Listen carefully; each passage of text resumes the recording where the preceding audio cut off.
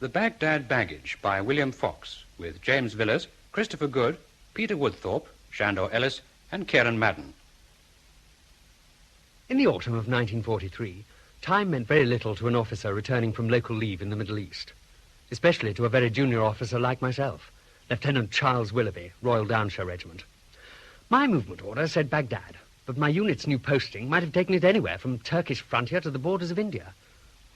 All I'd been told was that the train for Damascus would leave at 1800 hours, that the journey would take 12 hours plus, and that 2 other officers would be travelling. I was not to know that the future held a chain of events more challenging than any I'd yet encountered.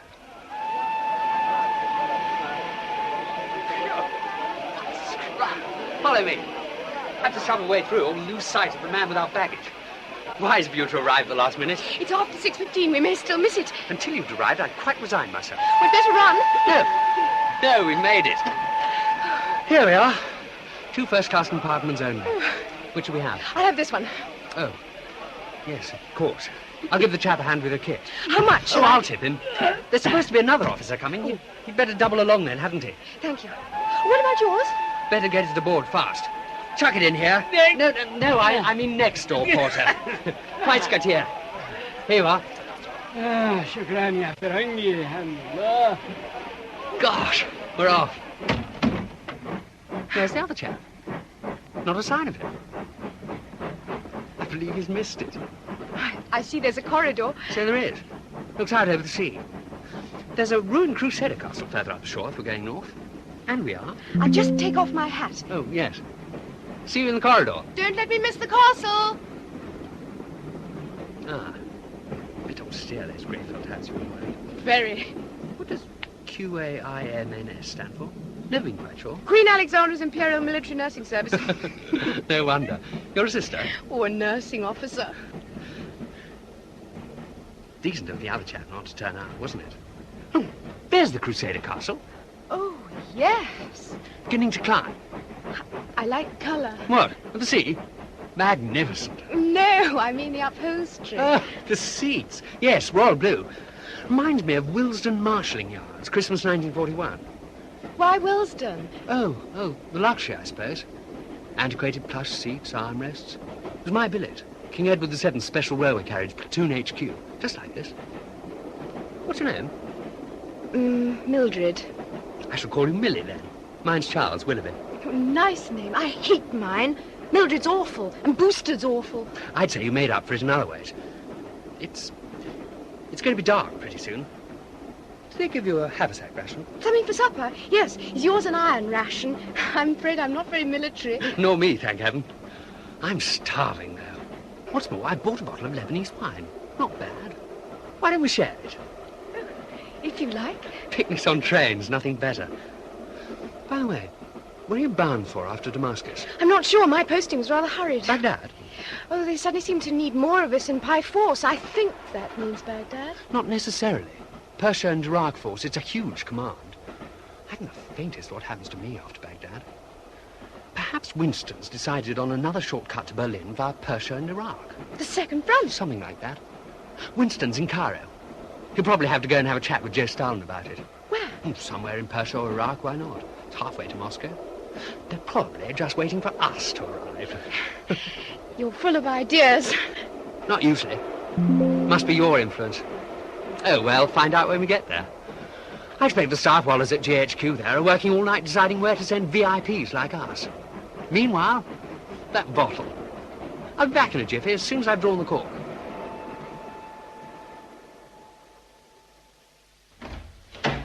Hello, James. I thought you ought to know I'm in. Good man, George. Turn that punker fan a bit higher, will you? Oh, righto. If you're duty dog tonight, the best of British luck. Afraid we can't promise you a quiet watch. It's going to be one of those nights in old Baghdad, is it? Hardly worth having your bed set up. Tell all. Pimpo's in his office. Things must be pretty rocky up north to keep him working late. Here you come in. Shut the door or we'll have him in here worrying his tiny guts out about something. I can find out the form from the war book, can I? Most of it. It's in the secret file in the safe. Keys. Catch. Thanks. What news from Tehran? Plenty. The conference is due to begin on Thursday the 27th. That's in 4 days' time. Winston, Franklin D. and old Joe Starling will have arrived by then. Now, Tehran's worried. Another parachute drop, perhaps? More agents? The whole place is lousy with them. Or commandos for a coup. I like that, George, don't you? Commandos for a coup. There's a good ring about it. Brilliant bit of work the other day when those Jerrys rescued El Musso. Exactly. A very crafty coup. Tehran was a bloody idiotic choice for a conference. Well, I'm going to sneak quietly away before Pimpo thinks of some footling reason for keeping me. Oh, hello, sir. Glad you're still here, Brady. Something rather urgent has come up. The Brigadier wants to see you. I'll walk over with you. It's something really important, a valuable consignment of bullion. Bullion? Gold bullion. He'd like your ideas on its transfer from here to the Imperial Bank of Persia in Tehran. Well, isn't that a civil matter? As it concerns the administration of the conference, no. There's also its security en route. Well, are the British any more responsible for conference admin than the Americans or the Russians? The Imperial Bank's sterling balances are seriously depleted, so it's absolutely vital to get the bullion there by a certain date to finance the conference. Presumably because we'd have to borrow a few rubles from the Russians. It'll be up to you to handpick an officer as escort. Sort of a job for some poor, unsuspecting devil. A little less flippancy, Brady. This is serious and complicated. Very. BGS will brief you. We'll have to fly the bullion to Tehran, and that's going to be the problem. Not if you ensure that it takes priority over everything else. Sorry, sir. Tell that to Winston, Franklin D. and dear old Joe, or get the Commander-in-Chief to tell him. Baghdad has no priorities at present until Cairo stops using all available aircraft to ferry him and Roosevelt, the chiefs of staff, and the attendant swarm of odds and sods to Tehran. It's a rare aeroplane that lands here. Most are overflying us. Oh, well, the BGS will brief you. No, Charles, no more. You'll have me squiffy. What, on the amount you've had? Physical impossibility. Jolly nice to hear you talking a bit more there. Made me shy, all those monosyllables before supper. Well, I was shy, too, and now you've made me self-conscious. I shall lean out the window and ignore you. Oh, it's beautiful out here. Sparks flying from the engine far ahead. Sparks flying from glowing cigarettes. Beautiful. Very. No moon. They might have laid on a moon. Too bad of them, otherwise... Otherwise, quite perfect. Perfect. Cold. No. Cold.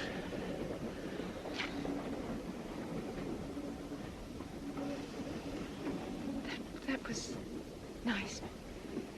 But no, it's been a lovely picnic. Let's sit down and be sensible. Let's. I don't feel like being sensible. You must try, though, mustn't you? Or you'll make me wish that other officer was there to chaperone me. You don't, do you? Of course not, but... No, Charles. Yes, Millie. Why not? Charles, let's just lie quietly. Oh, please, Charles. Are you always so determined? Hardly ever. But this situation, can't you see, Millie, darling? It's all so perfect and so inevitable. Let me get up! But I'm sorry, I can't explain. I felt what is it? I'm being attacked by We need insects. a light. Oh, hurry, I'm being bitten all over. Are the ants? Please put the light on. Where's the damn switch? Damn! No bulbs. They're red precautions. Damn. Millie, try and brush them off. They're inside my clothes. Horrible. Wait. They're not ants. Blood. A smear of blood, must be. But, by God, they're bugs. Bloody bugs. Get out into the corridor. Come on, Millie. Quick. Safe out here. When you've deaded the ones that Yeah, I aren't... think I have. Ugh, awful. I'm sorry I flapped. It's going to be cold. I'd rather freeze than still feel itchy. Can't stand about here all night. Look here. We might generate a bit of warmth if we sort of clasp one another. Bear hug sort of thing. No, wait, I've got it. My valise. The canvas cover will keep them out, I'm pretty sure. We'll spread it out along the corridor. Oh, I don't think that'll work. It will, Millie, don't you see? We're just about squeezed into the sleeping bag and no room to move. Tremendously warm, too, with our clothes on. Come on, Millie. This is an emergency. Half tick. Well, if you're sure... Don't worry, Millie, darling. You'll be as safe as houses all the way to Damascus. Promise. Well, all right, then. Here we go.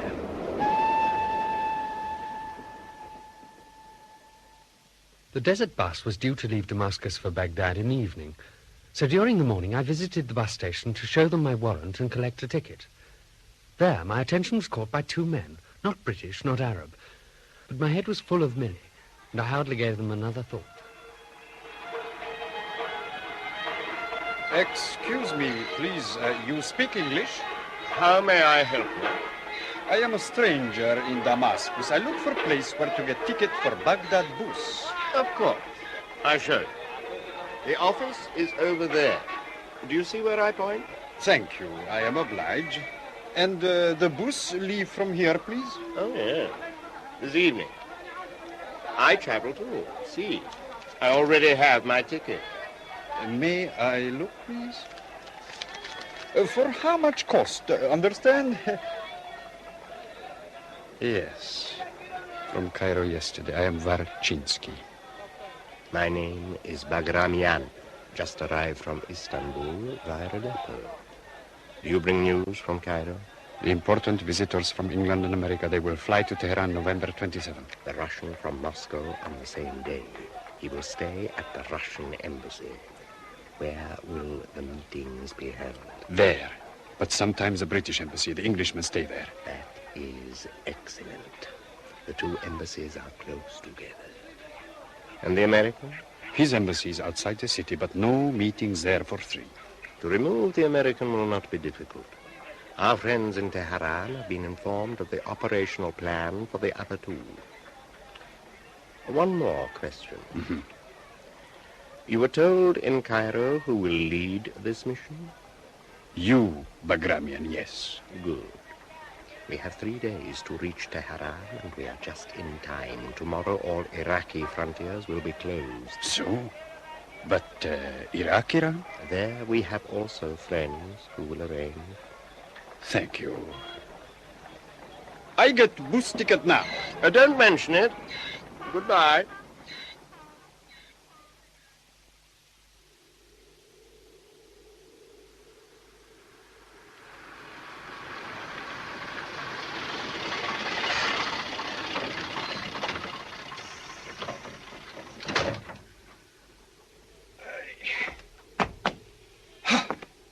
Good morning. It's going to be a hot day, huh? Sizzling already. Where's this? Bus stop for breakfast, H3. H3? Whatever's that? He means the pipeline. H3 is one of the pumping stations. Perhaps I may be allowed to join you for breakfast. Of course. You two travelling together? No. But you know each other, surely. First time meet, first time. Oh, I thought that... Bagramian, Arab. I am Armenian. Varchinsky, Egon, Polish. Very pleased meet. How you do? Hello, Charles. Good morning. Millie, how are you? I looked for you when we stopped at First Light, but they made us go up to the sandhill on the left. They made us go downhill to the right. Necessary, of course, but embarrassing. Especially as it was hard to decide who was praying to Mecca and who was busy in other ways. Oh, this is my friend, Miss Boosted. I'm Charles Willoughby. Lieutenant, Miss Boosted. Miss how? Boosted. Mildred. Nice name for nice girl. Thank you. Lieutenant, no pretty girl for you last night, yes? Very jolly hard luck, please, sir, yes? You're right. Ladies only in the last 4 rows. Very strict rule, the conductor said. Infuriating. We are in a Muslim country. What a miserable place, H3. Lieutenant, you been to Ahwaz? No. I go Ahwaz. I go there. Oh, that is far in the south. Many, many Polish peoples. We gone to Egypt for fight, but our families still Ahwaz. I come visit wife. Hooray, yes, please, miss, eh? I hope you have a wonderful leave. Are you a soldier? No. Civilian engineer. You call me plumber, yes? Why not? Where you go, Lieutenant? I don't know. At any rate, we all have to go to Baghdad. Brady, G2 Ops. Our passage to Tehran? Not a hope. All aircraft are coming through Baghdad full. Listen, I'm not your Thomas Cook. Well, try movement control. Yes, well, they'll tell you how to get there by road and rail. Utter bloody cretins. Yes, George? Major Khan, anxious to see you, James. I think he's after the same thing, heir to Tehran. Oh, too bad. Get rid of him. He's ADC to the Maharaja of Calicut, in rather an advanced state of tiz.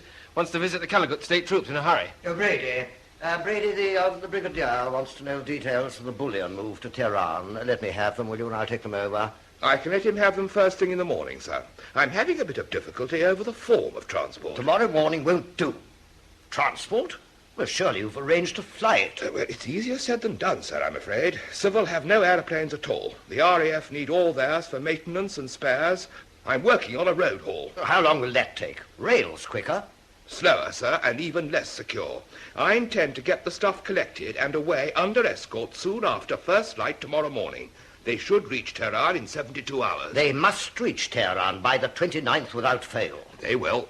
You'd better come over and tell the BGS that yourself. Our ambassador in Tehran has warned him that this headquarters will be held responsible for the least delay in arrival. I'm holding you responsible, Brady. Do you understand? Yes, sir. And the BGS wants to know the name of the escort commander. He'll know that tomorrow morning. Either Danefield or I may have to take the stuff myself. We're so short of suitable officers. No, Brady. The work's going to build up here in the next 2 days. And we'll all be lucky not to finish up a bunch of screaming lunatics by the time it's all over, quite. Don't worry, sir. The problem will be solved. Leave it to me. Meanwhile, what about Major Khan? Oh, we live in. I shan't keep you a moment, sir. Well, I'll just tell the BGS we're on the way. Oh, George, confirm the actual escort with the commandant to the transit camp, and don't say a word about bullion. If I'm to carry the can and be court-martialed if anything goes wrong, I bloody intend to select the British officer in charge of the escort myself. And I'll find him if it takes all day and half the night. And when I've found him, I will do the briefing. The desert bus raced along sand-blown tarmac through the tumble-down outskirts of Baghdad. 2 great golden domes flashed in the sun, and a wave of excitement swept over me, a sensation of butterflies in the stomach. Lesser domes and minarets rose out of the plain. The road widened to an avenue of agitated palms, a boulevard, a sweep to the terminus by the airport buildings. I scrambled out into hot sunshine and went in search of Millie and my baggage. Charles, they've gone to find Matron from the hospital. I expect they'll whisk me away as soon as she turns up. I'll telephone this afternoon. We'll try and arrange something. Is that your matron smothered in gongs? Must be. I'll have to go. Till this afternoon? Oh, goodbye, Miss Nurse Boosted. Forgive me, I must rush. Goodbye. Said no, Lieutenant. Cheers up. I give your love to Ahwaz, yes? Yes. Have a good leave. There's Mr. Bagrami. I'm That's just... him!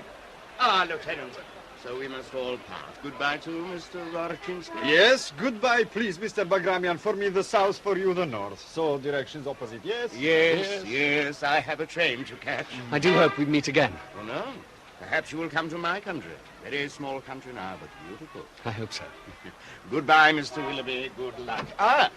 Here is your pretty friend. Goodbye, sister. Taxi Iwa. Baghdad North. Oh, goodbye. Charles, listen. I've got to go on to Tehran by plane. When? Now, in a few minutes. Oh, where in Tehran? I don't know. Hospital, I suppose. Goodbye. I've got to go now.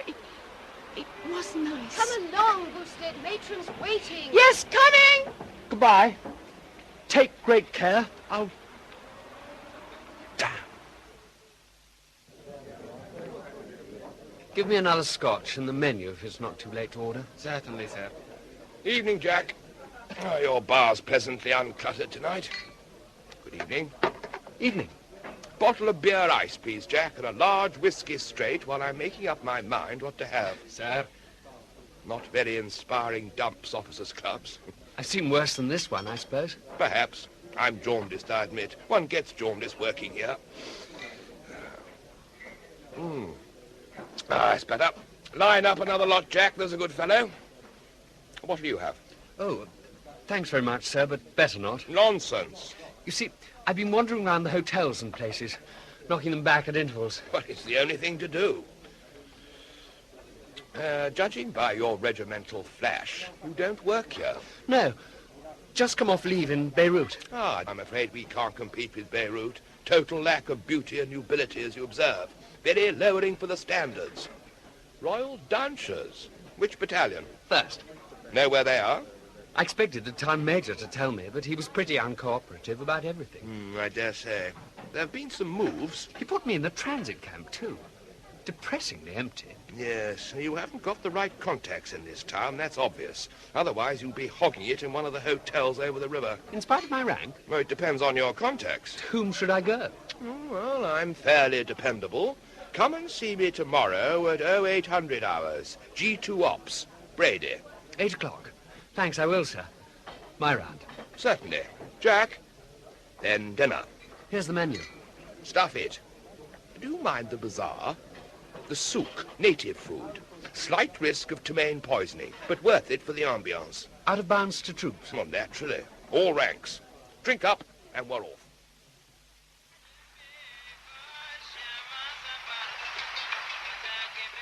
You really ought to be in plain clothes. It may take a bit of time to persuade them we're harmless. I wouldn't say they look pleased to see us. Can't blame them. Probably think we're military police. Patrols do nose around searching for brothels to raid in case any poor bloody troops have strayed. They're apt to treat these perfectly respectable citizens to a show of their ridiculous authority. I'll have some more arrows. Thanks. These meatballs are delicious. What are they? What you said. Young rams, lightly grilled. They're guaranteed to promote a certain strength in the way you'd expect. A great delicacy. Much prized. So, there's only one place to go now. Better walk. It's not far. I usually drop in on my way home. Where? A bordello. If you don't mind, I'm rather in need of a good night's sleep. You go ahead. I'll make my own way back to the transit camp. No. You're bound to get lost. But it's late, and... Well, I'd better confess, I'm keen on a girl here. Well, she's in Tehran, as a matter of fact. A nurse at the hospital. So, you see, I really... Oh, brace up, old chap.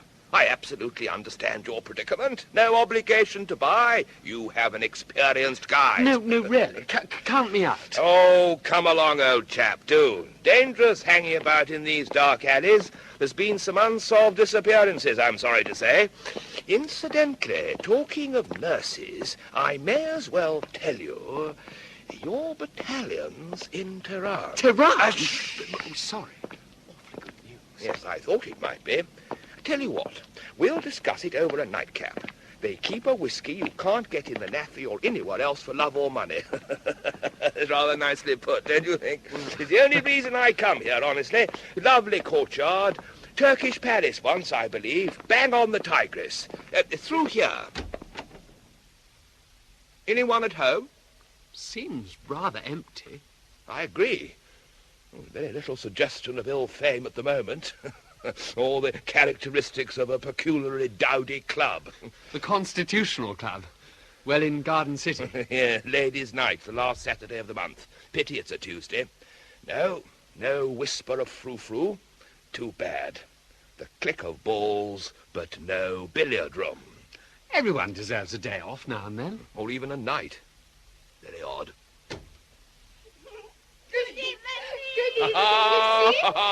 Never underestimate the forces of evil, my dear fellow brothel creeper. Now, behave yourself, you frightful hags. Now, sit down quietly. We'd like a little peace, for God's sake. This is Fawzia, and the blonde is Dinah. Ah, there you are, Mohammed. You're the man we came to see. Good evening, Major Sab. Good evening, sir. Make yourself comfortable, please. Our pleasure to see you. 2 whiskey sodas, Mohammed. Black label. Black label, yes, sir, very pleased. My pleasure, Major Sab. Steady, Fawzia. You'd better get them a drink each, Mohammed. We want a little peace and a lot of whiskey. Oh, Major, you come with me tonight? Come with you? No fear. Now, when will you learn? Now, stop interfering with me, will you, Fawzia, and sit down like a good little tart. I've told you dozens of times I come here exclusively for Mohammed's whiskey. None of you girls is nearly sexy enough for me. No oomph. Major Pussy. Circassian, Dinah claims to be, don't you, sweetie? All the best whores for centuries, Circassians. Sought after from the Bosphorus to the China Sea. Now, make way for the whiskey, you girls. Oh, thank you, Mohammed. Whiskey, always whiskey, Major Passis. I talk to Lieutenant. You do that. It's my opinion, though, that Dinah the Blonde is the result of her mother's employment at the Alweer Club, where the wicked British businessmen go to swim and play squash and indulge a curious passion for violent exercise followed by strong drink. You know, Major Passis, this one, Lieutenant 12 o'clock. You come upstairs with me now, yes? Come in, sir. Come in. My pleasure, sir. Another visitor saved by the bell, eh, Willoughby? Yes, thank heaven. Please, quickly. All clear. Upstairs they go. Mohammed has been taking care of expatriate British passions ever since we drove the Turks out of Baghdad in the First War, and does it very nicely, too. Well, I reckon that exhausts the possibilities of this place. Ready to go? Yes, please. Ready for my creaking charpoy in the transit camp. But I'm afraid we can't call it a night yet a while. Night, Mohammed. Night, Dinah. Good night, Major, sir. Sir, my pleasure. Major Passis, next time round the man, no? I may pass out cold if I don't get to bed. Oh, that's a pity. I've thought of a splendid way of getting you back to your battalion, Willoughby. Oh, good. I'll come and see you in the morning as arranged. Any objection to starting for Tehran tomorrow? I mean today, of course. I want to get there. I told you the reason, but I feel awful suddenly. Oh, the cool air off the river will soon put you right. I hope so, but I may pass out. Try not to do that. I've got to brief you. Not far to the office. You will be in command of an escort. That's a blessing. I'm going to need escorting. You'll have trucks and drivers. Going by road, are we? By road. Briefing won't take more than half an hour. Then you can bed down at the transit camp for an hour or so. Start about 5:30 hours. Well, don't you want to know what you'll be taking on to Tehran? What am I taking on to Tehran? A load of bullion. At least we won't starve. That's a splendid, if unexpected, reaction, I must say. Not the easiest of assignments, but I knew I'd picked a good one for the job. Well, I'm not so sure. Here's the bridge. Now, shove your head over the parapet and breathe deeply. Do you feel better? I'm keen to start for Tehran. There's someone there I must see. Hello. Who's that? What do you want? Colonel Pym, sir. It's Brady. Brady? What do you think you're doing, wakening me up at this time of night? It's urgent, sir. I thought you'd like to know I found exactly the right officer for the Tehran mission. What? You could have told me that in the morning. Good night. The mission will have left by then. It leaves the transit camp at 5:30 hours. I thought you might want to see them off. Me? What's the time now? 0300 hours, sir. I've just finished the briefing. Why did it have to take all night? Well, it was extremely thorough, sir. Well, I'm glad to hear that. They must get there by the... 29th. Yes, and not a moment later. I hope you made that clear. You're responsible if anything goes wrong. I am aware of that, sir. Don't you want to know the officer's name and regiment? Tell me in the morning. I need all the sleep I can get with important decisions to make in this emergency. Who is it? You'll have to wait till I finish shaving. Can't talk to anyone when I'm operating. Puts me off for 3 whole days. Major Brady, I'm afraid you'll have to listen to me. Willoughby! What the hell are you doing still here? Well, come in. You're late starting. I haven't signed for the load yet. Why not? You've got it outside, haven't you? Yes. Give me that towel over there.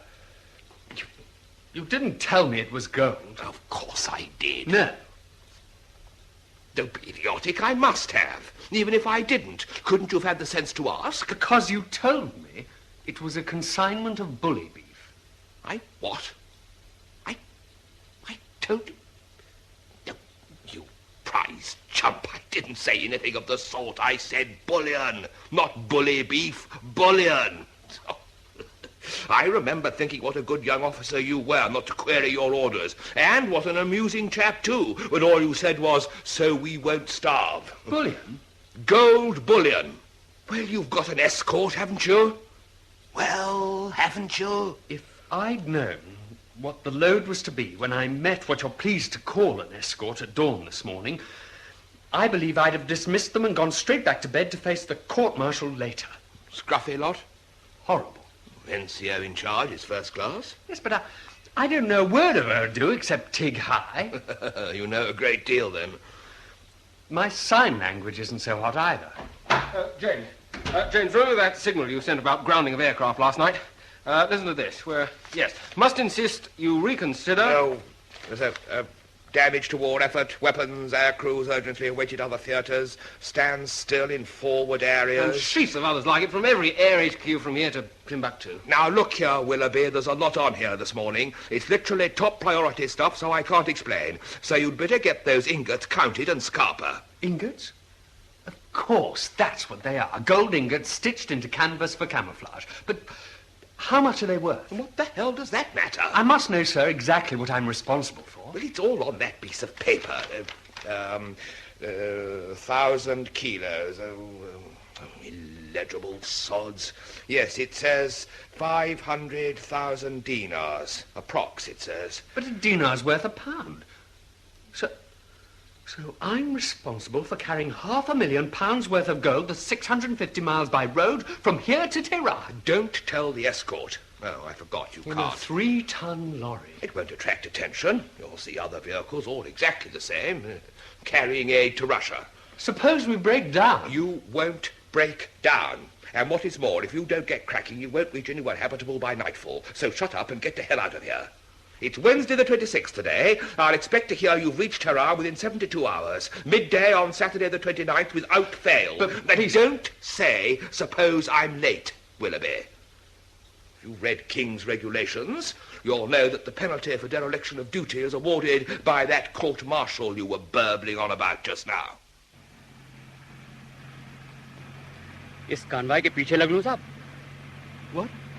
Oh, yes, that convoy. Follow it. बहुत अच्छा साहब खाना साहब What's Kana? Can't find it on the map. साहब time हो गया खाने का Oh, yes, I can see your watch. 10 o'clock. I didn't tell you to follow the convoy off the road. Sorry, I see. Staging post and petrol point. Well done. This must be Kana, but it isn't on the map. खाना साहब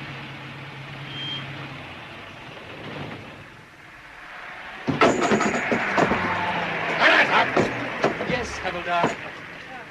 Kana. Good place to stop. Seize the petrol, will you? What's all this? I didn't say anything about food. It's far too early for a long haul. Of course, Kana means food. Sorry, Havildar. Please carry on. Lots more tea with curry on the late afternoon of the next day led to an unscheduled stop on behalf of my bladder. It left us a long way behind the convoy, and we never caught sight of it again. You are correct. Right to call in at my field hospital. A night in the mountains would indeed have been dangerous. Up there they are all Kurds. A fine race, but basically against anyone who is not another Kurd. We had a casualty in here the other day, quite badly shot up by them. What's he done to deserve that? Very little. He was driving a staff car on a side road. What the Kurds do is this. They pile heaps of stones across the track. The vehicle has to stop, and they shoot it up from cover. Oh, it's an old trick. When the occupants are either dead, wounded, or fled, they help themselves to what they can find. Have some more curry. Bera, curry Korea now. It was delicious. A third helping would show disgusting greed. You're very kind. Oh, great nationalists, the Kurds, like us Indians. But I must not expatiate on that. Your patience. One wonders who they can be out in the blue like this. Apart from troops, we have also Persian patients, mostly Antonis, pro-German. And actual Germans, too, sometimes. We have a couple at present. Internees? Oh, no, parachutists. They are classed as spies. Then they must arrive looking like civilians. Oh, yes, and there have been many drops reported recently. They are sent to stir up the tribes. So it's not difficult to persuade dissident tribesmen to menace the oil wells while the German agents get in and blow them up. I'm quickly learning that this is a land of outlaws. Oh, indeed. So, thank God for our Indian troops. Yeah, and British too, of course. Some of our nurses here are British. I expect you know all the hospitals in Tehran. A friend of mine is a nurse there. Then she is probably working at 5th General. Would you like to know for certain? Of course. I mean, thank you very much. Could you do that? After dinner. Another glass of port. No more thanks. You make me feel I must go and inspect my guard. Early start in the morning, too. I've got to try and make Tehran tomorrow, so if you'll excuse me... Tehran? You are going to the conference? There is one there, you know. Churchill, Stalin, Roosevelt... Old Uncle Tom somebody or other and all. Uncle Tom who? Cobley. Oh, yes, Cobley, of course. Yes. My English has many flaws, I am sorry to confess. So that's what all the fuss is about. A Tehran conference. They didn't actually tell me in Baghdad. It is a secret. And so, of course, it is common knowledge in the bazaar. Hello. Charles Willoughby here. Hello? Can you hear me? Sister Booston speaking. Hello? Millie, it's Charles. I can hardly hear you. It's Charles Willoughby. Charles, where are you? Kermanshah. Are you in Tehran? No. Kermanshah. Where? Hello? Doesn't matter. I'm on my way to see you. What? See you soon. No. When? Tomorrow or the day after. When? Hello? Can you hear me? Tomorrow. Hello? Hello? Maddening. Now it's gone dead. An unusually coherent conversation. What happens in an emergency? Still, she knew it was me. The signalers do their best to maintain communications, but as fast as they repair the copper wire, the peasants cut it down again. They find it fetches a good price in the bazaar. गाड़ी तैयार है साहब बिल्कुल fit. All ready to go then? हाँ साहब चलिए. Good. Havildar? Get the men aboard. Tick high to go. अच्छा रख. अरे वानन बस में जाओ. अरे चलो चलो चलो चलो. अरे आओ. They tell me you like it here, my dear Willoughby. What seems to be the trouble? Good morning, sir. Overstaying our welcome. Tires. Well, that's all right to me. Yes, but now we haven't a spare for either vehicle. Lack of maintenance. Off now, though. Goodbye and thanks. You'll be lucky to reach Tehran today now. You'll go via Kazvin, of course. Have to. I was told to go the other way by GHQ. Oh, don't. It's 100 miles longer. I have to reach Tehran by midday tomorrow at the outside. Must go, Colonel, before the men start agitating for Kana. Besotun. That's the place for your stop. It's not far. Besotun. I'll look at the map as we go. There is a Chaikana, a tea house to you. Opposite a remarkable rock formation. Gigantic. You can't miss it. I'll look out for it. If you have time, try and climb up to the great inscription of Darius. Only 7 men have reached it since it was discovered. I was the 7th. There is a story about it. Yes, sir. I'm carrying £500,000 worth of gold ingots in that truck. If I don't get it to Tehran on time, I'll probably be shot. I'm sure you understand. Yes, of course, of course. Never mind, my story will keep. Off you go. I will see the road is clear. Wait, a fast car coming. Good Lord. Those 2 men in that car, the black Buick. I know them. An Armenian and a Pole. How extraordinary. Armenians and Poles are not so scarce in Iran. Are you sure? Absolutely. And they're not supposed to be together. How very odd. They were going in different directions from Baghdad. One north, one south. I wonder what they're up to. Oh, give up worrying. You will never know. A fast Buick will easily outpace you. Ah, here comes the camel caravan. Yes. Yes, I'm off. Get going, driver. Thanks again, Colonel, for all your help. Jump in again. This is Liberty Hall. Curry and compensation. I tell you, that was Willoughby. I recognize him. So what of that? All young British officers look alike. He is going to follow us on the road. Wojcinski, don't be absurd. You have so many delusions. He also may stop at Bisitun. There is nothing for soldiers in a Chaikani. All right. But our mission must not be jeopardized by any mishaps. Is it necessary for us to stop and see these contacts? Very important. They must be given exact orders. They must act as soon as word is given from Tehran that our plan has succeeded. Immediately, Churchill, Roosevelt, and Stalin have been eliminated. All in this country who are pro-German must act together. We have to tell the men how they are to disorganize the British, their roads, their dumps, the oil, the railways. Yes, but we must not delay at Bicester. We must get on to the objective. Certainly, but the plan must be made to work in every detail. That was my brief in Berlin.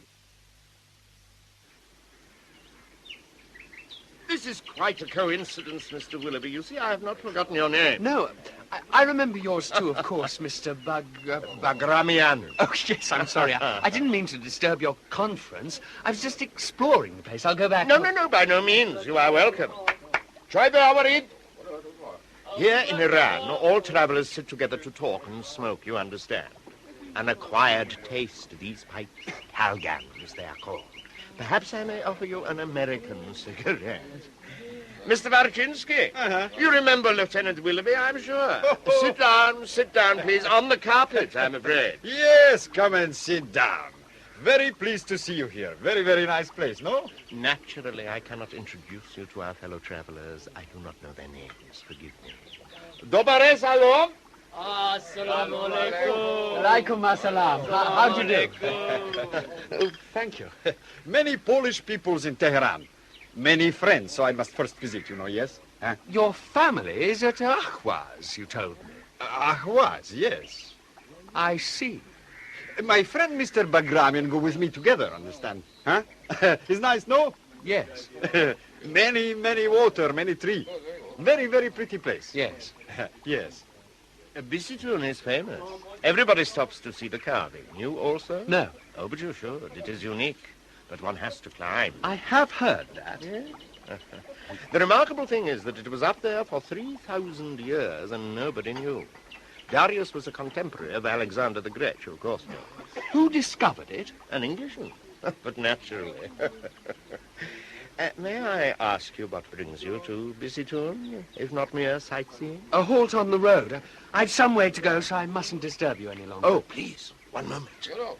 You must take another cup of tea. It is expected. 1 cup only is considered a little rude.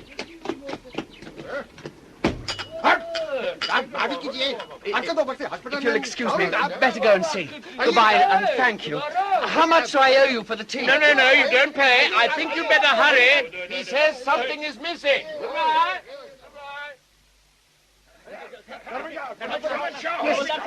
Yeah, Gowdy, off you go. Come and show hospital. I'll wait here with the cargo truck and the men, but Gowdy, for God's sake. John, Manfred, always inspect. This will mean a court-martial. Still here, Mr. Willoughby? Unfortunately. What seems to be the trouble? He said 2 cases were missing. Yes, we had to change the wheels at Kermanshah, and the men used some of my cargo to steady the jack. 2 of the canvas cases have been left behind. It's rather serious. Bad luck. You will not see them again, I fear. Were they valuable? What? No, not valuable. But I've to deliver the stuff intact. What have you in there? Oh, bully beef. Rations. So? Bully beef? An extremely precious commodity. To lose 2 tins must be worrying for you. Come, Mr. Watkins. Lieutenant, you like Assad Martin. Come, please, come. No, I must wait for my havildar to come back with my 2 missing cases. He'll be some time, I'm afraid, so I'll go across the road and watch you. Take your shoes off, Mr. Varchinsky. It is easier. Many hard rock. Yes, I take my shoes off and throw down. Old sweat, eh? Lieutenant, take care of my shoes. Don't be long, then. We'll be off as soon as my havildar gets back. Come up here, Varchinsky. Yes, wait, I'm not use. Quickly, get behind the rock. Is he still waiting? Below, he watched my shoes. Listen, we stay here out of sight until we hear our Iranian friend stealing his remaining army truck. But why steal the truck? You told them to shoot Willoughby and his men? No, I told them only to threaten. We take the truck to delay matters. We must lead him on and gain as much time as we need to get safely to Kazvin before he can act. Willoughby is best out of the way. When the truck is stolen, we must descend from here and pretend to be friendly. Yes, but shoot him from the car as we go. Varchinsky, I am in command here. You will not shoot Willoughby. You will follow my plan. That is an order. Now, get down quickly and don't forget. Stop it! Stop it! John, it's you! I did not see what happened. Gone. Too late. No, not see. Your big motor gone? Stolen? Can't have been. I only turned my back for a minute. The men were there to guard it. How? I will ask your men what happened. This is Iran. All Iranians are expert in stealing. Bad Persian peoples, I think. The tribesmen. Your men say they had guns. The tribesmen threatened your men while they sat squatting in a circle talking. They must have been half asleep then. Look here. You've got a car. Can I... No, I'm stuck here. Can't do a thing till the havildar comes back with the other truck. So you have lost your cargo of bully beef. You would like us to follow for you, perhaps? It wouldn't have happened if the havildar had been here. Oh, yes, if you will. At once. No time to waste. Certainly. Oh, 1 second. You have radio in your trucks to report your lost cargo? No such luck. Do hurry. At once. Come, Mr. Barczynski. We can overtake them before they turn into the mountains, I hope. Please. Please, do your best. Well done, Havildar. Shabash, good man, Nike. Glad you found the 2 cases. Lucky, but we've got to get moving. That Buick is not coming back. Those men are in the plot to steal the cargo truck, I'm certain. Agents, I'm sure now. Dushman Haydar! Yes, after them. Get the men aboard, Jaldi. Come on, Jaldi. Get moving. Goodbye, God be with you. Bagramian, call the men back. No, Barczynski, we must get on to Kazvin. I have explained to the men exactly why the cases are not to be touched. We have to delay Willoughby to stop him. You kill him, you stop him. But not his Indians. Delay. When he has found at last these cases, he must reload them into his truck when he has found that. The whole business will take a long time, long enough for us. Our mission in Tehran is paramount, agreed? Oh, yes, but at the same Everything time... else is unimportant. Deal with the Allied leaders, and the war is as good as won by the Fuhrer. Agreed? Good. Get in the car. Very well. But I am in disagreement with your conduct of this affair, and I shall report it to my Abuela Superior in Cairo. That does not surprise me. You have no imagination and less discipline, and I shall put that in my report when our mission is completed. Well, that's a general alert issued. Not that anyone will take a blind bit of notice of Town Major Hamadan. Why ever not? Stuck away up here in the mountains, miles from anywhere. We're forgotten men in Hamadan. Town Major Kazvin now, he's a somebody. I had to raise the alarm at the first British post I came to. Getting to Kazvin tonight is out of the question now it's so late. We've had an exhausting day. Oh, yes, you were telling your story. Go on with it, do. It's electrifying, really. Well, the bridge was blocked. An ambush. We debussed and fanned out each side of the road, and after the usual confusion, fog of war sort of thing, the Havildar and I decided to attack the bridge. Oh, brave. Well, as a pincer movement, it wasn't a great success. The ground was marshy, so we began to make embarrassing sucking noises with our boots. I was petrified they'd hear us. But there didn't seem to be a soul about near the barricade, so I was able to get a close look at it. The obstacle consisted of just a few boulders and a lot of stone-cladded canvas cases. Canvas cases? The load I'd lost. The cargo. Funny. Very. But why? Why no ambush? Why no theft? You won't believe me, but I tell you in the strictest confidence, it's gold. Gold ingots. Oh, go on, you're pulling my leg. Aren't you? I knew you wouldn't believe me. Nobody does. At least the only other person I've told didn't. Well, no wonder you insisted on mounting a guard. I shan't sleep a single wink from worry. We counted all the ingots, laboriously loaded them all back into the lorry. Not one piece missing. Well, those agents must have bigger fish to fry. You may be right. Delaying tactics. But what for? They certainly succeeded. We're now 5 hours behind schedule. The next thing I'd better do is to send a signal to GHQ Baghdad. La-di-da, what high circles we're moving. Gold, top brass. It's rather important, as you can imagine. I was supposed to be in Tehran tonight. Oh, your stuff will be quite safe in my lockup. You forget all your worries till tomorrow morning. Thank you. Oh, by the way, are you a music lover?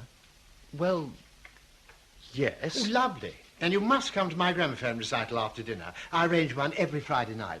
So few turn up, alas, to anything the least little bit cultural. Officers and NCOs never. Just one or two musical privates. I've written out the message. Oh, so sorry, I get carried away. Now, don't worry. I'll send it over to our local signal section and get them to do it absolutely at once. We'll go through this signal line by line, Brady. It requires immediate action, sir, and we're rather pressed for time. It's not at all clear.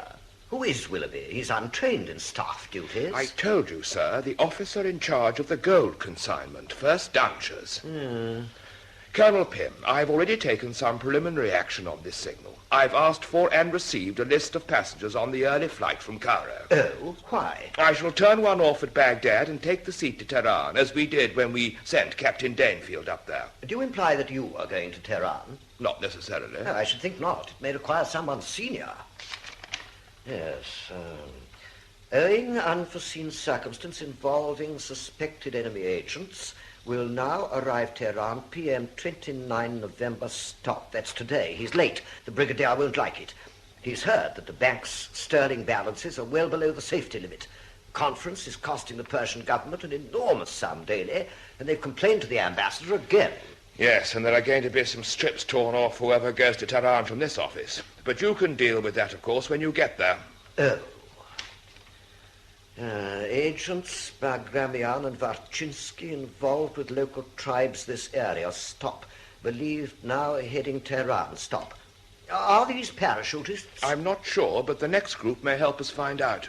Contact Sister Mildred Boosted, 5 Gen Hosp, for confirmation names and previous movements. Whoever goes to Tehran can check. A nursing sister. Alert issued Town Major Hamadan, signed CFW Willoughby Lieutenant. Any ideas, sir?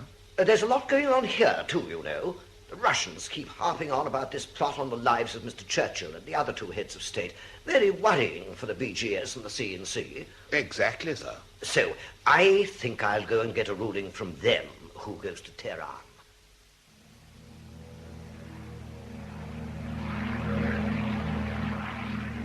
George! James! Well, what are you doing here? I didn't warn you I was coming up. I've come to meet the flaming sword of Stalingrad, not you. You haven't brought it, have you? What are you talking about? The PM's presenting it to Uncle Joe this afternoon. It still hasn't arrived, and they're in a hell of a flat spin because it's disappeared somewhere between London and Cairo. Offloaded in the Delta, I expect, for another fat boss man with egg all over his hat. I had to chuck one off to get here. Dozens of them roaming around the embassy gardens here in fancy dress, in the PM's entourage. Difficult to keep a semblance of security. Can you give me a lift into town? Hang on till I collect the sword. There's an RAF flight due, and we think it's on board, and then we'll drive in triumph through the gates of... The thing is, I've got a date with a nurse at 5th General Hospital. Typical. Well, I'll drop you. It's on the way. Fine. Where's the presentation? Russian embassy grounds. Coming? Well, I've got to see this nurse. Bring her along. Then I've got to go to the embassy, ours, to apologize for Willoughby. He's a bit late with that gold consignment to the Imperial Bank, and the ambassador's extremely angry with us. You'll be right on the spot. You see, the 2 embassies are joining about 200 yards apart. Very self-contained conference. Sitting ducks, the big 3. Anything's liable to happen. Stand by. Here's the flaming sword coming into land. Made in Birmingham, they tell me. If I seem distracted, Miss Boosted, it's because I've just received the father and mother of all rockets. Oh, I do hope it's not my fault. They were very unwilling to let me through the embassy gate, so I had to ask for you. Quite right. No, not your fault. Charles's fault. Oh, dear, whatever's happened? I came on here from introducing myself to you at the hospital, tried to explain to the top brass why Charles was a little late with some essential goodies he's bringing them, and blow me if they didn't flog me with the barbed wire. I'm not sure what all that means, Major Brady, but Charles is not to blame, I'm certain. He's a very conscientious young man, just a little impetuous sometimes. How I wish the ambassador could hear that. But with any luck, you can tell Charles himself later on today. Really? Oh, that's wonderful. He should have shown up by midday. His friends Bagramian and Warchinsky delayed him, and that's why Combined Intelligence wants to talk to you. I met them on the desert bus, but I don't know much about them. No, none of us do, unfortunately. We are after a positive identification. So, come along and meet intelligence. After lunch, we'll go across and see the presentation.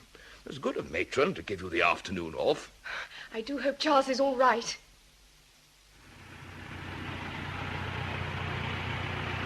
Not my day for reading maps, Sergeant. Where's this? I feel a bit grim this morning. Sorry about that, sir. Casby. Already? I must have dozed off. British checkpoint, sir. Now, documents, please. GHQ pass, that's all. Here. Oh, thank you, sir. Just routine, sir. Get to the Russian checkpoint, you'll have to worry. Russian? Why? Boundary of the Russian zone, sir. Just leaving the British zone. Nobody told me. Well, you never know with them blokes. They may decide to search, or they may not. Very thorough if they do. Search? Depends what you're carrying. You'll be all right, they say. Don't be in a hurry, though, whatever you do. You can't be doing with that. Just my luck to feel like death. Can't go back. Chance it. They're allies, aren't they? Gee, goddammit. Slow, driver, but slowly. No. Gently. Pull up gently at the barrier.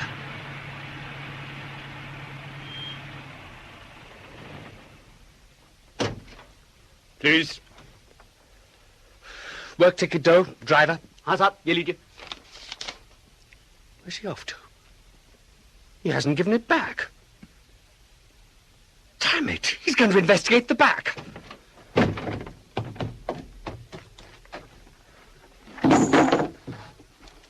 No, you don't. No. Put that knife away. I won't have the canvas covers slashed. Stand away from my cargo, please. No. Havildar. What? Just come here quietly. Stand beside me. Who are you? I am interpreter. Good day, sir. The soldiers say he must inspect all. You cannot pass unless... Tell him that I'm expected urgently in Tehran. My cargo is fully described on the waybill. Yes, the waybill. You have it? He has it. Вот есть документ. Нет, не понимаю. Должно смотреть, это очень нужно. Да. Soldiers say no matter. Must inspect. No going Tehran unless. Absolutely. I want to speak to an officer. Tell him I don't deal with other ranks. Он хочет иметь дело только старшим офицером. Спасибо. No, you must wait. I am sorry. When the officer comes, show him the waybill. Yes, and show him this, too, my pass from British GHQ. He can check with Tehran or Baghdad.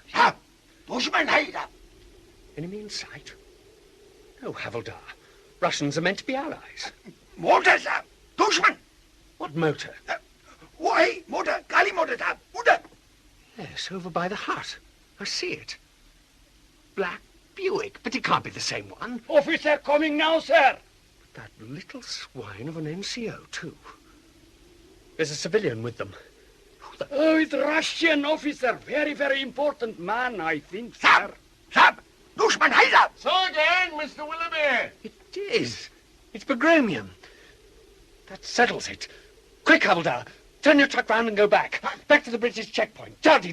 Willoughby, stop! Turn round, driver. Stop! Go back, Jaldi. Back to the British barrier. Jump for it, for God's sake. Mr. Willoughby!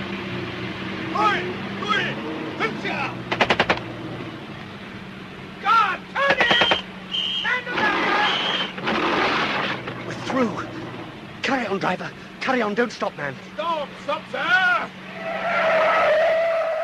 Where were you off to, sir? Back to Hamadan? Look here, I'll explain everything, but I must see if the men are all right. Quite a little party while it lasted. Your men are now in a shambles. Anyone hit? Havildar, call the roll. All roll, sir. Hand it up. You'll be getting us a bad reputation, you know, sir. If you're going to interrogate me, I just wish I didn't feel so lousy. Ah, feverish, are you? Don't feel 100%. Bit shivery. No excuse, of course. Well, I'll see if I can scrounge some aspirin when we've had our little chat. Casualty 9, sir. That's a mercy. That's wonderful. Thank you, Havildar. Sergeant, I can't hang about, I'm afraid. I'll have to get to Tehran the long way round. Oh, you can still be there late tonight, sir, via Sultanabad and Qum. You're in a hurry, I can see. Expect you tried to worry the Ruskies. It's the one thing they can't abide. Ah, lucky for you they fired a couple of holes in the awning is all I can see. So there are. Now, sir, I expect the Ruskies will want some sort of explanation for all that darting about between the lines. We have to live with them, you know. So let's just say you forgot to fill up at the petrol point and remembered at the very last minute. They'll enjoy that. Oh, yes. Will they? Very peculiar sense of humour, as Ivan. Shan't be long. Hello? A pistol shot, that was. Ruskies pooping off at one another. You stay here out of sight, sir. I'll have a shufty. Look out for a tall civilian. He was with the officer. Well? No sign of any tall civilian. The NCO had to take the blame for your quick-about turn. Sprawled on the deck he is, by that barrier, and the officer's walking away with his pistol in his fist. They do that. Summary award. You really were lucky, sir, weren't you? With great candor and plain, blunt speech. Oh, goodness. Major Brady. Look over there where all the Russian spectators are. At the very back, you see a tall man, a civilian in that group of officers. Got him, yes. That's a very un-Russian suit he's wearing. That's Bagramian, I'm certain. Is it, by Jove? Well, can you see the other one? Wachinsky? No, not there. Keep your eye on the chap. I'll go and alert intelligence. No, wait, look. He's dropped the sword. By good gum, so he has. Winston's dropped the sword. It must have fallen out of the scabbard. Stalin's going to... Well, what the hell's happening?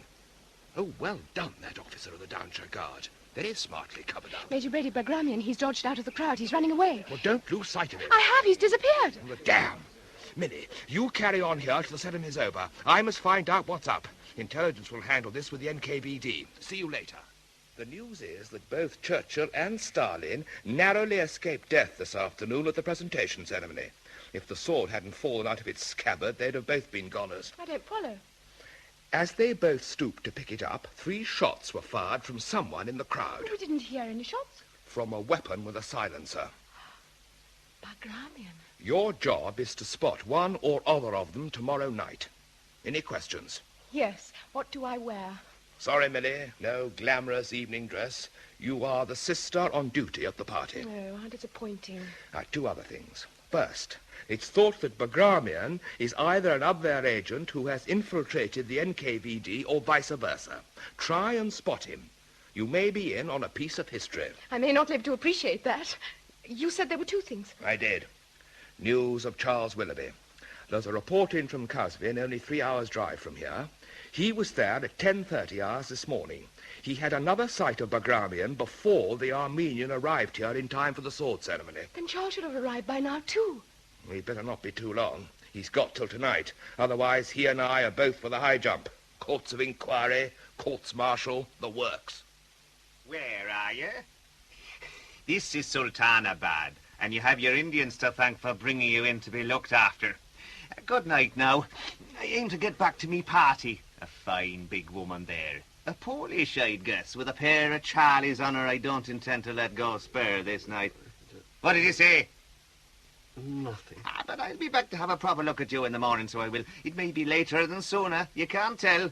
Good night now. I shall be leaving early in the morning. Listen, me boyo.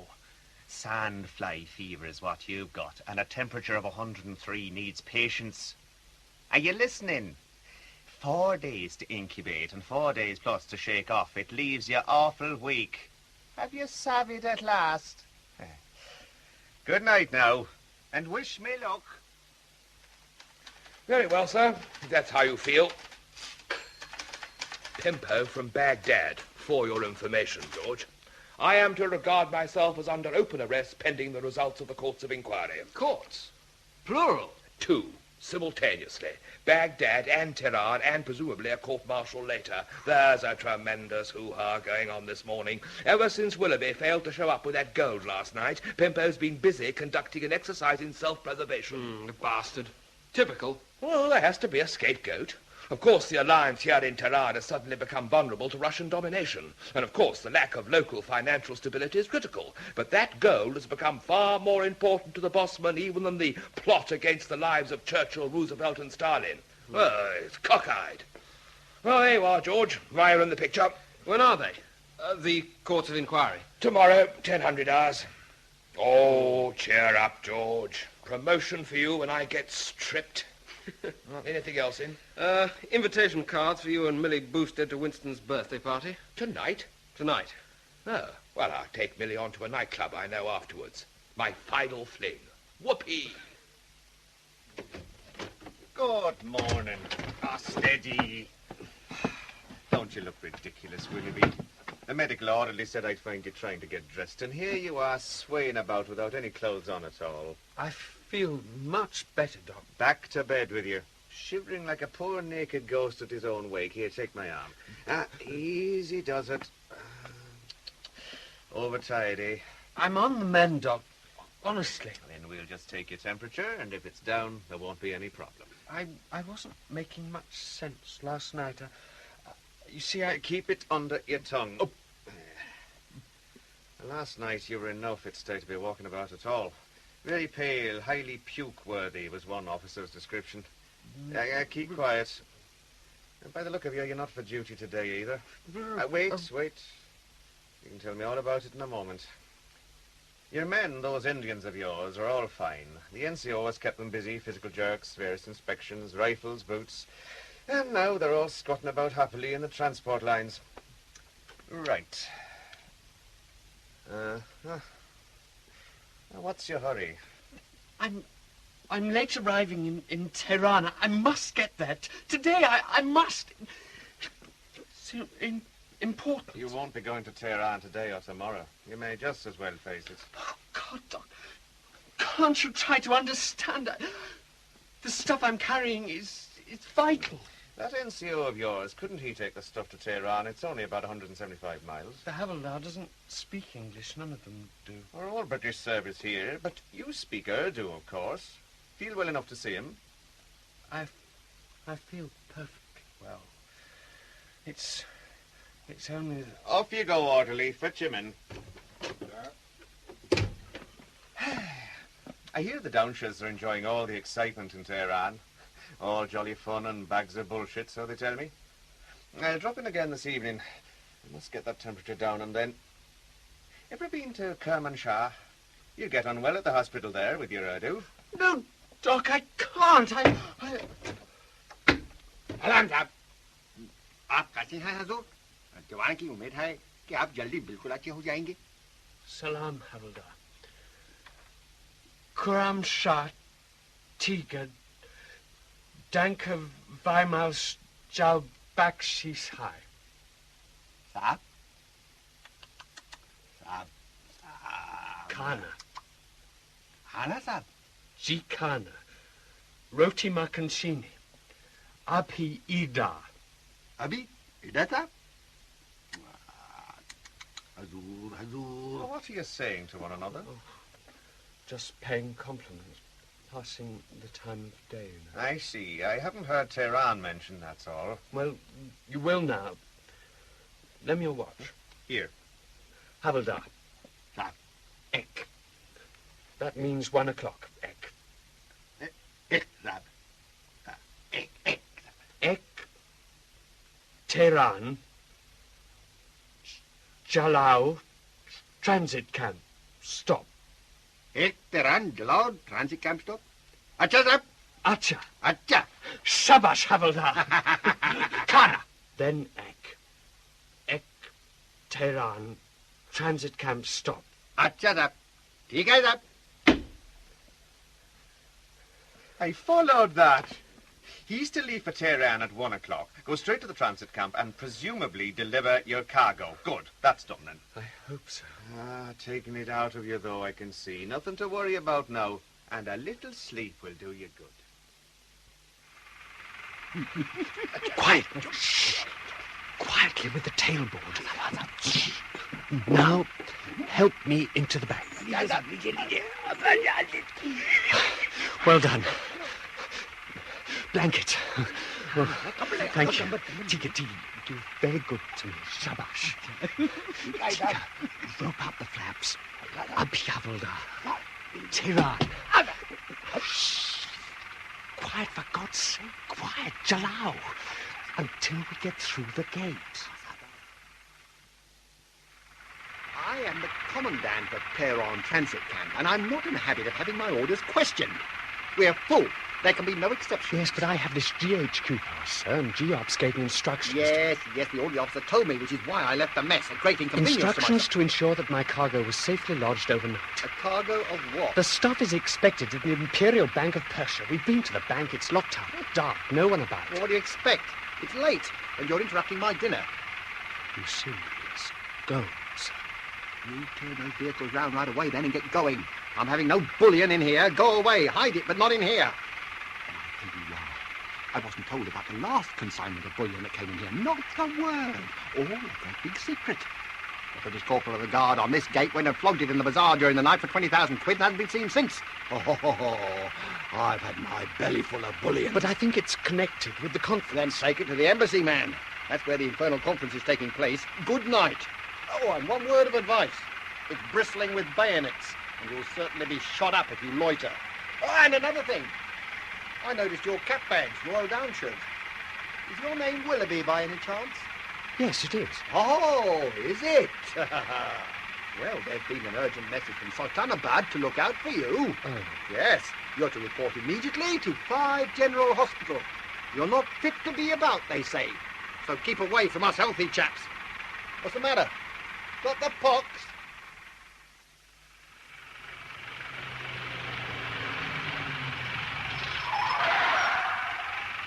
I'm sorry, sir, but you cannot be stopping near British Embassy. These vehicles must be moving directly. Yes, but hold on. I'm an officer of the 1st Royal Downshires. I'm looking for We them. have orders up. Downshire Regiment inside, Embassy compound, Sikh Regiment outside. It is forbidden. Not stopping, not passing it. Sentries having very strict orders.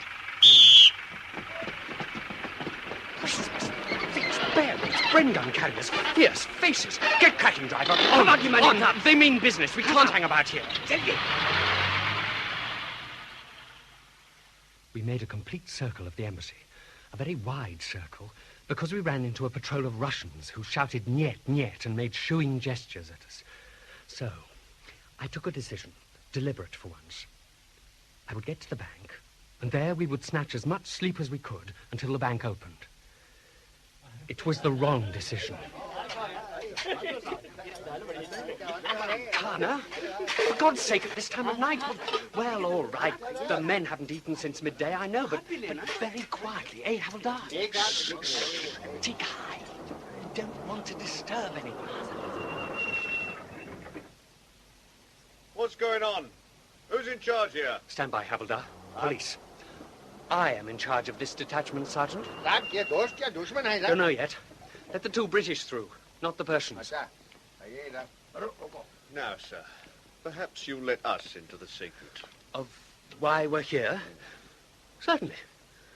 I have business with the bank over there as soon as it opens. You're creating a disturbance, and the Persians there don't like it. This is their city, and you happen to be showing armed force outside their town hall.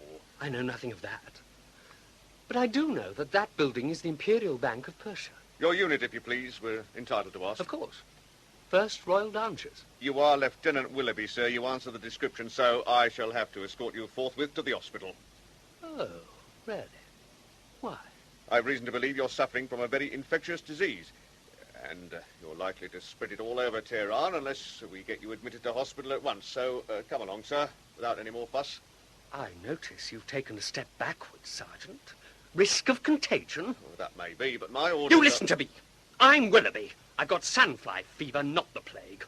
I'm not budging from this spot. I've goods to deliver. Very important goods to the Imperial Bank as soon as it opens in the morning. Is that clear? You can verify that if you get in touch with GHQ Force, Baghdad. Ask for Major Brady, G2 officer. It's after midnight, sir. How are we to get in touch with Baghdad? Wake up your Provost Marshal, or whoever he is. Surely he can telephone. Very well, sir. I'll investigate that. My corporal here and the Persian police are armed, as you can see, so I'm warning you not to try and move from here while I'm gone. Use your loaf, man. I'm not likely to move, am I? I'm warning you, too. Any monkey business from your damn policeman, and the guards on duty here will retaliate immediately.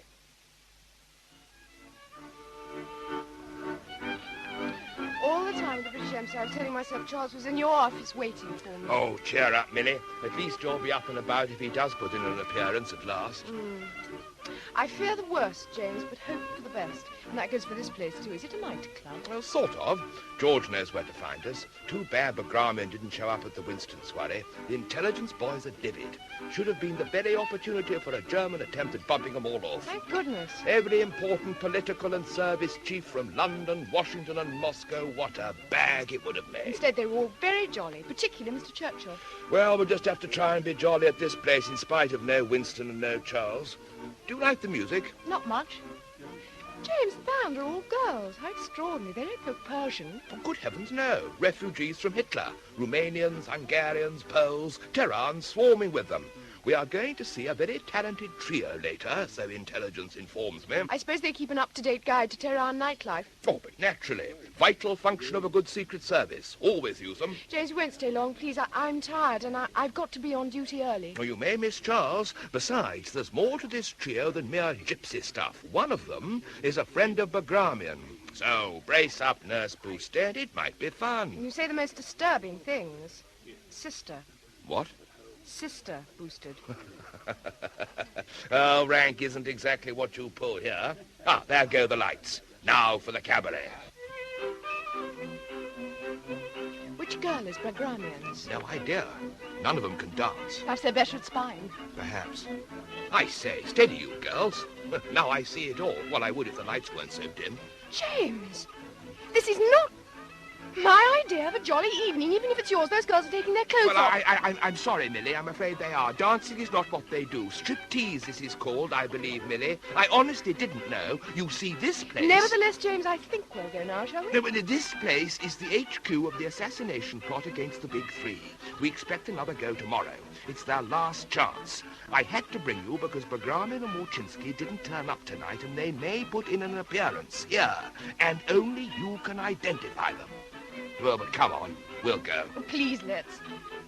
James, that man going out of the door, it's Wachinsky. Wachinsky? Are you sure?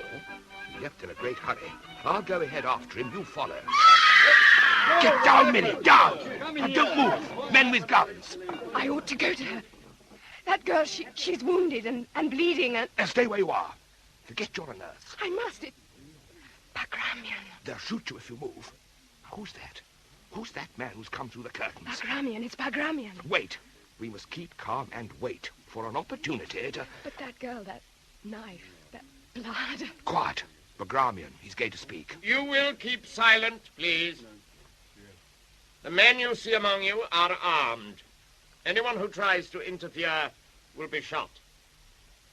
I act here on behalf of the Soviet authorities.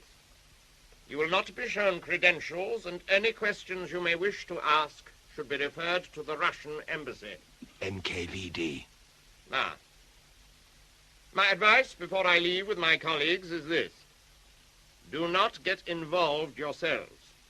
The Iranian police will be informed, and they will treat the incident as a civil disorder. You have perhaps 5 minutes before they arrive. That poor girl. Quiet. He's seeing to her. Wie schwer doch diese Pflicht. Wie schwer, mein Kamerad. Do not go near this girl, sister. She is dead. Good night. Now, sir, if you'll come along quietly with us. You've spoken to Baghdad? Yes, sir. We've been through to GHQ, and I'm afraid they weren't very helpful. Knew nothing about you, I'm sorry to say. What do you mean? Who did you speak to? My officer spoke, asked for the duty officer. Stop bumbling, Sergeant. His name? Colonel Pym, GSO-1 Operations. Didn't know you, sir. Said he hadn't an officer of your name. Now, sir, I can see you're not too well. If you've been making all this up, we're prepared. I told you to ask for Major Brady. Yes, sir, we did. Major Brady's not in Baghdad. But he works there? No, sir, you're wrong. Major Brady's in Tehran. Oh, thank God. Where is he? Conference HQ at the Park Hotel. Then fetch him, for God's sake. Can't do that, sir. There's a war on, you know. Top secret conferences come before little mess-ups like this. He's not to be disturbed, my officer This says. is no little mess-up. You get that blasted officer of yours here to see me, and I'll explain to him why it's no little mess-up. Now, sir, I hope you won't start making it difficult. Now, you come along with us, and I shall have to arrest all these Indians, you understand? Now, come along, sir. No, you take your hands off. None of your arm-twisting, Sergeant. Aggression will get you nowhere. What do you think you're doing? Yes, sir. I think the men are going Easy a now. little far. Better stop. Here, sir, help me, sir. I wish I could, Sergeant. Havildar, Nike, steady now. What are the men doing to him? It's all right to turn him upside down, but... Leave my trousers alone. Leave his trousers alone. Oh, I see. Sorry, Sergeant. It's a way of trussing you up. Gently, don't hurt him. Corporal, get help quickly. Sorry, Sergeant. Corporals have the same treatment. Shoulder blades on the road and helpless legs in the air and... Dear me, grotesque exposure, most undignified for you both. There's honestly nothing I can do. We don't talk the same language. Get the Persian police to do something. Sorry, Sergeant. They're tiptoeing backwards fast. Now, Doty, steady with that bayonet. We don't want a lot of unnecessary blood. Of course it was Tigger. It was superb. APM! APM! Yes, and bring their blessed Provost Marshal. Phew, what a turn-up for the book. Havildar, put the policemen's red hats back on. Between their legs. I'm warning you to stop all this nonsense, Willoughby. There are troops here and more on the way. If you turn all those damn searchlights off and come closer, I'll explain everything. I have no intention of coming closer. You've had your warning. All right, then. I'll release your men, and I'll surrender if you fetch Major Brady from the Park Hotel. My word of honor, no bloodshed if Brady is fetched. Oh, yes, and bring Sister Mildred Boosted from 5th General Hospital. Sister Boosted of the QAIMNS. Otherwise, you'll have a bloody battle on your hands. Go easy, can't you? You're breaking my bleeding neck, sir. What's the trouble, Sergeant? These Indian bastards stood us on our heads long enough, can't Sorry you? about this, Sergeant. Steady, Nike. Steady, let him breathe. That better? Hello. Who's this? Don't you start rushing us over... Please. Where to? We're surrounded. By God, it's Wojcinski, isn't it? Warczynski, yes. You are... Lieutenant Willoughby. But you must help me. Help you? No fear, we've got our own problems. It's bristling with troops. Halt! Get out of my way. Who are you? Sit up! Stand still or be fired. I am on urgent business. You Let must me pass. identify yourself. Here, I show you my... We have orders to arrest Lieutenant Willoughby. No, I am Warczynski. Yes, Willoughby. No, Warczynski. Hold him! Hold that man! Good! Take his gun! Good, you've done well, Jemadar. We've been looking for this man all day. Yes, Willoughby, he is Willoughby. So, Warczynski, that is over for you. Jemadar, this man is my prisoner. We are Russians. I'm sorry, sir. My orders say that I am Colonel Bagramian, and Russian I am embassy. obeying orders, sir. I'm very sorry. Oberst Karl Schäfer, Abwehr Eastern Department, is now identified as Colonel Aram Bagramian, NKVD. Double agent. Since arrival Tehran, AM 29 Nov, has been instrumental in apprehending 9 known German agents operating in Tehran and provinces. Quite a chap. Information passed from Russians. Wojcinski gave Bagramian the slip at Kazvin. It was Wojcinski who got into the Russian embassy grounds yesterday and took the potshots at Winston and Joe. The poor girl who was knifed, who was she? A sad story. She had posed as Bagramian's wife on his previous visit to Persia in 1940. Was reportedly still in love with him. Loyalty is never particularly simple, is it? Ruthless loyalty. Any kind of loyalty can turn sour, you know. Well, roll on, my court-martial. George, get me the Russian embassy. I'm going to get hold of Bagramian as a witness for the defense. Yes, you're right, Havildar. Something up. More searchlights trying to blind us, surprise us, Havildar. That fixed bayonets. Buddy! Big Bennett! God, what a shambles. Here, Doty, I'll do it for you. Nike, that man's having trouble. Help him. Now, stand to your front, everyone. Doshman high. This is it. Here I am, Charles. Don't talk. Thermometer. Havildar, cover the policemen with their hats. Millie. Under your tongue and don't try to speak. Keep still and get rid of that gun you're waving. I want to take your pulse.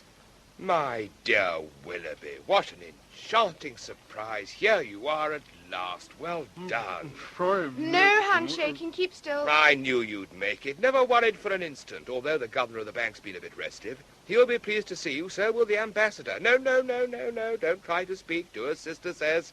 It's chaos unconfined up here. Pimpo's left gluing up the works in Baghdad. He disowned you, you know. Willoughby? Never heard of him. Clueless old basket, only had to read the war book. All right, you can go ahead. Thanks. Hopelessly late, I'm afraid, sir. Oh, it doesn't matter a bit. Not one bit. All kinds of things can delay one. You didn't have it properly under your tongue. Oh, this is Sister Boosted, a friend of mine. We've met. Oh, really? I think Charles must have a very high temperature, James, and he was silly with the thermometer. His pulse is very abnormal. He's just had a pretty exciting time. Sir, what about us? Oh, yes. Havildar, stand down, the two policemen. Take either. I want to introduce Havildar Nasir Ali, Lance Knight Chundralal. Good morning, Thap. Imtiaz, my driver. Hello, Thap. The rest are still in position. Very smart soldiers. How do you do? Yes, they are. Very staunch friends. Yes. I've someone to meet you. Colonel Bagramian? No, I mean, what did you say? Try and keep calm, Charles. Colonel Bagramian is your friend and ally. Ally? Do not despise allies, young man. But for me, you would never have left Bissitoon. No, but your charming Indians. What about Wojcinski? He had to be, dissuaded. Wojcinski's in the bag. I want to thank you for your help. But for you, he would have got clean away. Incidentally, I have taken full responsibility for your delay en route.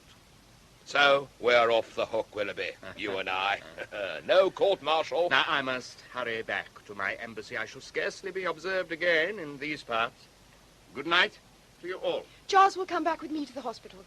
You look horrified, Willoughby. You must be ill. But my men and the gold. Of course, the gold. Gold. £500,000 in those trucks, and you flat-footed coppers did your best to lose it for him.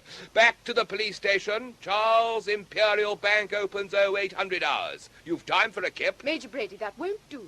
Oh, you better stay with him then, sister, and look after him, see he doesn't get too overexcited. Must rush back now and wake up old Pimpo in Baghdad. He'll be livid. The Downshires have just extended your leave, Charles. They're all in cracking form. All jolly fun and bags of bullshit. Sorry, Millie. How did you know? Clear the square, back to barracks, all of you. Good night, Mildred. Charles. Splendid Indians. Peace will shortly descend over Tehran. In The Baghdad Baggage by William Fox, James Villiers played Major Brady, Christopher Good, Charles Willoughby, Peter Woodthorpe, Aram Bagramian, Shandor Ellis, Egon Wojcinski, and Kieran Madden, Millie. Colonel Pym was Gerald Cross, the sergeant and Mohammed, William Fox, Havildar and Camp Commandant, Garrard Green, Imtiaz and Sikh Jemadar, Saeed Jaffrey, Colonel Baduri and Town Major Hamadan, Malcolm Hayes, George Danefield, Anthony Smee, the M.O. and military policeman, Michael Shannon, and Fawzier, Eva Haddon. The producer was Sean McLaughlin.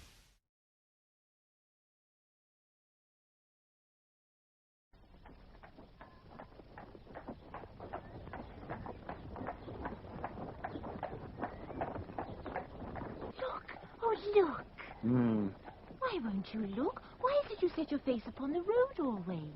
Why never upon the fields and meadows? Are you frightened of growing things? And look, there's a little graveyard. They're burying someone. Oh, please, can't we stop and see? Oh, very well. Steady. Thank you. Thank you. Thank you, Father. See the flowers they've put down by the grave. Oh, see, Father, they're so pretty. Can't we stay here? Can't we stay somewhere pretty? Oh, just for once, Father. Must we always go to nasty little towns, nasty, grimy little towns to do our work? Our work, daughter? Forgive me, Father. God's work. Get up.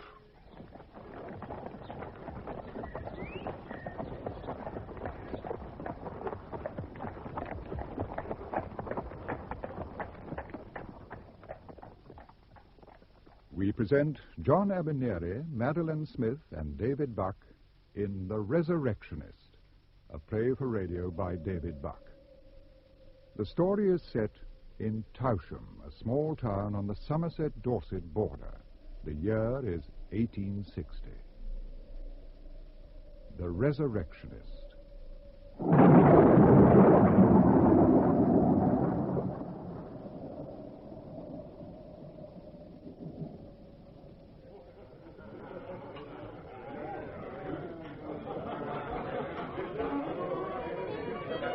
Rough night, sir.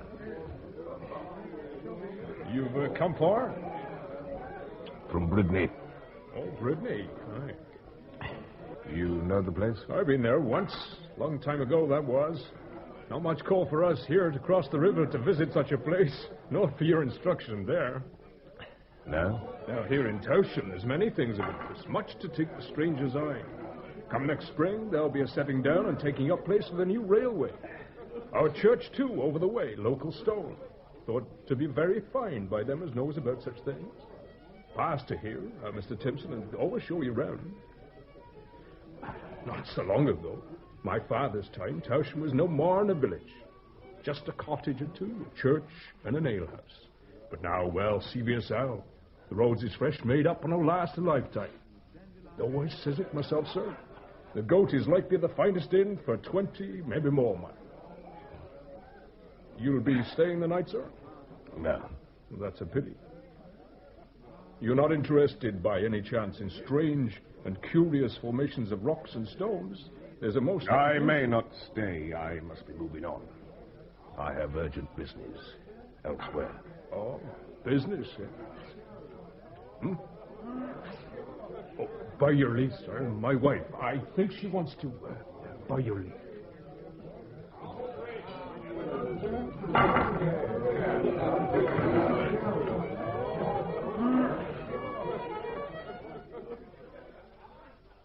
Well? Who is he? I don't know. Well, you talked with him long enough. What about? Nothing. This and that. You seen the colour of his money? What? I tell you, I don't like the look of him. Oh, come, what? He smells of the barn. He smells of the hedgerow. Him? He's well-spoken enough. I wonder he can speak at all. There's that much of our ale inside him. He's a gentleman, sure. It's too nice a gentleman to pay for his drink, perhaps. Too gentlemanly. He rides like a gentleman, that's certain. Eh? Jackie said his mare had been ridden after death. He dead? See for yourself, in the stables. And for what cause, I ask you, should an honest man ride like that on such a night, eh? Well, What's he running from? He's a gentleman, I'm sure. I'll not offend by asking. Well, I will then. I'll not have...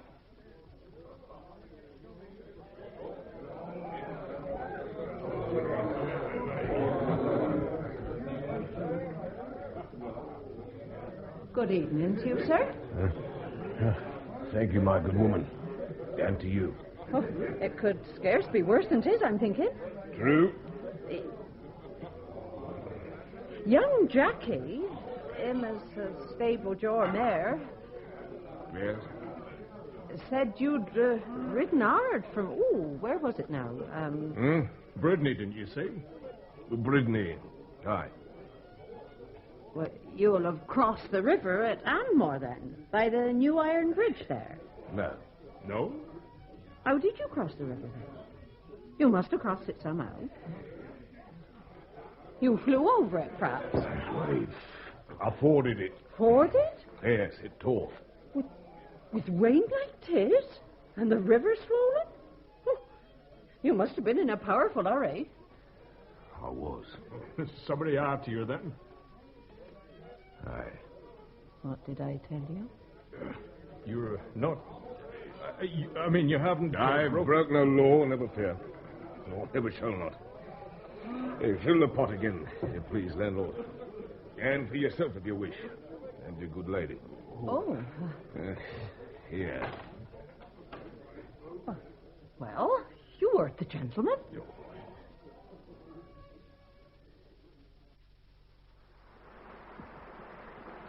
Those lights down there, those buildings, is that the town? It is. It looks no different to the others. It is no different. That is why it was chosen. Sam chose it, Father, did he? Like a doll's town. Little inn, little church, little graveyard. It's dark. Is that a graveyard there? Mother? It is. May I go there tomorrow? You may. You must. Can we go now? It's cold. Father, it's cold. May we go now? I'm wet. Wait. The clock will tell us when. Family matter, is it? Woman trouble? What? Not meaning to pry, only I thought it might be woman trouble. Lit? What? Your trouble. Yeah. In a way, yes. Yeah. Woman trouble. You might say that. Your wife, is it? Most perspicacious of you, landlord. Indeed, my wife. She's after you. Yes. Well, they're like that, aren't they, women, sir? Loath to let us go when we stray. Yes, very loath. Why is that, do you think, sir? In your case, sir? Because perhaps she loves me still. Excuse me, smiling, sir. But I've lived a foolish life, though you may not think it to look at me. I've known many women, and the conclusion I've come to is this. Oh, you'd like to hear it, sir? My conclusion? Go on. What we men think to be love in them, as in your case, as oft as not, is pride. Think you so? I know it, sir. 9 times out of 10. My case is different. There again, that's what we all say. Our case is different. But mark my words. It's pride as leads them on. All of them, I say. Why should your case be different? Because these 2 years, my wife has been dead. Dead, sir? I don't understand. And no more do I. I can only tell you what these eyes have witnessed. There's no explanation, no reason. But a thing has happened. It happened to me. Your wife, you mean? Landlord? One moment, sir. She came back from the grave? My wife? Aye. Not only mine. Other men's wives, too, you mean? Other men's wives, other wives' husbands, fathers, mothers, brothers, friends. What? You mean the judgment has begun? No, I think not that. I cannot think that. The day of wrath shall be, what? A cleansing. That is what is promised, is it not? It can have little to do with the putrefaction of which I speak. Where was this, you say? In Brittany, where I lived. The grave's opened, you say, sir? The dead came forth? Like they had been in life? God, no. No. Would that they had. You mean the hand of death was still upon them? Yes. And yet, they walked. And spoke, too? Yes. Of what? Of terrible things. Of the mysteries of the grave? No. Worse, much worse. They spoke of life. How gladly they embraced it once more. Of their homes, how they longed to see them. Their lovers, their husbands. Of the marriage bed. But what brought this about? Was there a voice? Lightning? Thunder? A sign of any sort? No. Just a man. A man dressed in black, like a parson. Stanton, they called him. A tall hat he had on, like a picture of an old Puritan. And the young girl with him, his daughter. She were like a little Puritan maid. He came one night, from nowhere, it seemed to us then, in a black carriage drawn by 2 black horses. On each of the horses' heads was a topknot of black feathers, and black hangings swept to the ground on either side as they went. And he called to them, the dead? No, not at once. He, did I hear something? Nothing. Go on. What was I saying? Where did he come from? Well, we found out later. From another town, 10 miles west of us. And before that, another, and another, and yet another. And at each town the same. At each town. What was that? Husband, there's the most strange. Why? What in God's name? What's the matter? What's the matter with him? He'll be better directly.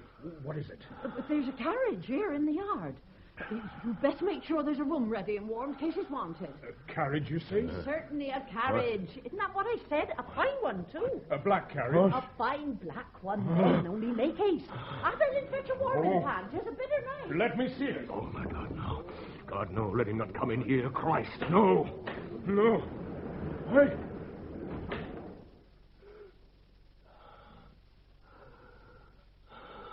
Peace be with you. And with you, sir? God, it's him. Don't you see it's him? It's him! Quiet, man. Come, child. God, help me.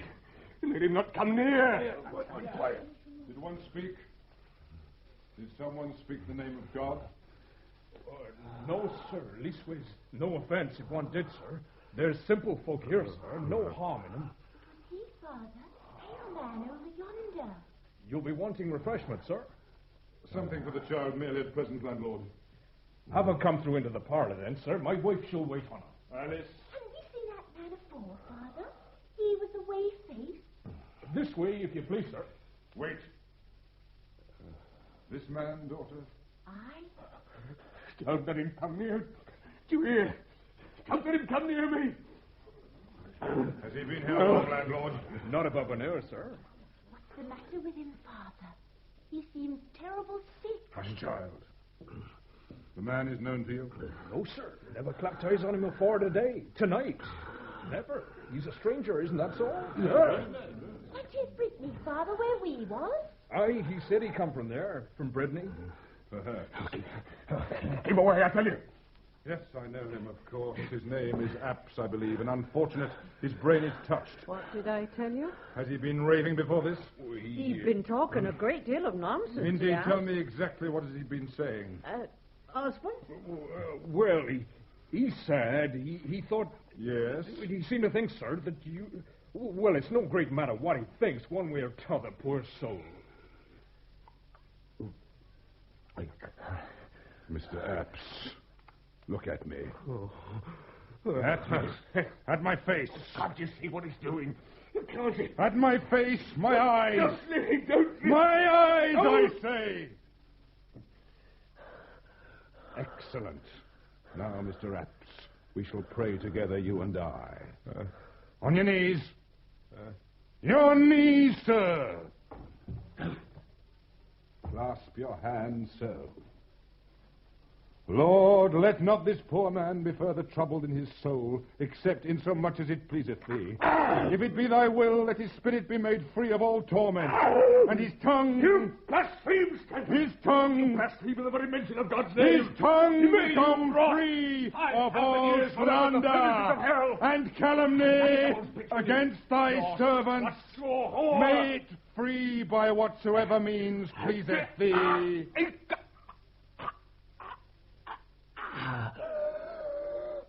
For Jesus' sake, our Lord. Amen. Say amen. Amen, man, say it. Great God.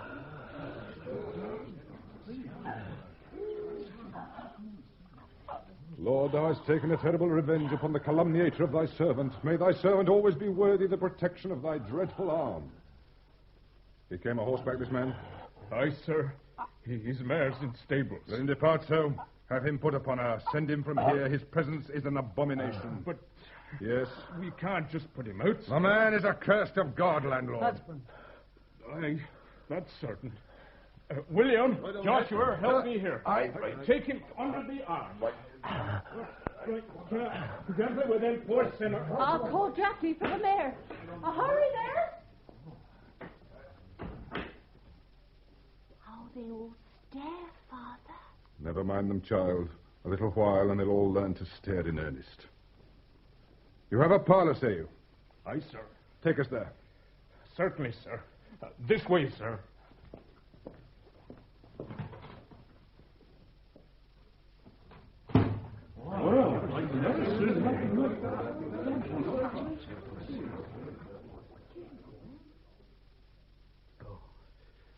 I I've not seen nothing like that afore, sir. Set your Never. teeth, landlord. The greater wonders are to come. This last was nothing, a trick. The pickings from God's fingernail.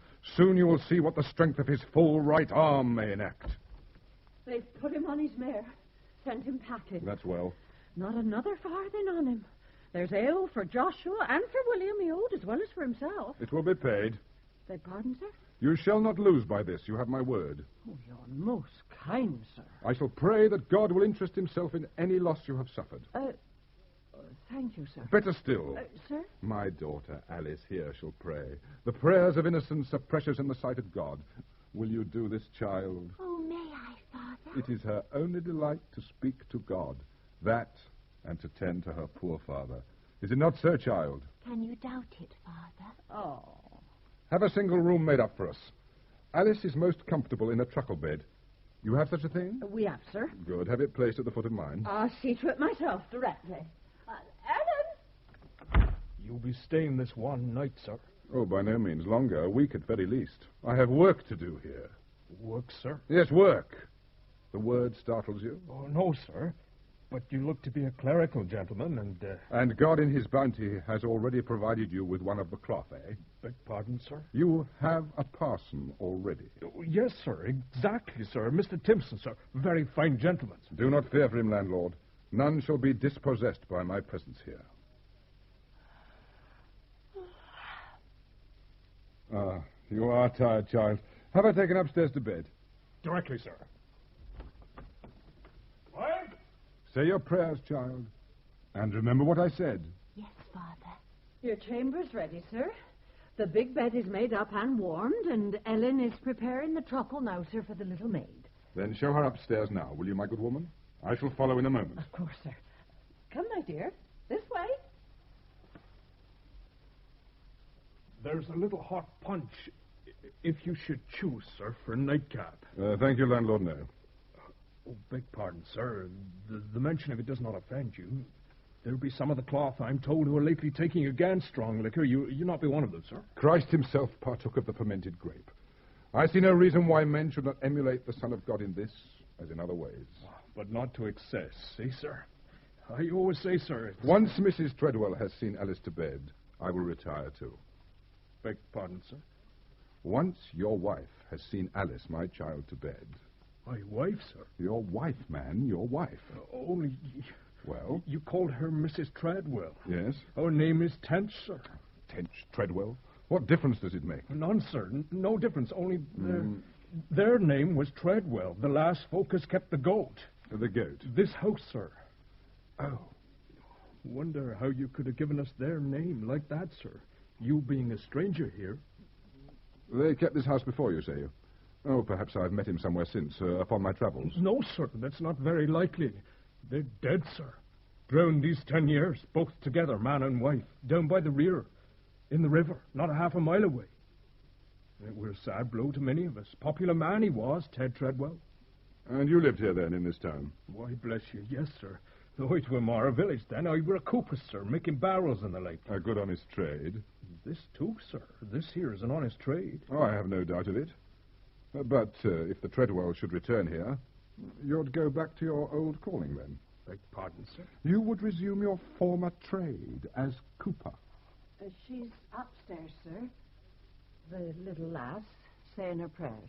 Oh, don't set the candle down, if you please. I, too, shall retire early. I've driven hard today, and shall be driven hard in God's harness tomorrow. Have some refreshment brought up at 5. Some ale, bread and cheese, some cool water, and some fruit for the child. As you please, sir. Will you see me upstairs, woman? Oh, yes, this way, sir. Ted Treadwell return? He gone? He's away upstairs. Aye, come you in. And he's staying, then? Yes. Yeah, but what that man, that stranger said... Aye. What he said happened in Brittany. Now, what if that was true? We've got nothing to fear. Nothing to fear, you man? I won't talk of it. Did you not see what happened to the man who crossed him, left without a tongue in his head? Cast out, like Cain upon the road. Oh, I saw. I'll not have him crushed in my house. His power's greater than most men. He has the ear of God for certain. Do you not mind the story of the Christ child at the end? Landlord there turned him away in ignorance. But sure, that ignorance don't protect him from a present roasting in hellfire. What are you doing here, William Lamb? This is the parlour for our guests. Tap rooms for the likes of you. Off with you now.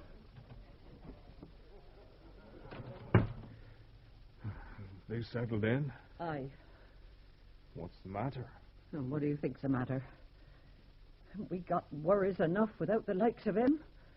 And talk of dead folks dancing in the streets like they did in olden times, eh? We've nothing to fear. Well, what's he want with us? A town like ours. We're not your gaping, fearful village folk. We've moved along with the times. Why does he want to bring us down? He's a holy man, wife. He mustn't be questioned. It's only the guilty he has to fear from the likes of him. The innocent are precious to God, he said, will come to no harm. He said? When? A while ago, to the maid, the little girl. There's something amiss. I know it. Little girl, you call her. Well? She was in her shift just now, a-kneeling and a-saying of her prayers. There now. Her shift was loose at the neck. When she bowed her head, it fell open. That's no child, husband.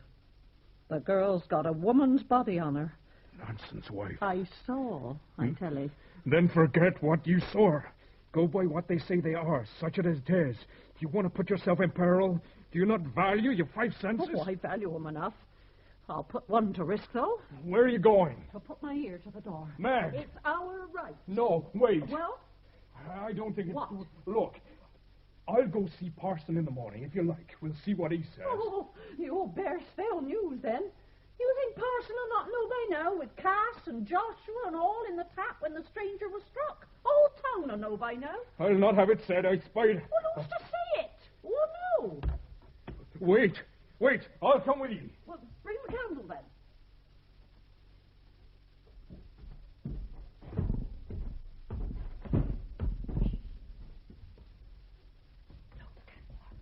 Why? Oh, why? Because he'll see the light under the door, you fool, that's why. And he's not fly enough. It's dark. Shh. They're talking. Now, come on. Now, mind the chest.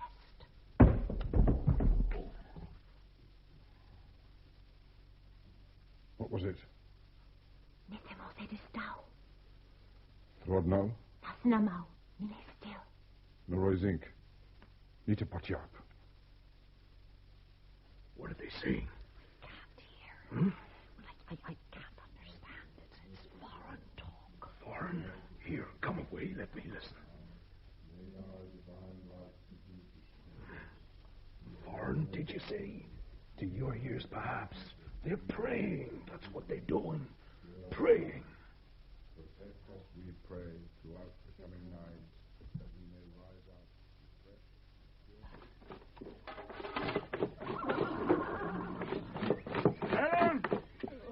Ellen!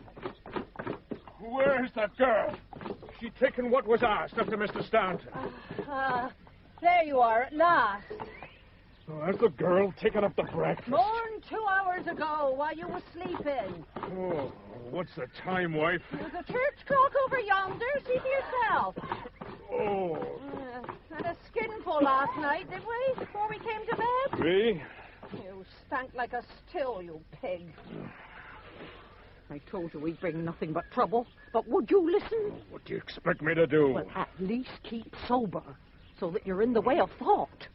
So come on now. There's much to be done. I'd best go see him, Mr. Stanton. Make sure he's comfortable. No, you'll not be welcome. Parson's with him. Parson already? I told you, didn't I? There really is no need to justify your visit at such length, Parson. Do you think I'm not aware how swiftly news may travel in a town like this? There has been talk, certainly. Oh, talk, yes, there was bound to be.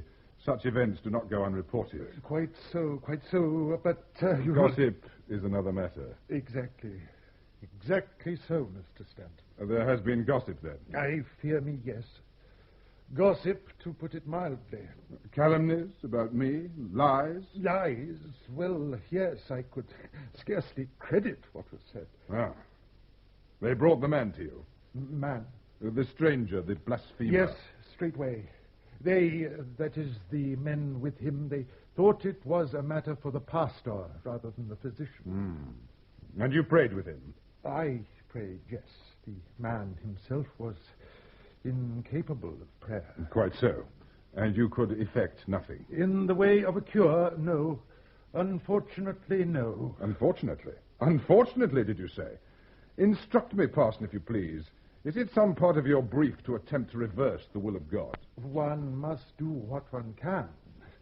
If one assumes the divine mind to be unchangeable, one negates the power of prayer. Prayer is most powerful. It establishes the gulf between man and his maker. It assures the Godhead of his omnipotence.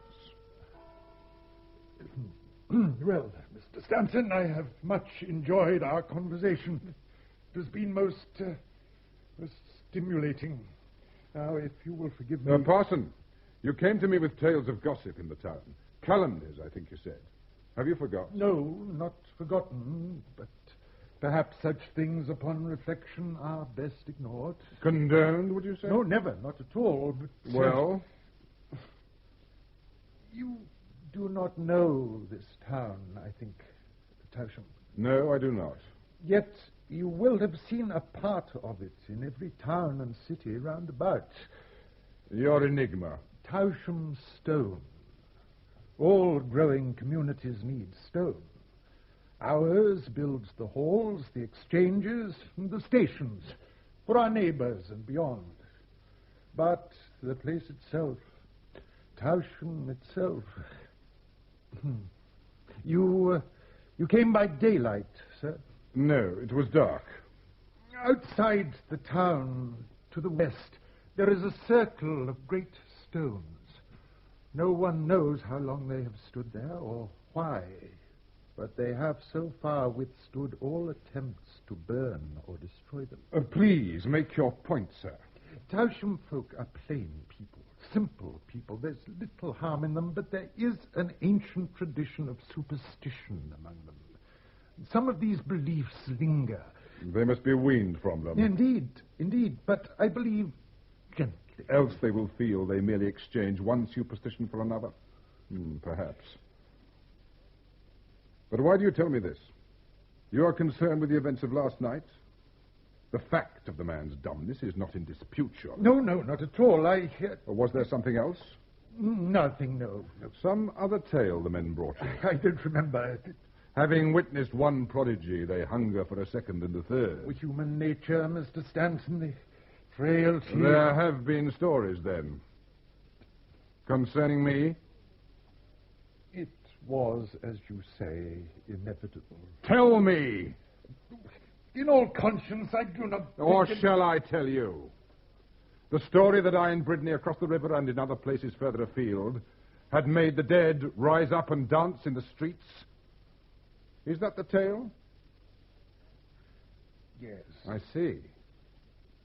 Mr. Stanton, as I was saying, the people of Towsham are simple folk, superstitious folk. It is one of the many... Perhaps you would send a man into Brittany upon some pretext, if you wish, and have him determine whether the story be true or false. Oh, come now, sir, I must not appear to take this matter too seriously. No, pardon me, parson, but I must. These things are said of me, remember. I may not have my credence called to question by public gossip. There will be no living in this place. I am sure that if I make it known that I have spoken to you and that I am satisfied that there is no truth in the story, that these rumors... By your leave, parson, I think you misunderstand me. Misunderstand you? How? I have no intention of denying the story. I appreciate that you might not wish to demean yourself by such an action. I am not able to deny the story. The story is true. Beg your pardon. The story is true. I believe I do misunderstand you, Mr. Stanton. I hope you do not, parson. What I mean to say is this. I did indeed raise up certain of the Brittany dead, and though it is somewhat of an exaggeration to say that they actually danced, they most certainly walked. They came from their graves? Their graves, their tombs, from under flagstones in the church, from wherever they had been put. And lived? After a fashion. And then returned? Returned. By no means. This was no trick, nor no mere conjuration. No hiccup in the natural scheme of things. The dead cease to be dead. And live still, most certainly. Excuse me, may I sit down? The air in here... Most oppressive. Allow me to open a window. And I may, you say, confirm this by sending into Brittany. You may indeed. In the circumstances, I insist that you do so. Circumstances? I am not come to Towsham for the good of my health, parson. I am come to raise up the Towsham dead. Yes. In that very churchyard, parson. Ah, see, there is Alice, playing among the gravestones in her white dress. With the dappling of the sunlight among the dark yews, it makes a pretty picture, does it not? Yes, most charming. But my only child, sir, and my only delight. See, she is waving to us. If you will pardon me, I will beckon her up again. She is not strong, and I fear for her health, playing in the damp grass. Come up again, my precious. The reverend gentleman is just going. Oh, but I anticipate you. Forgive me, please. Please, stay as long as you wish. No, I must be on my way. I have much to think about, much to consider. Of course. To exercise one's mind in such a case may be most beneficial. One may achieve great purity of thought. When one is powerless to influence events, impotence, they say, unclouds the mind. Is there no way? None. The dead are clamouring, parson. Hark. Hark. Do not start. It is only their friend. Their friend Alice. Death loves the innocent, and she loves the dead more than the living. Say you so.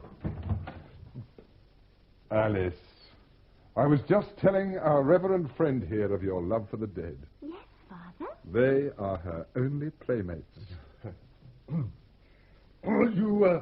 You pretend to talk to them through the clay? I talk with them, yes, sir. Aha. But do they answer you?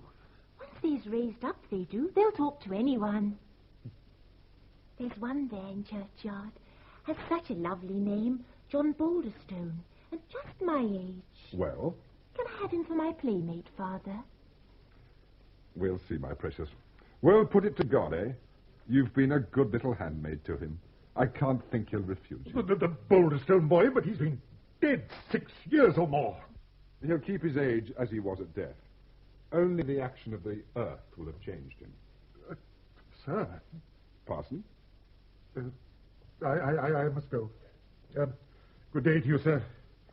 And to you too, my child. God be... good day. Good day to you, parson. Pee in your breeches, sir? I beg your pardon. Peace be with you, sir. Yes. Yes, and with you. In a pinch. Ouch! There's no call to have done that! That hurts! I done nothing! What do you want to hurt me for, eh? You're slow to learn. You lie! Slow? Slow Me? to understand that this is not a game. Ain't it, though? No. Ow! A game. How can I make you remember that? You can't. You're not man enough, you. Raise the dead. You couldn't even raise... Samuel shall hear of this. You may be sure. Sam? He'll be back soon. You want him to know of your lapse? You want him to...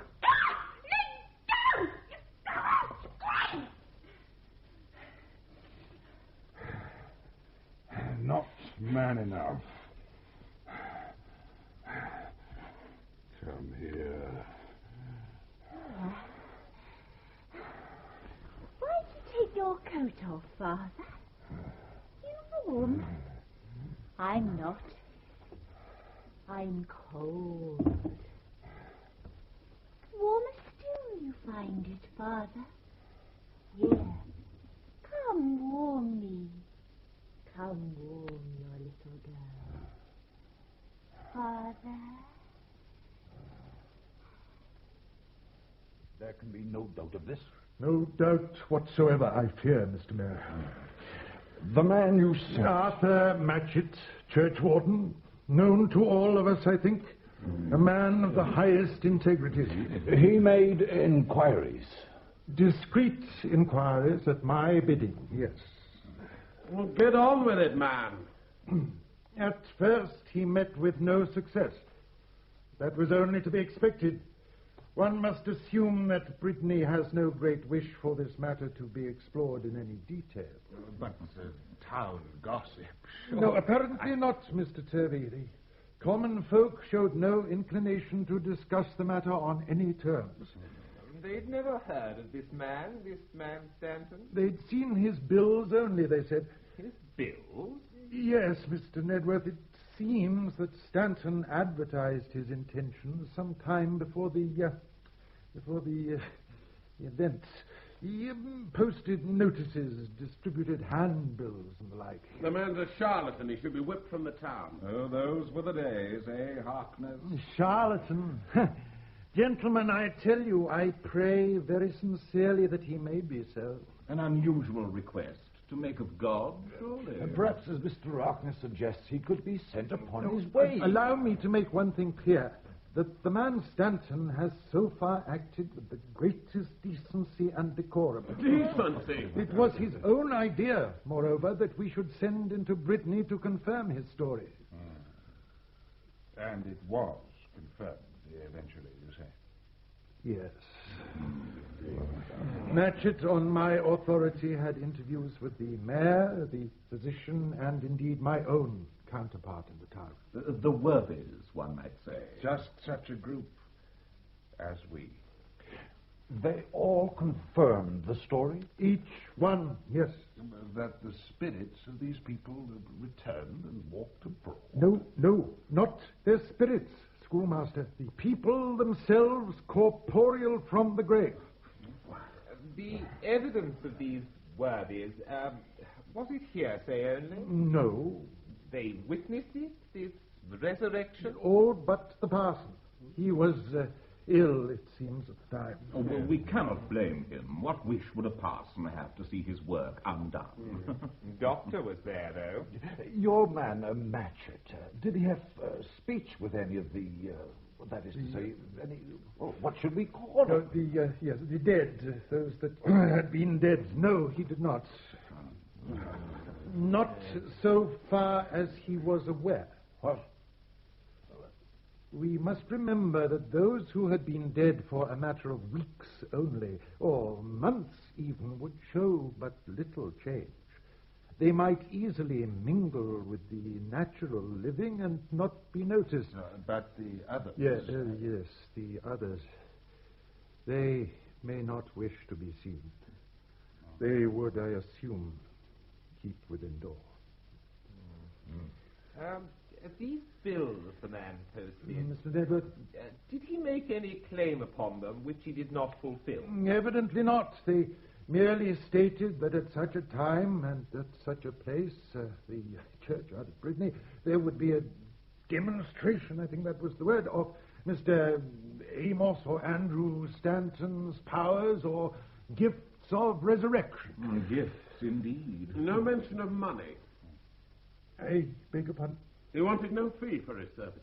No. He proposed no collection or anything of the sort? No, sir, none. Now, I think you mistake his purposes. At no time here or in Brittany has he mentioned the matter, the possibility even of personal gain. The style in which he lives appears to be modest, even frugal. Where is he lodged?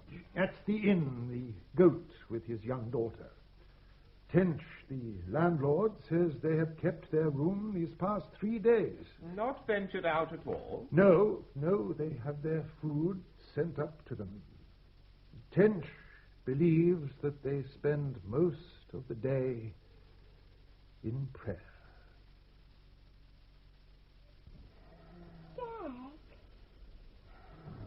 Jack, you asleep?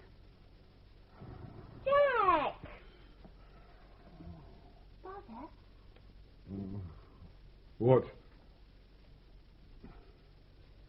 What is it? Nothing. How long will we be here? Will we stay in this room, in this inn, in this town forever? No. Not much longer. Where do we go then? Somewhere nice? All right, don't answer. When will Sam be here? Soon? Quite soon, yes. Good. I like Sam. Do you hear? I said, I like Sam. He makes me laugh. You never make me laugh, you. I like to laugh. That's what I'd like to do most. Laugh. And wear nice, bright-coloured dresses. And put paint on my face. And have folks pay to come and see me. Just to walk up and down, so. He was an actor, wasn't he, Sam? Yes. Good actor, was he? Did he make folks laugh, Father? I'm sure he did. I mind the time he pretended he was blind for us. Do you remember, Father? He was so funny I thought I should die. And the other time he was a washerwoman. That was funny, too. He let his basket fall and held his sides and groaned and moaned. And the young gentleman came up and helped him. Called him my good woman. Sam got his pocket watch and 5 gold sovereigns. All in a second. Learn from him. It's not play what we do. Sam knows that and acts upon it. None of this is play. When it becomes a game, it will be finished. We will be finished. If this man be charlatan, he'll be found out soon enough. Found out and punished. But for the moment, though, gentlemen, I think we are forced to proceed according to the evidence before us. That he has some power over the departed to wake him so. Well, then, what next? Well, the question I'd like to put to Lawyer Nedworth. What is then? Well, say the man Stanton were to raise, among the rest, a father. And say that father had, upon his death, left a considerable fortune to his son. This has been known to happen on occasion. Yes. Go on. Well, who would then have claim to that fortune, father or son? In-law. Well, of course, in-law. The father, What? Being technically dead, presumably registered as such, would, I believe, have no claim in law. No claim, are you sure? Laws are made by the living for the benefit of the living. However... hypothetically, the laws of nature being once broke... As you say, schoolmaster. Damn hypothesis. Has my father, should he be raised, claim to my inheritance, to the quarries, to the land, yes or no? I say again, none in law, but... But what? There is no telling. The dead, being outside the protection of the law, may consider themselves to be outside the law altogether. Simply take what they consider theirs. Exactly. Who could prevent them? What if a man's father and grandfather be raised, and his grandfather's father and his father? Gentlemen, order, please. I have a question. I have a question concerns me, Mr. Midler. Schoolmaster? Well? What are the rights of wedlock? The rights of... What if a man has lost a wife and married again? What if his first wife returns? Well, who has the right to his bed? Parson? In heaven, we are told there will be no marriage nor giving in marriage. Marriage is for the benefit of the flesh. The spirits have no use for such pastime. But those raised up are flesh and blood, Parson. You said so yourself. Yes. Yes, indeed. Well, we must assume that in the event of a wife returning to her husband from the grave, Well, who shall have them? Both of them? No. Neither of them? Must I put my Poll, my present wife, from me? No. What then? We must put our trust in God. We must pray that such a choice may not be necessary. Pray while you may, Pastor. Pray while you still have a flock. I beg your pardon? The flock, I thought, was like to be increased. How if Parson's scalp be raised? Scalp? Your venerable predecessor, Parson. Who will have the living then? The living or the dead? This is no subject for jest, Doctor. Oh, I beg your pardon. This matter touches us all. You more than most, I'm thinking. Explain yourself, sir. Oh, a slip of the tongue. I said nothing. Pray, continue. I more than most, you said. I said that. Did he not, gentlemen? Yes. Pray tell us, Doctor, what you meant by that. Well, if I must, I must. I call to mind the decease of your one-time partner, the lawyer Hardcastle. Well, sir? He left you the whole practice, did he not? Indeed he did. He was a father to me. But we've debated such matters out, have we not, gentlemen? The dead have no claim in law Oh, to it's what not the your living, lawyer, I believe at risk. Not your living, but your life. My life, sir? Oh, he died, did he not? In agony and delirious. He died? As My question was rhetorical.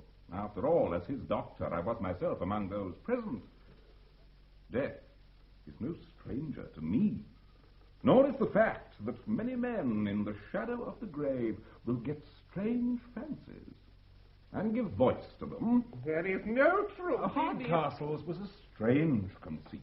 His fevered mind chose to believe that his partner, his beloved young partner who had been a son to him, had fed him poison. It was not true. He ate bad meat. You yourself... Pardon me, I do not see what can be gained by drinking. Gentleman, you mistake me. Not one of us present at the bed believed the story.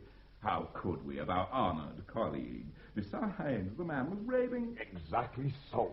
Now, but he believed it. Hardcastle, at his death, believed it. Yes, but as you say... Well, will death have disabused him? Does the grave afford us divine knowledge to tell lies from truth? Or do you, like me, believe that the lawyer Hardcastle is like to rise up from the grave with black vengeance in his soul? Since we are speaking freely... Mr. Dedworth? Perhaps I may touch upon a subject equally delicate. Proceed, sir. The dangers of stone quarrying, our chiefest industry, have always ensured us of a melancholy proportion of widows amongst our local population. Some of these worthy women have been bereaved, alas, at a very early age. Some are still comely.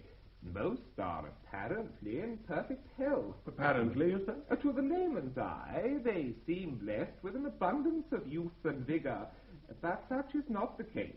Some terrible disease afflicts them.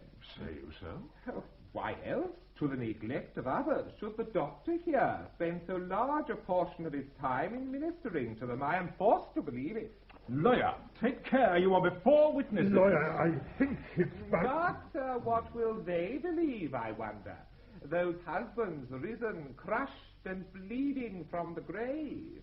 How do you propose to disabuse them, Doctor? I'll not endure this. Dr. Chesterton, we have a no more. This matter will be taken to class and speak to us. In the name of God, gentlemen, let us not lose our good sense.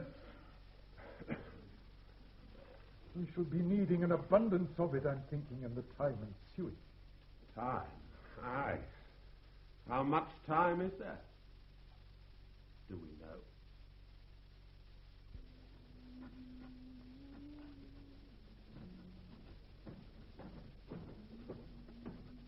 Hush. Pezzano et Riaz. Yes. The gentleman to see you, sir. Did he give you his name? Oh, no, sir. Just said you was expecting him, sir. Hush, girl. What manner of man? Portly gentleman, sir. A great red-bearded gentleman. Red-beard? Hush. Send him up. And landlord. Sir? Any further visitors, and I expect several, show them straight up without ceremony. Very well, sir. Here is the gentleman, sir. Mr. Stanton, sir. Your very humble servant. Miss Alice, ma'am. Pleasure to renew your acquaintance. Oh, Fran! Remodeled. Slay dear. Sam, will it all be done soon? I hope it will. I hate this place. There's a famous place I have for you next along the way. Might have been made for us. With a churchyard? With a pretty churchyard, Sam? 3 of them, lass. 3? And each one begging to be made empty. Oh, Sam, I'm so glad you're back. I hadn't laughed at all. Not since you left. My wife won't like it. She's a powerful, jealous woman. She won't like another one to come and take her place. Which one? Which one won't like it? Perhaps. Yes. Perhaps you are worrying unduly. My wife, rest her soul, was the most demanding woman. God rest her soul. Most demanding. And I can't think a spell in the grave will have changed her for the better. Yes, I remember. Dear Mrs. Benskin. A very positive woman. Yes. Perhaps God, in his great mercy, will spare her a further walk through this vale of tears. But she'll want to come back, Mr. Timpson. I'm sure of that. She were most unwilling to go.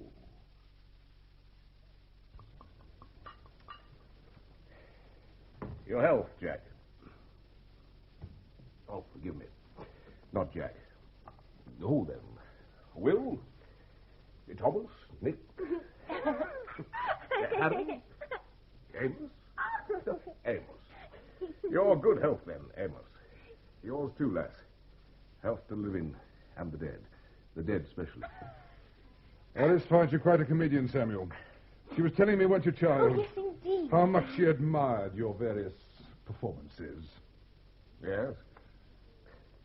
Oh, that's very kind of the young lady. Even your most tragical roles are, it seems to Alice here, a never-ending source of laughter and delight. Laughter, eh? Well, laughter's better than tears, they say.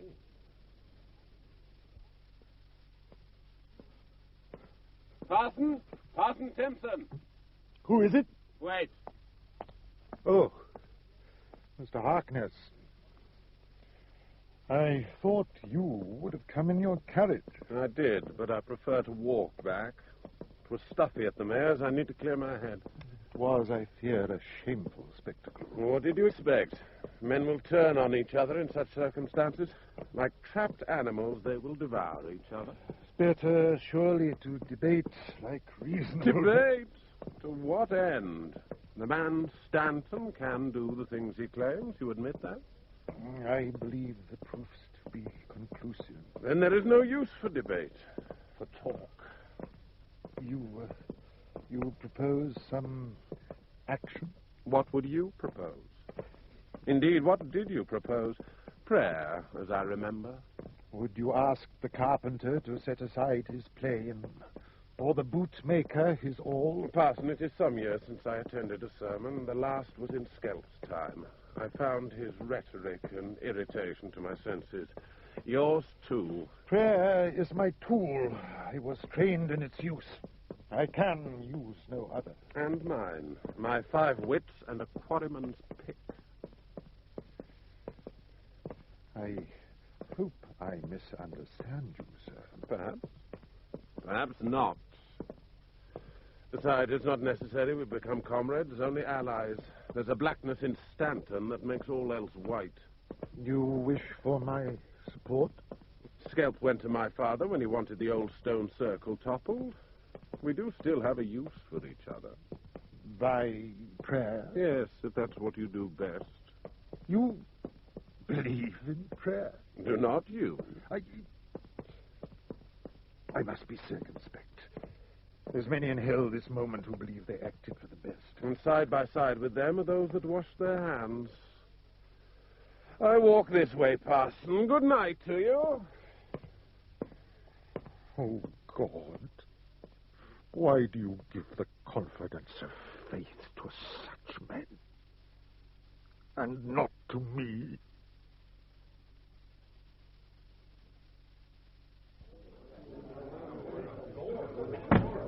Well, you still with him? Red-bearded fella? Aye. They just sent down for more wine. Is he one of them, do you think? Red-bearded fellow? One of who? One of the dead woman. One of the dead from Bradeney. They say dead men do roam freely there. Why should he be one of them? I don't know. There's something strange about it. Him? He's no dead man. There's a stink of the barn on him. You sent the barn on every stranger, you. Rightly. What they talk about up there? Jip, the dead have a different language to the living. What are you talking about?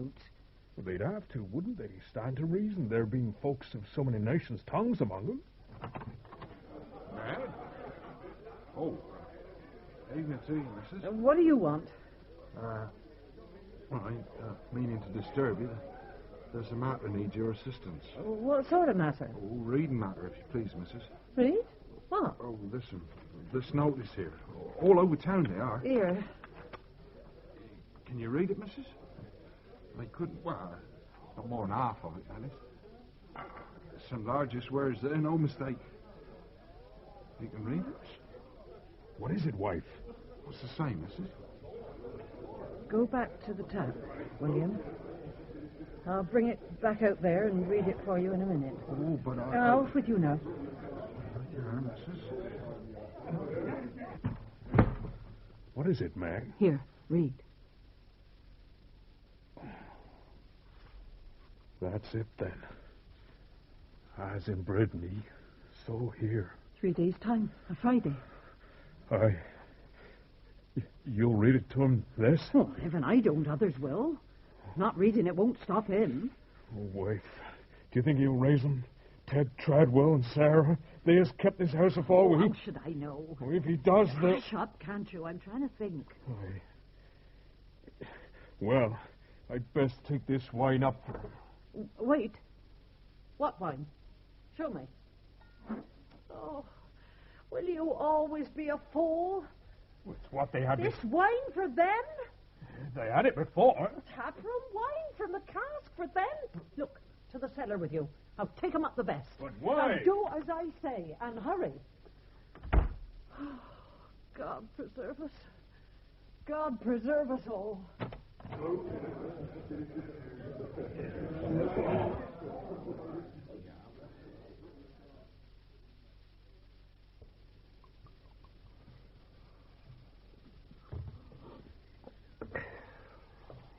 Waiting. How can you bear it? There's profit in waiting. You drink too much too early, Samuel. What else is there to do in a place like this? You chose the place. Oh, God pardon me. What did it do then? On the contrary, it is perfect. I don't like it. There's old black ways was practiced here. A long, deep tradition of superstition. You did well. The place is perfect. Aye. New-made fortunes and new-made graves. A veritable honeypot. Where's Alice? Alice? Oh, there in the churchyard playing. Playing? Aye. God. So she is. You tell her to do this? To make him afeard? No, it's her own fancy. To play there like a child? Her own fancy? Yes. An excellent one, then. Leastwise, she frightens me. There is no need of devices, not now. No need to make the people feared by tricks. I don't understand. Besides, what is there to fear? The dead will harm no one. We, the living, are their darlings. They long for our warm bodies beside them to rid them of their awful coldness. Dosity? Cnithios. They long to exchange the dank earth for the pure air, their hard, unyielding boxes for the old comforts of their homes. The dead are enamored of the living, Samuel. What is there to fear in that? All the same, folks will be afeard. They were well frighted at Brittany, I remember. And didn't a man in, where was it, Mambury, didn't he drop dead when first the earth begun to move? When the first grinning man struggled up from his pit, didn't he? Men will fear, it is true, but it is foolish. Foolish? To fear the inevitable. Oh, yes? Yes? Mr. Stanton, sir. Well? Schoolmaster to see you, Mr. Turvey, sir. Turvey? It begins. Aye. Did I not tell you to send all visitors straight up here to me? Yes, sir, you did, but begging your pardon, sir, I would much appreciate a word with you myself, sir. Go on. About the previous people here. You remember, we spoke of them, sir. Ned Treadwell, his wife. Well? I was wondering, sir, if he was on your list. My list? Of those to be resurrected, sir, brought back.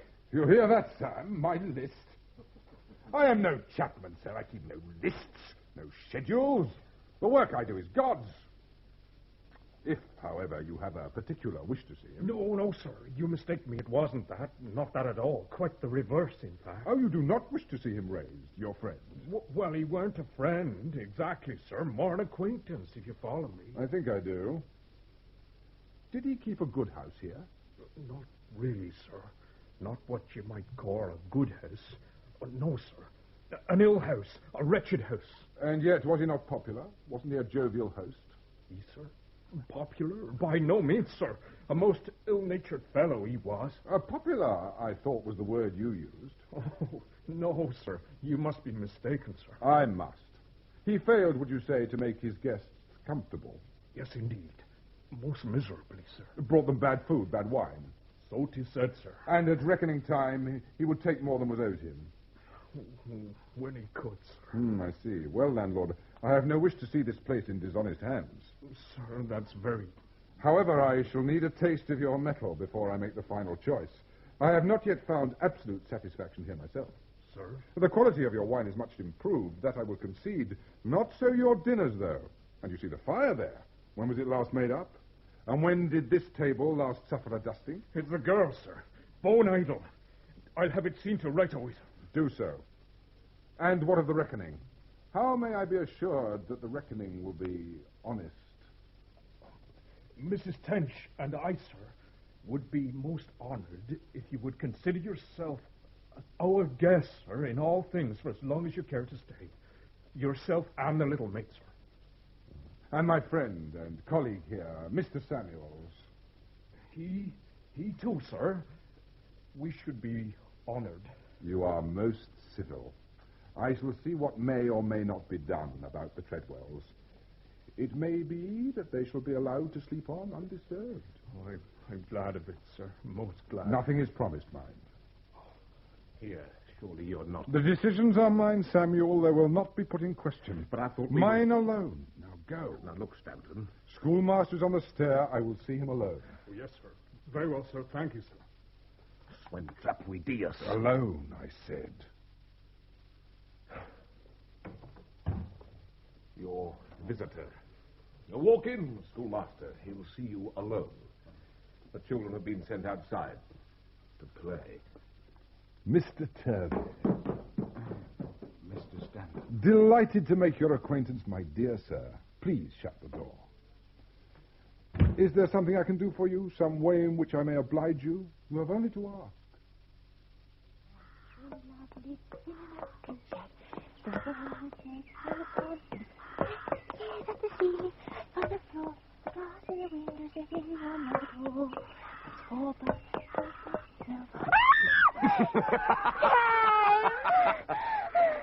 Oh, you. I've been watching you. What are you doing here? Why aren't you... He sent me away, like you, to pass the time. It's lovely here. I play for hours. I know, I said. I've been watching you. He's become very jealous of his mystery, has Jack. Father. Your father, then. Aye. If that's what he wants you to call him. He does at all times. He's powerful rough and angry if I don't. Rough with you? Look. Here. He did that to you? Why stay you with him? Why not? Most times it's different. But it's better with you here, Sam. I like it much better when you're with us. You make me laugh so. Laugh, eh? Oh, yes. Just to look at you makes me happy. You like the red whiskers, do you? I think they're lovely, Sam. And what of the man struck dumb? Liked you him? Oh, yes! Yes, oh, yes! Oh, do him again, Sam, please. When you tried to say amen and couldn't.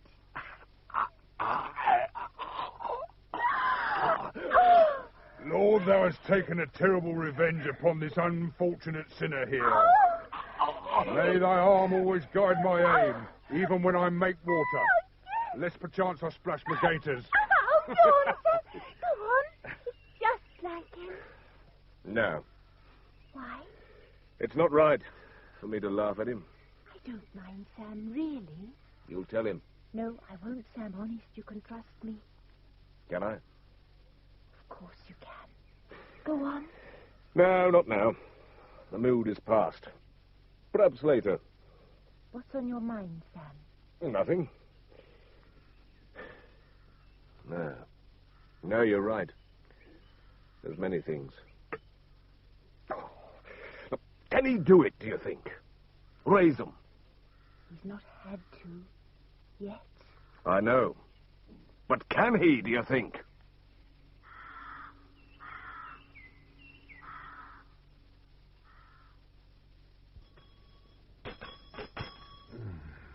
That'll be for Mr. Stanton. I'll go. Mr. Stanton, for more wine. Will he drink our cellar dry? Oh, pardon, Lord. I give it willingly. For Mr. Stanton, Doctor? Why? He's not sick, is he? Just take me to him, Mrs. Tench, if you please. Oh, shall I take your bag, Doctor? No? Well, follow me, then, if you please, Doctor. Oh, Mr. Turvey, sir. Just leaving? Good day, schoolmaster. And to you, Dr. Smee. This way, sir. God. Oh, my God, what am I to do? Matter, sir, lost your way.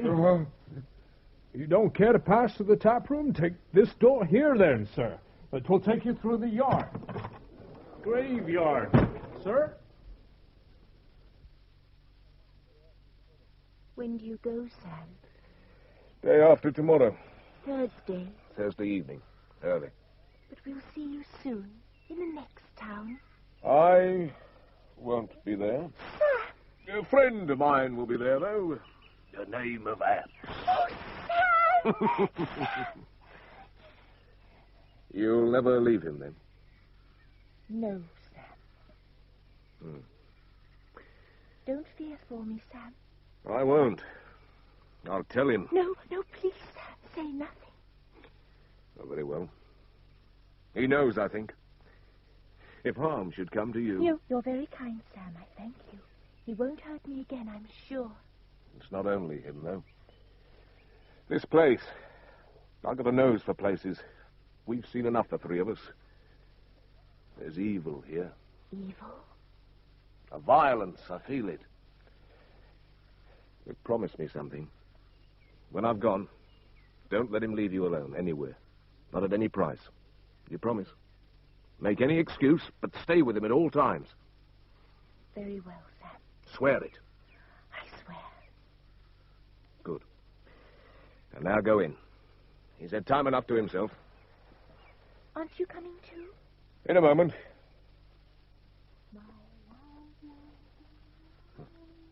Blessed are the innocent. And blessed are those who trust no one but themselves. For they shall never be disappointed.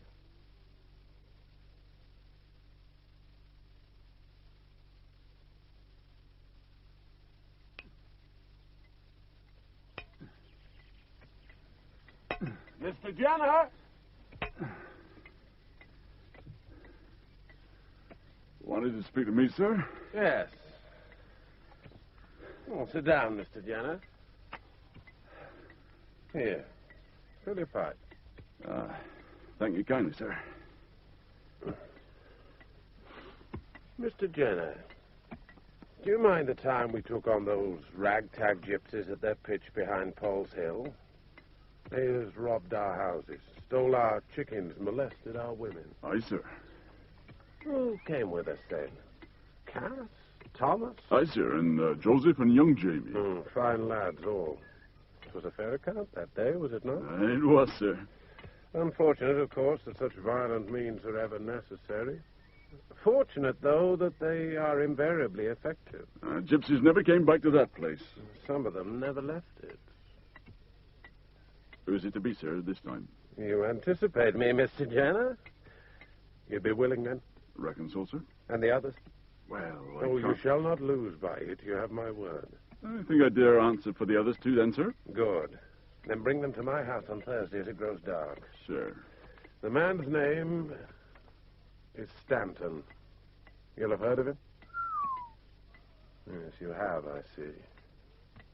They say he's the devil, sir. The more blessed you for ridding the world of him. £50, no reason given. Mr. Morley Greenslade likewise £50, no reason given. Thomas Purchase £40, no reason given. Laura Nedworth, £200. Excellent. No reason given. Jacob Smithson Esquire, no reason given, £50, and £50 also from the widow. Here, I can't make out this name. Hodgson. £50 from the widow Hodgson, not to raise up the late Jedediah Hodgson for fear of scaring off her presently intended. Widow Bainbridge for the same undertaking, more or less. No entry. Well, what from her? Oh. The widow paid in kind, eh? She was young. I thought so. Pretty, was she? Pliant? Oh, well, who shall blame you? They say there's many such in these parts. But what of my share, eh? Who shall divide up her? Can I come in, Father? Play a little longer, child. But it's darkening outside, Father. I get scared. I don't want to be on my own. Oh, very well, but be quiet. Sit and read. But there's only the Bible here. Read a psalm. We'll soon be done. From the good Dr. Smee, 100. Pounds or guineas? Guineas. £105, then. I have a preference for guineas. They divide the easier. It's 70 for me, 35 for you. So much for the doctor. Well, that's all complete. Who remains? Who can say? Harkness, the quarry owner? Parson, Timpson, the mayor? Parson will be here presently. The mayor I am to visit tonight. It is arranged? Yes. And Harkness? May not bite. I cannot say. Another widow, is there? Too late, if there be. Too late? Too late for you. Aye. The count satisfies you? Aye. You've finished your psalm. Yes. How much will Parson and the mayor pay? Be patient, Samuel. Have I ever cheated you? No. You'll get your share. You'll get your share in, where was it? Hamblingside. In Hamblingside, then. Be patient. But how much do you think? 100? 2? I'll settle for 50 now. No, Samuel, no.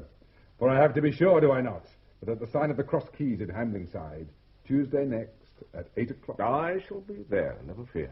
You, Samuel? Apps. The poor drunken Apps. He will be there.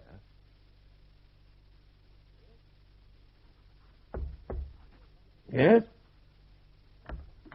Oh, come in, Mr. Jenner. The men are here, Mr. Harkness, sir. Good. Close the door.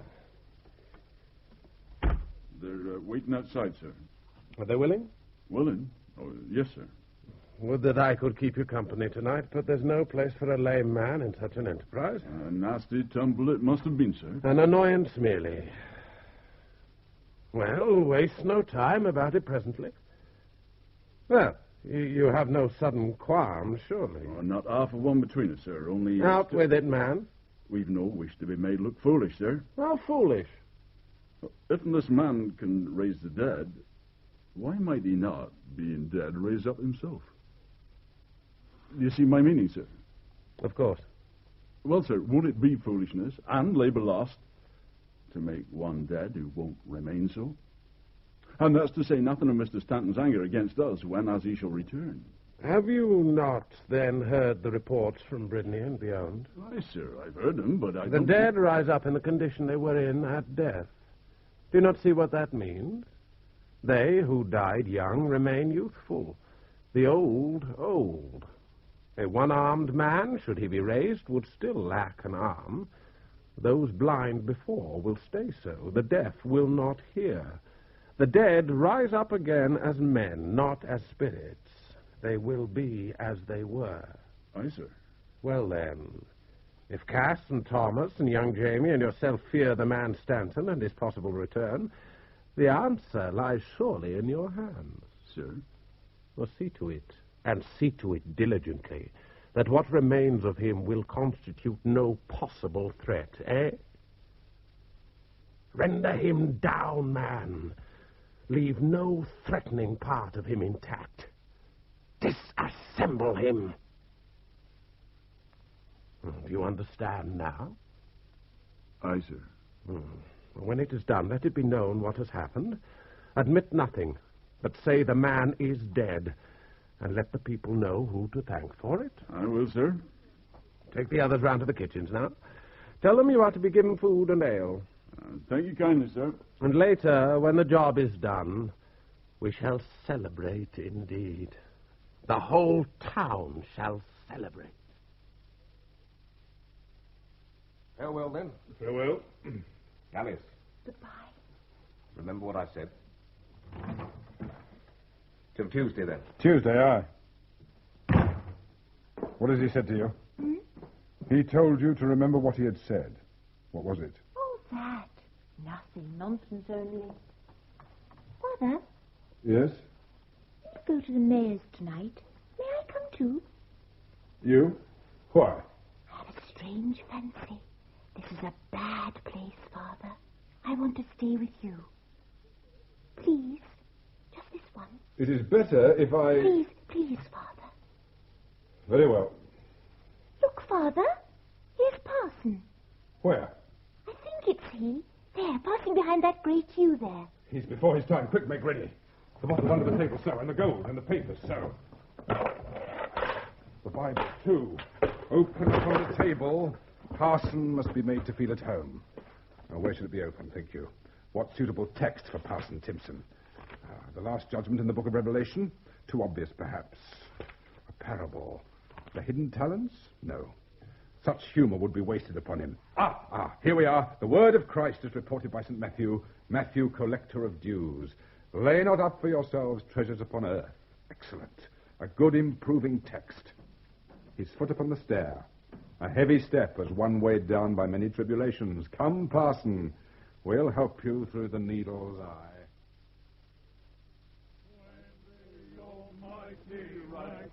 Into battle, its bright herald angel will sound the alarm. With the helmet of righteousness we shall prepare us, and the visor of holiness through faithful arm. Lo, at his side where the great sword of anger, clear from his sheath, shall be drawn on that day, and bloody the gloves of obedience spattered, as cheerful his soldiers engaging the Servants of the Lord, Cass. Thomas and Jamie, blessed forevermore. It is promised salvation shall find, victorious the brows of the conqueror laurel, and blood red the cross we shall wear for a sign. Mr. Benskin, my respects, sir. I am most honored. God's blessing upon your threshold. It is I, sir, who am honored. Pray, step this way. My daughter, sir. Excuse her, if you please. She has a morbid fancy come upon her and must come with me whether I would or no. This gentleman is mayor of this fine town, child. Make your curtsy to him. Your worship, sir. Pretty creature. She will not disturb us in our talk, I promise you, Mr. Mayor. If you have some book to divert her, she will happily sit in the hall for an hour or more. I have a book of scraps and pictures, if you... If you please, sir. Have you a Bible here? Yes, of course, somewhere. I would like to read that, sir, if I may. I am engaged upon a reading of the Psalms at present. Excellent, excellent. I'll ring for the girl. She'll fetch a Bible for you directly. If you'll just sit here now, she'll come at once. This way, sir, if you please.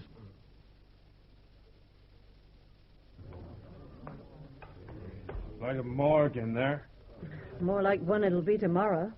Don't say such things. You want that he should hear you? Then where will we be? He'll not hear me. He's gone out at last. Out to be entertained by the mayor, no less, and the girl with him. He's back betimes, then. I just now heard him mount the stair to his room. What? Never. Harkee, then. Mr. Staunton, sir! Mr. Staunton! Is that you, sir? There, you see? It was someone I heard, that's certain. What? Where are you going? See you there. But there's work to be... Talk to yourself, Ned Tench. Some think the grave a melancholy place, but I must not think so, nor Alice. Our work lies there. We must not shirk it. No, indeed. Yes? The word you used. The grave? Work. My work? You do not like the word? Vocation, then. Will that serve? But the words are not equivalent, sir. Work supposes an employment, a subjection to a master. I am employed by the most exacting of masters. Exactly. But such is not employment in the strictest sense. God does not pay you, for example, a wage, does he? He provides. I do not mean to pry, sir, but... Proceed, please, Mr. Mayor. Let us have no secrets from each other. Your question? How do you live? Frugally, as you see, but by God's bounty. God provides for you by my miracles? Yes, by the greatest of miracles. Sir? Human generosity.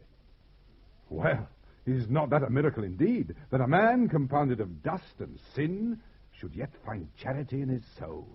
Charity, eh? Indeed, yes, the charity which derives from gratitude. I see. But gratitude for what? For a deed done, or a deed left undone?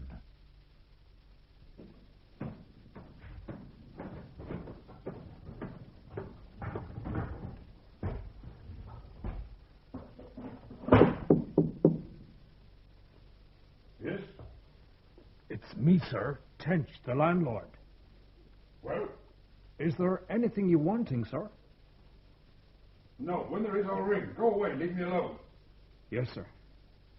Very good, sir.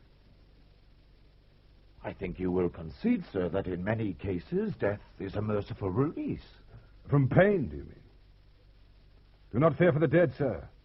Death, the event of death, purges all pain. I meant a merciful release for the living, sir, not the dead. Oh, as when the death, for instance, of one partner of a marriage sets the other partner free. Exactly so. But freedom, in spite of what the philosophers say, is not the natural state of man. Liberty may only be truly gained at a price.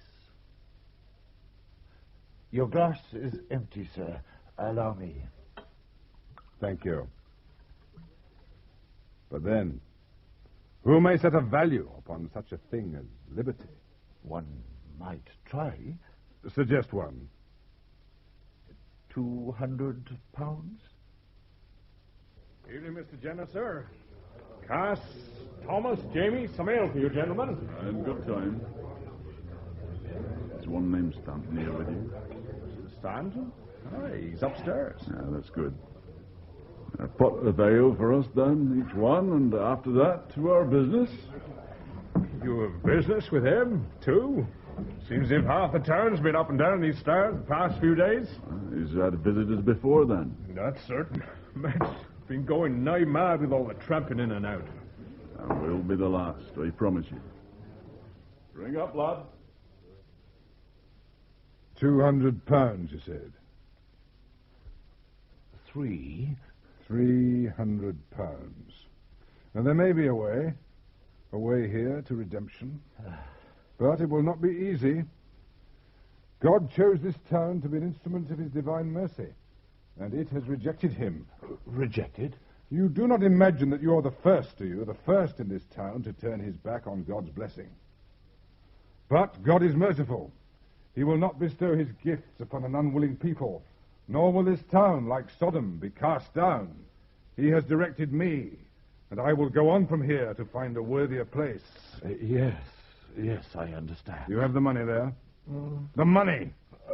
It's ready. I'll fetch it. Wait!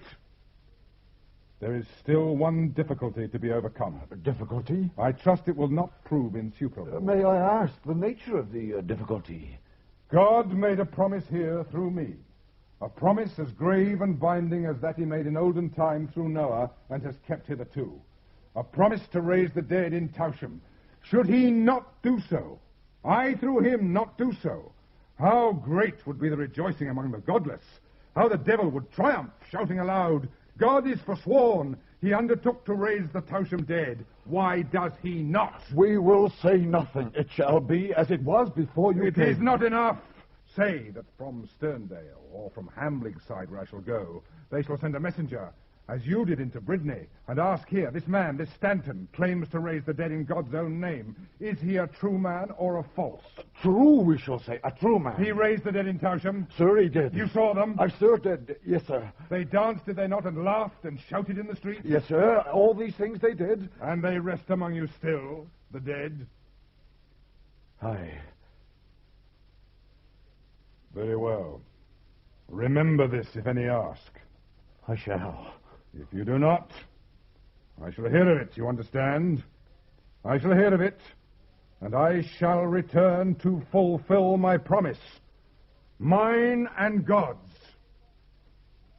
The dead shall rise here, and be assured, your wife shall be among them. Child. Have you done, Father? Yes, quite done, my precious. Farewell, sir. Pray that you and I shall not meet again.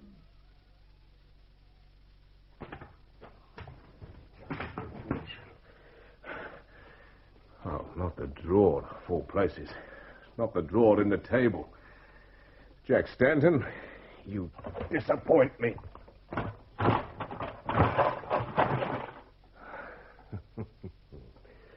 Treasure trove.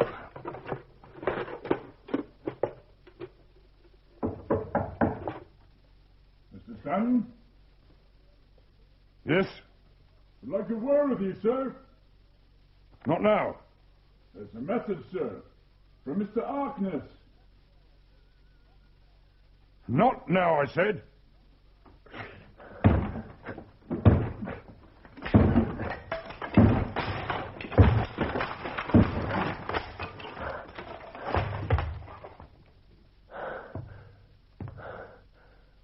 Mr. Stanton, I'm told you raised the dead.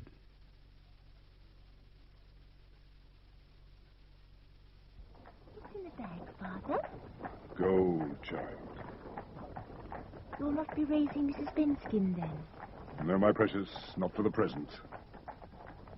You'll not raise anyone here? No. I'd like to see it happen. Just once. The dead people come out dancing and... Father? Yes? Supposing someone wanted their dead to come back to them? In that case... Yes? Hush. Whoa there! People. Laughing. From the inn, is it, Father? You there!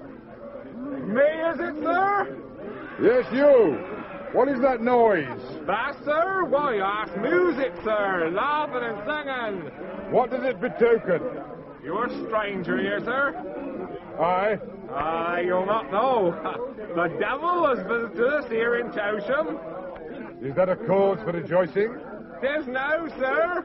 He be dead. Dead? Many times over, so they say.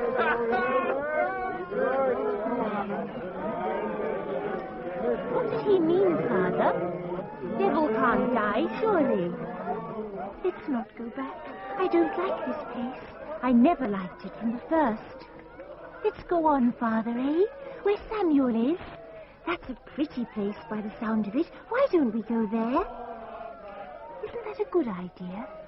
Join Sam? Father? Father? As cheerful his soldiers engaging the fray. So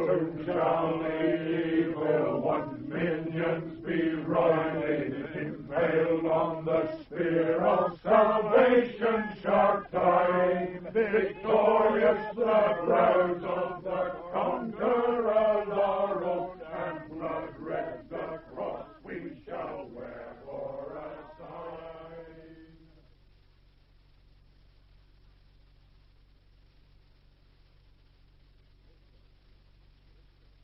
The Resurrectionist was written for radio by David Buck, with John Abinieri as Stanton, Madeline Smith as Alice, and David Buck as Timpson.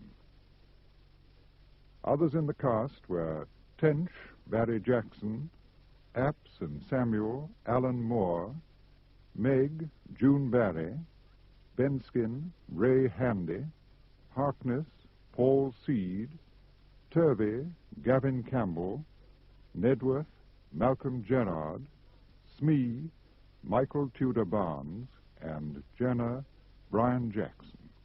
The program, which came from Bristol, was directed by Brian Miller. I was not guilty.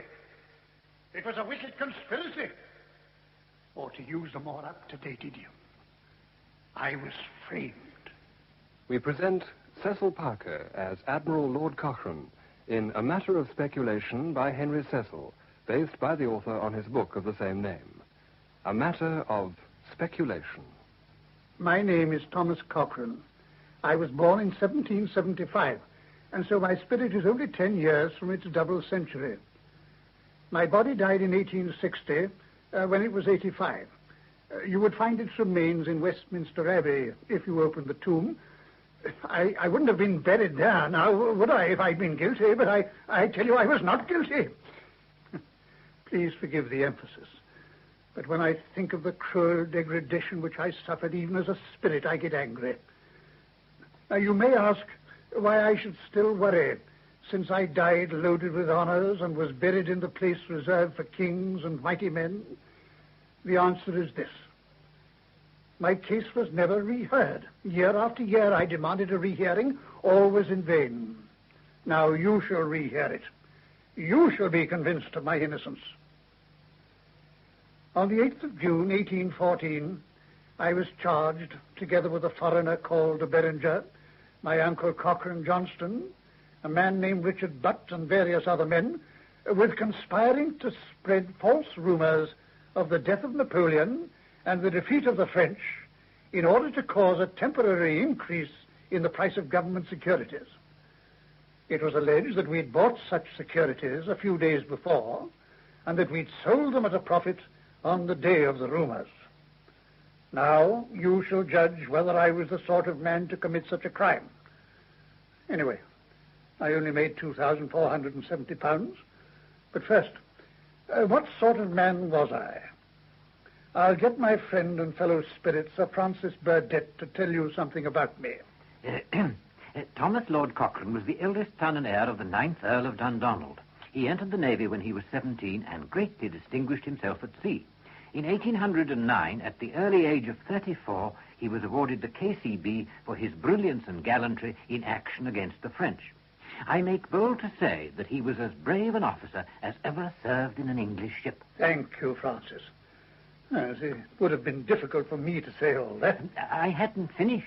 What? Oh, pray continue. In war, his dashing courage was, if possible, surpassed by the fertility and ingenuity of device by which he deceived the enemy. He was a past master of ruse and stratagem, and he never knew when he was beaten. He has been well described as Cochrane the Dauntless. Thank you. I claim no credit for this. One is as one is born. He was a politician, too, and in 1806 he entered Parliament as member for Honiton. Well, I do claim some credit for that. In those days, bribery was rife, and there was no secret ballot. I'd put up in 1805 and been soundly defeated. Well, it wasn't surprising. My opponent had offered £5 per vote, but my principles wouldn't allow me to pay 1 penny. I soon found out what the position was. It can be summed up in the language of one of the voters I canvassed. You need not ask me, my lord, who I votes for. I always votes for Mr. Most. I made my plans accordingly. At the end of the 1805 election, when, as I said, I was soundly defeated and received only a few votes, I sent the town crier around Honiton. Oh, yes!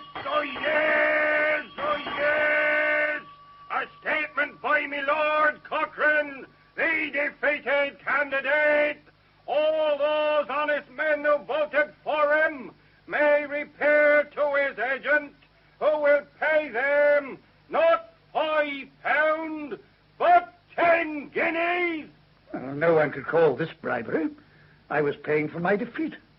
Nothing wrong in that. But at the election in 1806, I stood again as candidate. Well, thought the good citizens of Honiton, if Lord Cochrane can pay 10 guineas to be defeated, what will he not pay to be elected? And so, I was triumphant. After the result had been declared, my agent was besieged with voters demanding their reward. Oh, yes! Oh, yes! Oh, yes! A statement by me Lord Cochrane! Hooray! Lord Cochrane thanks the honest citizens of Honiton for returning him as their member. Hooray! He hopes that he will represent them faithfully in the new Parliament. Hooray! As for the request for payment made by some voters, he thinks there must have been some mistake. Such payments might be thought to be bribery, and Lord Cochrane would never descend to such dishonest practices to secure his election.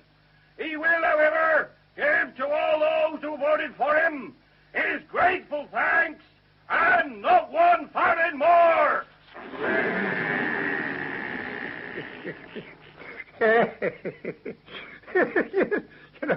I was quite pleased with that. But on the whole, I didn't find I was very popular at Honiton. So not long afterwards, I managed to secure election as one of the members for Westminster. My dear friend Sir Francis was the other. And he was as bold in the House of Commons as he was at sea. I have seen him speak for an hour and a half with no supporters except me. And as it was usually for the underdog he spoke, you can imagine how he was hated by the establishment of those days. Well, it wasn't surprising that I had enemies. That is the reward of men who keep their consciences clear and stand up for the right. Valor and toil was his family motto, and to those words he added boldness and resource. Boldness in all things. Even, I was going to say, in defeat. But he would never recognize defeat. He was most dangerous when defeat seemed inevitable. Well, I've always believed that if possible, attack is the best method of defense. And how often was he proved right, fighting his way out of impossible situations, careless of his own life or limbs? Thank you, Francis. It was only in the end that I was appreciated, when I was dead. How true. I rescued Chile and Peru from the Spaniards and Brazil from the Portuguese. And what did I get for it? A few statues in Chile and a few words of thanks.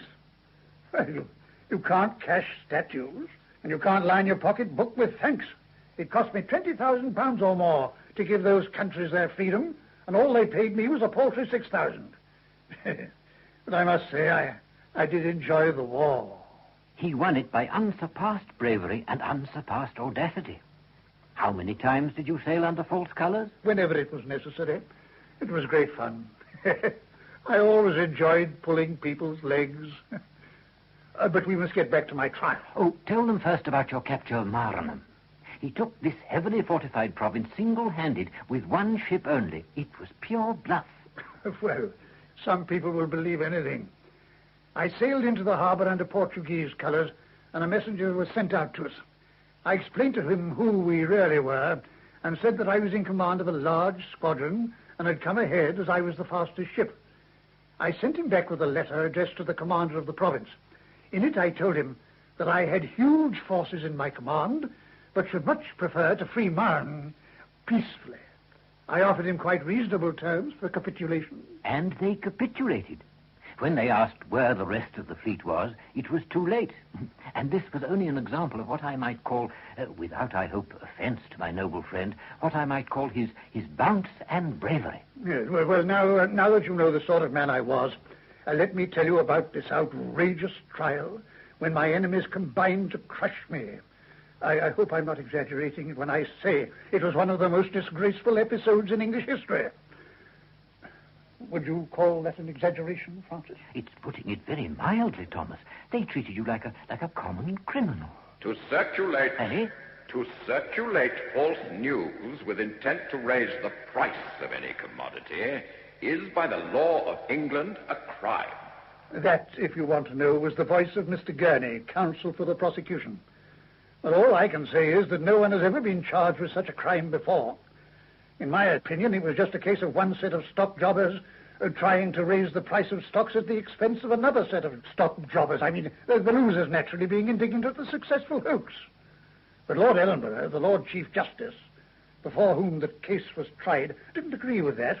Well, this is not surprising, considering that he was, at the time of my trial, a member of the Cabinet, which I'd been regularly attacking in Parliament. What he said... Forgive my interrupting, Thomas, but Lord Ellenborough was not a member of the Cabinet at the time of your trial. Wasn't he? Well, he was a member of some Cabinet, I know. Oh, he was indeed, but it was a different government. I hope you don't mind my correcting you. Oh, my dear Francis, of course not. I'm most grateful. I don't want to make any false points. In any event, Lord Ellenborough was just as biased against me as if he had been a member of the Cabinet. This is an indictment for an offence of great malignity and mischief. That's how he began his summing up. But I mustn't anticipate that little gem of malice. You want to know what the evidence was against me, and you shall hear it. I have a complete record of the trial. As it takes up over 500 pages, I won't read all of it to you. But you may take it, I shan't leave out anything in my favor. I mean, anything against me. It's lucky that I have this record, because, as a matter of fact, I wasn't present at the time. Well, you may think that's strange. So indeed it is. It was another of the prosecution's wicked devices to secure my conviction. Had I been tried at the Old Bailey, I should have had to appear in the dock. So the prosecution asked for the case to be heard in the King's Bench, where I was not obliged to appear. I was so conscious of my innocence that I didn't bother to turn up. I've no doubt that that was what the prosecution banked on. They could tell all the lies they wanted without my being able to defend myself. Of course, you were entitled to be there, Thomas. Don't quibble, Francis. I was entitled to be there, of course. But the prosecution guessed that I wouldn't be there if I didn't have to be. Why should an innocent man bother about it? I tell you, there wasn't a scrap of evidence against me. It was not only the government that trumped up the charges, but the Stock Exchange Committee. I'd beaten them at their own game, and they weren't going to have that. Oh, dear, no. Now, let's see what happened at my trial. One of the men charged with me was this foreign fellow, de Beringer. He was a shocking chap, really. But he was a damn fine shot and a bit of an inventor. I was an inventor myself, as a matter of fact. Huh? Oh, well, that's another story. To return to de Beringer, I do not altogether disagree with what Mr. Gurney, the prosecutor, said about that ruffian. De Beringer bore a principal part in the conspiracy and was a fit person to be selected for the purpose. Though a foreigner, he had resided long in this country. He could pass very well for an officer. He had been for 14 months a prisoner for debt and would be a convenient man to convey away after the crime, as he would prefer residence in any other country, since his creditors resided in this. As far as this case is concerned, he first appeared upon the scene at Dover a little after midnight on Sunday the 20th of February in the year of grace 1814. Open up, landlord! Open up! Oh, this is a fine time, son. It's late. Not too late for my business. Oh, I'm sorry, sir. I didn't see your uniform. Won't you come inside? Thank you. What is your business, sir, if I may make so bold? The best business this country has heard for 20 years. I have just landed on the beach bringing dispatches from France. Dispatches, sir? Oh, about the war? What else? Might I know, sir, you have good news? The best you've ever heard. Napoleon is dead, and the French defeated. But I should not have said that. My lips are sealed. Bring me pen, ink, and paper. I must write to the Admiral at Deal and inform him. And get me a post-chaise and four, one that will move. At once, sir. Wait, wake up! Wake up, woman! The war is won! The war is won. You heard the war is won. They say the war is won. The war is won.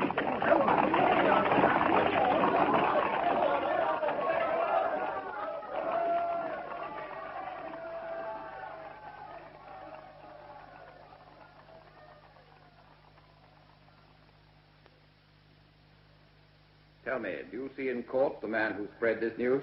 Yes, he's sitting down there. The accused, de Beringer, you mean? Yes, very so, my lord.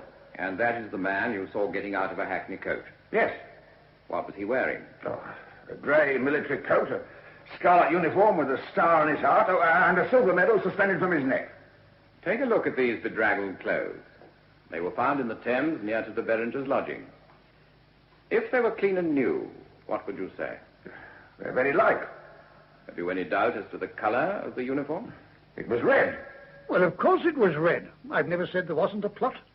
Of course, the Beringer was in it, my uncle Cochrane Johnston was in it, Richard Buck was in it, and all the other small fry. But it wasn't them the government wanted. They wanted me. So they called dozens of witnesses to prove the Beringer was the man.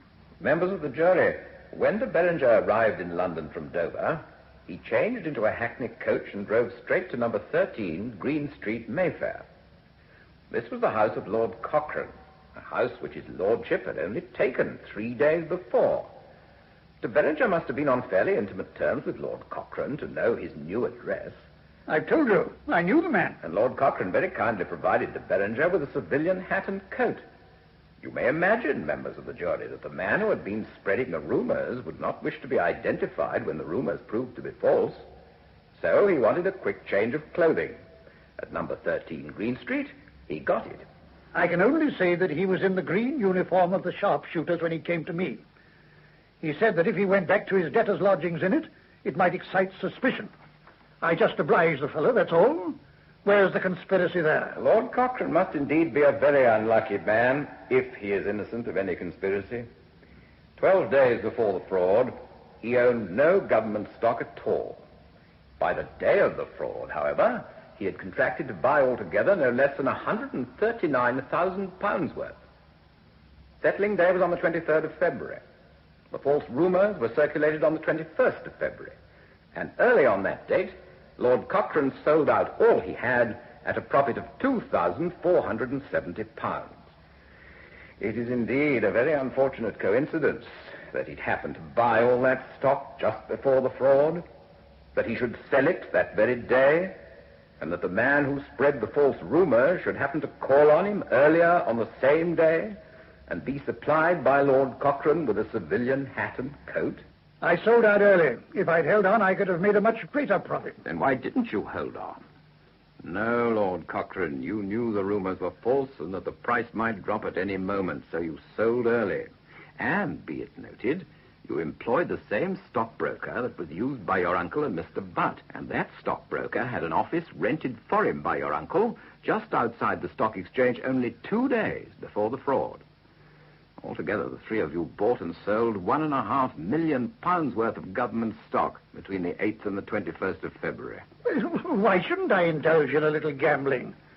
And who told you that de Beringer came to my house? I did. Why should I do that if I were guilty? You must have thought it could be proved, anyway, by your servants and others. Well, if I hadn't told you that de Beringer called on me, you'd have said that I was holding it back. When I do tell you, you say I do it with an ulterior motive. Poor Lord Cochrane. Always maligned and misunderstood. And what bad luck he had. De Beringer ran away, and there was a hue and cry after him. He was travelling on a false name and obviously seeking to go abroad. But he was caught. Now, he needed money to make his escape, and when he was arrested, he had money on him. Members of the jury, fortune indeed must have a loathing for Lord Cochrane if he is innocent. I can prove that some of the notes found on the arrested man had been in Lord Cochrane's possession a few days before. How many more coincidences do you want before you say, these are no coincidences? Lord Cochrane was in the swindle with the others. I was not. Don't think that you can browbeat me like you and Lord Ellenborough browbeat the jury. I have more respect for that scoundrel Lamarchen, who tried to blackmail me, than I have for you. The prosecution did not seek to rely on Lamarchen's evidence. Then why call him? On consideration, I don't think we should have done so. In other words, any stick was good enough to beat me with, however dirty. He came to the stock exchange with evidence. And what evidence? At the time, we couldn't tell why he gave it. Then let me tell you why he gave it. First of all, he wrote to me on the 6th of April, 1814. A smooth, smooth letter. My lord, Although I have not the honour of your acquaintance, I beg leave to solicit an interview with your lordship for the purpose of explaining a conversation I had with Mr. de Beringer a few days prior to the hoax of the 21st of February, and which must be interesting to you. If your lordship will condescend to appoint an hour, I will not fail to attend punctually at your house or elsewhere. He delivered that letter to my house, and because I didn't answer immediately, he wrote again. Not quite so smoothly.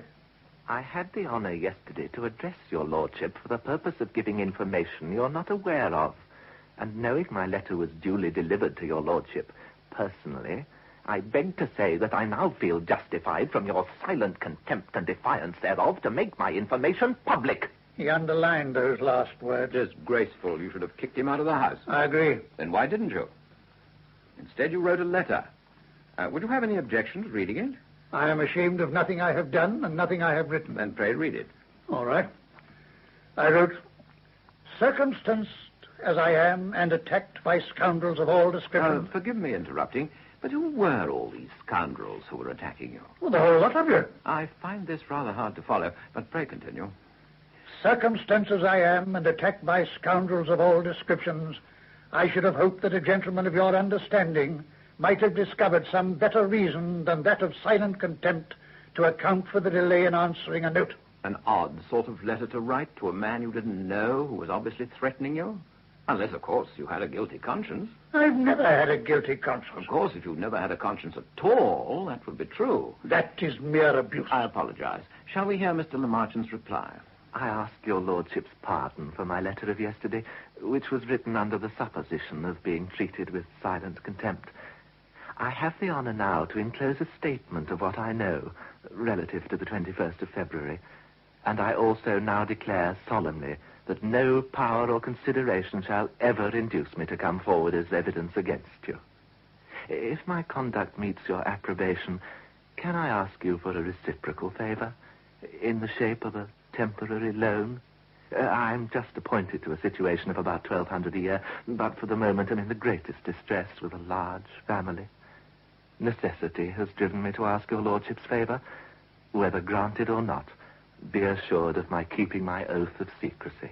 The statement which Lamarchant enclosed referred to interviews which Lamarchant had had with de Beringer, in which he claimed that de Beringer had told him that he was now in a good financial position as a result of services which he'd rendered to Lord Cochrane and his uncle, which had enabled them to make large sums on the stock exchange.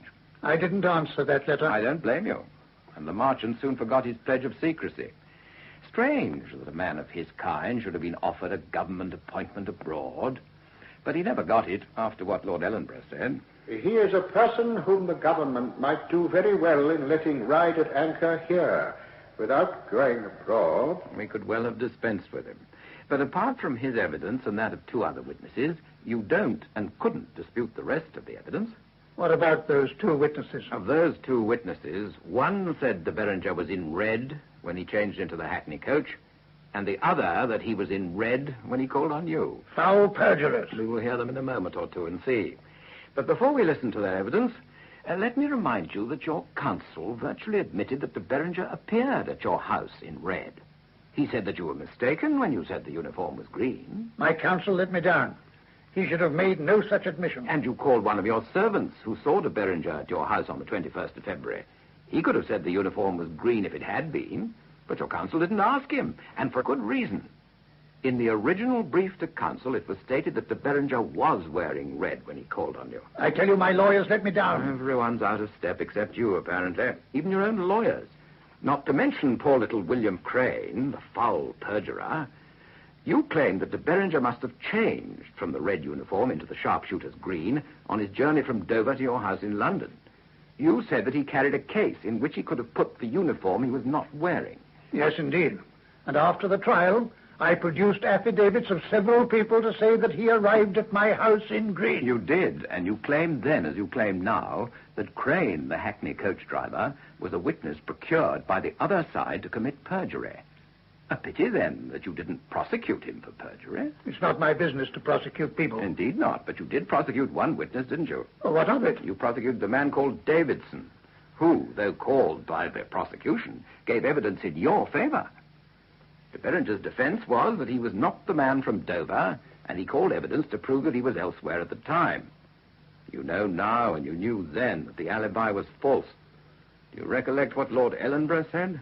If the evidence produced by the prosecution is not sufficient to establish that de Beringer was the man, I am at a loss to say by what description or quantity of testimony such a matter can be satisfactorily proved at a trial. Well, I should have thought that was for the jury to say. Well, they said it. Only after having been told by the judge to do so. Nevertheless, de Beringer was the man for all his attempt at an alibi. You have to admit that. Well, he was the man, yes, but I didn't conspire with him. To return to Davidson, the man you prosecuted. He gave evidence for the prosecution, mark you, to suggest that de Beringer was in London when in fact he was in Dover. Now, if de Beringer wasn't the man from Dover, you were bound to be acquitted. Yet you prosecuted Davidson for helping you. Why? You don't answer. Let me do it for you. You hoped you could get a witness for the prosecution convicted of perjury, so that you could say that you'd been convicted on perjured evidence. Unfortunately for your little plan, Davidson was acquitted. Well, I don't see what that has to do with it. I wasn't guilty. But if you prosecuted Davidson, why not the wicked Crane? It was the keystone of your case that Crane committed perjury. You didn't prosecute him, yet you did prosecute Davidson. Now let's hear the perjured evidence of this witness suborned to commit perjury by a corrupt prosecution. You are William Thomas Crane? Yes. Do you drive a hackney coach? Yes. On the 21st of February, do you remember taking up a fare at the Marsh Gate? Yes. Where did the fare come from? Out of a Dartford post chaise and 4. Where were you directed to drive to? To Grosvenor Square. When I reached Grosvenor Square, the gentleman told me to drive to 13 Green Street. He got out there. Did you hear for whom he asked? Colonel or a captain or somebody. I didn't hear the name, but they said he was going to breakfast in Great Cumberland Street. That is where Lord Cochrane's uncle lived, members of the jury, and where Lord Cochrane had, in fact, gone. Well, what did the gentleman say then? The gentleman asked if he could write a note to him. Did he go in? Yes. Were you discharged then? Yes. The gentleman gave me 4 shillings before he went in, and I said I hoped he'd give me another shilling. Is that what you actually said? You hoped he'd give you another shilling? Well, we have our own way of saying these things. The gentleman took out a portmanteau that he had and a sword and went in. Then he came out into the passage and gave me another shilling. Apparently your way of saying these things was effective. What sort of a portmanteau was it? A small leather one. Big enough to wrap a coat in. What sort of leather? Black leather was as well as I can recollect. Have you seen that person since you drove him to Green Street that morning? I saw him at Mr. Wood's house. Mr. Wood is a messenger from the aliens office who arrested de Beringer, my lord. Thank you, Mr. Adolphus. Do you see the man you drove to Green Street in court? I think that's the gentleman there. Were you of the same opinion when you saw him at Mr. Wood's? Yes, but he'd altered himself very much by his dress. Thank you. That was the whole of this wicked perjurer's evidence in chief. This was the man whom the government and the stock exchange had suborned to commit perjury. Lord Cochrane, can you point to one false word in the whole of that evidence? Read the cross-examination. I will. But if I may say so, when wicked conspirators get together to persuade a man to tell a story to bolster up their case, he usually tells those lies when he first goes into the witness box. Well, this time he waited. He bided his time. William Crane, the 17-year-old hackney coach driver, bided his time? Almost Machiavellian. I tell you, he waited. He even helped your case by volunteering that de Beringer carried a bag in which he could have put his red coat. He needn't have said that. I wonder why he did. You haven't paid him too, I suppose. That's a lie. It wasn't a lie. It was a question. I just wondered if you'd paid him to say that de Beringer carried a case, and then he'd slipped in a bit about his wearing a red uniform. That would have accounted for your anger and for your not being able to prosecute him. However, I agree that's surmise. Now, let's listen to Crane's cross-examination by Mr. Richardson, de Beringer's counsel. You went to Mr. Wood's house for the purpose of identifying this man. I did. De Beringer was pointed out there as being the person in custody. No. I met the gentleman coming up the stairs. And you thought you saw a resemblance? Yes, I thought he was something like the same gentleman that I carried. You do not pretend to be able to recollect every person you carry in your hackney coach every day. No. But when this gentleman got out at Green Street, I saw that he had a red coat underneath his greatcoat. At the Marsh Gate, where he changed coaches, you did not open the door of your vehicle to him? No. The waterman did that. Yes. But when he got out in Green Street, you opened the carriage door to him? I did. And he paid you and passed into the house? Yes, he did. What was the colour of his coat? Oh, brown grey coat with a cape with lace to it. Did you not describe the coat before as a kind of brown coat? No, brown grey. That was the substance of Crane's evidence. Does this 17-year-old boy sound like a wicked perjurer? Why did he not positively identify de Beringer if he was paid to get you convicted? Why did he not put de Beringer's red uniform in the forefront of his evidence? I'm not well acquainted with the ways of perjurers, so can't answer that question. Yes, the only other witness whose evidence you challenged was Bartholomew the waterman. Let's hear what he had to say. Are you a waterman attending a stand of coaches at the Marsh Gate? I am. Do you remember the witness Crane having a hackney coach at the stand on the 21st of February? I do. Did you see a gentleman get into it? I did. Well, go on. He stepped out of the Dartford coach into the hackney carriage. Did you open the door and let the step down for him? Yes. How was the gentleman dressed? He had a kind of brown cap on and a dark military sort of coat. What had he under the greatcoat? A scarlet coat. Did you see anything on the scarlet coat? I only took notice of the lace upon it. Do you think you would know the gentleman again? I do not know. Look around you and see if you can see anyone. I do not see that I can recollect him. Only seen him that half minute. Look at that gentleman who is stooping down to write and see whether you think it was like him. Yes, I do, upon my word. But I only saw him for about half a minute. This Lord Cochrane is the other perjurer, bribed by the prosecution to get you convicted. Why did he not refer to the star and medal on the scarlet coat? Why did he not identify de Beringer sooner and more certainly? I repeat, the ways of perjurers are not known to me. I don't move in those circles. The prosecution called 53 witnesses, excluding the merchant, and you dispute 5 words in the evidence of one witness and 3 words in the evidence of another. For the rest, the whole of the evidence was admittedly true. Do you still say you were not guilty? Most assuredly. And subsequent history proved me so. It did nothing of the kind. At any rate, the jury convicted you. Well, they couldn't help it. Anyway, the jury was packed. Your uncle was present when the jurymen were chosen and objected to none. My uncle was a fool. He was also guilty and fled after your conviction. His conviction was justified, mine was not. There was more evidence against you than against him. There was no evidence against me worthy of the name. Even your old friend Sir Francis Burdett said he would have convicted you if de Beringer had appeared before you in scarlet. But he didn't. He was in green. And Lord Ellenborough deliberately disregarded the question. You have already had the animal hunted home, and now you have his skin found and produced as it was taken out of the river, cut to pieces. What's wrong with that? And what's wrong with what I said? I take up de Beringer at Dover as I would a bale of goods. I have delivered him from hand to hand from Dover to London. I have delivered him into the house of Lord Cochrane. And I have Lord Cochrane's receipt acknowledging delivery. Very picturesque. But not in the scarlet uniform. Which your eminent counsel, who subsequently became a Chief Justice, did not dispute. Well, don't talk to me of Chief Justices. Lord Ellenborough was enough for me. I remember the way he passed sentence. He didn't pass sentence on you. It was one of the other judges, Mr. Justice LeBlanc, who sentenced you. It is painful for the court to observe that among those who stand for judgment, there should be anyone who, by reason of his rank, situation, and every attribute held honorable among mankind, ought not to have been connected with persons of the description of those with whom he has been connected. This is a conspiracy of the greatest magnitude and of the most prejudicial effect to the community. The sentence, therefore, is that you, Sir Thomas Cochrane, commonly called Lord Cochrane, do pay a fine of £1,000, and that you be imprisoned for 12 calendar months, and that you be set in and upon the pillory opposite the Royal Exchange for 1 hour between 12 noon and 2 in the afternoon. Silence! Silence! I remember that sentence only too well. I think perhaps it was the only occasion in my life when, for the moment, hope seemed to fail me. I read later what the diarist Crabbe Robinson wrote. It may well have been true.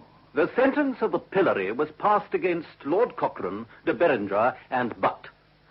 The severity of this sentence has turned public opinion in favor of his lordship, and they who first commiserated with him afterwards began to think him innocent. When the sentence was passed, he stood without colour in his face, his eyes staring and without expression, and left court like a man stupefied. I have since heard that he recovered his spirits in prison. This disgraceful punishment will, without doubt, be remitted to him. I little thought at that moment that I should be buried in Westminster Abbey. But Francis Burdett and some of my friends stood by me. I've never forgotten it, Francis. What are friends for, Thomas? Only to acclaim victories. They're more important to cheer in defeat. But Lord Cochrane could not be down for long. Within half an hour he had recovered his spirits and was fighting back. He wrote to the Speaker of the House of Commons protesting his innocence. Did he not, Mr. Gurney? He did indeed, Sir Francis. He never stopped protesting his innocence. He did so before sentence and after sentence. He acted on the principle that if you say a thing often enough, people may believe it. His speech before sentence didn't please de Berenger. As they were being removed from the court, de Berenger was heard to say to Lord Cochrane, "Scoundrel! Coward! And liar! You know you are as guilty as any of us!" I treated that remark with the contempt it deserved. And there were many who believed in my innocence. That is true, but why? Crab Robinson records. I found his friends strongly impressed with Lord Cochrane's innocence, and his cause is taken up by kind-hearted sentimentalists who cannot believe that a brave officer of noble family could so vehemently protest his innocence if he were guilty. But be he guilty or innocent, it is certain that the current of favor now running towards him is the suggestion of sentiment, not reason. I venture to disagree. Even in the House of Commons, which expelled me, 44 members voted in my favor. I made a speech in my defense. You did indeed, so uncontrolled that Hansard was full of dots and asterisks. Well, if you had been wrongly convicted and sentenced to the pillory and imprisonment, you too might have used strong language. Well, I admit that I did. It was none too strong. You said you were tried by a packed jury. I was. And you agree that your counsel admitted in his speech that de Berenger came to you in a red coat? Exactly, because of the mistake in the brief. Your friend, Sir Francis Burdett, agrees that if de Berenger came to you in the red coat, and you sent him away with a civilian hat and coat, you must have been guilty. What of it? Well, then, even an unpacked jury must have convicted you. Why should this jury be packed? Well, to be on the safe side. The rascals in the government and on the stock exchange wanted my blood. I'd attacked them so often. They were determined to get me. What a stroke of luck for your enemies that a fraud was perpetrated on the 21st of February, and that at the trial you appeared plainly guilty. They had to do nothing except wait for the ripe apple to drop. It was you who did their work for them. It was you who bought the stock a few days before the fraud. It was you who sold it on that day. It was you who handed to de Berenger a civilian hat and coat. It was partly your money which was found on de Berenger. It was you who failed to attend court. And it was your solicitors and counsel who, you say, made a mess of it. It is easy to sneer at a man when he's down. But you're not down now, and I certainly admire the way you rose again. Not before I'd spent a year rotting in jail. Not rotting. Well, I tell you I was not guilty. That's why I escaped and ran to the House of Commons. I've always wondered why you did that. You had only 3 more months to serve, and you were bound to be caught. It was the consciousness of innocence which made it so difficult for me to remain caged up. And I felt that if I could address the House more calmly, they'd come round to my point of view and have my conviction set aside. It was certainly a daring thing to do. I gather you hurt yourself in the course of your escape. Yes, confoundedly. The escape itself wasn't too difficult. And it wasn't the first time I'd escaped from a prison. There were some farcical proceedings in Malta, where I was locked up for going into the judge's rooms and removing a list of fees from a lavatory. From a lavatory? Well, didn't you know? Yes. When naval officers became entitled to prize money, the legal officials were entitled to make certain charges. They always charged exorbitant fees, far beyond those that were authorized. I wanted to get hold of the list of authorized fees and found it in the lavatory. I must say I was surprised they hadn't gone one further and put it down the closet. Well, they locked me up, and eventually I had to escape as my men were getting impatient. I used much the same method in the Marshalsea. I had a bit of rope smuggled into the prison, With this, I let myself down from an unbarred window. I then had the outer spiked wall to scale. I threw a running noose over it, hauled myself up, and sat on one of the spikes. Now, that wasn't very comfortable. If once again you doubt my word, you should try it sometime. No, I'll take your word on that. Thank you. I then secured the rope to one of the spikes, but unfortunately, as I was letting myself down, it broke as I fell. I hurt myself quite badly. However, I managed to get away, and 10 days later presented myself in the House of Commons. But they wouldn't hear you. It was disgraceful. The House allowed one of its own members to be arrested in the chamber. But you've been expelled. Ah, yes, but after my expulsion, there was a fresh election, and I was re-elected. They couldn't very well expel me again. I must say my constituency stood by me. I remember now. Didn't the other candidates stand down, and weren't you elected unopposed? That is so. But, well, I'd have been elected anyway. At any rate, my constituents believed in my innocence. Well, the House wouldn't listen to me, and I was carted away like an escaped bullet to serve my final 3 months, and most unpleasant it was. I wrote on the £1,000 note with which I paid my fine. My health having suffered by long and close confinement, and my oppressors being resolved to deprive me of property all life, I submit to robbery to protect myself from murder, in the hope that I shall live to bring the delinquents to justice. I'm still at a loss to know who the delinquents were. I repeat, Mr. Gurney, that it was a whole damn lot of you. You just say these things. I was framed, you say. And after you've said it often enough, people begin to believe you. Nearly all the books agree with me. True enough. But most authors don't know the facts. But let's come back to the books. The books? Yes, the books. The first you wrote yourself. Did you tell the truth? Of course. I've never told anything else.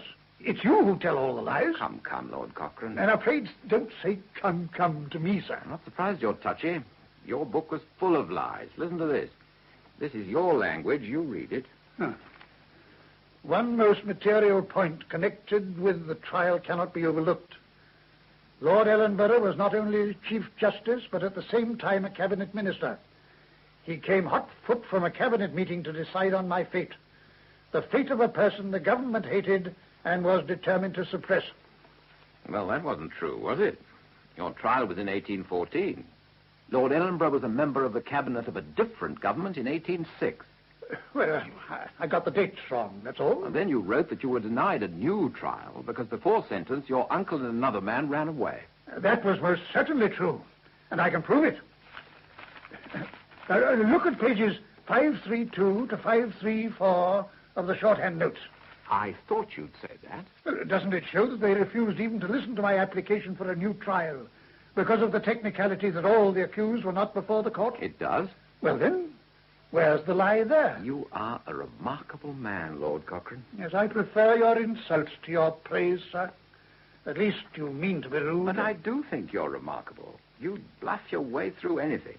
It's perfectly true that your first application for a new trial was refused on technical grounds, but later you were permitted to apply for a new trial, and you were heard in full. I might have saved my breath. At least it was untrue to say that you were not allowed to apply for a new trial. Yet writer after writer has repeated this misstatement. I am not responsible for what other people write. But in this case you are. They repeated your misstatement. They should have looked it up. Then why didn't you look it up? What I wrote was literally true. Yes, but you also suppressed the truth, which is a more effective way of lying. Well, if I'd forgotten something, how can you call it lying? How you can have forgotten making a 3,000-word speech, I do not know. There are many things you do not know. But there's one thing that I do know, and have never forgotten, that I was not guilty. I think you almost believe it by now. And so do many others. I grant you that, and I'll tell you why. Because they don't know half the story and haven't had the chance to hear the different stories you tell to suit your case. When the motion to expel you from the house was upheld, you said that if you were guilty, you fully deserved the punishment. Well, what's wrong with that? Nothing. But don't you remember saying on another occasion that it was just a trumpery hoax and wasn't a crime at all? No one has ever called it a crime before. Then why should it be deserving of severe punishment? Oh, you lawyers would twist anything. Well, untwist this one for me, if you will.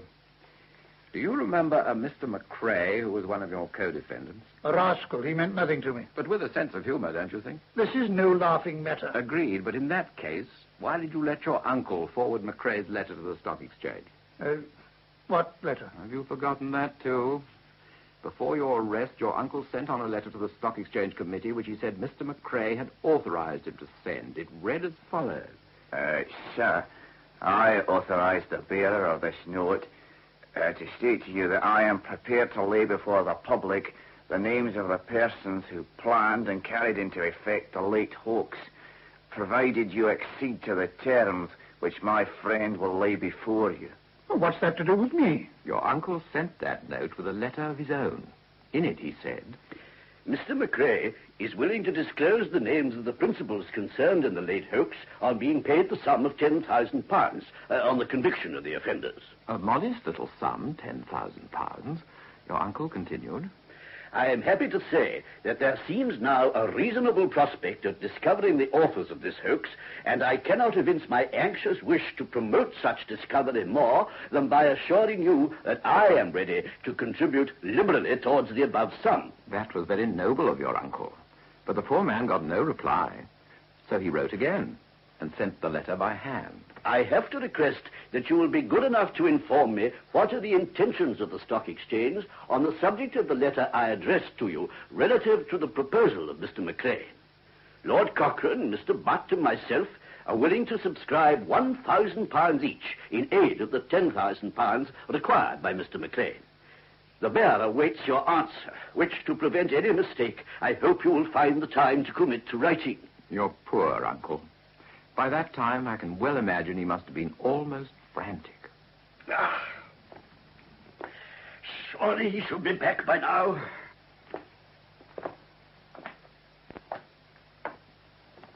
What a time the man takes. At last. Give me the answer, man. There was none, sir. No letter? None, sir. Nothing at all? Nothing, sir. Oh, God. That was on the 18th of April, Lord Cochrane. But your uncle didn't have to wait in suspense much longer. He was charged with conspiracy 2 days later. What has this to do with me? That's what I want to know. Why did you agree to pay £1,000 to this rascal if you were innocent? To find the names of the guilty, of course. In the same way, I suppose, that you offered to see the blackmailer Le Marchant. Le Marchant had nothing to do with McCrae. I should have thought that both these incidents showed that you, like your uncle, were trying to avoid being prosecuted. My uncle was guilty. I was not. But who would not want to avoid a prosecution? I knew nothing of McCrae at the time. Well, you certainly did later. McCrae was almost as irrepressible as your lordship. Just before the motion to expel you, a petition was presented by McCrae through his MP. I should think that this must have been the only occasion when the House received a petition from an escaped criminal on the run. This time he didn't ask for £10,000, but stated that he wanted to come to your rescue. Did you have anything to do with that? Certainly not. I had no connection with the man either then or at any other time. Well, then I think it was very good of him. He asked to be allowed to be examined at the bar of the House. Unfortunately, he didn't give an address where he could be found, so the House refused to listen to his petition. What's that got to do with me? Only that I find it odd that the man to whom you offered to pay £1,000 should want to come to your aid without knowing anything about it. Well, if it is odd, it does nothing to suggest my guilt. Perhaps not, but there are so many odd things about your lordship's case. Such as? I hoped you'd ask that. You swore that when de Beringer called at your house on the day of the fraud, you were in a small factory in the city. That was true? No doubt. And that there you received a note. That, again, I believe to be true. Very good of it. Not at all. A note summoning you back to your house in handwriting which you couldn't read. True. No, my lord. Untrue. The note was, in fact, sent by de Beringer, as you have long since admitted. But I couldn't recognize the handwriting. No doubt you preferred to say you couldn't. I suggest you recognized the writing well enough. I did not. Only 4 days previously, you'd written a letter to de Beringer saying, your papers are very clear, as are all writings which come from your pen. How came it, then, that on the 21st of February you could not recognize his handwriting? Well, he probably wrote it differently. As are all writings which come from your pen. Yes, you said that before. I thought I'd remind you of it. De Beringer says that in the note he complained at your not being at home and said he wouldn't leave the house until you returned. You'd accept the word of a self-confessed swindler before mine? I must confess that I see no distinction between you, except that he had the grace to admit his guilt. But let me remind you of another oddity. You swore that you returned to the house at once because you thought the writer of the note had brought news of your brother who was abroad. Well, he was abroad. Of course he was. The virtue of your lordship's lies is that they're always based on some degree of truth. You swore that you thought your brother might have had an accident, and so you hastened home to see the man. I thought he'd come about my brother. Did you indeed? Did you think that some accident might have befallen him? Let's see. When your application for a new trial was fully heard, you put in evidence to show that your brother had indeed been taken ill. Not an accident, but had been taken ill. You told the court that before the day of the fraud, you had received a letter from your brother telling you of this illness. You did not bring this letter to court. Instead, you produced the affidavit of the surgeon who treated your brother. Do you remember what Lord Ellenborough had to say? This affidavit does not show that Lord Cochrane was in possession of his brother's letter previous to the morning of the 21st of February. My brother's affidavit states that he wrote to me early in the month, and I received his letter on the Friday previous to the fraud. That was capable of being verified. But the original letter is not annexed to the affidavit. I had no wish to bring my brother's letter before a court of justice. Pretty thin, don't you think, on reflection, my lord? Not in the least. Why didn't you ask leave to go and get your brother's letter when the point arose? They wouldn't have given me leave. They were determined to ruin me. But why didn't you swear that your brother was ill if you'd already heard about his illness? The truth, of course, is that the letter was from de Berenger, and you knew that very well. It is not the truth. Why didn't you like this idea of bringing your brother's letter before the court? You didn't bring it because you knew that the letter would have proved that you hadn't had it before the 21st of February. It would have proved nothing of the sort. Well, where is the letter? Why didn't you produce it with the one you wrote subsequently to Lord Ellenborough? It would have been a perfect piece of evidence. You could have reminded him that they'd refused to believe you about your learning of your brother's illness, and here was the letter which proved them wrong and you right. Why didn't you do that? The letter to Lord Ellenborough was long enough as it was.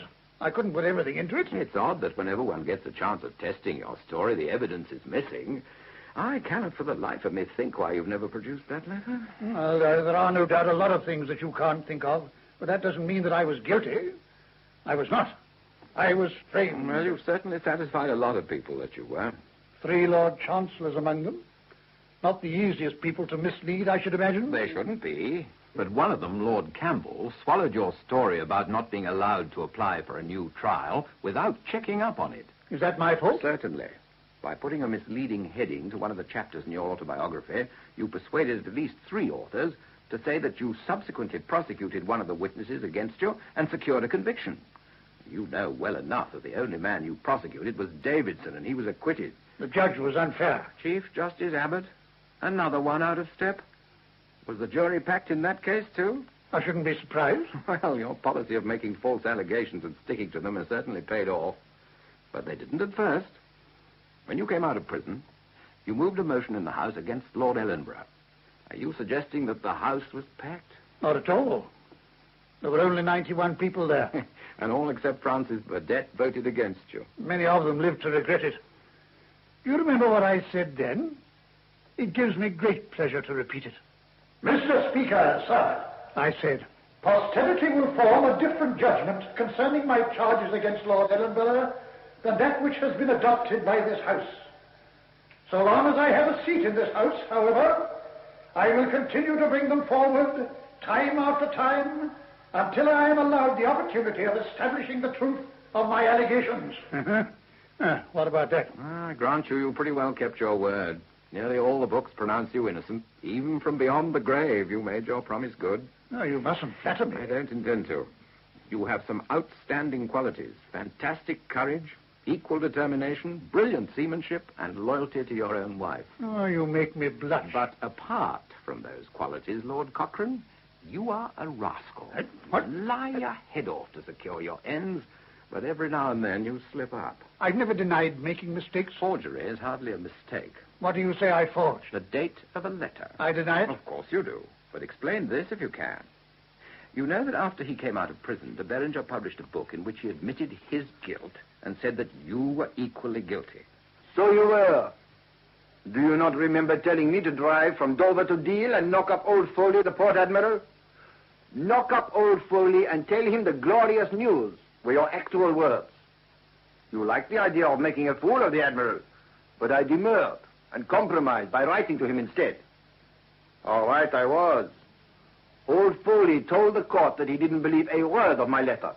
And if I'd gone to him, he'd have asked me questions which would have resulted in my immediate arrest and the failure of our plan. At any rate, Lord Cochrane might have got off then. It was your calling on him with the object of obtaining civilian clothes that brought him into the picture. True enough. And I called on him in red, not green.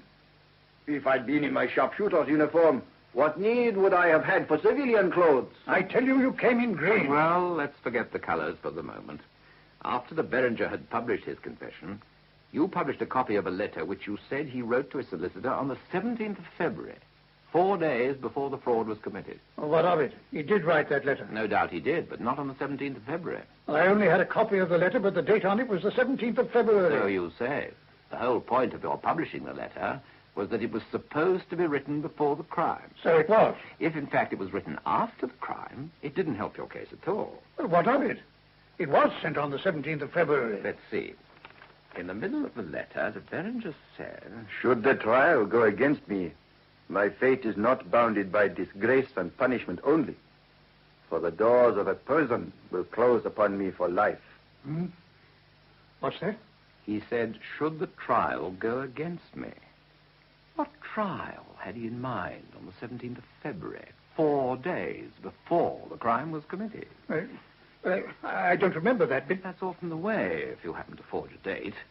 There, staring you in the face, is a passage which proves that the letter could not have been written until after de Beringer's arrest, and certainly not on the 17th of February before the crime. Well, would I have been such a fool as to alter the date with that passage in front of me? It's surprising what mistakes forgers make. I am no forger. But you put forward de Beringer's letter as being written on the 17th of February, and you founded your whole argument on that date. Well, I made a mistake. Indeed you did. A very unfortunate one, if you were innocent.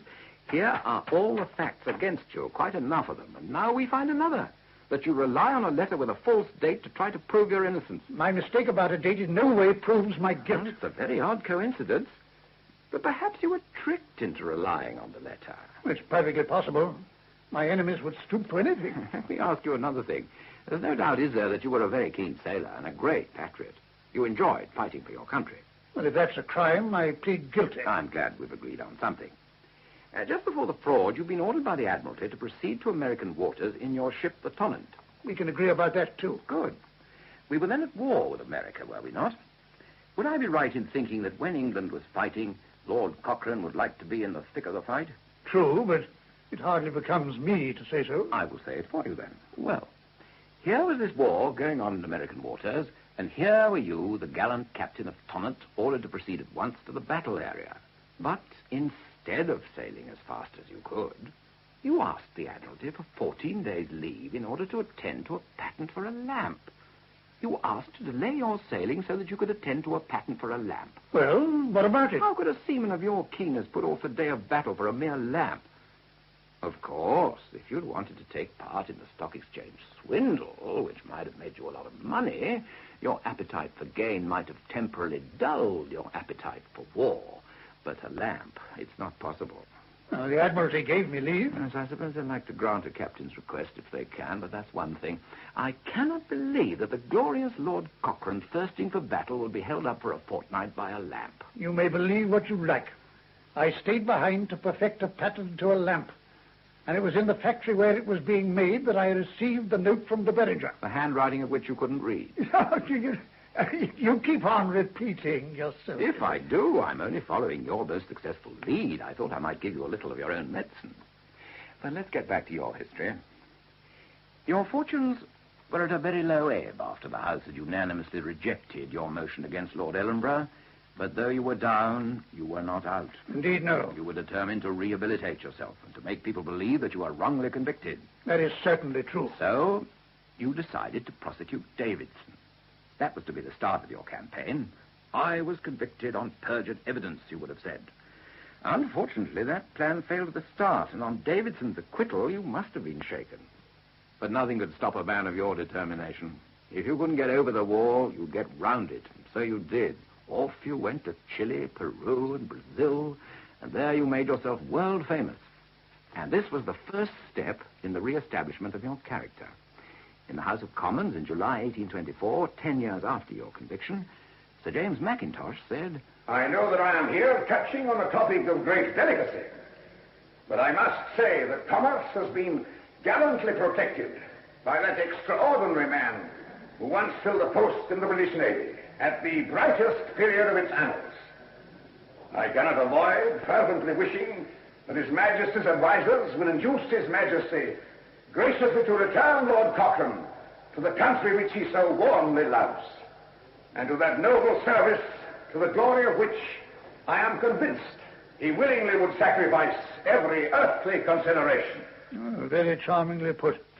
But I still had a long way to go. Though I still had friends, I likewise had enemies. In 1828, after commanding the Greek Navy, I returned to England and began to campaign for my reinstatement. You petitioned the Duke of Clarence, the Lord High Admiral, who later became William IV. He was the right sort of man for you. He loved giving things away. He infuriated the Admiralty by promotions and increases of pay till they forced him to go. Exactly. The Admiralty were partly responsible for my conviction. They conspired with the others. I suppose you mean that they gave you that 14 days' leave in order to involve you in the stock exchange fraud. Well, that could very well be. Perhaps it was they who tricked you into buying £139,000 worth of stock, which you couldn't have paid for had there been a sudden fall. Oh, no. I hadn't thought of that before. It's very possible. And no doubt they employed de Berenger to take part in the fraud and involve you in it. Wouldn't surprise me in the least. Curious that when he came out of prison, he made no complaint of this. Well, there's no accounting for the ways of foreigners. Anyway, you petitioned the Duke of Clarence to seek a pardon for you from the king. The basis of your case on that occasion was that you were so conscious of your innocence that you were careless in preparing your defense. So I was. So were my lawyers. But in your petition, you took the blame mostly on yourself, and you complained quite falsely that you were refused a new trial because your uncle and McCrae were not present. So I was. Once again, your lie had a basis of truth. But in spite of the kindness of the Duke of Clarence and the mildness of your petition, it failed. My enemies saw to that, but then God took a hand. George IV died and the Duke of Clarence became king. That was indeed a godsend. You lodged a further petition. In that one, you attacked your lawyers, but left the judges and jury and the stock exchange and the government out of it. When that petition was rejected, you played your trump card.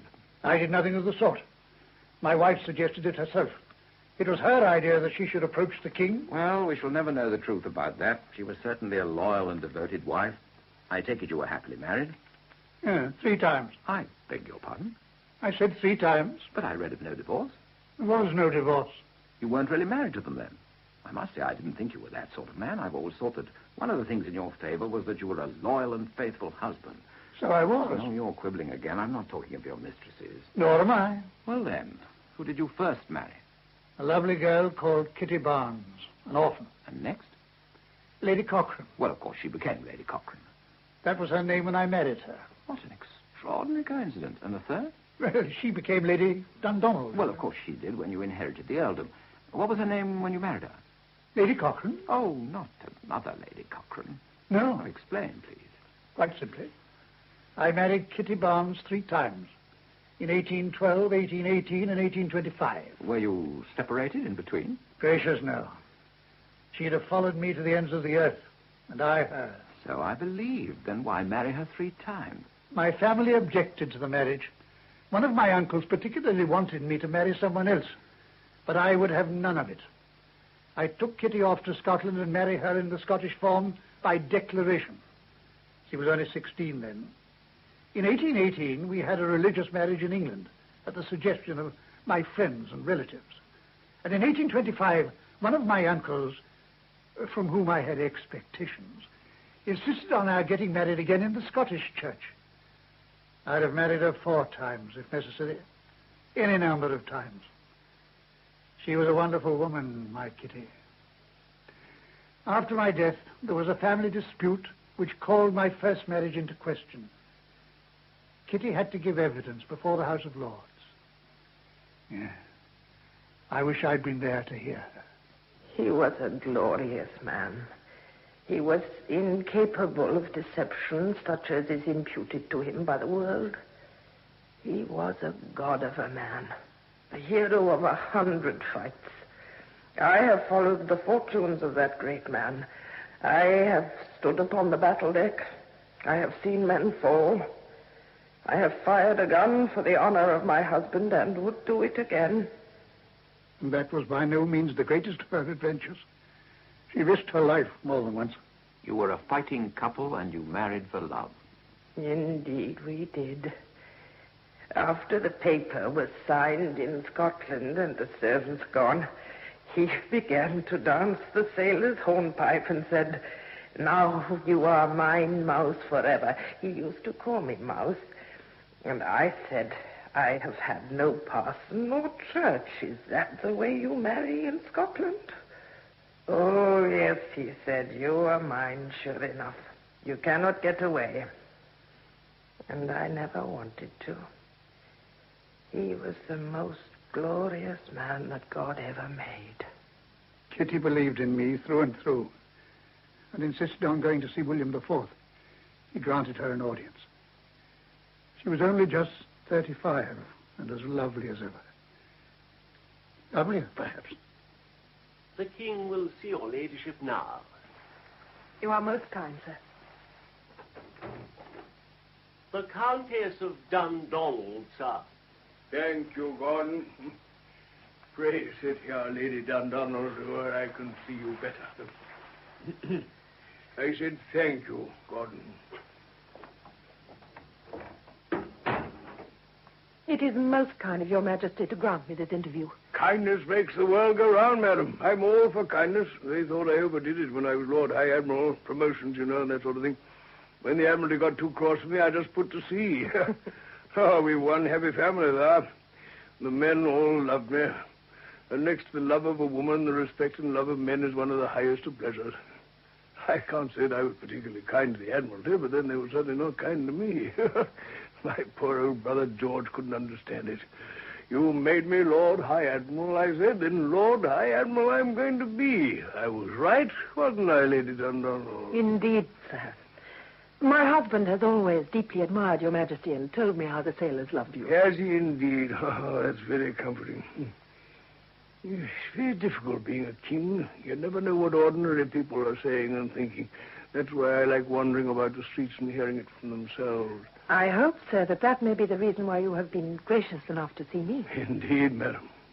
But I must admit that I had seen your beauty at a distance, and I was determined to see it on its own. You flatter me, sir. No, Lady Dundonald, I never flatter.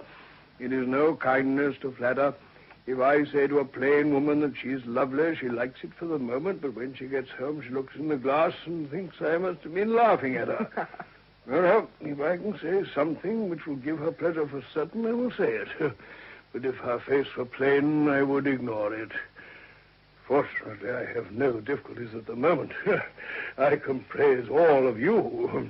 All that's visible, anyway. May I tell you, sir, why I sought this audience? Oh, if it will not end it too soon, you may. It is about my husband. Oh. Of course. Your husband's a great seaman. We lack such on the quarterdeck. We need more of the Admiralty. Yes, it was a pity your husband had that little misfortune, but I shouldn't worry too much about it. Does he want promotion? He shall certainly have it. It is reinstatement that he craves, sir. Reinstatement and pardon. Pardon, eh? Oh, that's the first one I've been asked for since I succeeded.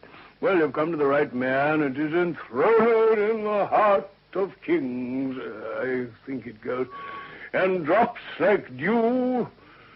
Or is it rain? I can never remember. Dew doesn't drop, does it? Which dew say it is, Lady Dundonald? Rain, sir, I think. Well, rain or dew, it don't matter much. It's the mercy that counts.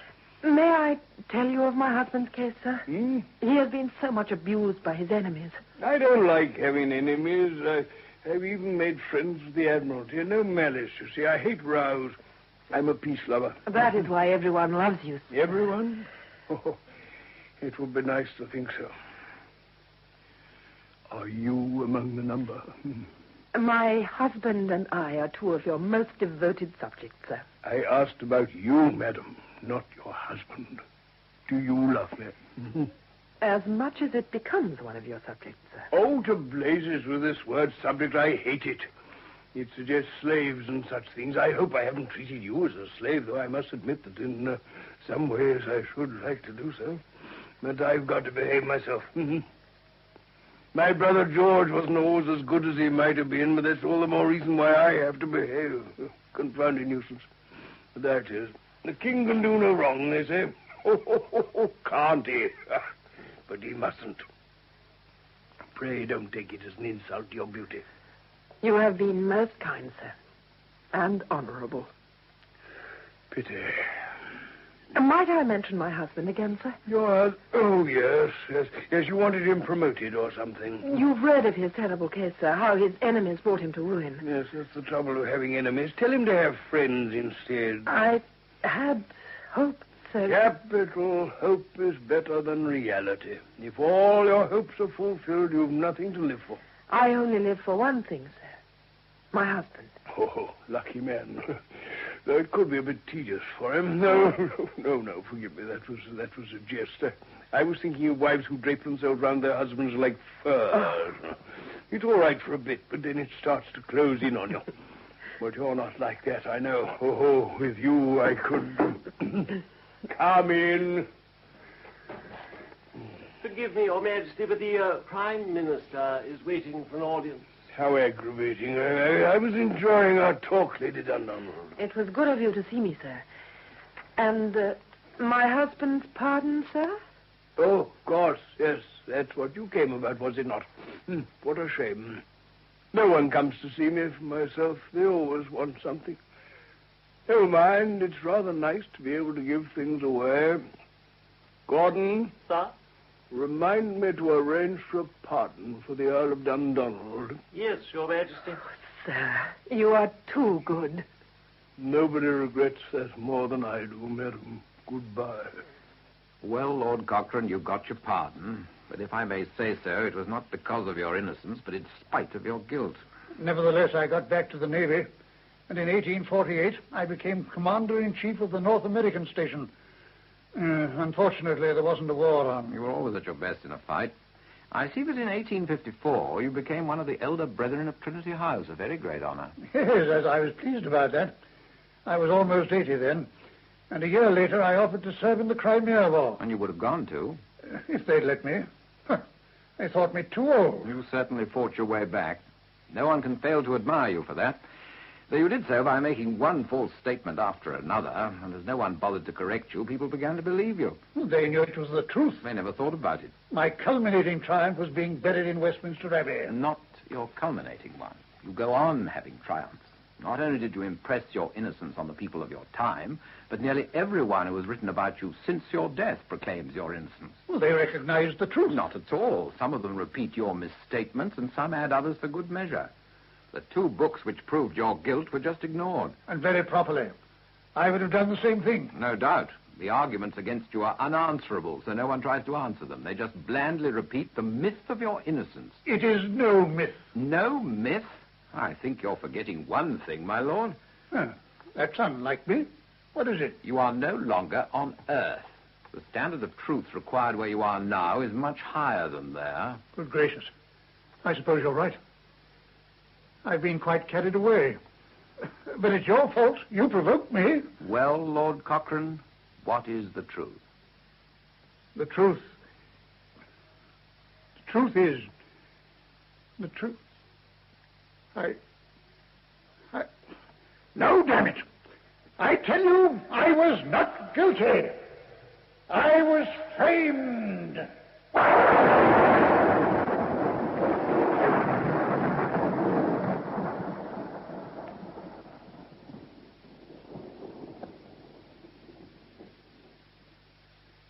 In A Matter of Speculation by Henry Cecil, adapted by the author from his book, the part of Admiral Lord Cochrane was played by Cecil Parker, and Mr. Gurney by William Fox. Sir Francis Burdett, Noel Howlett, de Berenger, Gerard Green, Lord Ellenborough, John Boxer, Mr. Adolphus, Alan Haynes, Le Marchant, Stephen Thorne, Crab Robinson, Basil Jones, William Crane, Fraser Carr, Mr. Richardson, Nigel Graham, Andrew Cochrane Johnston, Eric Anderson, Sir James Mackintosh, Hector Ross, Countess of Dundonald, Mary Wimbush, William IV, Norman Shelley. Other parts were played by members of the BBC Drama Repertory Company. The play, which was recorded, was produced by Archie Campbell.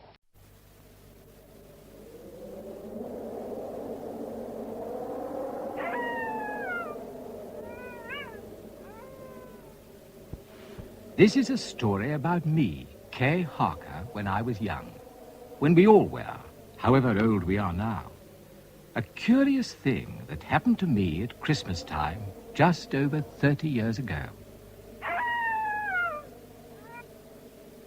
The Box of Delights, or When the Wolves Were Running, a fantasy by John Masefield, freely dramatized for radio by John Keir Cross.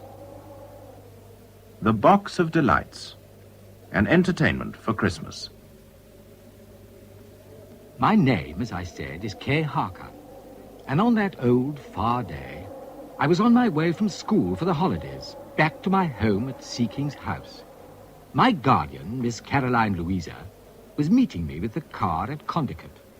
But I had to change, I remember, at Musborough Junction. Musborough Junction! Musborough Junction! All for Yockwoodine and Newminster go to number 5, platform by the subway. All for... now, stand back there, Master. We're going to shift the train. Please, I've lost my ticket. I think I must have dropped it in the carriage. 1 minute, then. We'll see. Thank you. Which seat were you sitting at, Master? Just there, but there's no sign of it. Not under the seat, anyhow? I've looked, and not even in the crank there down at the back. I don't seem to see it neither. So you better explain at the subway. We've got to shunt this train out now. Will they be angry with me? Oh, they might well. All this trouble with chaps with no tickets, like last week. What happened last week? Well, they got him, so they did. He was under one of the seats, dressing up as a duchess. And in another minute he'd have finished, so not even the Prime Minister would have told the difference. Oh. And now stand back, Master, because we're going to shunt. Thank you very much. Oh, dear. Well, hello there. Oh, good boy. Oh, nice old boy, then. Oh, I do wish I could find that ticket. Good day, then, young master. Oh, good day. I see that my Barney dog has made friends with you at first sight, so he has. Yes, he does seem to And that's like... the time that likings are made, so it is. And you are looking for your ticket, I believe, which, lo, is on the platform, dropped at your feet. Why, so it is. Oh, thank you ever so much. You must have slipped it out as you rampaged. Or didn't you? I just don't know, but I suppose so. And so we must be moving along, young master, or else they'll be wondering where we've got to. Especially when the wolves are running. The wolves? The wolves. But never mind, they cannot harm you. So let us be on our way, shall we? Could I give you a hand, please, to help you carry that big case of yours? No, I thank you, master, but if you would be so kind as to steady her when I swing her, then I could get her to my back, which is where she rides her triumph. Yes. Only I do date from pagan times, and age makes joints to creak. Or doesn't it? I should think it does. Now, I'm going to swing. Yes. And keep it, you young master, from rolling me over, if you would be so gracious. There, then. There. Thank you. For I've only a frail little old withered body, like the ghost of ninepence, young master. Down, my Barney dog. Good boy. And now I was in the other train. But somehow I couldn't get that strange little old man I'd encountered out of my mind, with his green baize box and his Irish terrier, and the brightest eyes I ever saw, as alert as a bird's or a squirrel's, for all that he was only the ghost of ninepence. There were two men suddenly in the carriage with me, and although they were dressed as clergymen, they made me uneasy for some reason. Before they settled down, they kept peering about in a furtive way, as if they were looking for someone, and even at one time under the seats. One of them had a round, chubby face, and the other a thin, foxy face. Going home for the holidays, young sir? Yes, I am. And very seasonable weather for it, too. We are to have snow, it seems. And no doubt you enjoy snowballing and bargaining and making snowmen. I do, rather. Boys wherever boys. And do you travel far, may I ask? Only just to Condicut, sir. Ah, indeed, Condicut. It appears that there's to be quite a gathering at Condicut this Christmas, one way and another. Quiet, careful. I beg your pardon, friend. I merely meant that the district should be more than usually crowded this year, on account of the special seasonal celebrations at Chester Cathedral. Of course, of course. Now I wonder, my young friend. Oh, what was that? What was what, young sir? I thought I saw some big dogs go rushing past along the corridor. Dogs, indeed. Some of the friends of man, as they're called, are what? These ones didn't look very friendly. They were all fierce and snarling and snapping their teeth. I fear I noticed nothing in my humble, unobservant way. But you were about to ask our young travelling companion something, friend. Merely if he would perhaps be doing any card tricks during his Christmas holidays, huh? If you please, sir, I don't know any. But you are of an observant turn, I see. What? I fancy you would be good at them. Don't you think, Tristan, that he has the face of one certain to be clever at card tricks, or what? Just the very facial angle and the Borromean index. Just so. Now, let me see if I happen to have my cards with me. Ah, yes, I have my old companions. No doubt our young friend has been instructed not to play cards with strangers in a train. Well, as a matter of fact... I am inclined to agree with you, Lancelot. But there will at least be no harm in showing him one of the tricks with which sharpers deceive the unwary, right? Indeed. Let me demonstrate the commonest trick, often known as spotting the lady. I deal out 3 cards, so, and one of them is the Queen of Clubs, and the other 2 low-numbered hearts. Now, mark them well. I twist them, and shift them, and set them upside down. And lo! Now, which is the lady, the Queen herself? That one, I'm certain. So it is. So it is. What it is to have young, sharp eyes go in, what? Huh? It wasn't his young eyes. It was your clumsy dealing. Perhaps so. I lack practice. I must give myself some incentive. If you beat me this time, you shall have 6 pence, for indeed I must be put upon my mettle. What? Now, prepare. Watch now the whirling cards. They shift, they lift, they dive. Twiddle, twiddle, twiddle, pussycat and fiddlestrings. And can you tell the lady this time, Master K? Yes, here she is. But And right. And right again. Here's your 6pence. I thought I was discreet, but you have an eye like a lynx. As I said, the very Borromean index itself. On his brow it is written. Now, may I try once again? If I beat you this time, you shall give me half a crown for the poor box on next Sunday's collection, huh? But please, sir... Of course. That would be simply sportsman's honor. Agreed, Sir Dagonet. Now, hark to Merlin. Again the fatal sister spins her web. Mark well her hand, the hand of destiny. So shoots the weft across the serried warp and back. The sword beats and the shear descends. Now, which is the lady? This one! I saw her from underneath as the cards went down. Oh. Oh, no, it's only the 3 of hearts. Now, how did that happen? What? Yeah. And that will be just half a crown, please. For the collection in aid of the decayed cellarers, poor fellows, what? Oh, well... There you are, I suppose. But a debt of honor, you know, young Mr. Harker of Seekings. Now, look here. How do you know about me? We've never met before, but that's twice you've mentioned my name. Magic, no doubt. There is a proverb, more know Tom Fool than Tom Fool knows. Not that we want you to think that we think you're a fool. By no means. But this is Condicut itself, I fancy. Where the hawks get out to wait for the chicken, Palamedes, if the chicken is still on the wing. Not so loud. And so here we are then, Mr. Harker. Permit me to help you down with your case. Well, thank you very much. Yeah, that's it. We may meet again, young Kay, although in many ways I hope not. But I say, look here. Goodbye. There's your guardian, Miss Caroline Louisa, coming over to meet you. Goodbye. Possibly au revoir, young Kay. Goodbye. Oh, dear, dear. How did they know? Well, there you are then, Kay. Hello, Miss Caroline. It's good to see you. I've got the car out there all ready and waiting. Oh, just a minute. What are you patting your pockets for? Oh, I think there must have been pickpockets in the crowd. Yes, they got my purse and my dollar watch. When did you see them last? Well, just a few minutes before we reached the station. Did you notice any suspicious person near you? No. There were only a couple of clergymen in the train. From the missionary college at Hope under Chester's, I dare say, and I doubt if they would have done it. We'll speak to the police inspector. Yes, thank you. Oh, but I'm not telling you the news, Kay. Got rather a shock to give you. All the Jones children are with us for the holiday. All of them? I do hope you won't mind too much. No, I don't mind at all. I like the Joneses, though there is rather a gollop of them. There are only the four, Jemima and Mariah and Susan and Peter. Yes. I'm putting Peter into your room, and I hope... Oh, wait a minute, Miss Caroline. Before you start, look.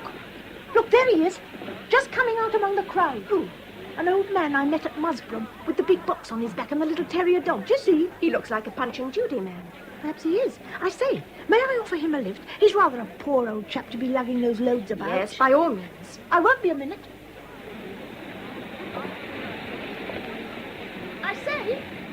I say there, sir. Well, and good day again to you, young master. I say, sir, would you please tell me if you are a Punch and Judy man? I am, so to speak, a showman, and my Barney dog, as it were, is my Toby dog, when chance has called. I was to ask you, would you like a lift down into the town, as it's rather a step and it's so cold? No, I thank you, my young master. But there is something that no other soul can do for me but you alone, Master Harker. Oh? As you go down towards Seekings, if you would stop at the muffin shop now, and near the door you will see a lady wearing a ring of a very strange shape, like this of mine, the long ways cross of gold and garnets. And if you say to this lady, the wolves are running, then she will know, and others will know, and none will get bit. Yes, of course I'll do that. But how did you know my name? When wolves run, it betides to know, Master Harker. And I do bless you, but we must be on our separate ways now, you and I, for time and tide and buttered eggs wait for no man. Come, Barney dog. I'm sorry, Miss Caroline, but he said he had to go on his own. Oh, pity. Yes. You know, Miss Caroline, there's something very queer about that old man. Oh? Do you happen to know if Ellen has got buttered eggs for lunch? Yes, she has, as a matter of fact. He knew it. He said time and tide and buttered eggs wait for no man. I expect a good many have said something of the sort. Oh, no, he meant me and that I ought to hurry up. You know, there's something uncanny about him with his bright, bright eyes. He knew my name and where I came from. And come to that, so did those two curate chaps in the train. They could have read that from your luggage labels on the rack. Yes, I suppose so. I say, are there any muffins for tea? No, I'm afraid not. Oh, well, would you mind frightfully if I got some from the muffin shop? I do like muffins, especially at Christmas time. Well, yes, I suppose so, but do hurry, Kay. Yes, I will. I'll go on to the car. Right. I won't be long.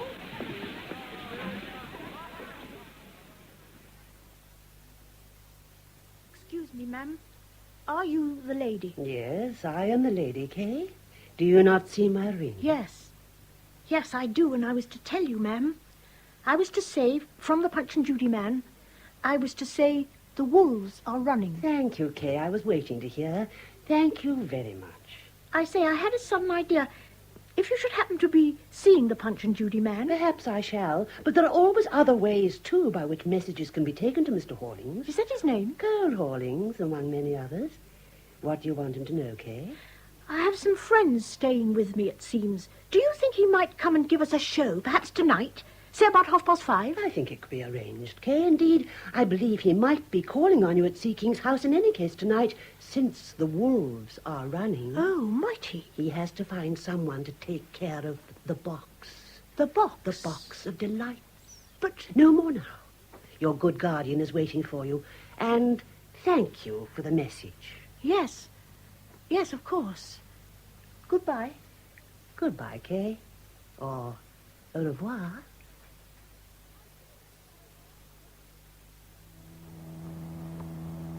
I say, Miss Caroline. Yes, Kate. I happened to run into a friend of that old Punch and Judy man. And I asked if he might come up to the house this evening and give a show to me and the Joneses. Oh, I think it's a very good idea. Only when he arrives, you must ask him what his charge is. Oh, yes, I'll do that. And I'll tell you another thing, Miss Caroline. What's that? When we were coming out of the station just now, I looked back. And there seemed to be some big, shadowy dogs all weaving in and out of the crowd and snapping at the old man's heels. Huge, sharp teeth they had. Oh, I expect they were Alsatians. But I wonder who has Alsatians in these parts. Oh, a good many people, I suppose. In fact, I've even heard that those friends of yours from the missionary college keep a pack. Oh, do they? Oh, they might. Tastes differ, of course, but I never did like such dogs myself. They're rather, well, too like wolves. Wolves?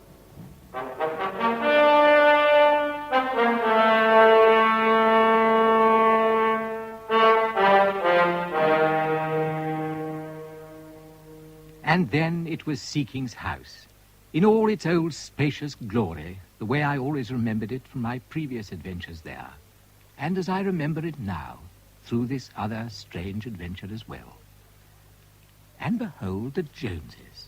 First of all, Jemima. Very smart, that's me. Pay no attention to this other scrubby lot, my sisters and brother. And then Maria. Very untidy, but I'm absolutely crammed with pistols, Kay. I say, are you? I got them from some robbers I met. I simply couldn't live without pistols now. She spends her time shooting old electric light bulbs, Kay, dangling from a clothesline. And that was Susan, like a small, sweet fairy. And then there was Peter. I hear that you and I are sharing a bedroom, Kay. I hope you aren't one of those early getters-uppers. I'll do my best not. And do you know what I hope, Kay? What then, Maria? It's all very well for Miss Caroline Louisa to ask us for Christmas, and we appreciate it. Yes. But I only hope that something exciting and unusual happens. I wish the Christmas could be brought up to date with gangsters and aeroplanes and a lot of automatic pistols, like this lot here. Shall I fire them off now? Better not quite yet. You just be careful, young Maria. I've never been careful in my life. I don't propose to start now. Pity anybody that ever tries to scrabble me. Well, anyway, I might have something just a little bit unusual for you all this time. Sudden idea I had. What's that, Kay? It'll have to be something good after those marvellous buttered eggs at lunch and the muffins at tea. It's a Punch and Judy show. So, No. I've a feeling this might be something rather special. And there he is now, I believe. I'll go and let him in. well, and I wonder what he meant, you lot. Something rather special.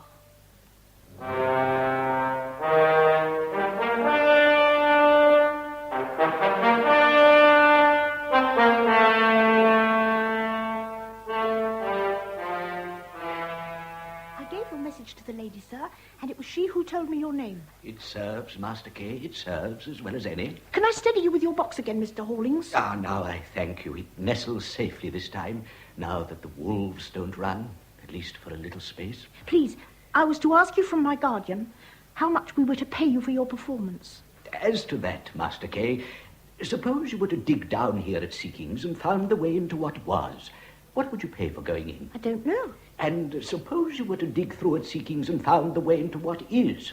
What would you pay for going in? Afraid I don't know again. And I don't know that what you will give me for my show will be a fair pay for all the wonders seen.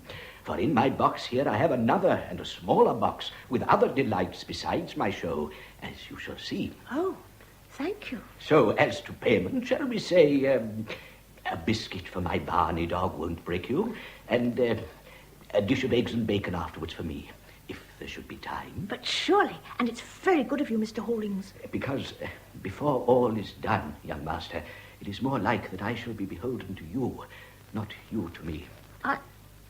I don't think I know what you mean again. But come in now and meet my friends, the Joneses. Ah, yes, of course, of course.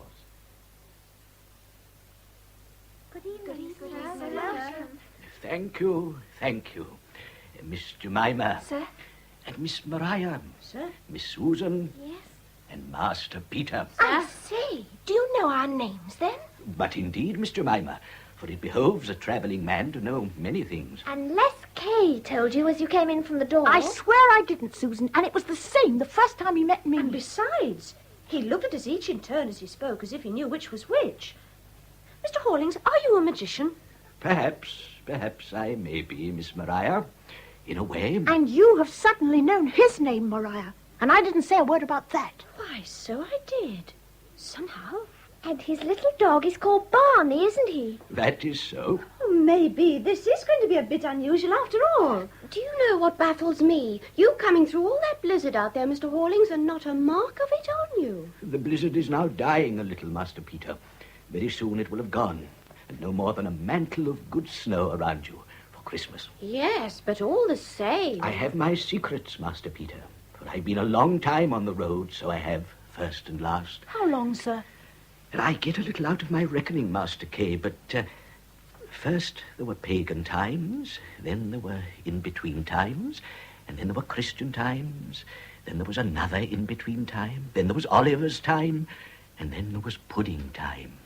But there have been a lot since then, and more coming. And the time I liked best was just before the in-between time, what you might call Henry's time. You know, I like you very much indeed, Mr. Hawlings. You make it all so simple somehow. Thank you, Miss Susan.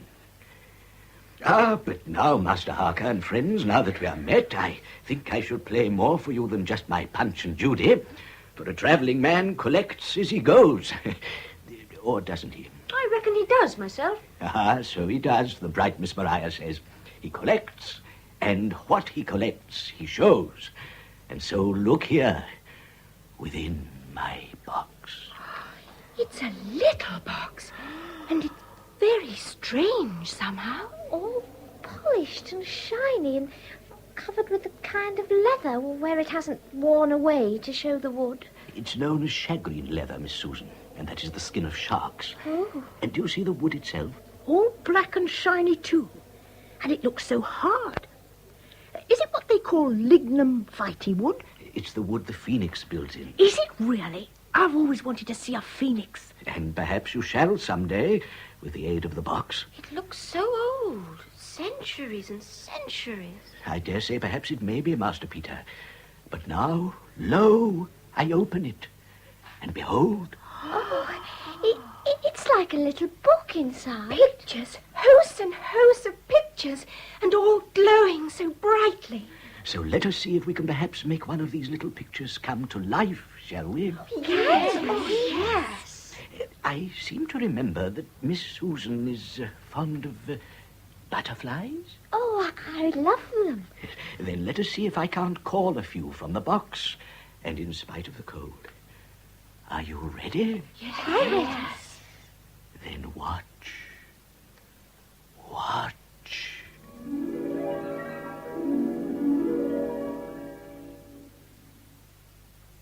It seemed in that old room that the ceiling above us suddenly opened into a forest on a tropical night. Even though there was the snow outside, all spreading crisp and even now that the blizzard itself had stopped, we could see giant trees with the stars in their boughs and fireflies gleaming out among the lower sprays, and then, lo, the sun was shining. And there were green and grey parrots and scarlet cardinal birds pecking down at the fruits. And out of the leaves there came butterfly after butterfly, bursting out of cocoons and chrysalids into images of lively beauty, bright as jewels. They came and settled on our hands, the golden creatures, and glistened and quivered there. Little Susan had as many as 9 at once, and a big shining blue one that perched on her hair. And then, at last, they all went spiring up into the bright tropic day again, and flickered away among the trees and out of sight far up, and the forest disappeared. And it was the seeking ceiling again. Oh, thank you. Thank you, Mr. Hawlings. It was a fine pleasure, little mistress.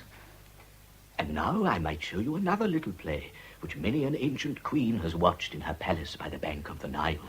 Have you ever heard of Herne the Hunter, Master K? Oh, yes, of course I have. I've always loved Herne. Then we might go hunting with him, perhaps. And he is an old friend. Through the forest, and he and his great antlers. Or, on the other hand, you mentioned the phoenix just now, and perhaps... But hark! The carol singers. Kay, Kay, my dear. Oh, it's the carol singers. They've just arrived this moment, Miss Caroline, at the French windows. Shall we open to them? Yes, certainly. Susan? All right, I'll go. Kay, I've got to tell you something. I'm afraid it's bad news. Oh, dear. I'm afraid my brother's ill in London. I've just had a message. Oh, I am sorry. I'll have to go to him tonight, I'm afraid. Tonight? Will you be back for Christmas itself? Oh, I hope so. And Ellen and Jane will look after you all in the interval. Let's go over to the singing, shall we? Surely.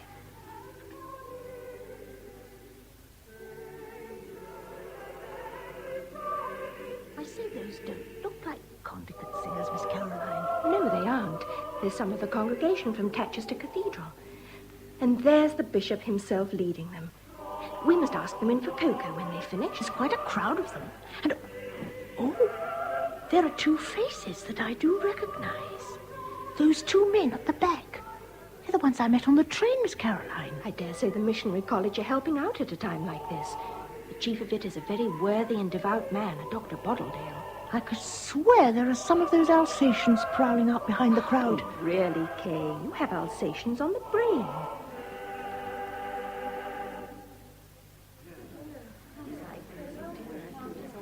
Good evening, one and all. Well, good evening, my Lord Bishop. That was delightful. A small seasonal gesture from us Tatchester folk to all at Seeking's House. Thank you, Bishop. Won't you all come in and let me make you some cocoa against the cold? No, thank you. We must be on our way. We were held up earlier by the blizzard, and we have much ground to cover. But I wanted to remind you all, too, to come on Christmas Eve to the great cathedral celebration. Will you? Oh, yes. There's been a midnight celebration every Christmas Eve since the foundation, and this will be the 1000th, a remarkable occasion, and so we wish this festival to be especially memorable. I'm sure it will be, and I'll see to it that they're all there. Thank you, thank you. So, come then, my friends. Let us push on our way. Good night, what? Good night, Master Kay, and thank you for the offer of refreshment. I was right. That was the voice of the foxy-faced man. Close the window, Peter, or you'll all catch your deaths. Now, I really must rush and pack, Kay. I've not much time. Very well, Miss Caroline. And all behave yourselves. Promise? Oh, yes, of course we will. Did you see, Master Kay? The wolves? The wolves, indeed. 4-legged and 2-legged.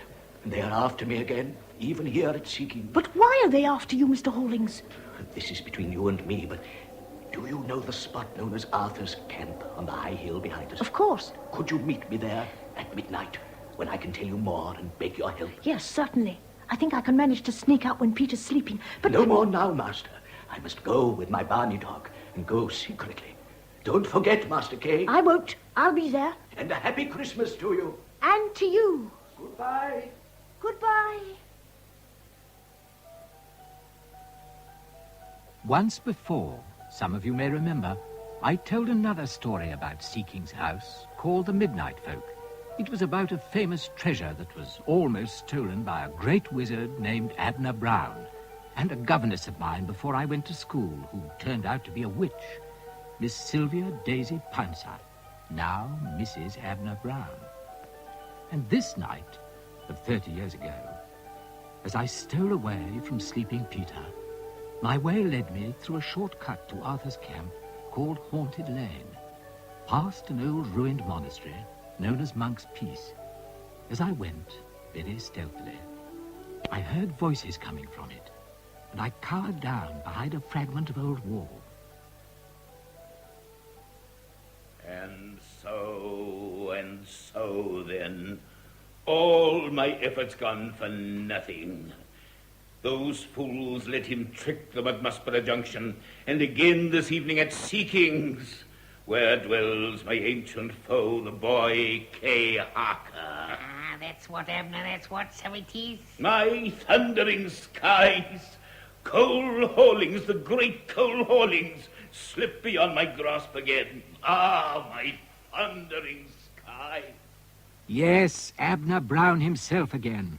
I recognized him at once, even if he was dressed up and disguised as none other than the Reverend Bottledale of the Missionary College. So I was up against magic as well as crime. And it was confirmed when I saw who his companion was. In the guttering light of a candle end, they lit among the ruins. Another old enemy of mine, from the cellars of Seekings, a large and disreputable rat. There's to be dark doings, Abner, that's what. I don't like 'em, so I don't. And is this my old friend Rat speaking? My trusted spy along the secret ways? Maybe I was and maybe I weren't. Maybe so it is me, but what's the good of being me? Up in the attic and down in the cellar all hours for one who'd sell his mother if he had one, for what she'd fetch his old bones. Now, talk, it's all you ever do. What do I get by it, hey? Bacon fat, you might say, or the green of that cheese the dog won't eat, or the haggy that made the hen swoon. But I don't, my Christian friend. I get rheumatics, and the dog's sick to me, that's what. As a matter of fact, I've got some green-looking cheese for you now. Give here. Though you wouldn't if you could sell it to a tourist's rest. You're right, I wouldn't. But come, waste no more time. Give me your report. What you want of you is a getting rid of his dog. That's nothing. A lady friend will take the dog, and there's many a dog as I've loved more than that Barney one now lies in a watery tomb with a stone round his neck. But some who claim to be friends never take a nint, that's what. To the point, wretched rat that you are. Dark doings, that's what. Of course you scared 'em, Abner, and I beheld their scare. Good.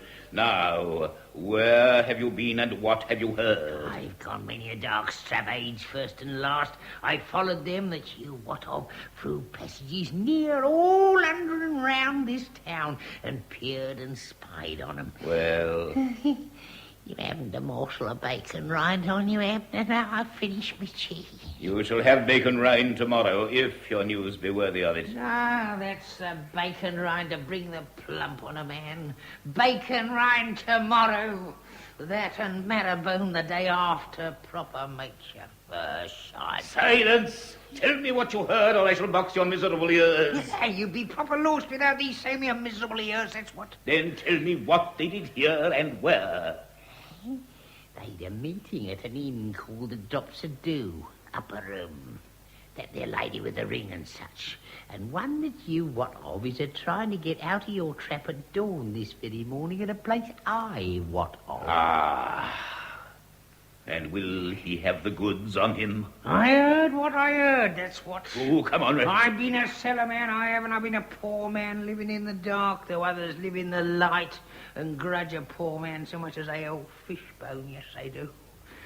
You says to me, find out what they decide. Them was your words to me. Find out, you says, what they decide. To the point. And what your words was to me, that I done, although in danger of dog in them dark dwellings. Yes. Now you says, Willie and the goods on him. You didn't tell me about that, no, you didn't. Rat. If you do not speak to the point, you will be pegged beneath the waterfall like my servant the boy.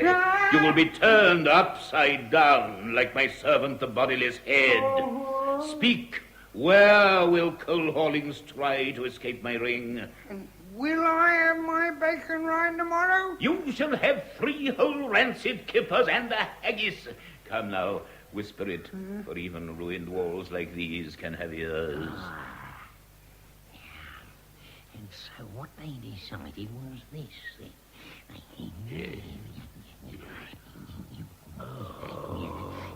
That's what, so it is. That's what. Aha! And so I have him at last. You shall have your kippers, Rat, for you have done well after all. You have done superbly, my brave Rat. That's what. So, is there any other little dark job you want done then, Master Abner? Or shall I go now? You may go. Right then. Now berries red hang overhead, and pale berries of me stall. It's my delight to go by night to shoot them with my pistol.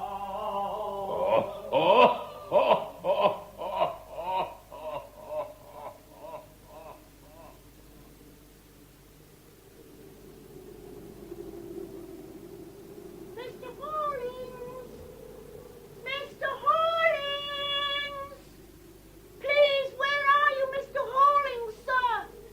I am, Kay.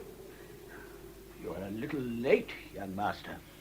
I'm sorry, I couldn't help it. I happened to be overhearing something and it seemed important to us. All things are important when the wolves are running. I thought I saw some of them as I came up to the camp here. Red eyes in the darkness. Oh, they cannot harm you, not when you have the box. The box? My box of delights and a great treasure, Kay.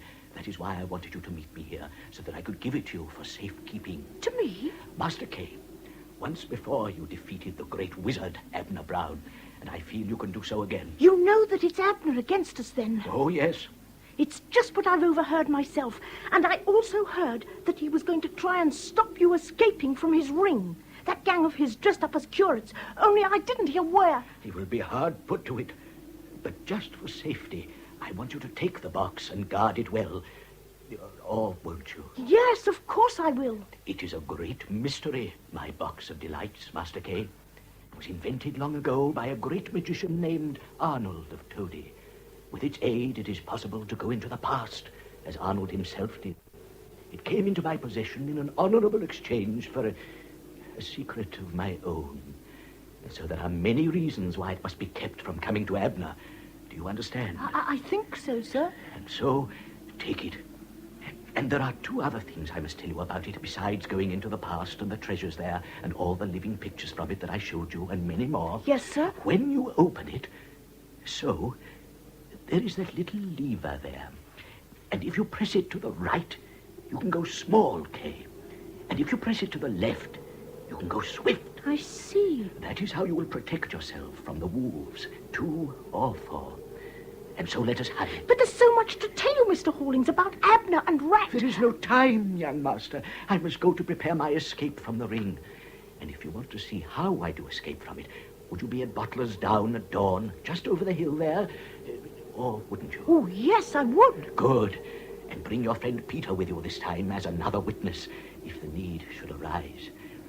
So now, press to the left and go swift, Kay. But, Mr. Hawlings... Press quickly and guard it well, Kay, for time is very short and I must go to my destiny. Yes, sir. I pressed, and in an instant I was back at Seekings. I really understood nothing apart from the fact that I had the box of delights clutched closely to my breast and that I was determined to keep it safe. And then it was dawn, and I woke grumbling Peter and forced him to go with me to Bottler's Down to see Cole's escape. But alas, there was no escape for him after all, as you shall hear. And so, later in the morning, Peter and I hurried to see my old friend, the Condicate police inspector.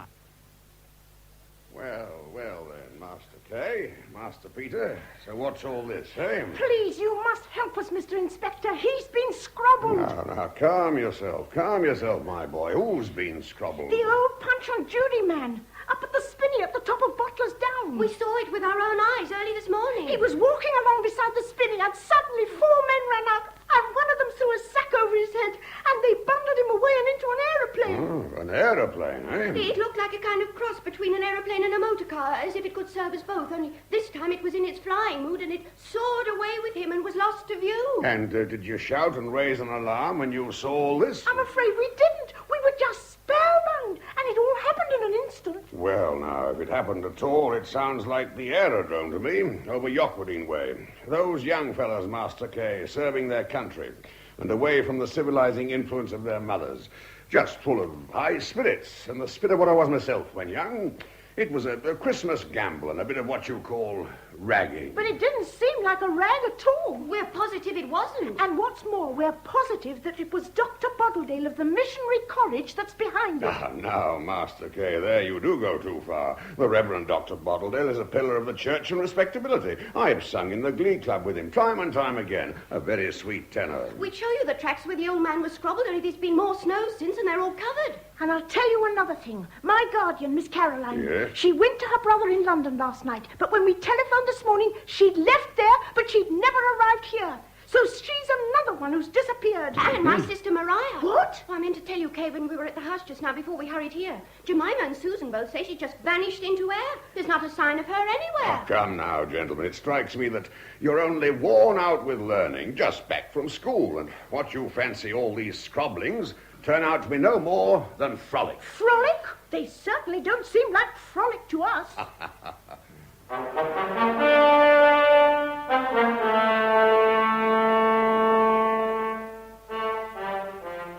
And that was that, whether we liked it or not. Nor were those three the only disappearances in the tale of the Box of Delights before all was done. But now there was Abner. There was always the terrible Abner Brown on my mind. And I determined to try to find out his plans, if I could only discover where his hiding place was. Now, I had a little secret hiding place of my own in those days, when I didn't want Ellen, the housekeeper, or anyone to see me, and that was under the valance of my dressing table. So I crept there now, and took out the box itself. It seemed very strange in its shiny, nearly black colouring, in that little familiar place, with the mouse hole between two of the floorboards, where I'd once dropped a sixpence.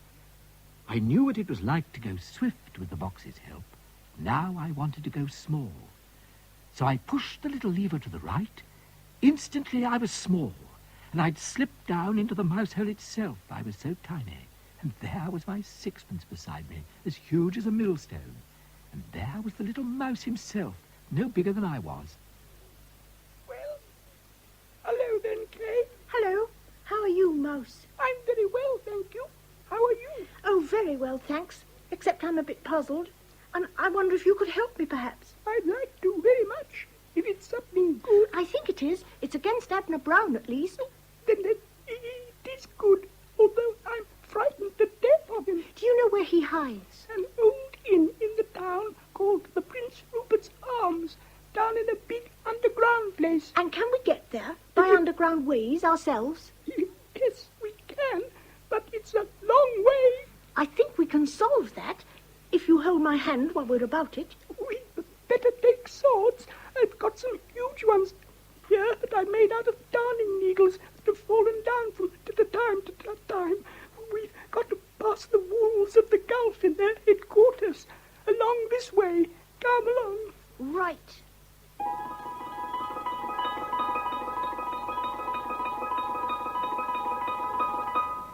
And here we are, the Rupert's Arms.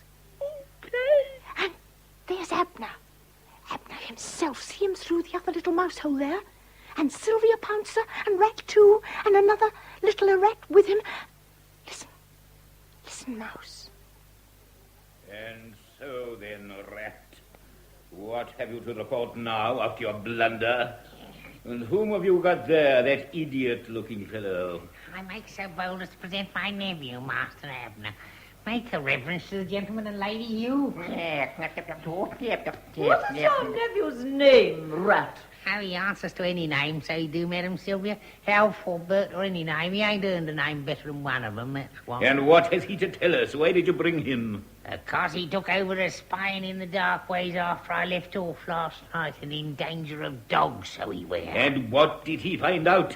Since your report was negative, and the box wasn't on coal after all when we scrobbled him. He has plainly hidden it somewhere, my Abbey. I know that, my Sylvia, my brightness, but he won't talk, even if we do have him prisoner in the terrible deeps by the sluice. He could be made to talk. Not coal. I'll say that for him after all his wandering centuries. But come, what has this nephew of yours to say to me, Rat? So right then, Alf. Pipe up, little mate, and tell the gentleman. Wedney, Hordney, sitting a carry hapney was all, and what was could be there, and drop me dube now. What does he say? Honoured company, my nephew Alf Foot is here and don't often stand in such presence. He says he went a faithful toward us the drop of dew after I left, to hear what was what from them what you were of. Oh, fool! Do you want to be pegged beneath the waterfall like my servant boy? Do you want me to strike you on the head with a timetable like the boy, so that your legs telescope into your body and through your shoulders? What was what? Where did Cole Hollings put the box? Oh, we call it his sitting there, putting it hiding over some of the seeking. He says someone in Seeking's house, that's what. I knew that. I suspected that. He had little time for anything else, but where? Oh, it's a corner pair of secret toys, Miss Rowe. Holy care, there's no order, Governor. Them if you don't know. He says he don't know. Get out. Get out, you idiot pair! My thundering skies, am I always to be surrounded by fools? Aye, sir. Come on now. Oh, snobbing down. Come on. He says there ain't no bacon right after all, nor any eggy nor rancy kippers, even although he says so on it. Give me your little paw, Alan, Ah, my thundering skies, indeed. I am surrounded by fools and blunderers. Except for me, my topaz and diamond. Yes, except for you, my inspiration and my ideal.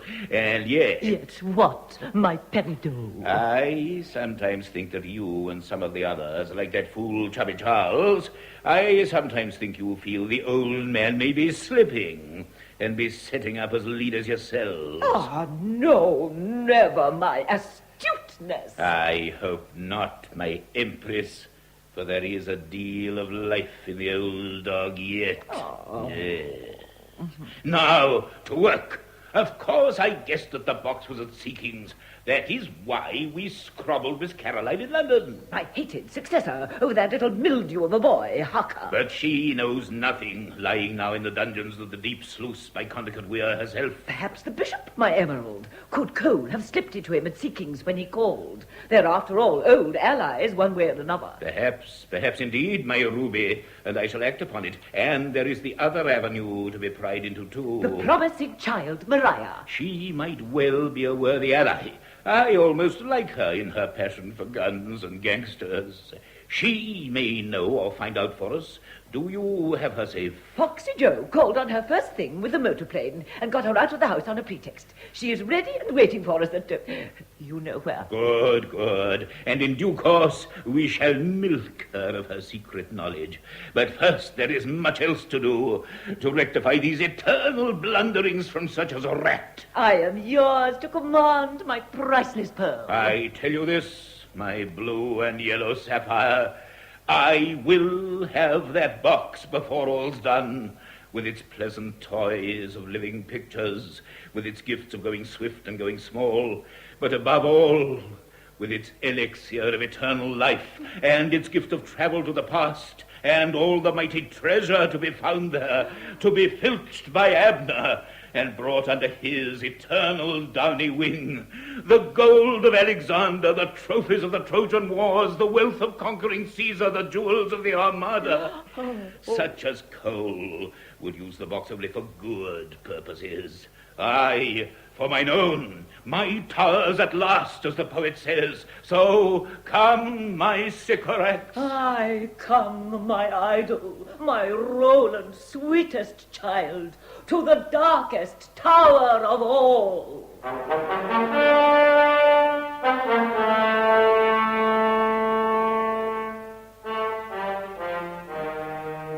And now where? I wish I could tell you of all the marvels I encountered through the box before those final events of all. It seems the Box of Delights was invented long ago by an old medieval wizard named Arnold of Tody, who wanted to travel in the past. Another famous magician, called Raymond Lully, had invented an elixir of life, and he wanted to exchange it for Arnold's box. But Arnold wanted only the past and not the future, and so he gave the box to Raymond. But before Arnold finally parted with it, he took one last great leap backwards through the centuries and got lost there, stranded in time, somewhere about the period of the Trojan Wars, the ladies said, and as far as I know, he is there to this day. But my own real concern now was the present, and the piling events there, and indeed they were piling, for suddenly, just as I was emerging from my secret hiding place, under the valance of my dressing table, suddenly the remaining Joneses rushed into my room. Look, Kay, the newspapers. What about them? Look there, Kay, the great big headlines. Oh, it's dreadful, Kay. Look just there. Let me see. Startling disappearance of the Bishop of Tatchester. And then it goes on, that special pompous way they seem to write. It goes on, considerable alarm was caused in ecclesiastical circles last night when it was known that His Grace the Bishop of Tatchester had failed to return to the palace. And was not heard of at the time of our going to press. The very reverend gentleman had signified to his sister, Dame Eleanor Chasuble, that he would go for a walk through the precincts before retiring to rest. When he failed to reappear at his accustomed time, Dame Eleanor proceeded to the precincts herself, but could not see him. At first she thought it likely... And then it finishes up. Naturally, His Grace's disappearance has cast a gloom upon what would otherwise be a festal city. We would remind our readers that on Christmas Eve at midnight, His Grace hoped to celebrate the great occasion of the 1000th anniversary of the dedication of the cathedral, and we need hardly add. And then, in the next edition... Another mysterious cathedral disappearance. Dean of Tatchester missing since tea time. Ecclesiastical and other circles have been convulsed by the strange disappearance of the well-known Dean from the precincts. It appears that the Dean went out shortly after dark last night. And in the very next again... Special canons of Tatchester vanish. Another dreadful religious mystery. Murderous gang at work. Well-known local police inspector states that bloodhounds have law on trail. But if state of affairs continues, small hopes of special cathedral 1000 celebrations. Special. And then, to depress us further, something else happened. But at the same time, something to cheer us up as well. We were sitting disconsolately at tea, for we still had to eat, when suddenly the door opened. I thought for a moment it was Ellen, the housekeeper, bringing more muffins. But when I looked up... Maria! Hello, you lot. Any muffins to spare? I'm famished. Well, what on earth's happened to you? Oh, this and that, you know. I say, these are jolly good, aren't they? Oh, Maria, don't. Please don't. She always does like to keep people in suspense. Come along. What has happened, Maria? You've no idea how important it is. All right, then. I'll come clean. The truth is that I was scrobbled. Me, Maria Jones, just like a greenhorn. But how, Maria? There was a car came for me before you lot were up. A great big car driven by a man who kept on saying, ha-ha. What? I know him, all right. Anyway, he'd some tale of an invitation to go with a party of clergymen to see some rare stained glass at the church at St. Griswold's, over near Hope under Chester's.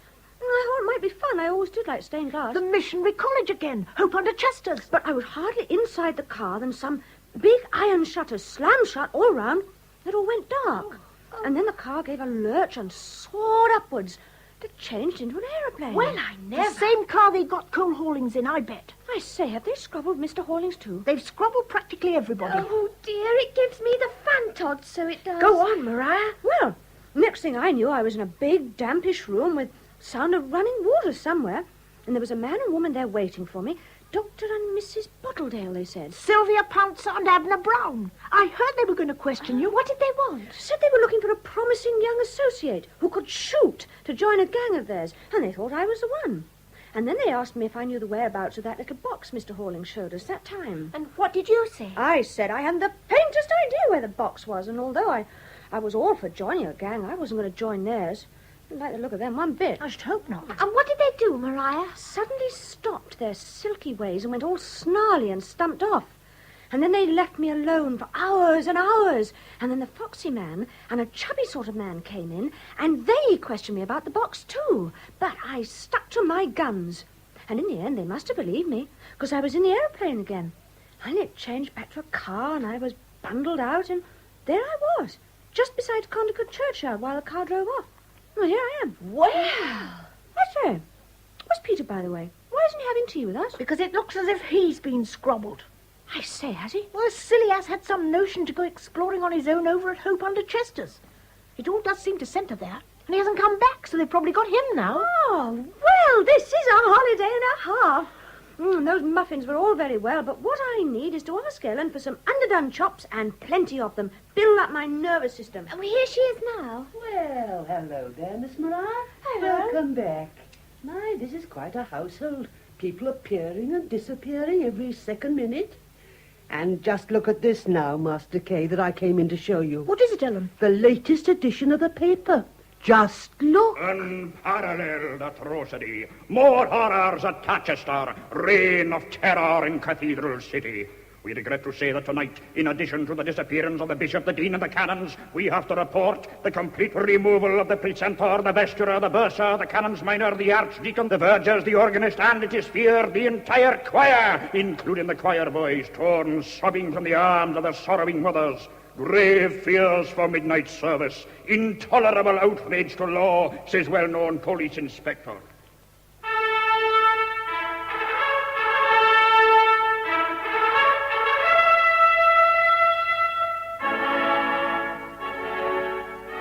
And so it built towards the final climax, whatever it might be. Victory for Abner and the powers of darkness, or victory for Cole and the powers of light. For there was something I'd suspected, since ever I'd known of old Arnold of Tody, lost in the past. And later, I overheard Abner himself confirming it, when he was talking to the chubby man. But of course, Cole Hawlings is Raymond Lully, my chubby Charles, the magician. Go on, Chief. You mean the chap who did the box trick at the Colosseum? No, I do not. I mean the so-called good philosopher of the Middle Ages, the discoverer of the elixir of life and the owner of the box of delights. I told you it was a box trick. He has lived through the centuries in disguises innumerable, and here he is now as Cole Hawlings and in my power. Now, that's all very well, Chief. But never mind all this talk about magicians and such like old caltrops. What about the boodle in hand? The boodle in hand. Now would be the time to make our own little pile, now that me and the rest of the gang are back on our own 2 legs and not on 4.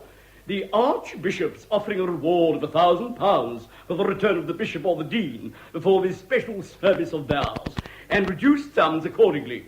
25 quid even for a choir boy. Oh, fool and dolt, Charles. 25 for a choir boy, a paltry 1,000 for deans and bishops. I may have my own personal treasure tucked away in my room, gathered through worldwide years of villainy. I know you have. Oh, you do you? That good lady of yours told me, and enough to last any man a lifetime by all accounts. But not for all eternity. I shall have more. I must have more. Infinite riches in a little room, as the poet says, and I shall have them. Or under Condicut Weir goes that shining brood of Merry Christmas shepherds. I shall flood them to eternity, where Alf the sacred river swishes, with organist and boys and bishes, down to a sunless sea. Aha! Ha, ha, ha. Enough to work. It was all clear, all devilishly clear. The return of the entire cathedral staff, or their death by drowning under the mighty sluices. And all in exchange for Cole's elixir and the box, wherever it might be. And that was, of course... with me. It's only with me. And I remember to this day the small, lost sense of an immense responsibility that was suddenly in me. There was only one course, to go myself to that great underground network of caverns under the missionary college by the weir itself, to go swift and to go small, child Roland to the dark tower. And as I did, I remember praying. O greatness hear, O brightness hark, leave us not little nor yet dark.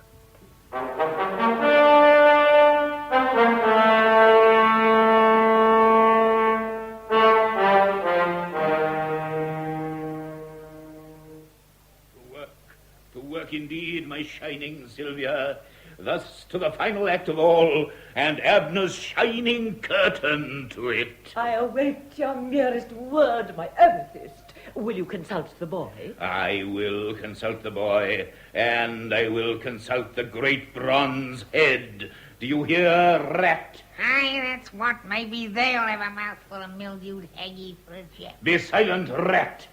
I shall consult all my terrible familiars, and then we shall see what really is what. Even the crone? Yes, even the crone herself.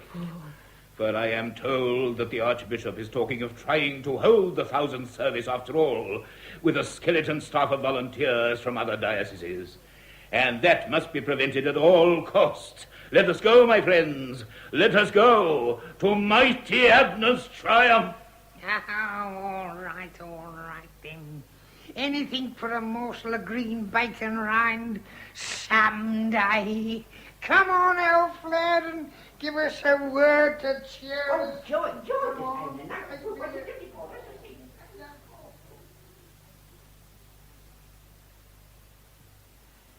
And if you want to know where I was at this building moment, I was in the turn-up of Abner's own trousers. The way it fell out was this. I did go small and I did go swift, and I found myself in Abner's own room at the college. It was strangely, sparsely furnished for a man of such tastes. But in one corner there was a massive oaken chest, which I guessed contained that terrible wizard's personal treasure, amassed through heaven knew what years of villainy. And then Abner himself and Sylvia Daisy Pouncer and the rats came in, as you just heard.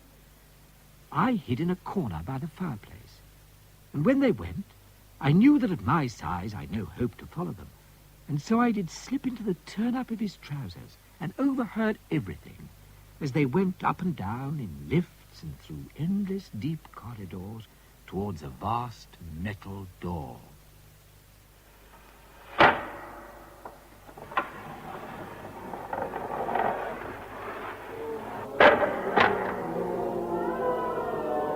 And so, behold it, my friends. Behold the very dungeons themselves.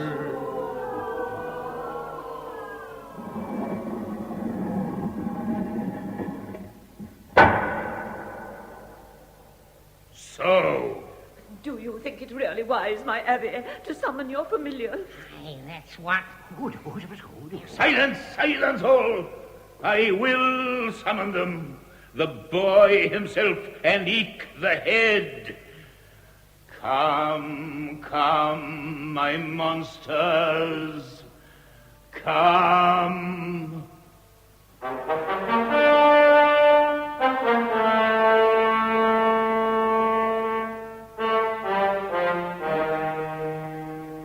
Come on, me master. Well, boy. All you want from me now, then, Abner, and me at my rest? No pertness.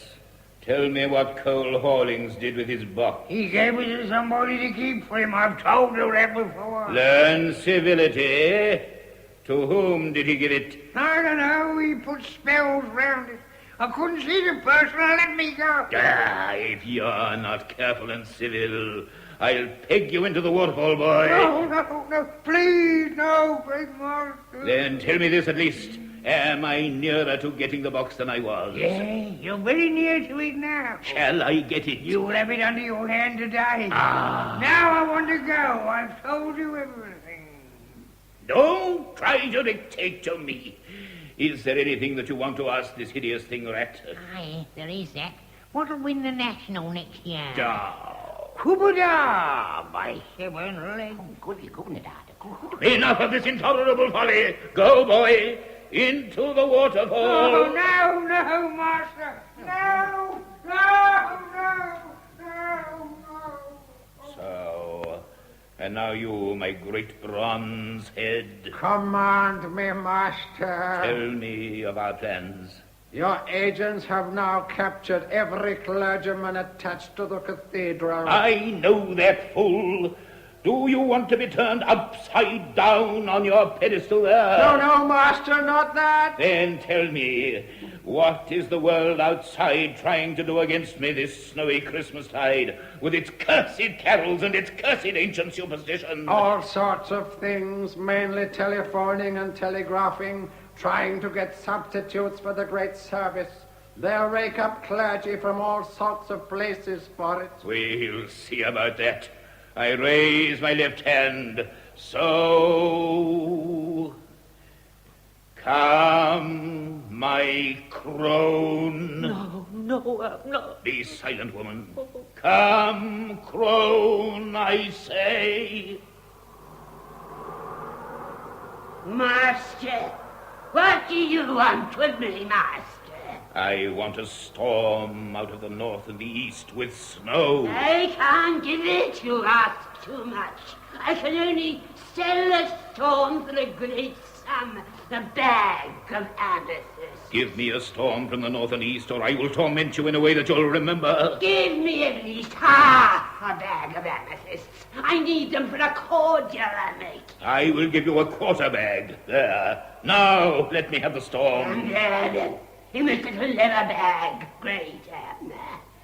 Open 2 strings from the mouth of it, and you will fill the roads and air with snow. So that neither cars nor aeroplanes can get past.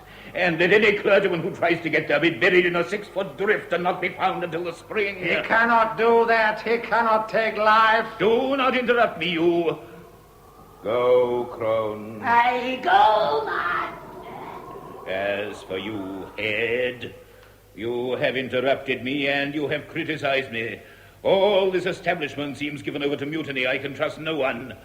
You shall be upside down for a while. No, master, I implore you not. No, no! There.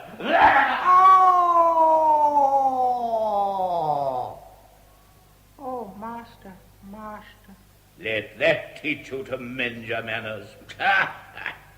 And now, I go to see Cole Hawley.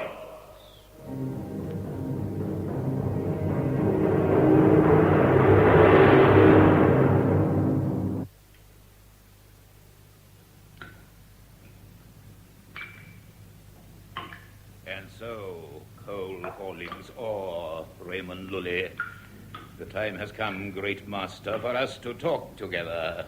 I have nothing to say to you, Abner Brown. You are so beset by my power that you can never escape from here without my leave.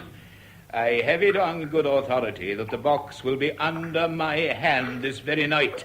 It will be mine for a plaything. Your evil plaything. Once, long ago, you walked from Spain to Italy to buy the box with your elixir of life. When I have used it for a space, I shall sell the box back to you for that same elixir. Will you deal? No, I will not, because you are a greedy scoundrel, unfit to have a long life. Ah, very well then. Stay there in your chains. I will repeat my offer once more tonight when I have made certain preparations. After that, you will see, great Raymond. You will see. And now he moved at speed, as if he determined on a course of swift action, and I moved with him. I was desperate. At that diminutive size, there seemed nothing I could do. To have disclosed myself to Cole in front of Abner would have been fatal. I could only hope that in some way I might be able to return and set him and all the others free. But how? How?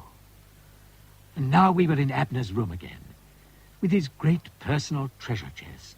And it was here that there befell the most terrible moment of all for me. It happened like this. He stooped to throw the chest open, and I seized the chance to slip out from his turn-up, lest it should see me as he bent down. I hid in a corner by the fireplace, and I saw him start to transfer the bags of treasure to a smaller and more portable deed box, and all the time gloating evilly to himself. So, my life work, or the work of my first great life of villainy, with more yet to come.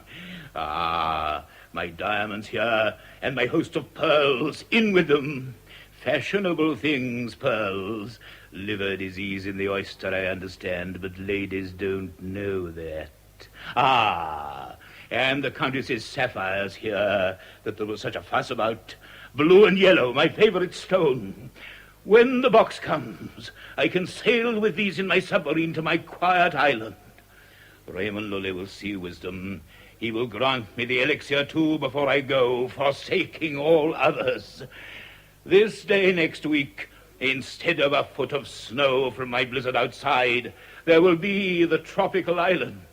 Instead of my hated Sylvia Pouncer and those dotes Joe and Charles, there will be peace and the past to enter and plunder at will. Oh, happy Abner. And this romantic pile of my so-called missionary college. With what splendor shall I pass from here? No more than a gurgling flood. For I have packed you my mighty treasure, and will return for you in a moment. So, and now I go to open the sluices. And this was when disaster loomed. For in his final hurry, Abner picked up me at my tiny size with the last of the jewel packages and slammed down the lid.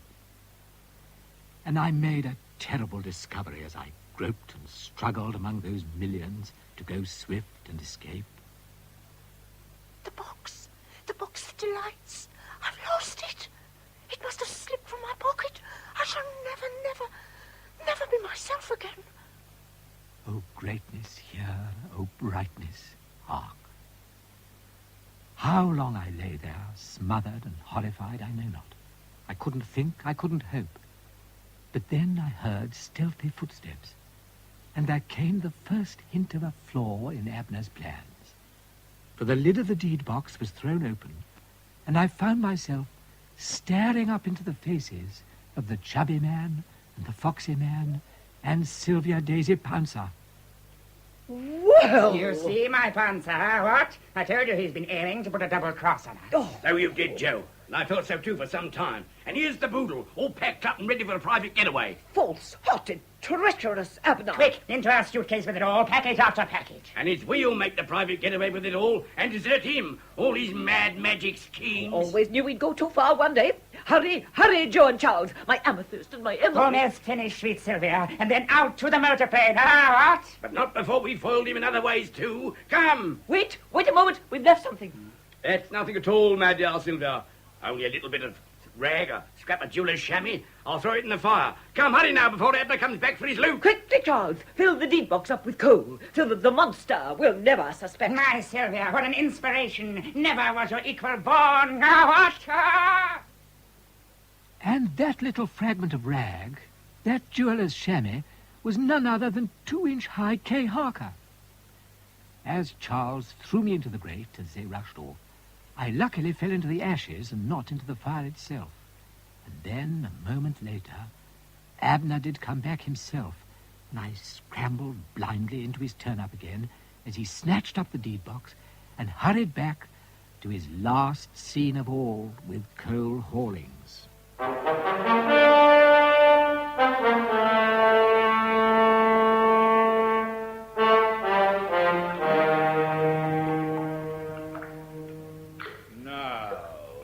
Raymond, or coal, my merry old soul. I have only one thing to say to you, the last chance of all, as I promised. I want your elixir. How about it? No, I have told you. Do you see this great iron wheel in the rock face? It works the sluices by which I can flood these cellars at will, and another sluice by the lake above completes the process. I think that even the elixir would hardly preserve you from 20 feet of water, chained as you are. Whether it will preserve me or not will be known later. But my secret shall not preserve you from anything through any weakness of mine. You have nothing with which to bargain. I have the box, or I shall have the box. You are not ignorant of magic, Great Lully. As I raise my left hand, so you shall see my helper, my familiar, and you will hear from his own lips that the box of delights will be mine before this Christmas Eve midnight. That may convince you. Come, boy. What now? What now, master? Ah, I see you are all dripping wet. The waterfall has taken some of the insolence from you, it would seem. No, not again, master. Please, not again. We shall see. I may have even worse in store for you. Come, tell this gentleman, this box that I search for, shall I not have it by midnight? No! What?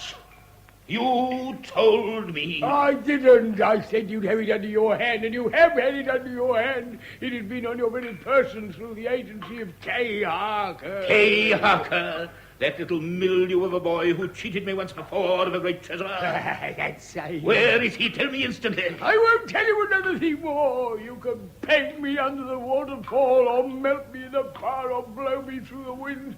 Yet I'll never tell you another thing. So that's what I call squid to you, Abner Brown. I shall strike you on the head, and it will telescope into your chest, and your legs will spindle up through your shoulders.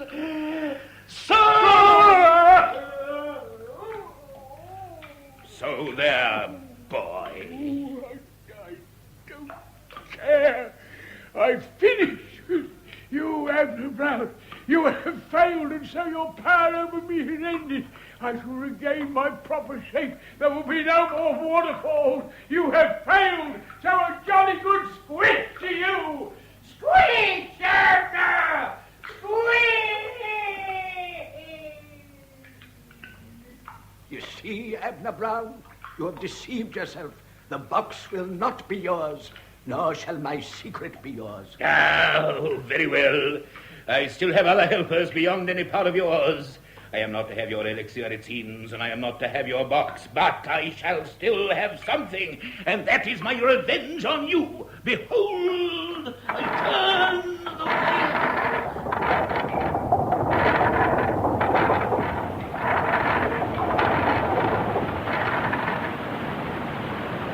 You hear? Ah, I love the noise of running water. As the poet says, beauty born of murmuring sound does pass into my face. And now to the lake to turn the other great sluice wheel, and then off with my little earnings to a place of rest and beauty. Farewell, Raymond Lully. Ah, if only that wretched mildew of a boy, K. Harker, were with you to share your fate. Farewell, a long farewell.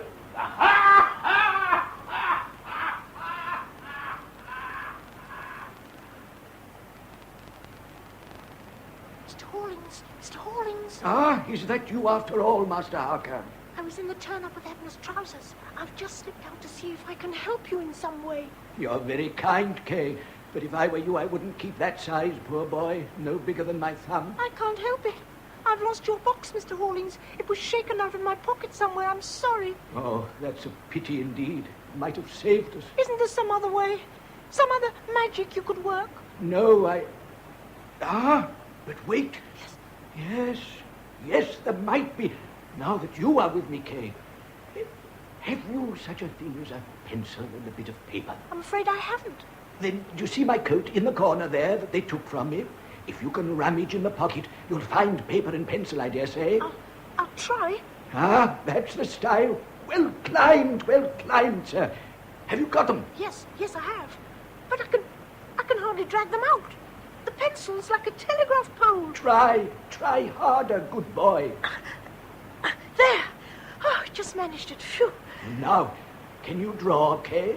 I'm not very good, except sometimes at horses going from right to left. Then let us attempt 2 horses, coming to stamp and gnash and bite these chains of mine in 2. I'll do my best, although the pencil's terribly heavy. There. Will that do? Splendid. Now, stand the paper up on its edge and watch.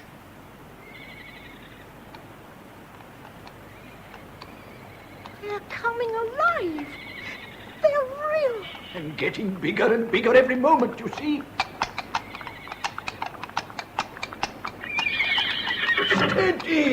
Steady, my lads.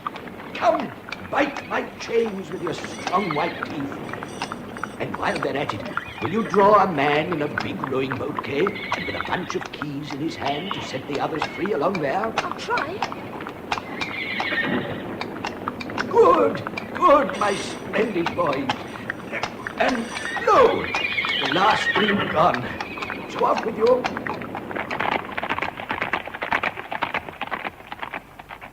And there's the boatman, Mr. Hawlings. Although his nose isn't very good, it's like a stick. I never could do noses. It will serve. Now watch again.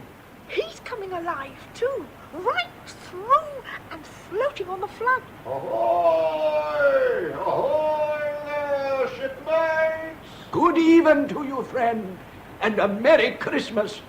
Will you take us aboard? Right gladly, shipmates, and a Merry Christmas likewise. So come then, Kay, in the palm of my hand. Thank you, Mr. Hawlings. And so, forward with us, sobre las olas. And I shall take this other pair of sculls myself to help us on our way. The flood's rising terribly. We could navigate it, young sir. I wasn't pilot to great Jason and his Argonauts for nothing. Which course, Captain? Along the corridor there, I fancy. Though I can't be quite sure. Aye, sir. Away we go. Wait, Mr. Hawlings. Look there. Something shining on that rock ledge. So there is indeed. It's your box. It's returned to you after all. You're right, young master. As it always does sooner or later.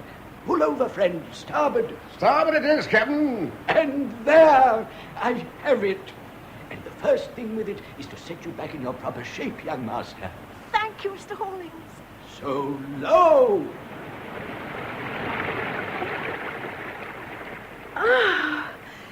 Oh, thank you. Now, quickly again. Now, forward.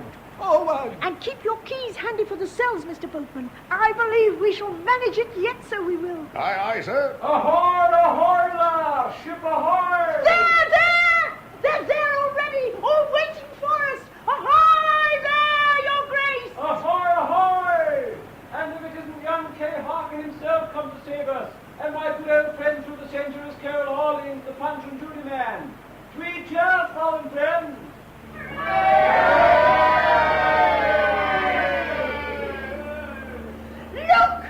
Look up above there! The motor plane! So there, Nervy, my love. You thought to diddle me, did you? The Pouncer! Foiled at last, my ever-shining. Goodbye forever. Quick, Joe, drop it on him. Aye, ma'am, of course. And so off with us. Come, Charles. Goodbye, Miami. Okay, they've dropped a bomb on him. No, it's only a 2-pound bag of flour, but it's fallen on him, and it's blinding him. There! He's toppling into the weir itself. My towels! At last!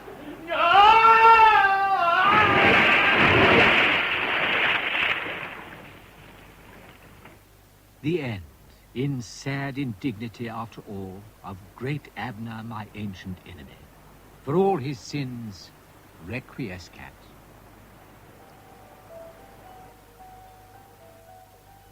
And now we were on the placid lake, and coming down to the shore to meet us was the Lady of the Ring herself, in a great sleigh drawn by lions and unicorns. In another moment, we were all aboard with her, and surging through the night towards the cathedral, every single one of us, down to the very smallest choir boy of all. And how shall I ever describe that magical journey of that unforgettable Christmas Eve? We soared into the very heavens, the little unicorn hooves striking sparkles out of the air. The shining snowy country spread out far below us, starred by the lights of the villages, and the river gleamed where it caught the moonlight. And as we went, we all fell silent. And now we were down from the heavens, and skimming over the feathery snow itself, piled high in the narrow lanes after the great storm. All the church bells of all the parishes were ringing. The tremblings of their music went thronging by in the swift air. We saw the great pinnacled tower of the cathedral, all floodlit for this splendid 1000th night. And in the square, a mighty multitude was gathered. Among them, the red and white ranks of the famous Thatcher regiment, the Thatcher Toms, all ready to fire a salute of cannon as a signal for the stroke of midnight itself. And while the bishop and the choir and all the helpers went hurrying to Rome, we met all the Jones girls, smiling at the very cathedral door itself, and with them was the Barney dog, running as pleased as Punch himself to greet his master. And so we all went in. The cathedral was crowded. Even the Triforium and Clerestories, as well as every space in it, were packed with faces. No longer there at all, nor any of all that glorious company. No. No, I was in an empty railway carriage on a bitterly cold day, and the train had just drawn in. I was at Condicut Station, with my pocket full of money, just home for the holidays, and Miss Caroline Louisa was shaking and waking me. Why, Kay, wake up. Wake up, my dear. You have been sound asleep. Welcome home and a Merry Christmas. Have you had a nice dream? Oh, yes. Yes, I have. Oh, yes, I have. And a Merry Christmas to you, too, Miss Caroline. A Merry, Merry Christmas to...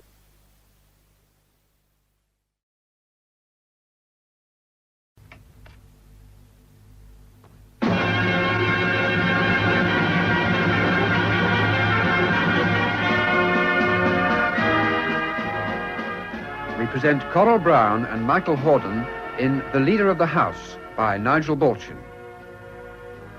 The play is set at number 10 Downing Street.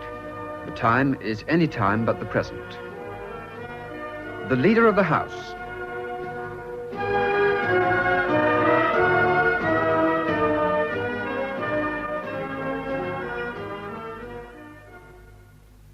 It is at this moment,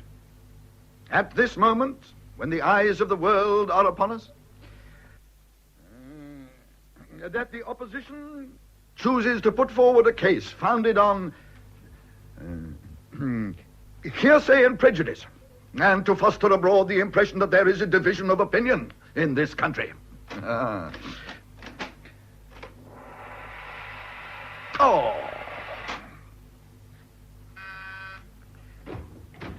Miss Parks, it doesn't work. It worked all right this morning, Prime Minister. Well, it doesn't work now. When I try to play back what I've said, it merely hisses. I don't expect it to cheer, but I don't see why it should hiss. May I see?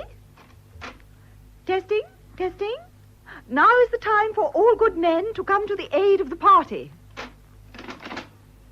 Testing, testing. Now is the time for all good men to come to the aid of the party. There you are. Perhaps you weren't pressing the button. I certainly was. Every time I stopped, I pressed the button. But you ought to press it when you talk and stop pressing it when you stop. Exactly what I was doing. No, now let's get on. Engagements and press, please. I'll fetch them. Eeny, meeny, miny, mo, catch a nigger by his toe. Eeny, meeny, miny, mo, catch a nigger by his toe. Yeah. Good, good. Now, Miss Parks, engagements? 11:30, Permanent Secretary to the Treasury. 12 noon, Home Secretary. Lunch with the Worshipful Company of Wire Pullers. Wire drawers, Miss Parks. Wire drawers. Wire drawers. 2:30, Chair Subcommittee of Defence. 3:30, the Bulgarian Ambassador. And the President and Secretary of the Society for the Preservation of Ancient Monuments. Together? Well, no, but you wanted to have something which would unavoidably detain you when the ambassador comes, so I put the others in. My dear Miss Parks, will you never learn? It is true that for the moment I do not want to see the Bulgarian ambassador. To do so might split the party from top to bottom, but I can't possibly be unavoidably detained by the Society for the Preservation of Ancient Monuments. It would be an insult. What else have we? Well, there's the dock strike. Ah, better, but I should have preferred something a trifle less hackneyed. Housing? No, it had better be the financial crisis. Ring up the Chancellor of the Exchequer and ask him if he'd like to come along. But there isn't a financial crisis. Nonsense, there's always a financial crisis. Make it the Chancellor, Miss Parks, and go on. 4:30. Tea? No. Oh. The Chief Whip in the party office. 5:30, the Marquis of Newbury. 6, the CIGA. What about 5:45? Still with the Marquis. Absurd. He's only coming to give me his views about Central Europe. 5:45 tea. Go on. 7 dine here. Minister for War, CIGS, First Lord. In heaven's name, why the First Lord? He's winding up the censure debate next week. But the censure debate was last Monday. That was the other one. You mean there's another next week? Yes. This is absurd. Ring up the leader of the opposition and say, I won't have it. We let him move one vote of censure last Monday. There's no earthly point in another now. We haven't done anything since last Monday, anyhow. Well, it isn't Mr. Percival's fault. He rang up and said he was very sorry, but his executive insisted. If we have any more of this nonsense, I shall allow one of his votes of censure to be carried and resign. Let him form a government. That'll teach him. Is that all? Yes, except for routine. And 10:30 to 11? Still open? Well, there's nothing actually fixed, but there's the Minister of Labour and Lady Pease and the Friends of Persia and the Postmaster General and the Shah of Peruvia, if you've any time. I haven't. Tell George to deal with them. Oh, now the press. Ring for Simmons. Sir. By the way, I want you to send out for a gardenia. A gardenia? Yes. One? Yes. With a little spray of stuff. You know, buttonhole. Very well. Good morning, Prime Minister. Morning, Simmons. Well, anything important? Nothing much. Leaders all on Bulgaria or the dock strike. Full-page manifesto by Lord Pine on the front page of the Clarion. Saying? Well, I haven't quite grasped it, frankly, sir. The Common Market, I think. Would you care to read it? Heaven forbid. What else? The party chairman has made another unfortunate speech, sir. Not about birth control again? No, sir, about beer. No. He said a glass of beer never did anyone any harm. And the Independent Order of Teetotalers have just rung up to ask if he was expressing the view of the government. That man must be more careful. Why can't he realize that outside the party, people take him seriously? Anything else? Article in Hooray saying you cheat at golf. Ignore. Yes. Gossip column, What I Hear in the Mercury, says you're secretly engaged to Carol Lindsay. I'm what? Engaged to Carol Lindsay, the actress. But this is monstrous. Deny it. Deny? Certainly. Threaten proceedings if an apology isn't published at once. Sir. Now, what is it, Miss Park? The secretary of the League of Homemakers says she has an appointment. Oh, yes, that's quite right. I did promise her a few minutes this morning. I have no note of it. No, you wouldn't have, but I remember I told her I would see her in that odd half hour. We have kept from now till 11 free, haven't we? Well, there. Well, never mind. I'll see her. Sure. Very well, sir. Deal with that scurrilous article, Simmons. Very well, sir. Mrs. Roberts. How do you do, madam? Please sit down. Thank you, Miss Parks. Carol, my dear. Put up your veil. Oh, my dear, you look... Radiant, James. I always look radiant when I get married. My darling. Is everything all right? Yes. But there's been a leak. One rag's already said we're engaged. I've given instructions for a most emphatic denial to be issued at once. Denial? But why? I mean, in an hour's time. My dear Carol, a public man simply cannot afford to have his actions forecast by the press. But never mind that. We ought to leave in about 5 minutes. Now, let me see. What do I want? Ring. Yes. License. Yes. James, dear, are you quite sure about this? Sure you want me? Yes, Carol. Are you quite sure your public will like it? Will yours? Oh, mine will love it. In my profession, if you start getting married, you'd better carry on. Otherwise, it's so dull for everybody. But I'd hate to be the woman for whom a great man gave up all. Carol, please understand, I am not a great man. Oh, but... I am Prime Minister simply because if I were not, the Foreign Secretary or the Lord President would be. They both realize that for the other to be Prime Minister would be a national catastrophe, so they put up with me. I wonder if I ought to let you do it. My dear, the boot's on the other leg. I wonder if I ought to let you do it. I no longer have youth or good looks. My work leaves little time for companionship. I earn less than the latest pop star, and I'm liable to suffer long periods of unemployment. Shabby genteel retirement with a title that I can't afford is all the future I can offer you. Darling, I'd rather be a peeress with a man I love than marry the biggest trade union's boss in England. Darling Carol. Now, I don't want to hurry you, my dear, but if we don't go now, the whole thing will be rather a rush. I'm ready. Good. Then we'll get along. Sir? Miss Parks, I'm going out. I shall return in half an hour or so. Out? Yes. But nothing's arranged. Exactly. So why shouldn't I go out? But Hepplewhite isn't here. Hepplewhite? Who on earth is Hepplewhite? Your new detective. He's gone out for a cup of coffee. Oh, my dear girl, you can't expect me to arrange my movements to fit in with my detective's coffee drinking. In any case, I don't want a detective. He'll probably lose his job if you go out without him. True. Where's he gone? He usually goes to that place round the corner, Sherrard. Yeah, well, never mind. I might drop in there on my way back and pick him up. Now, we really must go. Where's he off to in such a hurry? It's no good asking me. I'm only his personal private secretary. He wouldn't tell me a thing like that. Fleet Street says there's going to be a new Bulgarian ambassador for reasons of health. The other caught pneumonia in the waiting room, I suppose. Roderick, I've seen that woman with the PM before somewhere. Who is she? I couldn't see her face. No, but I know her voice and her walk. The theatrical garden party. Yeah. What? I think she's an actress. Good heavens. Carol Lindsay. Yes, that's it. But good Lord, there was a patter in the press saying he was going to marry her. Marry her? Yes. And what's more, he made me deny it. He made me keep this time open. And this morning he wanted a gardenia. But he'd never choose a woman like that. She's been married 3 times already. It would break him. Break him? And you think that would stop J.R. if he really got an idea in his head? I'm going to see if they know anything about it down below. Yeah. Good morning, Miss Rice. Good morning. Miss Parks, where's my brother? He's gone out for a few minutes, Miss Rice. Out? Where? I don't know. I thought it was the business of a personal private secretary to know her employer's whereabouts. Will you see that he gets these papers? Point out to him that there's been a further fall in manpower in the mines. Very good, Miss Rice. You might add that with practically every miner in the country in the House of Commons, this is only to be expected. People can't be in 2 places at once. Yes, Miss Rice. Thank you. They've gone off in a cab and Clark heard him say something about a registry office. Who's gone off to a registry office? Oh, the Prime Minister, madam. Registry office? What for? What is this nonsense? Miss Rice, there is reason to believe that your brother may have gone to get married. Married? To whom? We don't really know. But there was a rumour that he was engaged to Miss Carol Lindsay and... Carol Lindsay? Yes, the actress. And she came here, and he wanted a gardenia, and they both went off to a registry office. And, well, Go and find out which registry office. Miss yes. Parks, get on the telephone and make inquiries. He must be found at once. Hello? The Prime Minister's personal private secretary? Yes? What?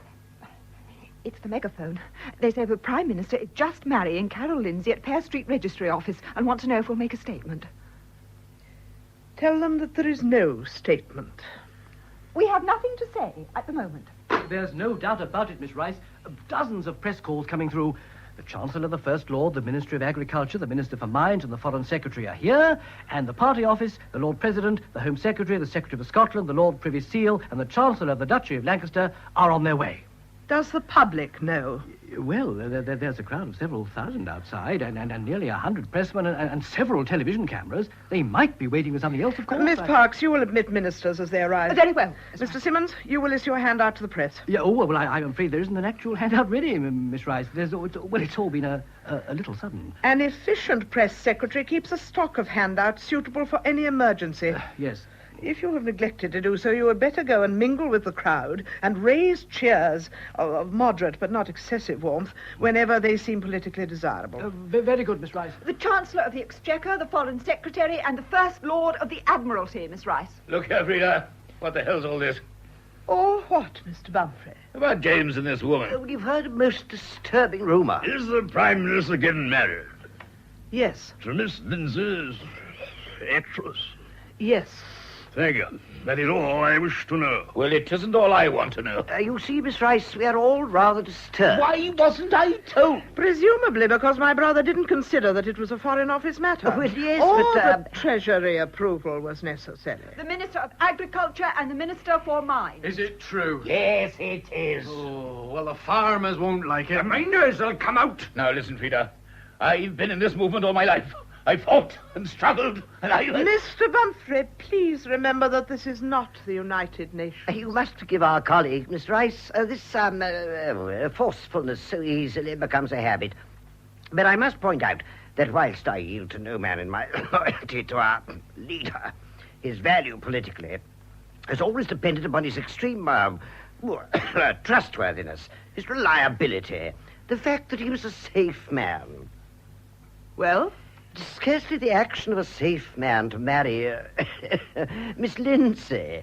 Clearly damage, possibly irreparable damage, has been done. Look, Frida, we've got the housing situation, and the coal situation, and the food situation, and the Bulgarian situation, and the naval treaty, and the backbenchers committee, and Ireland, and the budget, and the party chairman. Isn't that enough without having James go and do this? The Lord President of the Council. Good morning, Miss Rice. Good morning, gentlemen.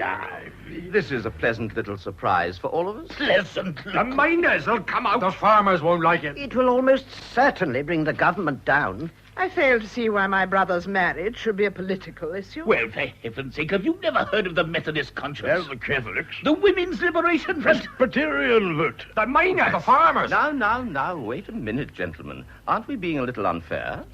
After all, in the past, some of us have felt that there was a certain lack of decisiveness at the top. We can hardly complain when the Prime Minister does something not only decisive, but probably final. It'll be final, all right. And why not? Any man has the right to step out of political life, if he wants to. Now, listen. If you think you're going to take advantage of this mess to make James resign so that you... Gentlemen! I beg your pardon, Miss Rice, but the head of the party office is here. He appears to... Hello, Ainsbury. What's happening? Oh, they're coming. Listen. Oh, good Lord. And there's she, made up to the eyebrows, looking like something out of a review. Oh, what have I done to deserve this? Here have I been, building him up, starting from nothing, mind you, building him up for years as a safe man, a level-headed man, the man you can trust. Rice is plain but wholesome. And there he is, down below, married to Carol Lindsay. And she telling the newspapers that he's the nicest husband she's had for a long time. It's not fair. It's not just. Maybe I haven't always been a good man, but there was no call to punish me like this. Here they are. Why, hello. Quite a party. Carol, dear, these are some of my colleagues. Gentlemen, may I present my wife. Still lots of very good notices for the wedding, Miss Rice. Indeed. There's a rather leggy picture of me in the Clarion. Oh, but then the Clarion's like that. I do believe it's one I gave Boodle's Pine about 15 years ago. Indeed. I think you may like to know that I've told the Prime Minister that my apartments here will be at his disposal after this week. What, you're going? Naturally. Now, why? I have lived here only to act as my brother's hostess. Now he's married, I shall be relieved of the responsibility. Oh, but you like it here. It's not advisable to grow fond of this house. A disinclination to leave it has been responsible for a number of coalitions and other national calamities. But will you be happy away from all this? In my family, the pursuit of happiness has not always been the guiding principle. Well, I don't know anything about politics, but in my profession, we don't walk out because we think things may be a bit difficult. Or particularly when we've got a first-rate press. Have you looked at these cuttings? The press is not the public. Some sections, I agree, have been surprisingly moderate, but the Clarion, for example... But that's only Boodle's Pine. And he's only cross because he made a proposal to me himself and I turned him down. Lord Pine proposed to marry you? Oh, no, he didn't exactly propose to marry me. Oh, that was rather the point. You know how men are about these things. My experience of men has been mainly political. Anyhow, all the rest are friendly enough. Am I to assume that the proprietors of all the other newspapers have made proposals to you and have been accepted? No. It's just that they know that the whole thing's news. If you'd said that it was a subject for vulgar gossip, I should have agreed. Well, there's a lot to be said for gossip. Have you ever worked out how much space James, no, not politics, but James was getting before he married me? And how much he's getting now? The Prime Minister does not need cheap advertisement. Oh, why not? He's got to sell himself, hasn't he? And he doesn't know how. All he needs is decent direction and a good agent. Well, with what you know and what I can do, well, we ought to be able to do something for James. if you stay. Well, it is possible, just possible, that there's something in what you say. The unusual in politics is normally disastrous, but there have been exceptions. What can you do? Sing, dance, swim, horse, fence, French, Italian, American, Scottish, Irish, Cockney. Admirable in themselves, but having little application to political life. Can you speak in public? Well, I have rather. I can open bazaars and so on. You have married the Prime Minister, not the mayor of a small provincial town. Well, whether I can speak in public or not, James certainly can't. I went to hear him once at the house, and it was terrible. No one could hear him beyond the first 3 rows of the stalls. He's always avoided the tub-thumping style. Oh, I don't want to make him into a ham. But they must be able to hear him. Now, mustn't they? Well, audibility is not always an asset in a political speaker. But I must confess that I see no harm in James being audible occasionally, as long as the subject matter for the audible passages is selected with proper care. And he must learn to make a decent entrance. The next time I saw him, he sort of slunk in, as though he was afraid he might wake somebody. Yes, I agree that is an unfortunate mannerism. At the last party conference, I heard somebody compare the Prime Minister's entrance to that of a slightly alarmed burglar. Well, leave it to me. They're all things that can be put right in half a dozen lessons. And then in the meantime, you could be putting me into the picture about politics. I don't really approve of women in political life. Particularly attractive women. They tend to confuse issues that are usually quite confused enough already. Oh, I don't want to take any part in it. But, you see, I must know what it's all about. Well, otherwise I may drop the most awful bricks. I mean, I remember James told me once that the Lord Privy Seal isn't really a lord, or a privy, or a seal. Now, what I need is just the elementary stuff. Yes, well, let me see. Are you interested in the theory of government or in what actually takes place? Now, I'm interested in whether when some particular character comes in, I rush up to him and say, hello there, or whether I just say, good morning. Well, that, of course, may vary with the needs of the political situation. But broadly speaking, unless there's imminent danger of a coalition, members of the opposition parties would never be addressed as hello there. I think we'd better begin with the basic machinery of government. Fine. Go ahead. The political machinery of this country, as you know, is based upon the party system. There's the Conservative Party, represented mainly, though not exclusively, by those who have something to conserve. And there is the Labour, or Socialist Party, represented by those who support the claims of Labour or socialism, but seldom both. There is also a Liberal Party. But I don't want to confuse you at this stage with too many small details.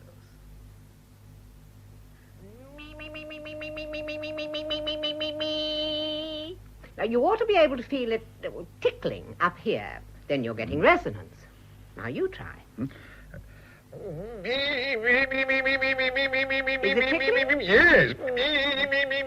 Now let go.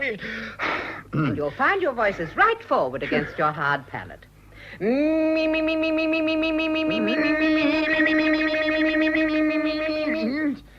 it is.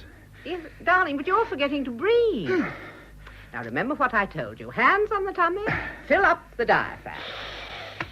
That's right. Now you must practice that. You don't have to shout. It's just a question of keeping it forward. Now, try saying this, keeping it dead quiet, but right forward. How now, mouse? No more nice ice or stew? How now, mouse? No more nice ice or stew? What a damn silly question. Never mind about that. You ought to be able to say it no louder than that, so they can hear it right back in the back row of the gallery. How now, mouse? No more nice ice or stew? Now, that's miles better. But try not to fidget, darling. A positive movement, or stand still, but don't fidget. Of course, I've got a style of my own, you know. Yes, I know, darling, but we'll soon get over that, if we work at it. Now, I'd like to take the last sentence of the speech for tomorrow. Let's see. Here we are. Just the last line. Start at, it is not inconceivable. Shoulders back, darling. You were going to have your hands on the dispatch box, weren't you? Yes, that's right. Now, go ahead. It is not inconceivable that such a day may come. Till then, we must stand firmly on the principles that we have enunciated, sure that if we do so, posterity at least will do us justice. Yes. It doesn't seem to mean much. Mean much? Doesn't mean anything. It's absolutely vital that it shouldn't mean anything. Well, then if it doesn't mean anything, it must have more emotion. Oh. You must be moved. Now listen. It is not inconceivable that such a day... Oh, no, you can't possibly say that. How about... such a day may come, break your yearning for it, you see? Then steadfastly, unshakably, till then we must stand firmly, and so on. Now, try it. Such a day may come? Look, you're not yearning quite enough, darling. Well, I can't yearn too much. After all, I'm only talking about a day when it'll be possible to import more jute. One really doesn't yearn for jute. Okay, then. But don't let it get too small. Till then, we must stand firmly on the principles that we have enunciated, sure that if we do so, posterity at least... No. It's not posterity at least. It's posterity at least. Posterity at least will do us justice. Oh, now that's miles better. We'll run over the whole thing again tomorrow morning. Now then, the meeting. Just give me the outline. Well, it's about the annual conference of the party. We're just going to have a preliminary quack about it. Well, who's coming? Lord President, Foreign Secretary, Chancellor, Party Chairman, First Lord. What, the whole reptile house, in fact? Most of it. Well, what'll happen? The Lord President and the Foreign Secretary will both say they will only support my re-election as leader of the party as long as I do quite contradictory things. They will then quarrel. The First Lord will support the Foreign Secretary. The Chancellor will support the Lord President. They will then quarrel. The party chairman will then make an appeal for a united front, and nobody will take any notice. And what will you be doing? I? Just listening. Right. Key line number 1. Gentlemen, I think we should get on more quickly if you were all to address your remarks to the chair. Got it? Yes, I doubt if they'd take any notice, though. Well, then you must have a thing to tap with. Gentlemen, I think we should get on more quickly. You see, an absolute ice. Now, key line number 2. 1 at a time, please, gentlemen. Mr. Bunfrey, try it. 1 at a time. Tap, because they'll probably be making quite a shindig. 1 at a time, please, gentlemen. Mr. Bunfrey? Well, not bad, but just a bit more refrigeration in your voice. Now then, key line 3, cutting them short. Your line is, thank you, Sir Charles. I think the meeting now understands your point of view. Get it? Now, don't wait for a pause, just right across him. What do you mean, interrupt? Yes, bang, conclusive, resonant, strong. Now, try it. I'll be Sir Charles, and you come in. Carrots, carrots, carrots, carrots, carrots, carrots. Come on, carrots, carrots, carrots, Thank carrots, you, carrots, Sir carrots. Charles. Oh, no, darling, you're not really thanking him. It's irony. Go on. Will you be Sir Charles? Carrots, carrots. No. In a flood, quickly, loudly. Carrots, carrots, carrots, carrots, carrots, carrots, Thank carrots, you, carrots, Sir carrots, Charles. carrots, I think the carrots, meeting carrots, fully carrots, understands your point of view. You see, darling? Now, take your time. Resonant, head up. Thank you, Sir Charles. Fine. Oh, darling, that'll stop him in his tracks. Now then, how does the whole thing begin? It's here, isn't it? Yes. Well, here we are. Suppose it's past. What happens? Well, how do you mean? They just all come in? Well, will you hear? Yes. Oh, no. You let them assemble. You give them a moment or two. Then you make your entrance. Key line 4. Good afternoon, gentlemen. Please take your places. Brisk, confident, quite friendly, but decisive. Now go out and try your entrance. Carrots, carrots, carrots, carrots, carrots. Right-ho, entrance. Carrots, carrots, carrots, carrots, carrots. Good afternoon, gentlemen. Please take your places. Oh, well, it's a bit stiff. You see, you're not a sentry. I'm sorry, darling, but it is frightfully important because it sets the whole tone. They've got to feel right from the outset that you are in command. Oh, Carol, my dear, don't you see? That's just the difficulty. I'm not in command. Well, why not? My personal following in the party is small. It's a startling thought, but hundreds of delegates to the party conference really and honestly believe that the Lord President or the Foreign Secretary are great men. And I'm just a figurehead. I can't do without them, and they know it. And they can't do without you, and they know that. Oh, why not?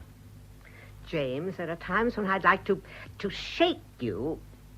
Don't you see that you've got them absolutely cold? Well, they daren't let you go because they're so scared of one another.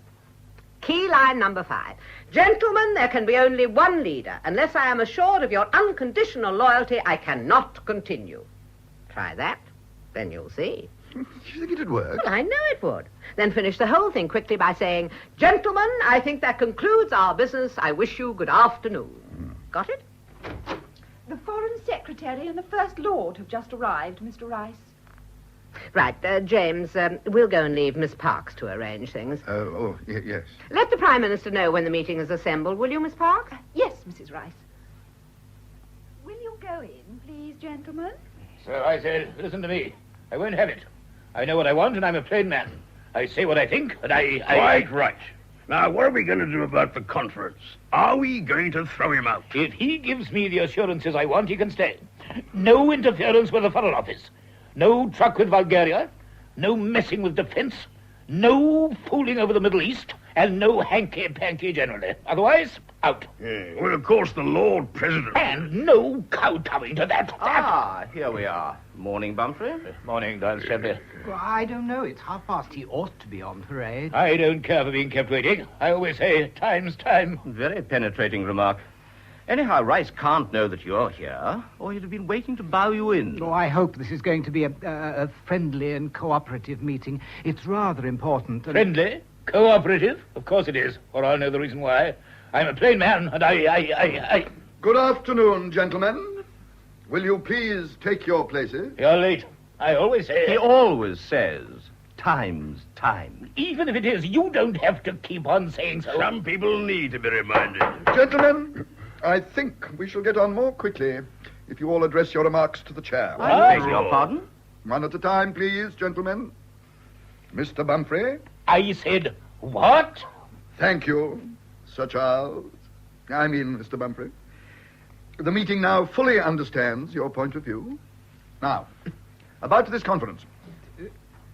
If I might put in a word, I hope this will be a friendly and cooperative meeting. The first thing that's going to come up at the conference is the question of the leadership of the party. And on that, I've got a few words to say. And I. One at a time, please, gentlemen. Mr. Bumfrey. I'm a plain man, and I say what I think. And I tell you straight, I'm not satisfied with the way things have been handled. There's been too much interference, too much flapdoodle and shim-sham, too much pandering to sectional interests. I don't know what the Foreign Secretary means by flapdoodle and shim-sham, but I heartily agree that there has been too much pandering to sectional interests. I agree. And I agree. If I might put in a word, I do hope... Thank you, Mr. Jones Fullerton. Oh. I think the meeting fully understands your point of view. Let's get down to brass tacks. The man who's going to have my support for the leadership will be a man who accepts this program. 1, no truck with Bulgaria. So far, he'll have my support, too. 2, no messing about in the Middle East. Action in the Middle East is essential. 3, proper support for the policy of the Foreign Office. Have you got one? How dare you say that to me? I won't have it. Gentlemen, we shall get on more quickly if you address your remarks to the chair. One at a time, and the meeting fully understands your point of view. But, gentlemen, there can be only one leader. Eh? There can be only one leader. Unless I can be assured of your unconditional loyalty, I cannot continue. Then you'll be in the cart. Just what do you mean, Rice? You know perfectly well that I know that if you don't support me, Bumfrey here will be PM. And if he doesn't support me, you will. And if neither of you support me, it'll be a dogfight. The party will come in half, and we shall spend 5 years in opposition. If I might put in a word, that's what I meant about friendly cooperation. It really is important. I never said I wouldn't support you, did I? Nor did I, as long as the... Very well. Now, let me tell you the terms on which I am prepared to be supported. 1, decent departmental work. I'm far from satisfied with the Admiralty of such a... Who would be? It's a mess. I am prepared to put it down to natural handicaps rather than sheer indolence. But there must be an improvement. 2, less departmental squabbling and jockeying. 3, a coherent foreign policy. Say that to me. Thank you, Mr. Bumfrey. The meeting fully appreciates your point of view. 4, the Lord President's office to be used to coordinate and not to run everybody else's department for it. Do you suggest that 5, less superciliousness and more efficiency at the Treasury. And 6, I cannot for the moment remember 6, but I'll let you have it in writing later. In the meantime, gentlemen, that concludes our business. I wish you good afternoon. Well, anyhow, Miss Wright, we put up a good fight in the by-election. A good fight, Mr. Amesbury? A seat lost which the party had held for over 30 years, and you talk about a good fight? Well, of course, old Mr. Benson had held the seat so long that a lot of people just voted for him by habit. Then when he died and we had to put up a new man, they sort of thought about it, and once you get a constituency thinking... Lame, Mr. Amesbury, very lame. There's no doubt that all this strong anti-government stuff in the Pine Press is having an effect. I fail to see that is anything to do with the matter, Mr. Amesbury. Oh, come, Miss Rice. After all, this is a democracy. Once you really get across the newspaper proprietors, you're finished. Might as well quarrel with the brewers and have done with it. Mr. Amesbury, I must speak frankly. British democracy does not depend upon the conciliation of newspapers and brewers. I don't wish to see threats, Mr. Amesbury, but in my view, a head of the party office who speaks as you have spoken is fit only for a life peerage. Now, be reasonable, Miss Rice. Be fair. Well, what with the polling day being wet and Beard having laryngitis all the last week and Newmarket races being on and this and that, we didn't have a fair run. It wouldn't be justice to send a man to the House of Lords just for that. I was thinking less about the Tutbury result than your general tone of defeatism. Well, of course, I didn't mean the country wasn't sound at heart. Oh, sound at heart. Well, enthusiastic then. Keen, if you follow me. But just a bit... Well, they only want enthusing, as it were. Then I suggest that you should go away and make arrangements to enthuse forthwith. Good afternoon, Mr. Amesbury. Quite. Yes, of course, it's a little difficult to see. Well, I mean, well, the miners and the farmers. Yes, Mr. Amesbury? Yes. Good afternoon, Miss Rice. Good afternoon, Miss Rice. Yes, Mr. Simmons? Anything important in the papers today? Practically all writing on the Tutbury results, Miss Rice. Terrific war dance in the opposition press, of course. I have spoken to Amesbury. The Prime Minister hasn't seen these? No, not yet. Oh, it's most unfortunate that this one's on the same page as the crossword puzzle. If you give it to the Prime Minister like this, endless time will be wasted. Have it copied, Mr. Simmons. Certainly, Miss Rice. The Prime Minister's going to the War Office? Yes, Miss Rice. Let me know when he returns. Meanwhile, I'll take these newspapers. Typing pool, please. Until then, our policy in Central Europe must necessarily remain fluid. Yours sincerely. That's the lot, Miss Parks. Simmons? Oh, yes, sir. I split an infinitive 2 days ago. Hansard has taken the whole sentence to pieces and put the infinitive together again. It looks awful. Get on to them and tell them I won't have that sort of thing. I don't want people to think I'm the sort of man who's afraid to split an infinitive. Certainly, sir. Right. Now, is there anything else, Miss Parks? There's just this matter of the Bulgarian ambassador. What?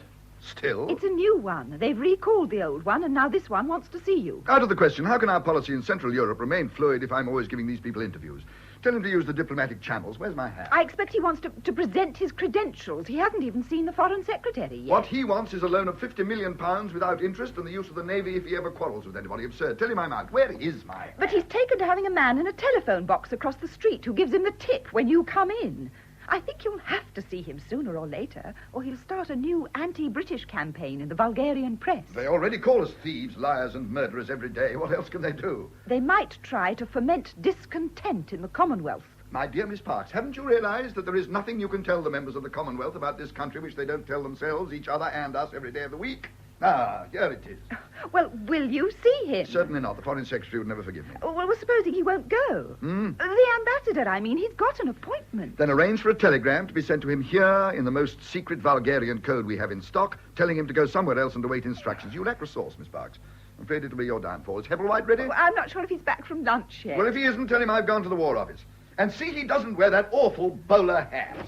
It makes me look ridiculous. Oh. Hello, Janet. Where's the old man going? Warhouse? Yes. Oh, is he going to see the Bulgarian ambassador? No. Well, he can't go on just not seeing the chap indefinitely. But if he starts talks with them, half the cabinet will resign and the party will just come in half. Oh, I suppose so. Is it true there's another dock strike? I haven't heard, but I don't see why not. Hello? Yes?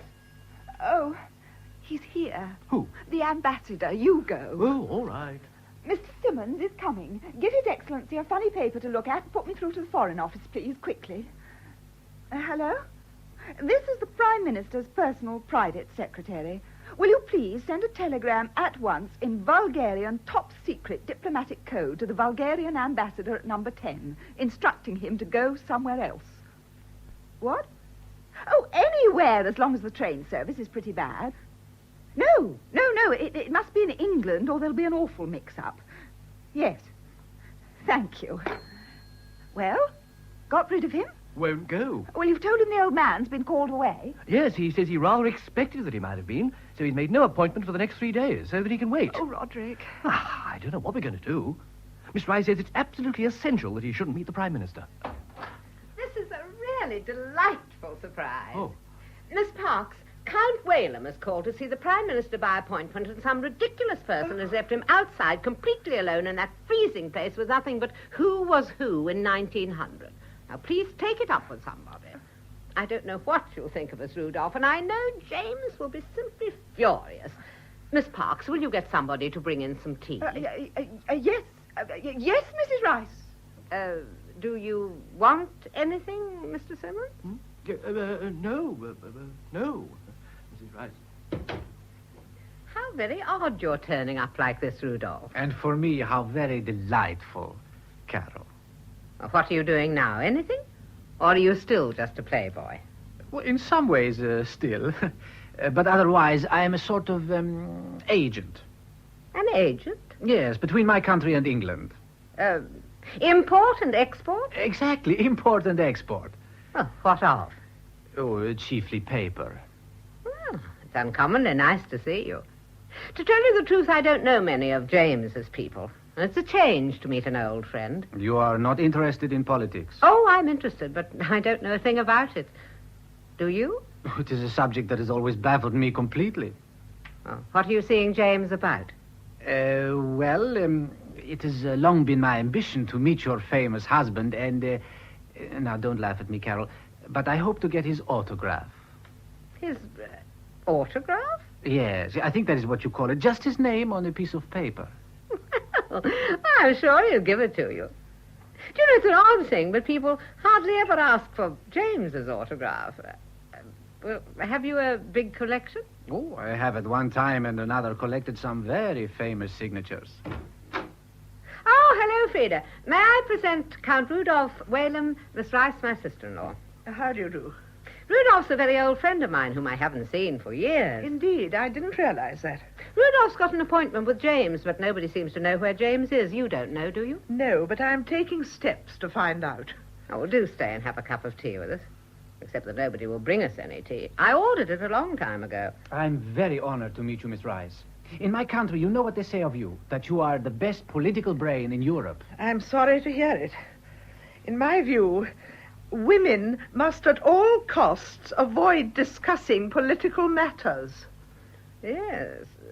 Well, luckily that's easy for me because I don't know anything about politics. Unfortunately, that's not always considered a reason for not discussing them. Yes.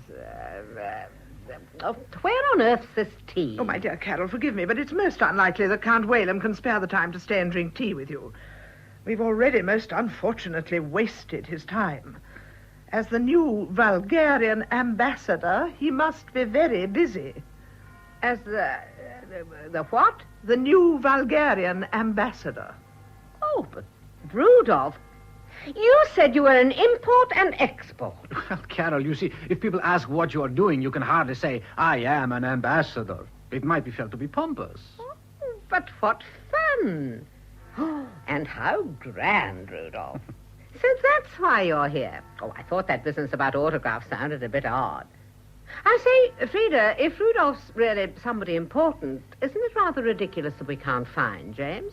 I mean, I didn't realize I was interfering. It was just that I knew James wouldn't like anybody just to be left in the waiting room. I agree that it is ridiculous. Miss Parks, will you kindly ring round to everywhere the Prime Minister might be, or even could be, and point out that Count Whaleham is still waiting for him here? You understand? Good. Have Whitehall patrolled. Oh, you might try that tea shop round the corner. He may be having tea with Hepplewhite. Well, when did you take this job over, Rudolph? As soon as it became clear that upon the relations of Bulgaria and Great Britain hung the peace of Europe. You will remember the Danube negotiations. I'm quite sure Mrs. Rice won't remember them. I don't myself. One forgets these things. Rudolph, you've got awfully solemn. Oh, my dear Carol, the delicacy of the situation between our two countries. Is there a delicate situation? Certainly not. There is no situation between our countries, delicate or otherwise. I beg your pardon, but a most urgent telegram has just arrived for Count Whaleham. Oh, thank you. Please read it, Count Whaleham. Don't let our chatter interfere with urgent diplomatic business. Thank you. Then if you will excuse me. Yes, of course. Thank you very much. There's no answer. But I'm sure we're keeping you from something important, aren't we now? I'm afraid I don't know, but I doubt it. Don't know? The telegram is in one of our diplomatic codes, and I shall have to get it decoded at the embassy before I can read it. Have a car, rush Count Whaleham to the Bulgarian embassy at once, Mr. Simmons. Yes, Miss Rice. Oh, no. Please don't bother. It's most unlikely to be of importance. We Bulgarians are an excitable people and send most urgent telegrams on the slightest provocation. You know, I'm getting very angry about this tea. I'll go and inquire about it. Well, why should you? Stay and talk to Count Whaleham, and I'll go. No, I should much prefer to... Yes, madam. Oh, well, now, neither of us need. Marshal, I tried to order tea about half an hour ago. Get it at once, will you? Certainly, madam. I'm perfectly certain he didn't hear what you said. He's practically stone deaf. I'll just go. Come, Mr. Simmons. Yes, Miss Rice. Now, what on earth? Well, you must think this is an efficient place, Rudolph. What with cutting appointments and losing James, not even being able to produce a cup of tea. Oh, my dear Carol, as though tea mattered beside the pleasure of just being here. Oh, excuse me. Perhaps they found James. Hello? Oh, hello, Frida.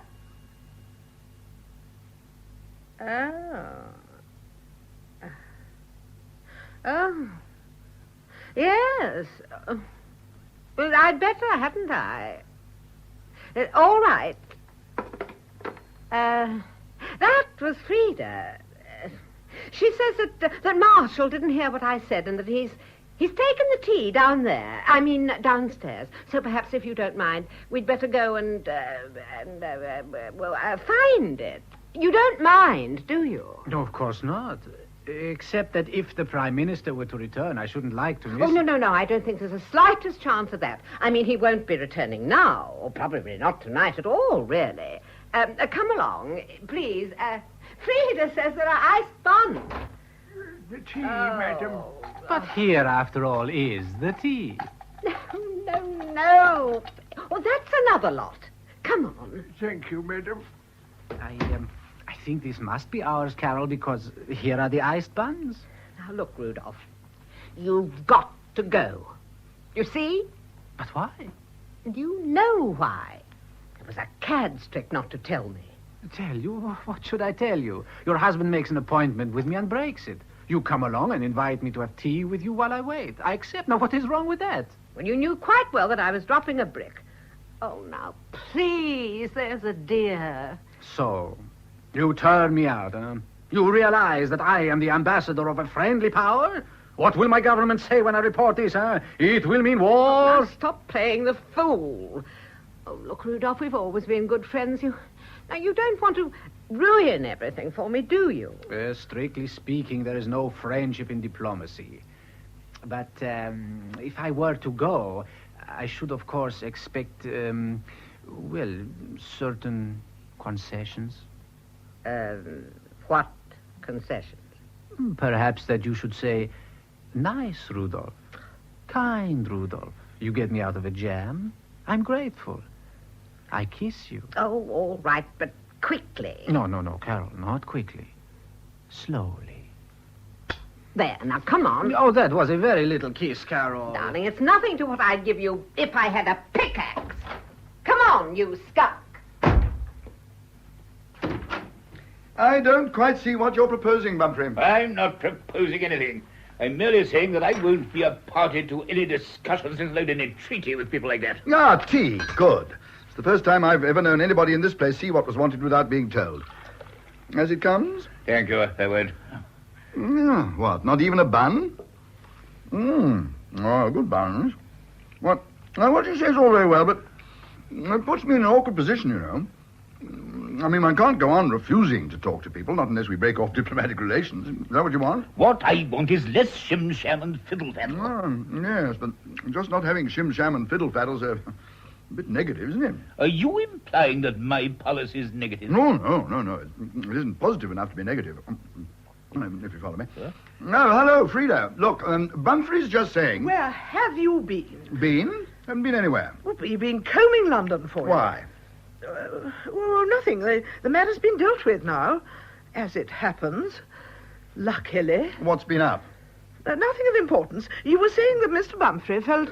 Well, he feels pretty strongly about this Bulgarian business. And so do I. I'm glad to hear that. What's wanted here is firmness. We must be prepared to say no. But you can't go on just saying no, whatever people say. No, I'll get your hat for you. No, please, Carol, allow me. Oh, at last. James, may I introduce Count Rudolph Whalem, the new Bulgarian ambassador, who's been waiting here with inescapable patience to see you all the afternoon. We tried to contact you, but failed. Well. This is a pleasure, Count Whalem. One prime minister which has been delayed too long. You know Mr. Bumfrey, eh? Good afternoon. Yes, we have met in various parts of the world, though never before in London. I didn't realize, James, when I was brought here, that I was to have this pleasure. No. As a matter of fact, neither did I. It's a small world, isn't it? I mean the way one bumps into people. It's not a big enough drop. If I threw myself out of this window, I should probably just sprain my ankle or something. I know. I shall have to shoot myself. Have you got a gun? No. No, there are never any props in this place. It was his having an appointment that foxed me. I thought James had just forgotten. Do you think the Prime Minister leaves ambassadors in specially unheated rooms by accident? Well, he might. He leaves things all over the place. He left a dispatch box in my bath yesterday. Anyhow, how was I to know he was an ambassador?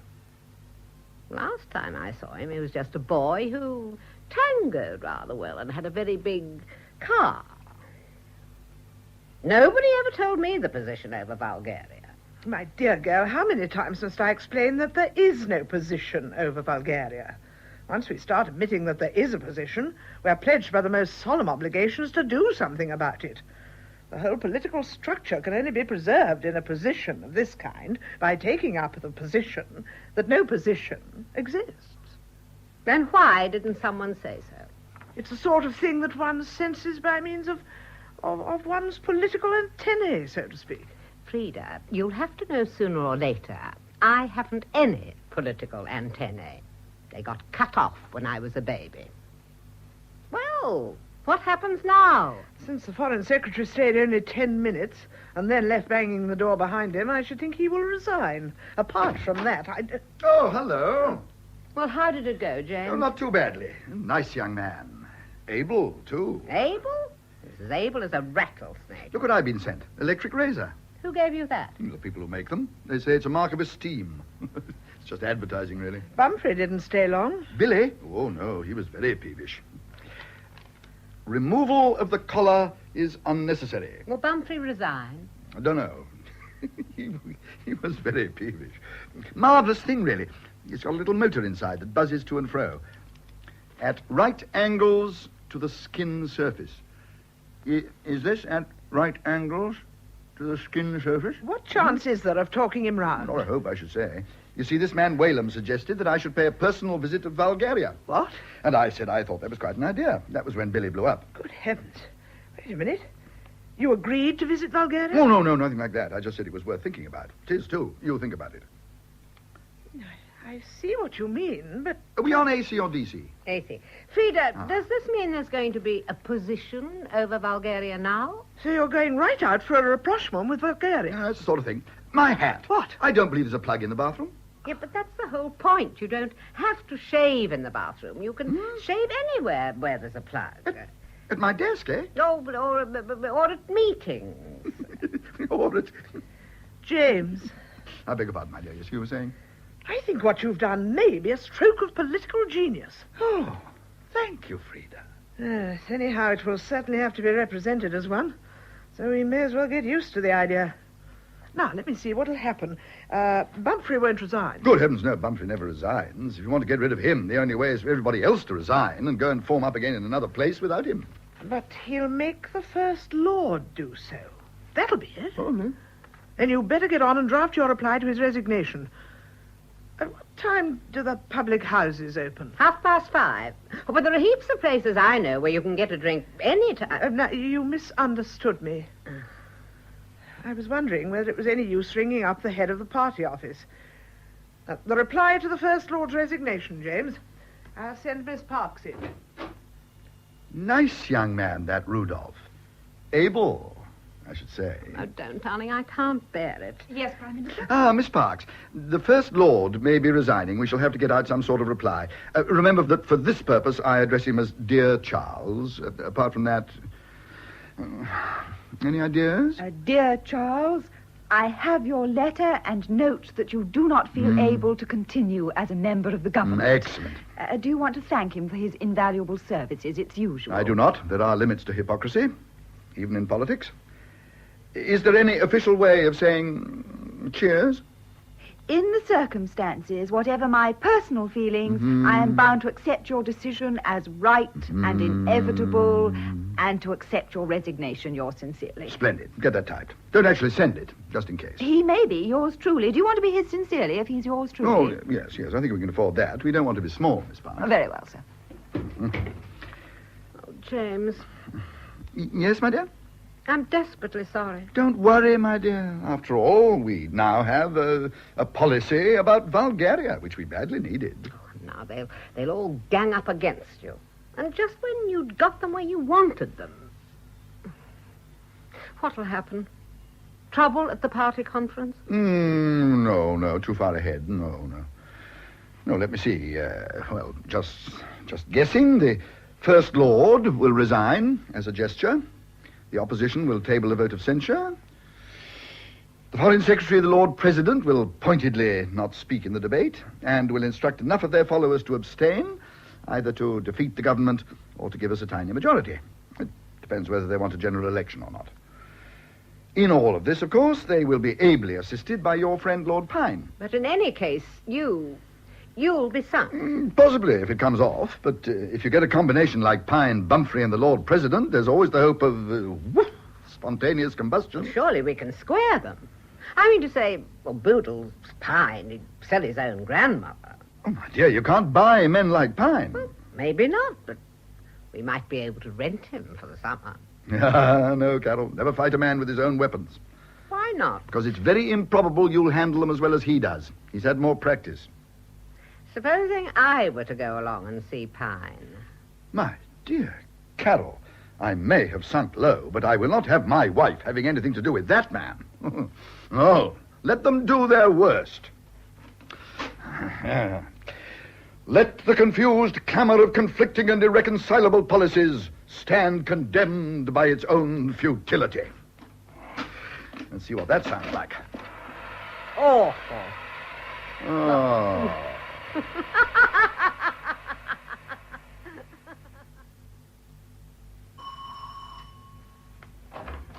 Yes, madam? Oh, Marshal, will you make me some sort of long, cold drink? Preferably hemlock, if we've got any. I'm afraid not, madam. Perhaps, a gin sling. Well, that'll do. Certainly, madam. Well, Marshal, it looks rather as though you'll have a new employer soon. So I understand, madam. It must be rather odd to be a sort of permanent official in a changing world. One becomes used to it, madam. Yes, I suppose so. Well, I hope you like the new setup.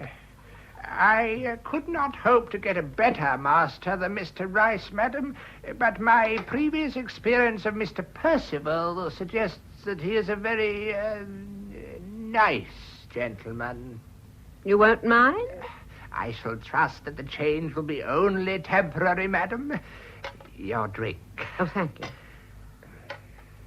you. Mrs. Rice? All right, Marshal. Thank you, madam. It's all fixed, then? Yes, Mrs. Rice. Thursday. Chances? Well, they'll carry the vote of censure. They may, but even if they don't, it'll be so close that, well, we can hardly carry on. Then what? Well, I imagine the PM will resign at once. I see. Does it mean that you'll lose your job? Oh, yes. Oh, I'm so sorry. Oh, that's all right, really. Oh, but at least I'm glad to find there's someone else to whom the whole thing means something. Oh, Lord, yes, Mrs. Rice. As a matter of fact, it means an awful lot to me. But you don't seem very worried about it. Worried? It's the best thing that's happened for months. What? You don't mind losing your job? Well, yes, of course, in a way. But you see, Janet, you know, Miss Parks, well, we've wanted to get married for a long time, and, well, at least I have, and she never would because she was too busy. And now, well, she won't be busy. You're going to marry Miss Parks? Yes. Oh. Oh, congratulations. Then, of course, you won't mind. You'll be glad. In a way. No, only in a way, of course. I mean, I'm frightfully sorry, too. From the point of view of the country, it's a tragedy, of course. Right. Oh, it seems so ridiculous to be beaten by that lot. Yes, particularly as all our people really hate one another like poison. You wanted to square them, didn't you? Well, some of them. I don't think it would have been difficult to split the gang if we talked to them separately. Separately? Mr. Simmons, are you prepared to do something drastic to save the situation? Well, of course, Mrs. Rice. Well, including risking your job? Well, unless something's done, I shan't have a job anyhow. Good. And Miss Parks? She'll do anything as long as it's for the PM. Right. Then, will you and Miss Parks make some appointments for the Prime Minister here on Wednesday evening? Wednesday evening? Well, you know he'll be in Paris. Well, never mind about that. Get the Lord President and the Foreign Secretary on the telephone and arrange for them to come on Wednesday night. Together? Oh, good heavens, no. At intervals. Will you do that? Very well, Mrs. Rice. Oh, and while we're about it, we might just as well have Lord Pine, too. Oh, dear Boodles. If you would take a seat, Lord Pine. No, right. You might ask the Prime Minister not to be any longer than he need. I'm rather busy. Very well, Your Lordship. Oh, good evening, Mrs. Rice. Why, Boodle. Oh, hello, Carol. Oh, how odd to meet you like this. It's such years since I've seen you. Yes. There's a good deal of water's gone under the bridge since then, hasn't it? Done pretty well for yourself, haven't you? Yes, I suppose so. Though I've always had some good chances, you know. If you're trying to remind me that I was one of them, don't bother. I've got a good memory. Oh, poor Boodles. You were furious, weren't you? I came to see your husband. He is coming, I suppose. Well, that's really why I came in. They told me you were here, and I thought I must come in and say hello. Oh, nice of you. Yes, and to apologize for James. Apologize for him? Yes, well, he's had to rush off somewhere. You mean he's cut my appointment after bringing me here at his suggestion? Oh, I'm so sorry. Who does he think he is? Oh, now, don't be angry, please. It's not his fault. You see, apparently everything's in an awful mess since the First Lord resigned. Mess? That's nothing to the mess it's going to be in. So I understand. What do you mean? Well, I don't know that I ought to talk to you, really. You see, you've been on the other side, haven't you, Boodles? If you want to know, I'm on the point of putting this government out of office. What, all by yourself? Oh, Boodles. There's no good old boodlesing me, my girl. Rice and I are in a dogfight, and I'm going to win. And if he sent you to try and gilly me out of it, you're wasting your time. Sent me? Oh. Oh, you can't know James very well, or you wouldn't say that. Why do you want to turn him out, Boodles? If you know anything about the political situation, you know the answer to that. And if you don't, I'm not going to waste time explaining it to you. Oh, all right. I only ask because... Because, what? Because I happen to know that he admires you a lot. Bunkum. Oh, but I tell you he does. Well, now, if he didn't admire you, would he have been going to... Going to what? Oh, nothing. Goodbye. I apologize for James. Though I can't say I'm sorry he wasn't here on the whole. What are you getting at? Never mind. I'm sorry if I hurt your feelings, Carol. You know I'm a blunt man. Yes. You don't know what he wanted from me? But wanted from you? The boot was on the other foot. Hey! Just what is this? I don't know anything about it. It's nothing to do with me. Goodbye. Oh, wait, Carol. I want to know what you're talking about. Do you mean Rice was going to make me an offer? I don't know anything about it. Oh, yes, you do. He was going to make me an offer, wasn't he? I don't know. Yes, you do. What was it? Out with it. Now, I won't tell you. Why should I? You can't make me.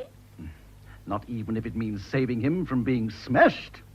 Listen, unless something very funny happens, he'll be out of office in 24 hours. If you know anything that's likely to make me alter my mind, say it, and say it quick. Well, I'd rather he was out of office than be in it with men like you. You mean he was going to offer?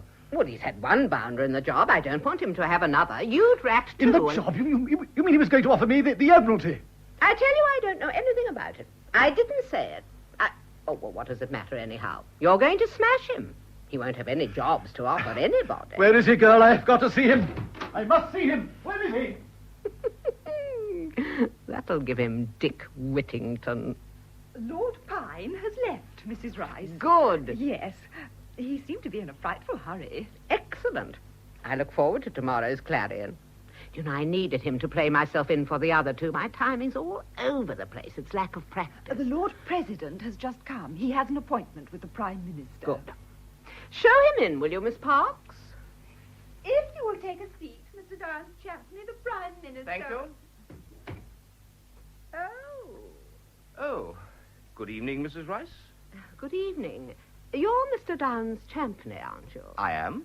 Well, I don't think we've met, but I've seen you lots of times. I've heard a lot about you, of course.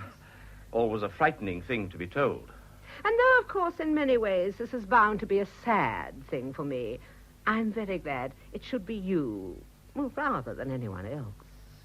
That's very kind of you. Oh, not that there could be any doubt about it, really, of course. James said at once, the Lord President is the only possible man. Yes. Of course, much as I regret it, there have been times in the past when we haven't seen eye to eye. Oh, never mind the past. I know you've squabbled quite a lot, but that's all over now. Anyhow, James would never let a thing like that stand in the way of the country's interests. I mean, one mustn't be personal about these things, must one? Certainly not. The country's interest must come first. And, of course, having led the House of Commons, it will be a help, won't it? All experience is useful. Quite. I mean, some people said it ought to be the Foreign Secretary, but he's such a fathead. Well, at least James always says so. Oh, I say, I'm not being frightfully indiscreet, am I?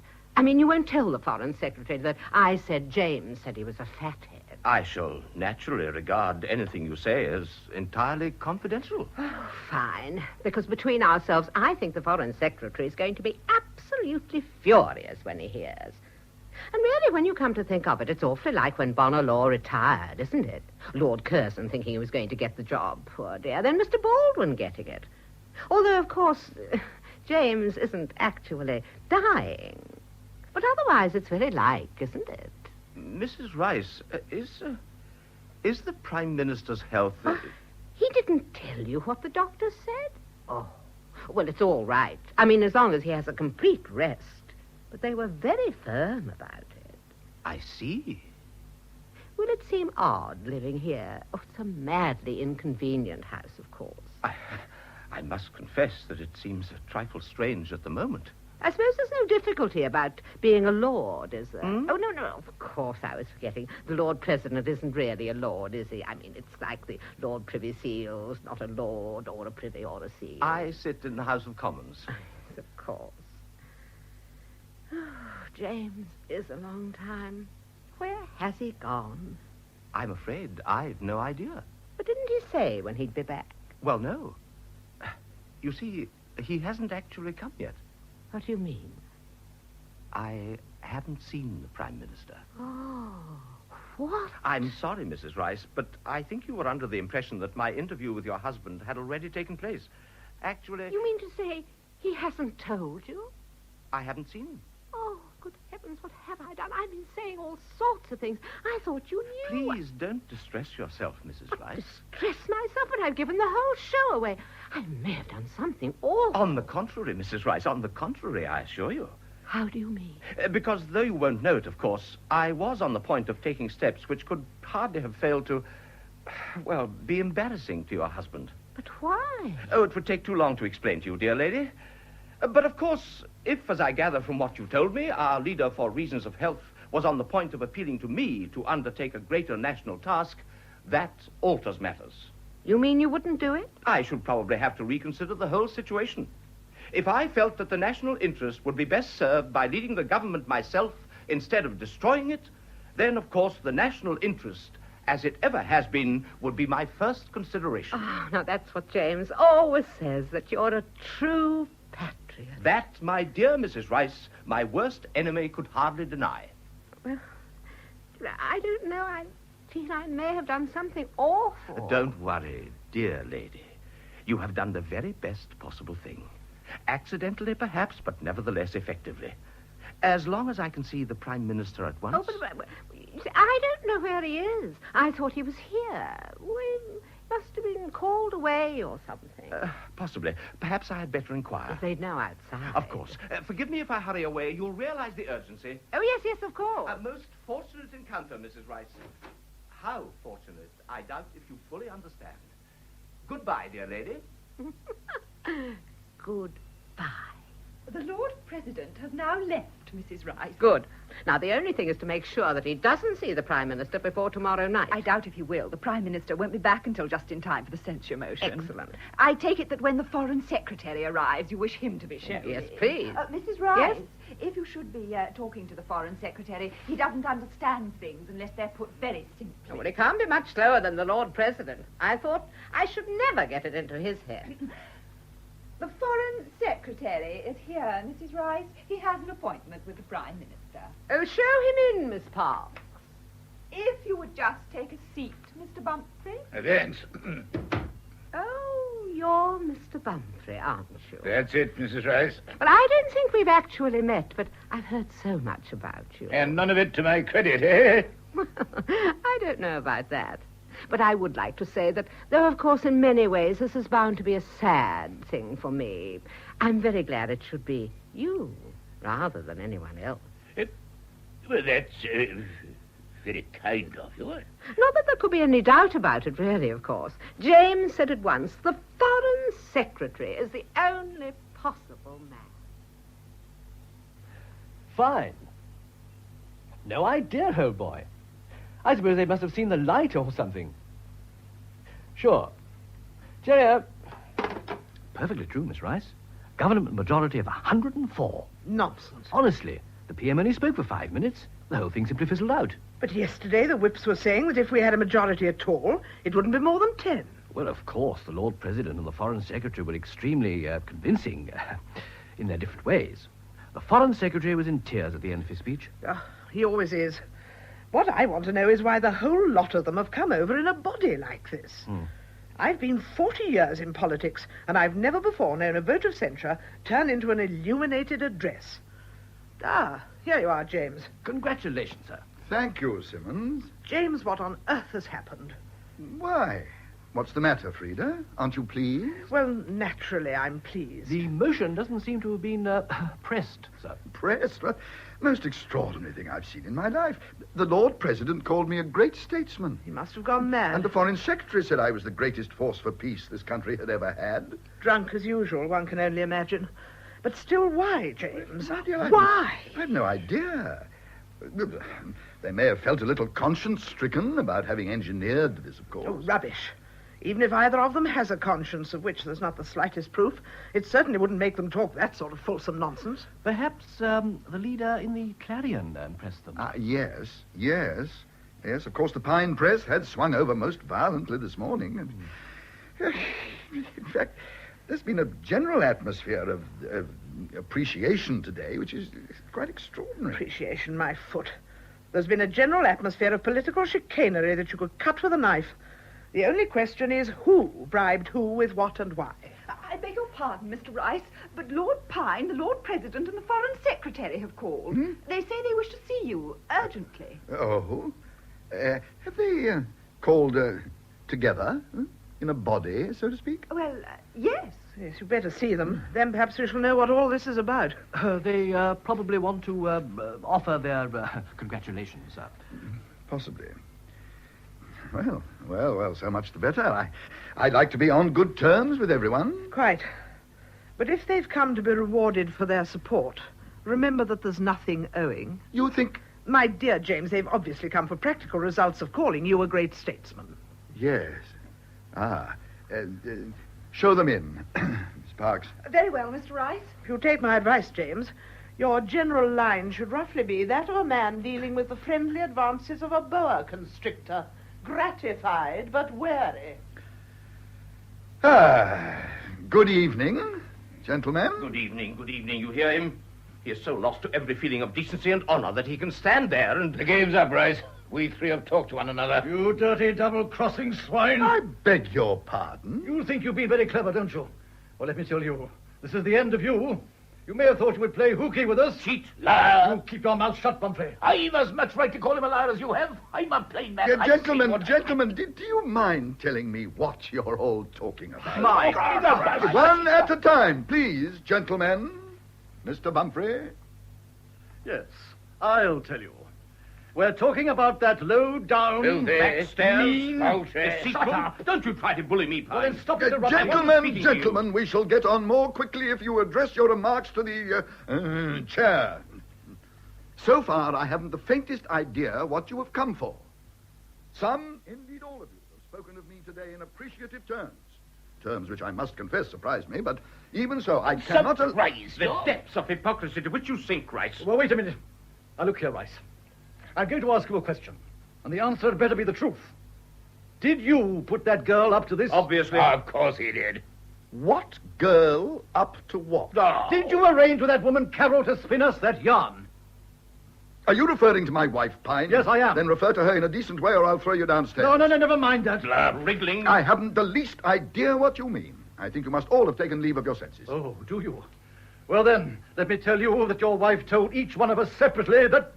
That you were ill and retiring and about to call on me. That in the national interest, I was to take over from you. That you were giving me the Admiralty. What?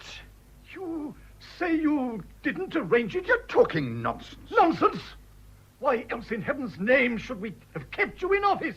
We had you cold, but this dirty trick... There must be some misunderstanding. I assure you my wife would never... Oh, wouldn't she? Well, then, have her in and ask her. That's right. Let me talk to her. I insist on... quiet. Really? Now, perhaps you see why we're just a trifle annoyed with you, Rice. And also why you'd better do something about it, quick. If there were a word of truth in it, which of course there isn't, I could understand your annoyance. But in any case, I am not prepared to take any action. No, so you will just let yourself be smashed? Smashed? Do you think your reputation would stand this coming out? You'd be finished. In the interests of public decency...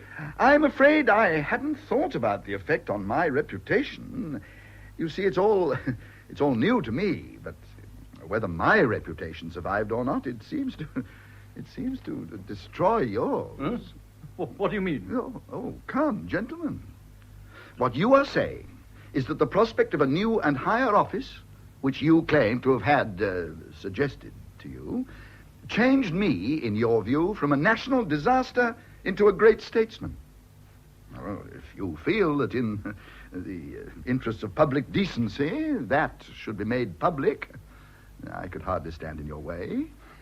The electorate would be interested and no doubt sympathetic, as indeed I am. You old... Oh, but I assure you I am deeply sympathetic. I hate to see 3 public-spirited men misled. In fact, if it were not that the position of First Lord has now been filled and that I am in good health, I should feel almost compelled. No, it's an outrage. I have given my life to the service of the nation, and Why, if you hadn't the biggest swollen head in the country, you'd have known he must be foxing to offer you... Gentlemen, I have offered none of you anything. If you have supported me through a misunderstanding, it is up to you to correct and explain that misunderstanding or not, as you choose. I decline to have anything more to do with the matter. Good day. You'll pay for this, Rice? I insist on seeing your wife. And I... My wife knows nothing of political matters. If you have attempted to make capital out of anything which you may have wormed out of her, you have only yourselves to blame. Wormed out of her? Why, she trotted it all out. Show these gentlemen out, Simmons. Very good, sir. Good evening, gentlemen. This way, please, Never been so disgracefully treated in my life. You'll pay for this. I shall make it my business to expose you in the public interest. I shall look forward to it. Good evening.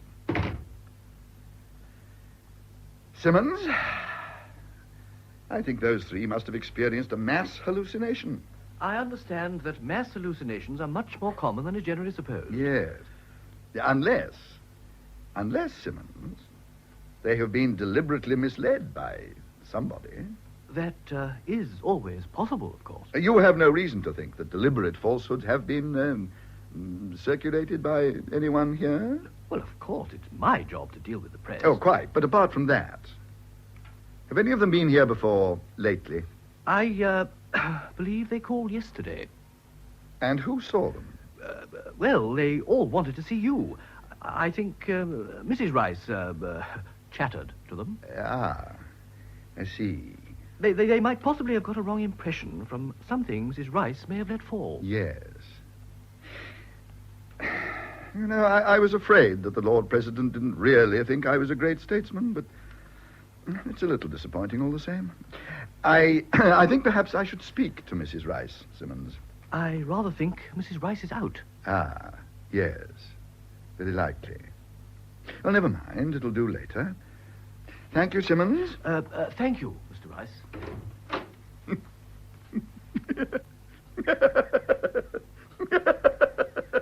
Hello, James. Oh, Carol, come in. I want to speak to you. Carol, a most extraordinary thing has happened. Lord Pine, the Lord President, and the Foreign Secretary, political opponents of mine, but nevertheless, Carol, men who have given a great deal of service to the state, have been here. It appears that somebody had misled them into thinking that they were to be given office in the government or to take over the premiership. Oh. Moreover, Carol. Well, if they hadn't been such crooks, they wouldn't have fallen for it. Perhaps not, but you see, dear, it puts me in a very difficult position. It just leaves you as Prime Minister. Yes, but can I carry on after this? After all, one has certain Oh, standards. now, don't be silly. What standards have they got? No, I wasn't thinking of them. Then what standards has anyone got in this game? They didn't care. Not one of them. Who? Well, all of them. Simmons and Miss Parks and Marshall and Frieda. They're just thinking about themselves. Oh, except Frieda, and she's thinking about the beastly party. Isn't that fairly natural, my dear? Oh, I suppose so. But they might have given a thought to something else. Oh, you mean the national interest? Well, of course, the removal of the hand of the present government from the helm at this critical juncture from the point of view of the national interest. Oh, to hell with the national interest. Really? Look, I don't care about anyone's interests but yours. When you worked for them, worried for them, done your best to keep them from making fools of themselves, and they were going to throw you off like an old shoe. And break your heart. Break? What's the matter? Oh, now, James, stop it. Stop it, or I'll hit you with something. What's funny? But, my dear girl, consider. Tonight I am Prime Minister. Upon my shoulders rests the weight of 20 problems, every one of which, by definition, is quite insoluble. For 3 years, I've been working with the aid of a very ordinary brain to deal with a situation which would have baffled Solomon, offsetting as best as I can the disastrous efforts of my colleagues and getting what little help I can from the stupidity of the opposition. But sometime soon, I shall hand over to Percival. And then, why, if there's a crisis in Bulgaria, or Uruguay is in liquidation, or housing is inadequate, or agriculture is in extremis, that'll be his business. But there'll be nothing for me to worry about. I shall be in the opposition, and the trout will still be in the test. Don't you see? See? Well, of course I see. I've always seen. How was I to know that you saw? Because you never told me. You and Frieda and Simmons and all of you, you let me think it really mattered. That it was your life. Why didn't you tell me it was only a silly game? My dear, I'm sorry, but honestly, it never occurred to me that there was anyone left who took us so seriously. Well, Miss Parks? I beg your pardon, Mr. Rice, but Lord Pine, the Lord President, and the Foreign Secretary are fighting. Fighting? Yes. Lord Pine seems to be throttling the Lord President, and the Foreign Secretary has Lord Pine by the hair. Shall I send for the police? Police? Oh, yes. Do they appear to be hurting one another? Well, yes, Mr. Rice, rather. Ah, well, send for the police in a minute or two. And, Miss Parks? Yes? Don't rush it. There's no hurry. No hurry at all.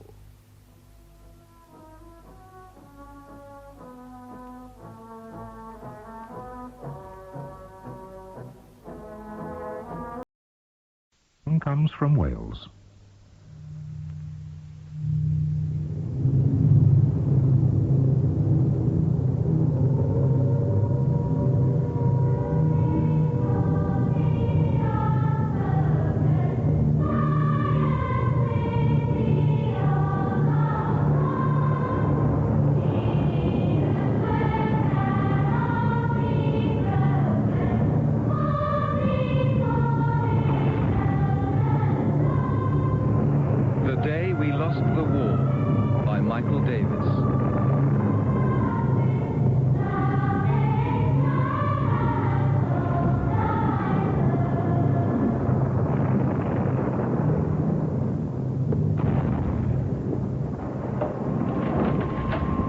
Yes, you...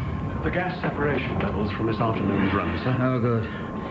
Plot the results and let me have the graph. Yes, sir. When I've done that, would you mind if I left a little bit early, Dr. MacDonald? My aunt is on her own. Oh, what about the military? Isn't Coed Station full of army personnel? It is, only they go on duty the moment the air raid siren sounds. And my cousin Owen is a fireman. Yes, all right, Hugh. We'll be shutting the lab down in a little while anyway. Thank you, Dr. MacDonald. Good night, sir. I'll see you in the morning. We hope.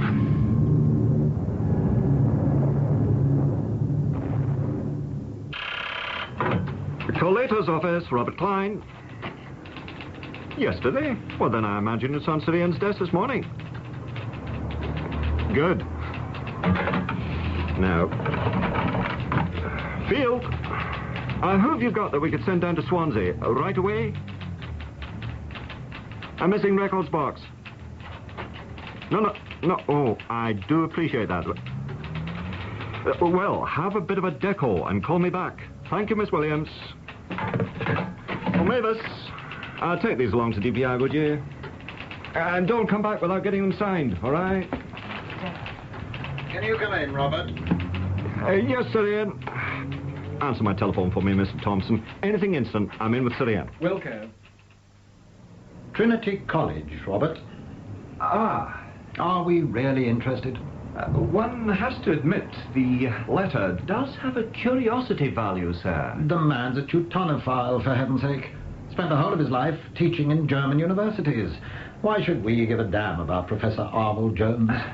With respect, sir, that is not the point that Miss Winterflood is making. Oh, isn't it? Then what is the point that Miss Winterflood is making? The article referred to by Trinity College bears the copyright date of 1939, whilst in it, Professor Jones refers to work published by Wittgenstein that didn't appear until last year, 1940. Robert, I'm afraid the significance of all this eludes me. Harriet Winterflood's comment here, sir, is that Trinity have noted that Professor Arwell Jones is continuing to work and publish whilst interned, and that someone thinks it important enough to attempt to hide that fact by attaching an incorrect copyright date to his much more recent article. This is our man in Dublin, is it? He sent the letter, yes, sir.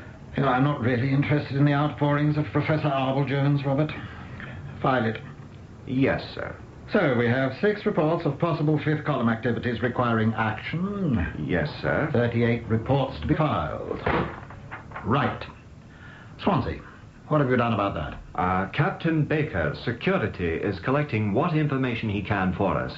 And I've got DPI chasing a field officer to report on some missing material. Classified? Yes, sir. I believe so. Have you seen this from Central, Robert? I don't think so, sir. What is it? The topography of the borough of Swansea. Within its boundaries, the town possesses a mix of 4 steel and tin plate works, a copper refinery, oil refinery, chemical works, several iron foundries, miles of dockland jam-packed with ships, many of them loading high explosives for the Middle East war zone. Central's asking why, during 3 consecutive nights of saturation bombing, was none of these strategic targets hit, other than the odd glancing blow. The whole force of the attack was concentrated on the town centre and the surrounding housing estates of Town Hill, Mansleton and Landor. Leaving 500 dead and 7,000 homeless, I believe. Terror tactics or something else? Something cleverer, do you suppose? I'm sorry. The suggestion is being made that the objective of the attack was to take out a target more important than anything we knew about. I've asked for a briefing, but I'll keep your eyes on that one. Yes, sir. Don't pick that up, Miss. It's too heavy. Oh, thank you, Mr. David. Oil, and a handle here. Give it up to this. Right, Chief. A second box similar to this one. Yes, identical. They were a pair and always kept together. A duplicate set of records in each. Excuse me, Mr. MacDonald. The final test sheets for last Wednesday's burn, where do you want them? With half my office wall missing, Miss Price, I think that inquiry is somewhat redundant. Yes, sir. Excuse me. Where were the boxes normally? Mind the back, that's it. Your end on a bit of it. Hang on, Chief, my hand is slipping. Right, okay. Sorry, Dr. MacDonald, we'll be out of your way in a second. Oh, thank you, Mr. Davis, yes.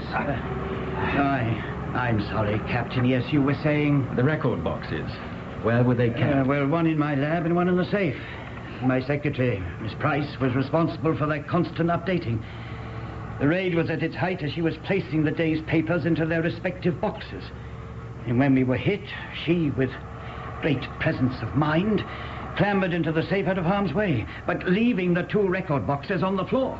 Miss Price, when did you realize that one of the boxes was missing? Oh, more or less as soon as I was rescued. Now, this, of course, was some 10 hours later. That's how long it took the rescue team to reach us. I would, of course, stress that no blame attaches to Miss Price. Oh, of course. Is it possible to have a word with whoever rescued Miss Price from inside the safe? Well, yes, sir. I imagine so. Hugh, can you spare a moment, please?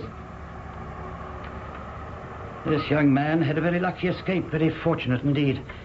He left the building to go home to look after his aunt only moments before the bomb struck. Good morning, Captain Baker. Good morning, Hugh. I thought perhaps it was you. So, this is where you work. Oh, you two know one another? I'm billeted at Coed Sison with Hugh's aunt, Mrs. Tresida. Oh, yes, the famous aunt.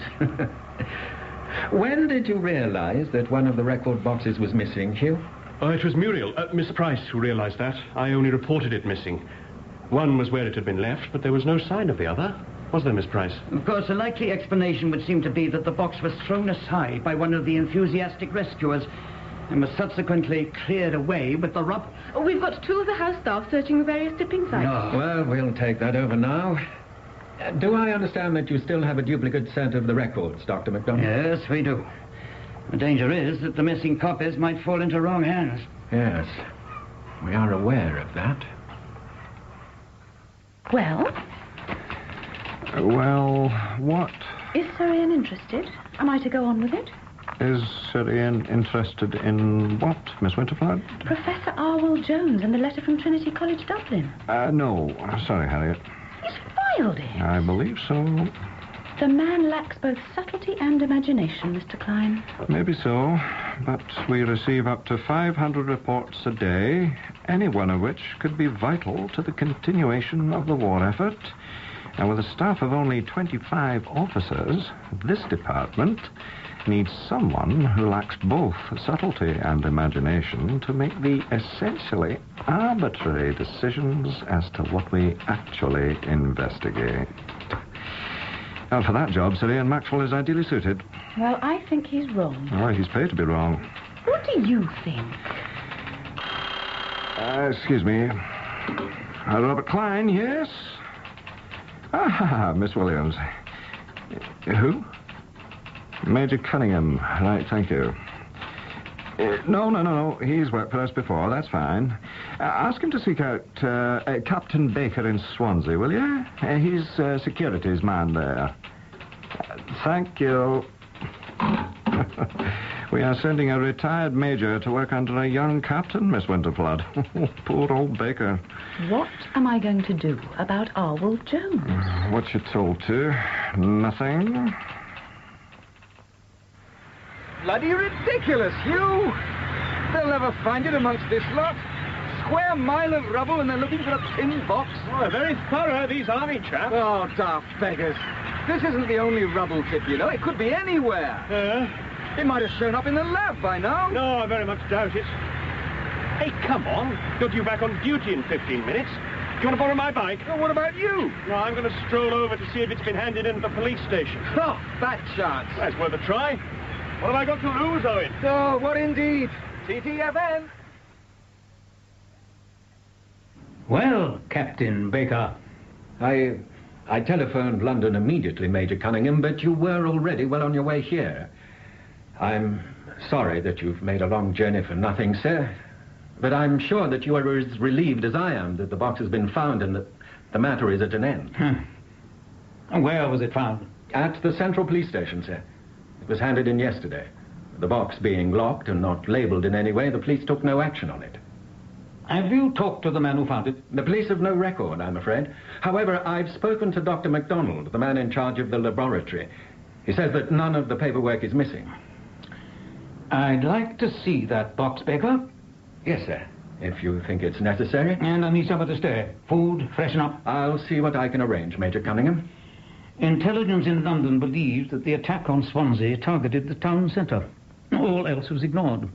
And this laboratory is within the area of maximum saturation. Add to this the fact that the laboratory records went missing during the raid, and now they've turned up again, in about the time it might take to reproduce them photographically. Coincidence, Captain Baker? I think a closer look is indicated, don't you? Yes, sir. Then to work. Coed Saxon. It means Saxon's wood. The house is built on the site of an ancient Saxon camp, or so the story goes. It's much too large, of course, and it's probably silly to go on living here with just the three of us. Thank you. But what would become of my 20 young army officers if we left? The three of you being yourself, your husband, and your son, is that it? No. My husband died, unfortunately, just after the outbreak of the war. Ah, sorry. My son Owen is here with me, and my brother's boy Hugh lives here also. I see. And how old are the boys, Mrs. Tresita? Oh, they're young men now. Owen is a fireman, and Hugh is doing special war work of some kind. Indeed. All very secret. Otherwise, I suppose they'd both be in the army, and I'd be here on my own. Except for my 20 officers, of course. We mustn't forget them, must we? Ah. And what's the nature of Hugh's work, Mrs. Tresita? Oh, I'm not sure. Hush laboratory work of some kind, so Owen tells me. Owen told you that? Oh, not in any detail, of course. Just that Hugh works in some secret establishment near Goat Street. Really? And Hugh lives here to be near his work, is that the idea? Oh, no. Hugh came to live here with us before the war, when circumstances made it difficult for him to go on living at home. He's been like a brother to Owen, and something of a good influence. Hugh's so sensible. And Owen isn't? Well, he's a bit like me, I'm afraid. His heart rules his head. Yes, indeed. You wanted to see me, gentlemen? Ah, yes, Hugh. Come in. You know Captain Baker, of course. Oh, yes, sir. My name is Cunningham, Major Cunningham, from the Ministry of Defence. I'm here to investigate the recent air attacks on Swansea. To investigate them? Given the security implications of any air raid on Ministry of Defence property, an on-the-spot investigation is carried out where possible. A routine matter. Just a few questions for all the staff. Now then. Sir, if it's to do with the missing records, I think I should tell you. I went to the Central Police Station yesterday at lunchtime to see if the missing record box had been handed in. Ah, I see. So it is you who recovered the missing box, Hugh. Good work, young man. But that's just it, Major Cunningham. I didn't recover the missing box. I thought you just said... No, sir, no. What I said was that I went to the police station to see if the box was there. It wasn't. Someone had beaten you to it and had already collected it. Well, that's what I would have assumed, sir, except that according to the sergeant on the desk, no such box had been handed in. There was certainly no mention of it having been collected. Captain Baker, I understood you to say that the box was found at the police station and that they had no record of the person who handed it in. That is what we were told by the officer who returned the records to the laboratory, sir. Who is this officer? Do we have his name? We do. It was leading fireman Alan Davis. Fireman? Yes, sir. Not a policeman? No, sir. I see. I hope I did the right thing mentioning this to you, sir. Yes, Hugh, I think we can say that you did the right thing. Do we know anything about the man who returned the records to the laboratory? Davis? No. Only that he was involved in the rescue operation at the laboratory. And 36 hours later, he returns with the missing records. Well, Captain Baker, I think we should organize an interview with this hero of the hour. Right away, don't you? Yes, sir. Yes, sir. Now, Hugh, stay a while, please. Sit down. That's it. Now, tell me, have you ever discussed the nature of your work with anyone at all outside the laboratory, Hugh? No, sir, never. What about girlfriends? Or the chaps at your local? No, sir, I never talk to anyone about my work. Family? My immediate family know that the work is highly secret, and they know that I work here in Goat Street. It would be difficult to keep that level of information away from them year on end, wouldn't it? But that's all. That's Mrs. Cressida and Owen, your cousin, of course. Yes, sir. The fireman. Yes, sir. Thank you, Hugh. No need to mention this discussion we've had to anyone. All right? Miss Winterflood, I really am most awfully busy. It will only take a minute, see, and you see, there's information here I think you should be aware of. And since the work has been done, you might as well take a look at what I've come up with. Your line manager is Mr. Klein. But he's only interested in what you tell him to be interested in. That is why Mr. Klein is considered a high flyer, Miss Winterflood. Arwell Jones graduated from Aberystwyth University in 1919 and went immediately to Kiel University. Must I listen to this? Where he undertook postgraduate research into Celtic minorities. In 1921, he married a German girl called Helga Fischer, who was a half Jewess, her mother's maiden name having been Rosenthal. They have one son. Arwell Jones remained at Kiel University and became a professor in 1931. He and his wife were interned at the outbreak of the war. I'm not interested in the fate of Professor Arwell Jones. He has chosen his bed and must now lie on it. Do you wish to continue? Yes, I do. Very well, young woman.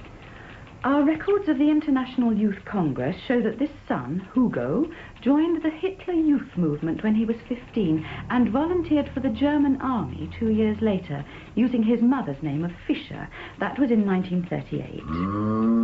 I have traced Hugo Fischer further. This morning, Unit 7 confirmed that Hugo Fischer was posted to the Indian Engineering Brigade in Bremen, a Sonderformationen unit. And what, may I ask, is a Sonderformationen unit? It's a foreign unit where non-nationals are sent who choose the army rather than internment. Apparently, Hugo Fischer did not possess German nationality. Apparently. So? Well, that's as far as I've got. A thought has crossed my mind, however. Never mind thoughts, young lady. The facts. All right, we know for a fact, don't we, that Arwell Jones continues to research and to publish whilst interned, which is odd. It seems to be entirely possible that this young man's career in both the Hitler Jugend and subsequently in the German army may have served to make the authorities take it easy with his half-Jewish mother and his British father. Yes. So, why don't the Germans want anyone to know this? Why did they try to suppress the fact that Arwell Jones is being allowed to publish? Why don't they want us to know that a deal has been struck? In short, what is going on? Is that it? Yes. Well, what you have done, Miss Winterflood, is to build a highly tenuous framework out of the action of a German censor. All that you have said is possible. Most things are possible. But your interest in this case stems from one deduction alone, that the false copyright date on Arwell Jones's article was a deliberate action intended to cover up a suspicious ambiguity. Let us look at the matter differently. Let us suppose the printer made a mistake and appended the wrong date, or that Arwell Jones appended the wrong date, or that Jones saw an advance copy of Wittgenstein's work, or that the German censor mistakenly thought the news of Arwell Jones's continued work important. Then your whole edifice crumbles. There. 4 explanations that fit the facts, and each is more likely. Am I right? Yes, sir. I hope you don't have a hunch about this one. No, sir. Because I do not employ researchers who have hunches, do I, Miss Winterflood? No, sir. Right. Now, go and do what you're paid to do.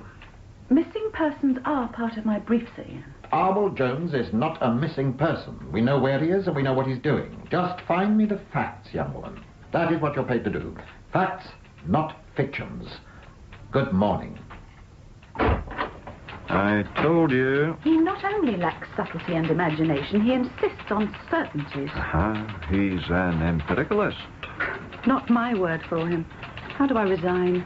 You enlist in the WAF. Oh! Robert, a word, please. Swansea. Who did we send down there? Major Cunningham, Sir Ian. Any progress? Cunningham has asked for information on leading fireman Alan Davies, and we traced him.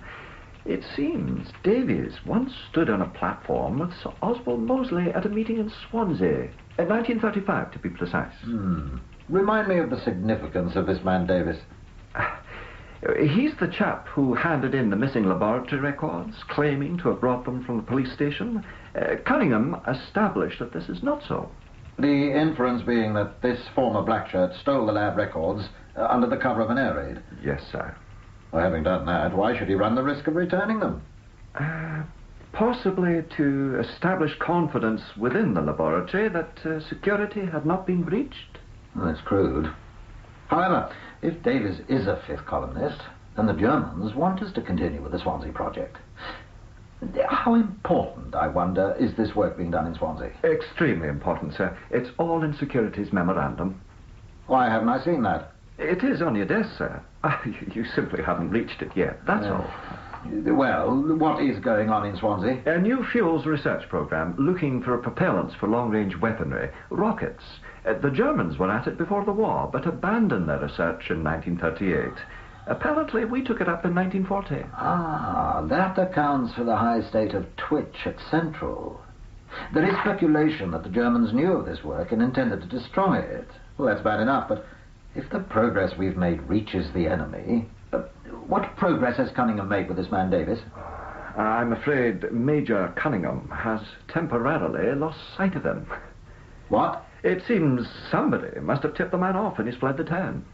Good God. I'm quite sure it's only a temporary hit, sir. They have reason to believe that Davies is holed up somewhere on the Gower Peninsula. Oh, thank heavens we only collate, Robert. I wouldn't like to be in charge of MI5 if this man gets away. I gather the army are searching for Davies now, sir. Central have put Cunningham in charge. I imagine he's in his element. Right, you men, split up. Captain Baker, you take your men towards the dunes. With respect, sir. Respect nothing, sir. The rest of you, follow me.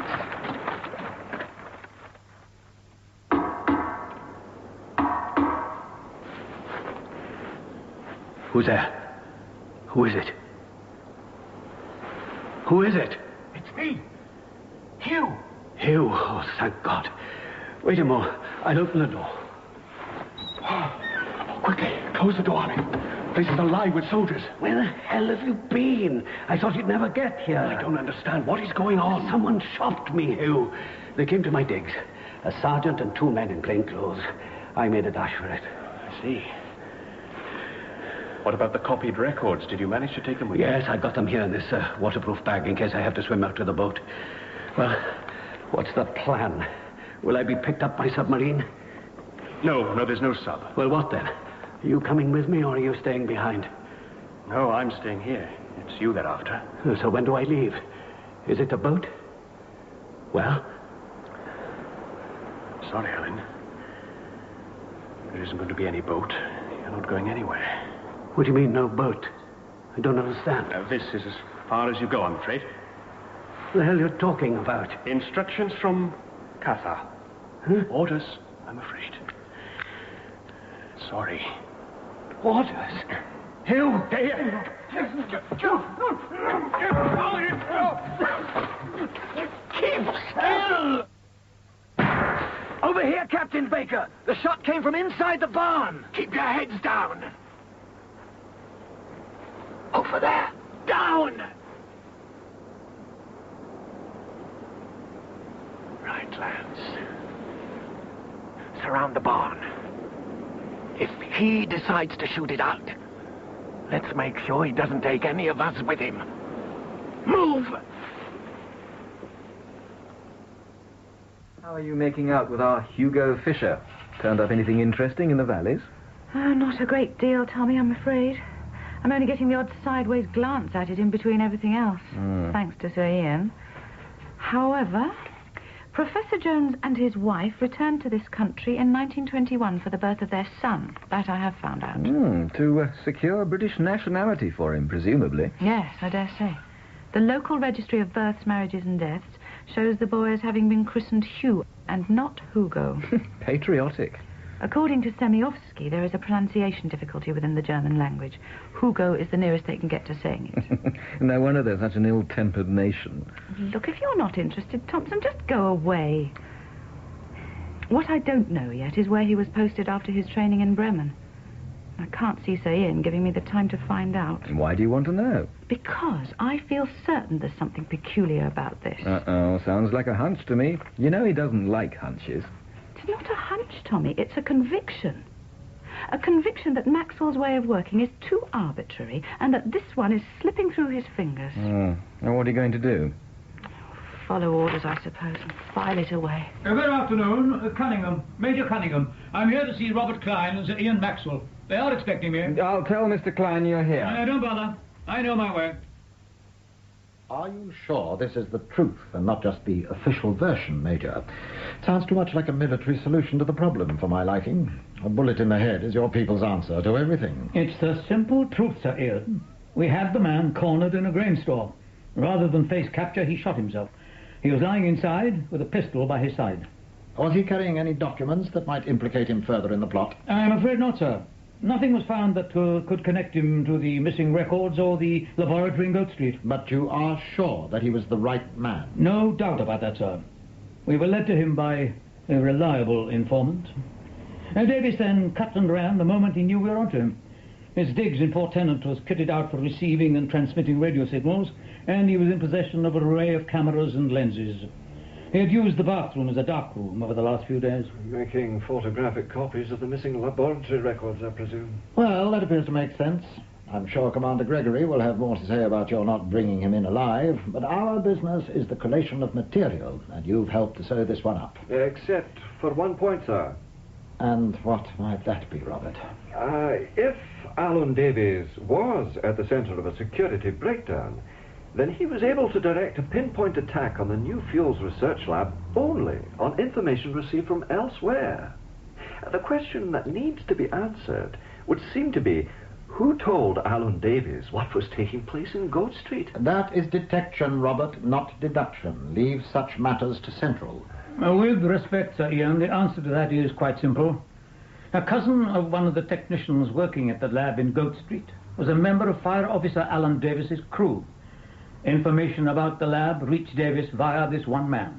Of that I have no doubt. Do we have the name of this garrulous idiot? Owen Procedure, sir. Very well. Put that in your report too, Robert. No doubt this oaf will be put into a position of less trust and diminished comfort, but our job is not to look at consequences, only to discover the facts. Isn't that so, gentlemen?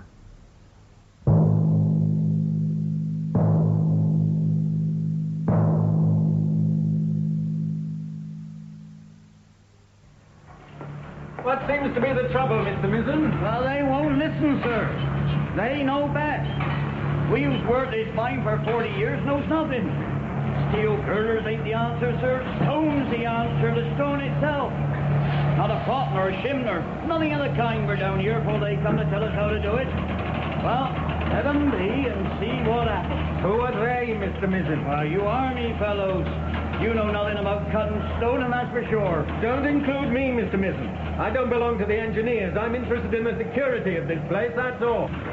Been down here digging this old mine since 1937 they have, and they still haven't learned nothing. 5 years hard at it and some to go. Well, between you and me, it's the some to go that's worrying the government, Mr. Mizzen. They want this project operational, and I gather they want it quickly, hence the girders. Peace be as to the purpose of it all. You could get the whole of London down here. Not quite. Is that what's behind all this mass evacuation? I've no idea. Your security, though. But you don't need to know secrets to stop them getting out, Mr. Mizzen. Well, they'll have to bide a while. We got to cut a 2-mile tunnel from here to connect the mine with the GWR. That'll take all of a year, I'd say. Even if you fellas let us do it the way it should be done. Quite so. I'm sorry, Mr. Mizzen. I've just seen a man I think I recognize. Would you excuse me? Yes, of course. Isn't it? Going to be there. Hello, old chap. How are you? Hello, Captain Baker. It's nice to see you. How are things? So, this is what they've got you at. Well, well. How long have you been here, Owen? Oh, the best part of a year, sir. They transferred me here from the fire service in March of last year. Lost my exemption, I'm afraid. Oh, dear. How are things at Coit Sizon? Is your mother well? Oh, yes, I'm fine. And what of your cousin, Hugh? Where's he now? Oh, Hugh's in Bristol. They moved the lad from Swansea and he went with them. He's been out of Stilton for a couple of months now. I see him for a pint at the weekends. He's got himself engaged to Dr. MacDonald's secretary. How about that? The girl in the safe. That's splendid. Give them my regards when you see them, Owen. I will do. I must dash, old chap. You'll probably see me about from time to time. I'm with security here. Oh, jolly good. When I write home, I'll tell them I saw you.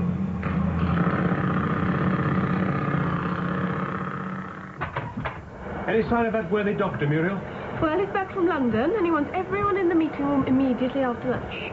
How did he get on? Did he say?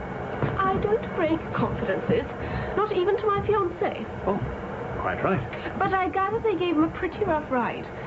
We'll have to wait and see what he has to say. I am now aware that the need for security is even greater than ever, if, as some of you may wonder, that is at all possible. Maximum effort from everyone is the only way we will win the race. We have the advantage of momentum from our sustained efforts, whilst the Germans are, well, relatively new to the game. How long have they been working in this field, sir? Do we know? They restarted their rocket research program 6 months ago. You mean they were working on long-range weapons previously? They were developing new fuels for rockets before the war. That work was abandoned on orders from Hermann Göring, who, perhaps not surprisingly, favored the development of a long-haul diesel engine for bomb-carrying aircraft. We took up the research in 1940. The sad irony, of course, is that the long-haul engine developed by Göring enabled him to reach Swansea and cripple our laboratory last year. So how far are we ahead of him, sir? This is a matter that I find deeply distressing.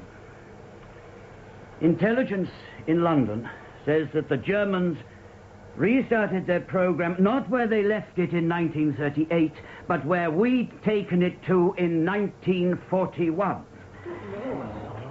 How could that be possible, sir? Security. We have to accept the fact that a complete record of all the work we did in Swansea reached the enemy. And obviously, we cannot allow such a thing ever to happen again. So be on your guard. We're all on trial here in Bristol. Our head of department this morning introduced me to a most unpleasant man named Gregory. And it has been made clear to me by him that any further breach of security will put my head on the chopping block, and possibly yours as well. Right. Back to work. And please remember what I've said. Would you stay for a moment, Hugh? This is for your ears alone, Hugh. London reasons that the fireman Davis couldn't have been operating alone. It's feared that someone within our laboratory was passing information to him. And it is for that reason that our original team has been broken up. However, you and Miss Price are being kept with the project. I gather Major Cunningham told of the assistance you gave him in the detection of Alan Davis. Well, that was decent of him. What about Miss Price? I'm sorry, Hugh. They're happy for her to continue with the project. Well, she's a secretary, Hugh. Anyway, that man Cunningham will be arriving here during the next few days. He's asked to see you. Personally, I'd rather not have him on my back, so I want you to give him all the help you can. Cooperate totally, hold nothing back. Will you do that? Oh, yes, of course. You can rely on me, sir. Thank you. With London sitting on my neck, you've no idea what it means to me to have someone I can trust. To the point, Miss Winterflood. I am sifting as no man has sifted before. Mr. Klein, I think I know why we've not been able to locate Hugo Fisher. Oh, really? Who is Hugo Fisher? Professor Arwell Jones's son. He took his mother's name of Fisher when he joined the German army. Oh, my God, Harriet. You're not still jitterbugging around with that one. Do you want to know what happened to him, or don't you? No. As I recall, Sir Ian filed Professor Jones in a very pointed manner over a year ago. However, it will waste less of my time if I listen. So tell me, what became of Hugo Fisher? Briefly. He deserted. It's on this list here. Hugo Fisher disappeared from his Sonderformationen unit in Bremen in August 1939, having been in the army for just under a year. That explains why we couldn't trace him further. The parents were arrested 2 days later. I'm visiting the sins of the son unto the father. Unless that arrest was simply to confirm the impression the Germans wanted us to form, i.e. that Hugo had deserted. Too labyrinthine. Where is he now? Not known. Interested? I reckon he'd do one of two things. He might have decided to stay in Germany because his parents were imprisoned there. And risk being shot? Or he would have headed for Great Britain. Or he'd aim for a neutral country. America, Switzerland, the Gold Coast, Sweden. But this was just before the declaration of war, remember, and he did have a British passport. Okay. Check it out with immigration. Now, refugees were flooding in then. They tried to keep a check on everybody. But he wasn't a refugee, was he? He was simply a British national returning home to his own country. Even so, give it a spin. Don't tell Sir Ian. I sanctioned this. Yes, Jones. Hugh Jones.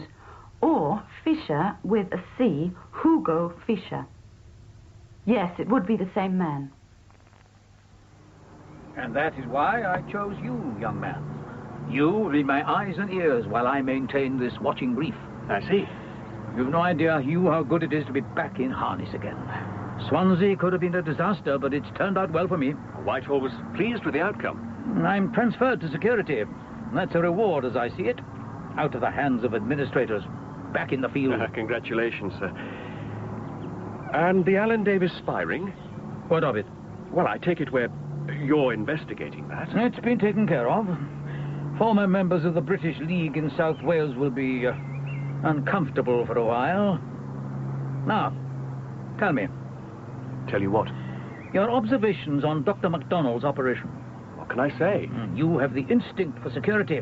A man has it or he hasn't. Those who have, notice, suspect. So, start at the top. At the top? Dr. MacDonald, tell me what you think of his administration. Well, he is rather absent-minded. Yes? And it's not very well organized.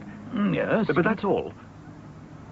Except that he does take paperwork home, which is absolutely against the rules, Major Cunningham. No documents should ever leave the laboratory. Does he indeed? Precisely the same sort of thing was happening in Swansea. Go on. No, but apart from that, he works hard and is totally dedicated. Your loyalty is commendable, but unnecessary, Hugh. There is the business of visitors. Of course, I've never been happy about that. Surely to God he doesn't allow civilians into the lab. I'm afraid so, sir. In Swansea, on several occasions, friends of his working in similar areas of research were given a guided tour of the laboratory and listened to a most detailed account of what was going on. Good God. Oh, you see, for Dr. MacDonald, there is no world outside the laboratory. He doesn't see the rocket as a ballistic missile. It's a scientific problem that has to be solved. That's all. Boffins. Yes. Hugh, I'm going to ask you to do something for me, and you don't have to agree to do it. If I give you a telephone number in London to contact, will you report direct to me on the names of any further visitors and on any paperwork that leaves the lab? Yes, I could do if you think it essential. I do. In the meantime, I'll need the names of those other visitors who turned up in Swansea. Oh, I couldn't remember. Miss Price might have them in the office diary, of course. Oh, yes. The young woman in the safe. Is it possible for you to get that from her? Oh, I think so, Major Cunningham. She'll give them to me if I ask. We're due to be married in December. Really? It's December the 18th. My cousin Owen is to be the best man. Owen Procedure? Yes. After all the trouble he caused you in Swansea? December the 18th? Oh, that's marvellous. Just in time for a Christmas honeymoon. Are you still all right for best man? Oh, yes, of course. A leave and Mr. Mizzen permitting. It's practically impossible to get any time off at the moment. I haven't been home for months. But things will be better by then. There's a great big push on to get the thing finished at the moment. Who's Mr. Mizzen? Oh, he's my ganger. Marvellous old chap. Hates the military.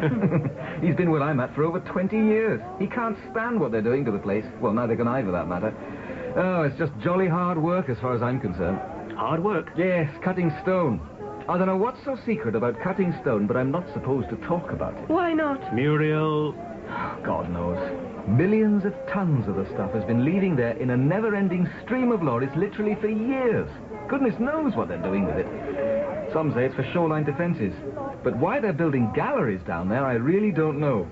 Anyway, there are $17,000 hard at it. So they must want it for something, mustn't they? There are how many of you at it? 17,000, all told. Mostly miners from the northeast and from South Wales. They rounded up everyone who wasn't exempted or serving. Where do you all live, for God's sake, all 17,000 of you? In 3 huge camps at the head of the mine. Oh, look. I'm not supposed to tell you anything about it, so let's talk about something else, shall we? Hey, guess who I saw the other day? Captain Baker. Never. Well, who's Captain Baker? You met him in Swansea, after the raid. A tall, good-looking army captain. Oh, yes. He was billeted at Coed Saison. Mother thought he was the bee's knees, didn't she? She did, rather. Where did you bump into him, Owen? He showed up at the place where I'm working. Hey, what if we invited him to the wedding? Perhaps he'd have a word with Mr. Mizzen for me. Make sure I get time off to be best man. What do you think? Why not? Great! Right, we'll have another drink on the strength of that. It's my round. Drink up. Oh. Muriel, sing again. Oh, yes, please, Owen. Right, I won't be a kick. I bet I know where that is. Where what is? That place Owen was talking about. There's only one mine. It could be around here. It's where all the stone for the city of Bath came from. Oh? Where might that be? Well, the Monkton Farley. It goes back hundreds of years. It's vast, apparently. Close by Bradford upon Avon. How do you know all that? I listen to careless talk. Yeah, well, you shouldn't. Don't you ever get curious to know what's going on? Muriel, what's going on is a war. We should just keep our heads down and get on with our work. I'll bet you what you like, that's where he is. Will you stop it? I wonder what on earth they're up to. Have you seen this on the sinking of convoy PQ-17? Yes, Sir Ian, I have. Apparently, that report that Tirpitz had left her anchorage at Carfiord to intercept the convoy was bogus and intended only to panic the Admiralty, which it did. I'm sure our briefing was in no way responsible for that, Sir Ian. Well, nevertheless, they withdrew PQ-17's naval escort. I am at a loss to understand why they did that, sir. And apparently the Sea Lords considered the naval ship's escort to be more valuable than the merchant vessels they were protecting. So they removed them to the safety of the western approaches, leaving convoy PQ-17 to the mercy of the Luftwaffe and the U-boats. 24 out of a total of 36 ships were sunk. No action is to be taken for obvious reasons. Too bloody embarrassing being foremost amongst them. Are we in any way to blame, sir? Of course not. It's facts we look for, and we correctly reported the facts. Did we? We reported the fact that a report had been received. If the Admiralty chose to take the fact of a report as the report of the fact, well, that's their problem. That's not our responsibility, Robert. Yes, sir. Major Cunningham is here, sir. Cunningham? From security. What's he doing here? We asked for a briefing, sir. Yes. Send him in. Isn't this the fellow that the security boys commended for that Swansea debacle? Yes, sir. He's due to be posted, I gather. Missing the uniform, I suppose.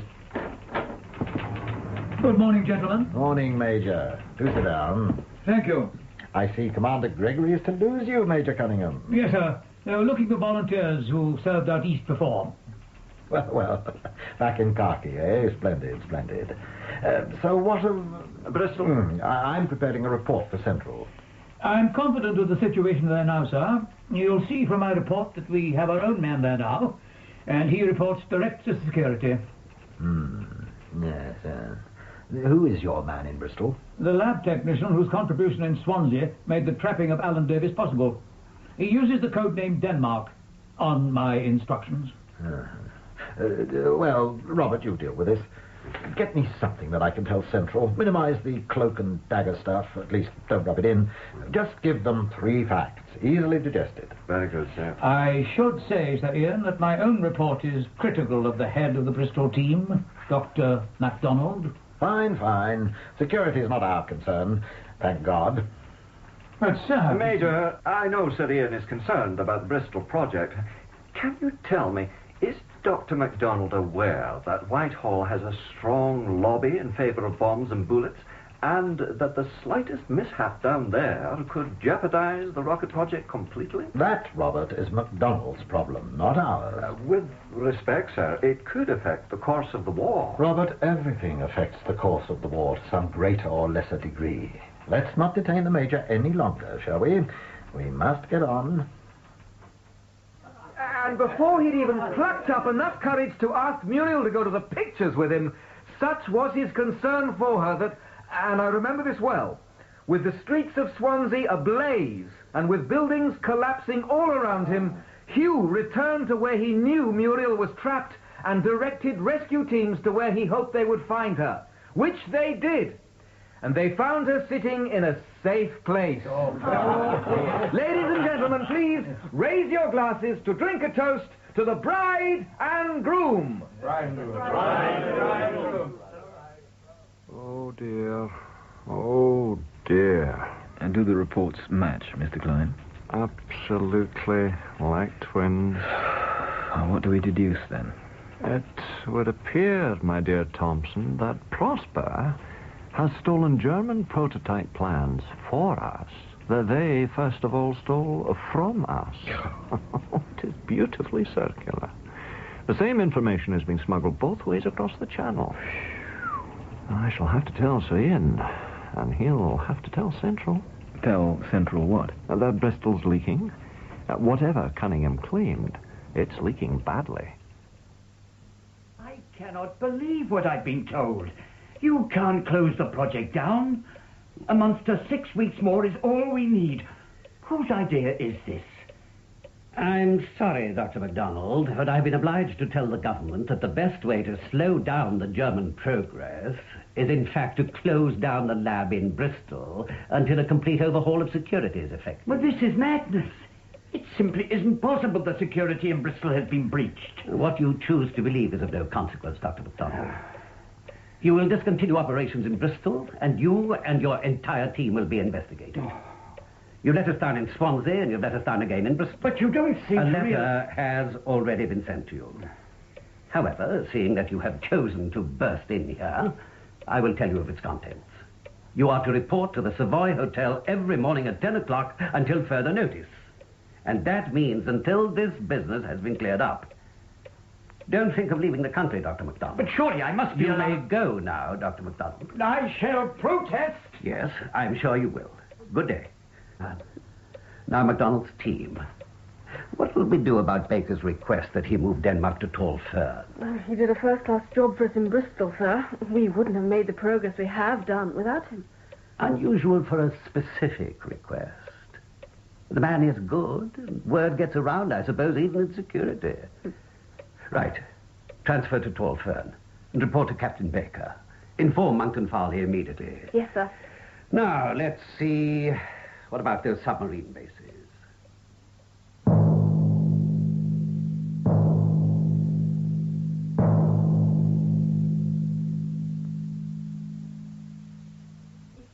Here to persuade me to take more of the military than I'm already doing, Miss Winterflood, then this time I really must be firm. Coed Syson is bursting at the seams with the Army Medical Corps at the moment. There is simply no more room at the inn. Can I offer you a cup of tea, Miss Winterflood? Do sit down. Oh, thank you. And no, thank you, I won't have a cup of tea. And no, I'm not here to ask you to accommodate more Army personnel. Oh, thank heaven for that. Well, shall we sit anyway? Yes. So, Miss Winterflood. Well, part of my work involves the tracing of missing people. Really? And that can include people who were trapped on the continent at the outbreak of war, of whom we've lost sight. According to my research, before your marriage, you were Eleanor Jones, is that correct? Yes, I was. How very clever of you. Do go on. You lived in the village of Dunvant, which is 5 miles west of here? Yes. I have relatives living there still. If I have the right family, you were the sister of Arwell Jones, who was Professor of Celtic Studies at Kiel University before the war. How on earth do you do it? How long is it since you had news of your brother, Mrs. Tresida? Oh, well, there were 1 or 2 letters early on in which he and his wife Helga were being terribly brave and cheerful. But nothing for a long time now. They were taken forcibly from a Spanish merchant ship that was about to set sail from Kiel for Newcastle. They were trying to escape. That was in August 1939. Do you know of their whereabouts, Miss Winterflood? I'd be terribly grateful if there is anything you can tell me. Anything at all. Well, we know that 2 days before their arrest, their son, Hugo, deserted from his regiment. But despite this, and despite the foiled escape plan you mention, your brother has continued to work and publish up to the latter part of 1940. That we know. But that was more than 2 years ago now, and there's been nothing since. At that time, they were being held at an Untersuchungsgefängnis close by Kiel. That's a detention centre for non-criminal offenders, and considered to be quite a soft option when compared with other places of detention. Oh, good. I am relieved to hear that. Orwell was such a kindly, gentle man, in no way capable of withstanding brutality. But what of their son, Hugo, Mrs. Tresida? Do you know what became of him? Oh, yes. Do you know where he is now? I do. Are you in touch with your nephew? Oh, yes. He writes regularly. We've been in constant touch ever since he arrived home from Germany in 1939. What? You must realize that the boy is British and not German. He was born right here in Dunvant, like the rest of us. He was christened Hugh and not Hugo, you see. He is British to the core, Miss Winterflood, and proud of it. I see. And where is Hugh now? Oh, the place he was working at in Bristol closed down for some reason or other a month or so ago, and he was moved elsewhere. I have his address here somewhere. Would you like to have it, Miss Winterflood? He would be so pleased to have news of his parents. Yes. I would rather like to get in touch with him, if I may. Yes, here we are. Now, they're staying with a Mr. and Mrs. Mism in the village of Monkton Farley in Wiltshire. Number 7, Bank Row. What Hugh can be finding to do living out there in the countryside, I can't imagine. Tell Sir Ian, Miss Winterflood. Hugo Fisher is in Monkton Farley, sir. Who is? Hugo Fisher, a German national, also known as Hugh Jones, is working at Monkton Farley, Sir Ian. He's where? In the mine. But that's where Tall Fern is. Precisely, sir. My God. What's Tall Fern? An arms bunker, vast. It's where they're storing the armaments for the forthcoming invasion, but he can't be, Robert. Not actually in the bunker, surely. At the moment, no one knows exactly what he's doing in Monkton Farley, but I think we should waste no time in finding out. How the devil did he get there? No idea, sir. Oh, dear. What we do know is that Hugh Jones is Hugo Fisher, a deserter from the German army. And he's in Winston's bunker. Been there for some time, sir. Well, you better get hold of security immediately. They can alert their man at the mine. Yes, do that, Robert. Better not keep it to ourselves. Yes, sir. Let's hope you haven't left things too late, Miss Winterflood. Hasn't it taken you rather a long time to uncover this fact? I was nicely on the trail of the Jones-Fisher business 2 years. You were saying, Harriet? Nothing, Zayn. Nothing.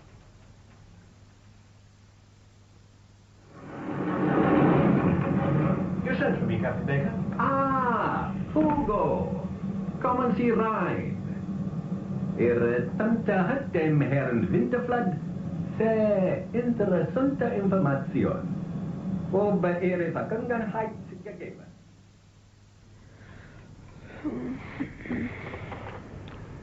Are you awake? I'm fine. Hey, what is it? Hush now. Go to sleep.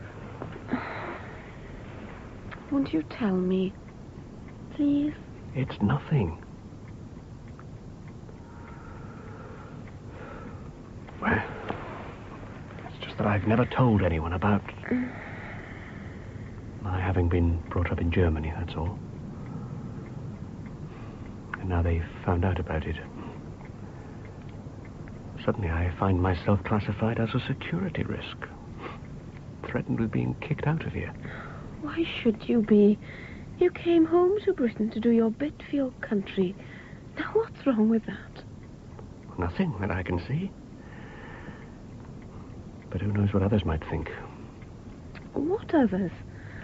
Security people. I'm a former German soldier, and I'm working in the largest arms dump in the world. It covers an area of more than 10 square miles underground. There are 12 million tons of high explosives stored beneath our very feet. 3,000 men working down there at any given time. I had no idea. Can't see the security people letting me go on working there, can you? You've done nothing wrong, though. No. It's hardly your fault you were brought up in Germany. So what does it matter? Well, I'm vulnerable, I suppose. I've sworn loyalty to the German state. But you were a child then. Yes. But when you become a man, you don't always put away childish things, even if you try. They stay with you. What things? Loyalties.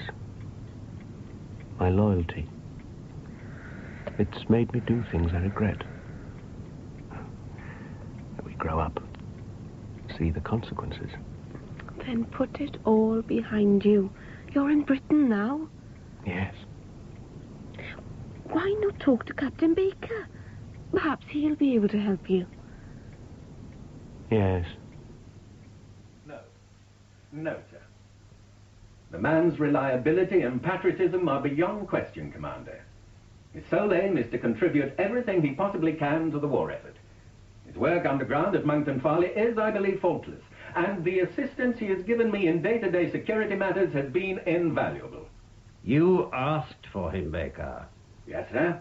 And he's given me no cause to regret that request. Were you aware that he had dual nationality? No, sir. Or that he'd served in the German army? Deserted, sir.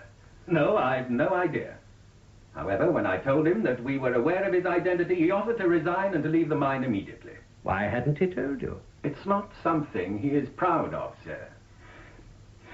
We are dealing with emotions here. He felt sure that to tell of his forced conscription into the German army would result in possible detention or internment of some kind. He desperately wants to help his country, sir. As such, he makes an excellent operative. How long has he been at the mine, did you say? More than a year, sir. Yes. To be honest, Baker, I don't like it. You have no suspicions? None, sir. And his young wife is pregnant, sir. He fears separation. Oh, come, Baker. This is not a civil service. Would you stake your reputation on him? That's the question. Yes, sir. My function at the mine would have been a great deal less effective if it had not been for the contribution of Hugh Jones. A bit hard, don't you think, sir? If we were to penalise him simply because his father chose to work in Germany before the war. My sentiments entirely, Commander. Very well, Captain Baker, keep him, but I want him investigated. Thank you, sir. Who recruited him? Oh, Major Cunningham from the Collator's office, sir. Memo him to see us, will you? Major Cunningham is out of the country at the moment, sir. He's debriefing prisoners in the Middle East, I believe.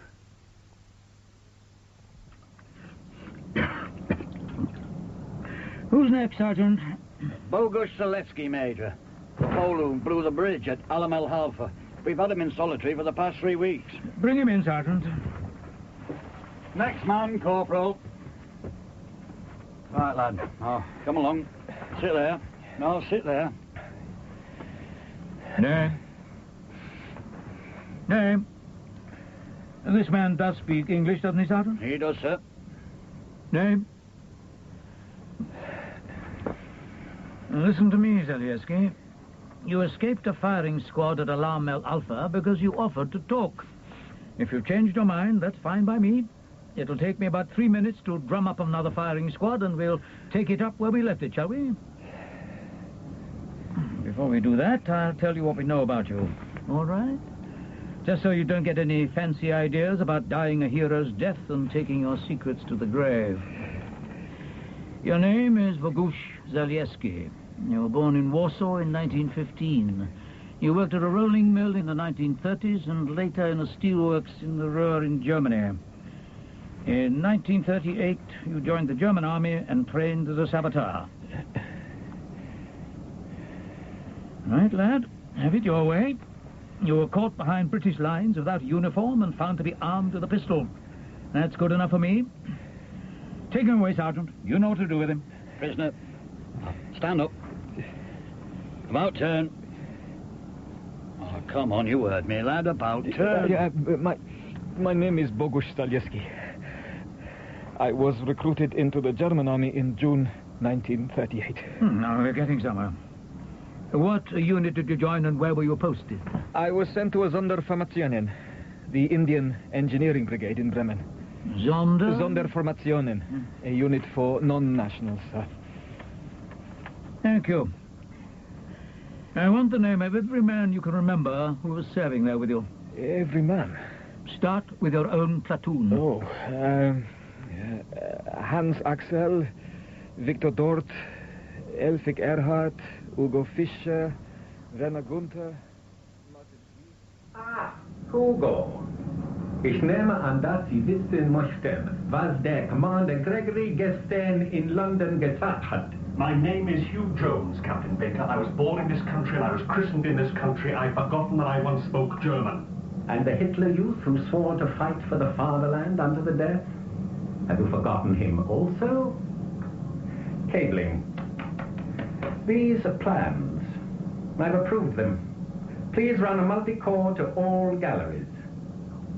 Schnell. Paperwork, Sergeant. Yes, sir. The army fights for a day and writes it up for the rest of the week. Do you know where it all goes? No, sir. Into metal trucks under St. James's Park, the Admiralty, Piccadilly. This war is generating tunnels of reports. Nothing is lost or ever referred to again. Administration.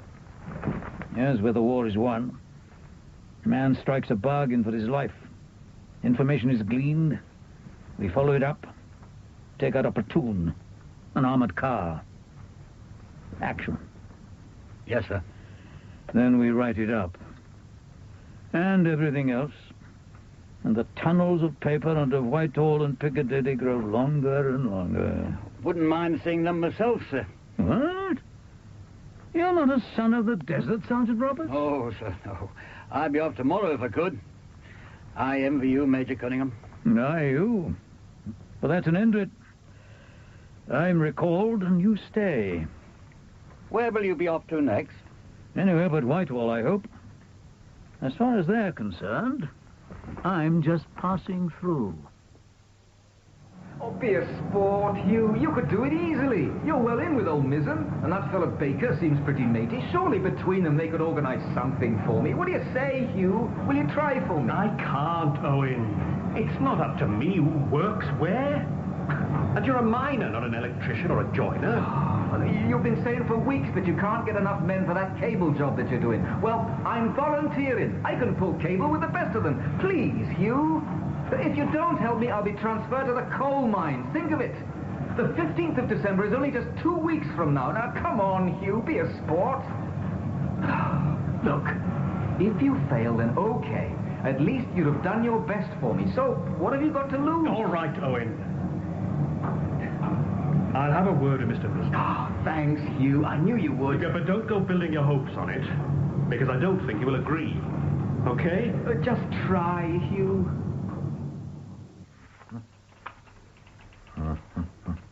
It was in this morning's bundle, Sir Ian. Hugo Fisher, that's our Hugh Jones, trained in Bremen with a man who was taken prisoner at Alam al-Halfa. Now, this man, Zaleski, he was interrogated by... Major Raymond Cunningham. Ah, yes. All the facts already known to us fit perfectly, sir. Have you seen this, Robert? Yes, sir. What was the unit? Sonderformationen, sir. Have we come across that before? Sir? The role of such a unit, what was it? Well, we believed it was just a corps of foreign nationals fighting for the Germans, but according to Cunningham, their main function is espionage and sabotage. Sabotage behind enemy lines. Our lines, that is. Meaning that Mountain Farley has a trained enemy saboteur on its staff? Yes, sir. Have we alerted security? You may remember we informed them, sir. They contacted their man there, and he gave Hugh Jones a clean bill of health. You must be mad. Oh, well, as long as we've reported the facts, there's nothing more we can do. Come and see Rhine, Hugo. I'm sorry, Captain Baker, but the joke really is wearing a bit thin. If you want to talk to me, then do so in English, if you please. It's no joke, Hugo. It's quite the reverse. Things couldn't be more serious. Or more dangerous for both of us. Don't understand. The work you've been supervising, is it completed? Yes. All galleries and sections are now interconnected by telephone on a ring circuit cable as instructed. You ran a multi-core cable? Yes, sir. How many pairs of cable did you use in hooking up the telephones? 98 as specified. Leaving 2 pairs of unused wires, is that correct? It is. Why the spare pairs, do you suppose? If a line goes down, we have spares already run. A nice thought, Hugo, but not the reason, I'm afraid. I'm sorry, Captain Baker, but I'm afraid I don't understand. 1 spare pair of wires will carry a detonator circuit. Detonator? Yes, indeed. They will arrive shortly and you will install them yourself. What the hell are you talking about? Why should we be installing detonators? To understand that, you'll have to ask yourself some simple questions, Hugo. In 1940, when you'd passed information about the location of MacDonald's laboratory to Alan Davis, and the Luftwaffe had raised the centre of Swansea in order to destroy it, and you implicated Davis as instructed, who let you go before sending in the troops to find the man dead in the barn in Gower? I don't understand a word you're saying. Die hast ihr Kommandant. What is the name of your field commander? I have no idea what you're talking about. Qatar. How? No one else could know that. Yes, Hugo. Me. You were handed over to me in 1940. Since then, I have controlled and organized your activities in this country.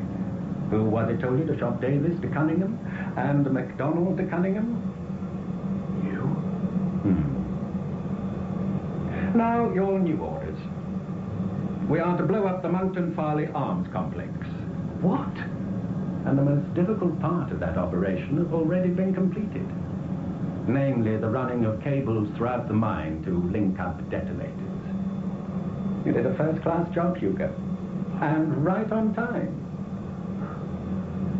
Captain Baker, there are 12 million tons of high explosives stored down here. Will the men working underground be given time to get out? Get out to where, for God's sake? This will be the biggest explosion the world has ever known. We'll blow a hole so big the city of Bath will tumble in at one end and Devizes in the other. We're going to blast the south of England out to sea. But you and I will be safely gone and well out of the way when this happens. Well, of course. A shell has already been manufactured that contains a timing device that will give us 30 minutes to get away before the lid comes off this place. Where is the shell? And there aren't any detonators yet. There will be.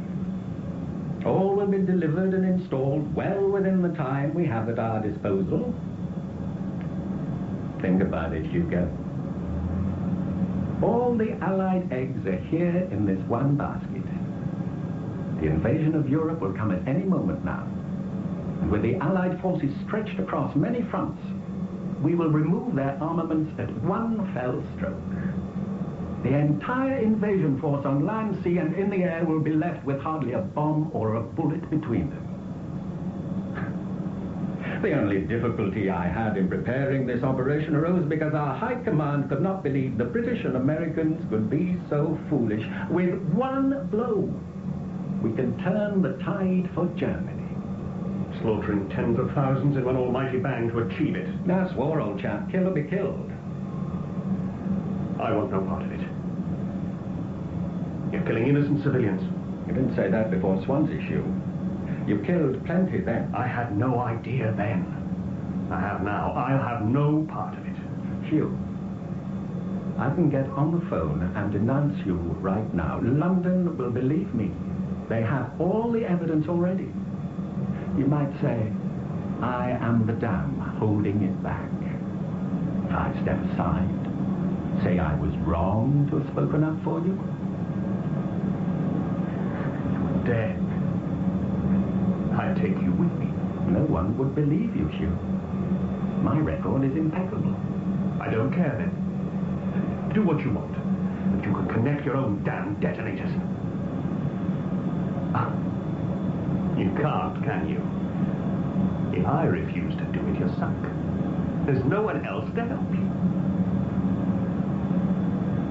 Do you know where your parents are at this moment, Hugo? Yes. It was agreed to substantiate that they'd be held at an Untersuchungsgefängnis in Kiel, I believe. Where they have enjoyed many privileges in return for your services to the Reich. Yes? Not for much longer. I have only to report your non-cooperation and your parents will be moved to a concentration camp. I can arrange that. It's your decision. If you refuse to cooperate now, who knows what might happen? Actually, I do know what will happen. But I'm sure you'd rather not contemplate it. Thank you, Hugo. You may go. I'll tell you the moment the detonators and the shell have made their way into the mine. In the meantime, carry on with your normal duties and please, don't do anything foolish, will you? You have far too much to lose.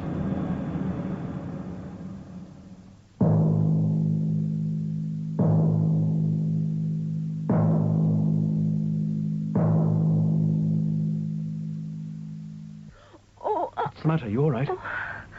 Oh, it's nothing. John Henry's off on a route march again, full pack and army boots. He sleeps all day and turns somersaults all night. The little perisher. I'm fine. Oh, just go to sleep, okay? Are you all right? Tomorrow morning, Yes? I want you to pack your bags and move back to Swansea to your mother's house, all right? What? I'm not going to let you have our baby in this tumble-down cottage with no one other than Mrs. Mizzen to look after you. It's simply not on, okay? But we agreed that I was to stay here to have the baby. I've changed my mind. I want you to go. You do understand that whatever I do is done for you. Yes, but... Don't you? Yes. Tomorrow, then. First thing, you'll go to your mother's. But why? Please? When will I see you? I'll try and make it over in a week's time. Please. All right. You do understand, don't you? Yes, yes. It's all done for the best. Now, 2 minutes ago, Mizzen called me into his office, told me my work wasn't up to standard, and that he'd signed my transfer papers to Bethesda Pit in the Swansea Valley. It's a bad show, Owen. I'm sorry. What the hell does he mean my work is not up to standard? You've supervised almost everything I've done since I moved over to maintenance. Have you seen anything wrong with my work? These things happen, Owen. Or maybe it's all for the best, who knows? Will you talk to Mr. Mizzen for me? Ask him to reconsider? If he signed the order, Owen, there's nothing anyone can do. You're on your way, and that's an end to it. I can't help you. I have to go, okay? Damn.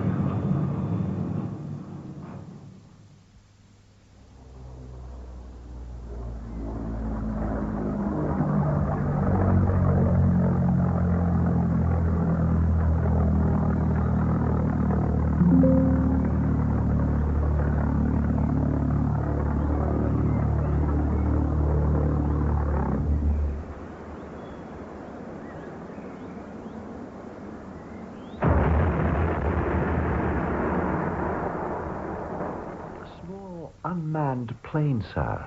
Its engine cut out shortly after it crossed the south coast.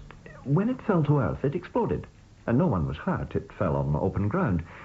A kind of flying bomb. A rocket? Not as such, sir. Good, good.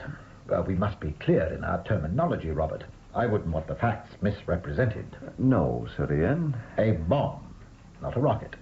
So, no reflection on security. Good, good. I presume this information will be classified. Of course, if they send any more, that'll be difficult, and lives may be lost. Yes, yes, yes. Never mind the speculation, Robert. 3 facts easily digested. Yes, Sir Ian. Maxwell. Yes. Yes, thank you. I shall inform him. Robert, you have a visitor. Major Cunningham. He's on his way up. I thought he was in Africa. Oh, so did I. You didn't send for him? No, sir. Oh. Well, I assume somebody did. We better see him. How far have you got with it? All bar 3 of the detonators are in place and connected. The last one in Gallery 17 will go in at a change of shift. Is the shell in place? Gallery 12. Rack 81. The shell is within feet of the cable block. Telephone me the moment it's connected and we'll start the timer running.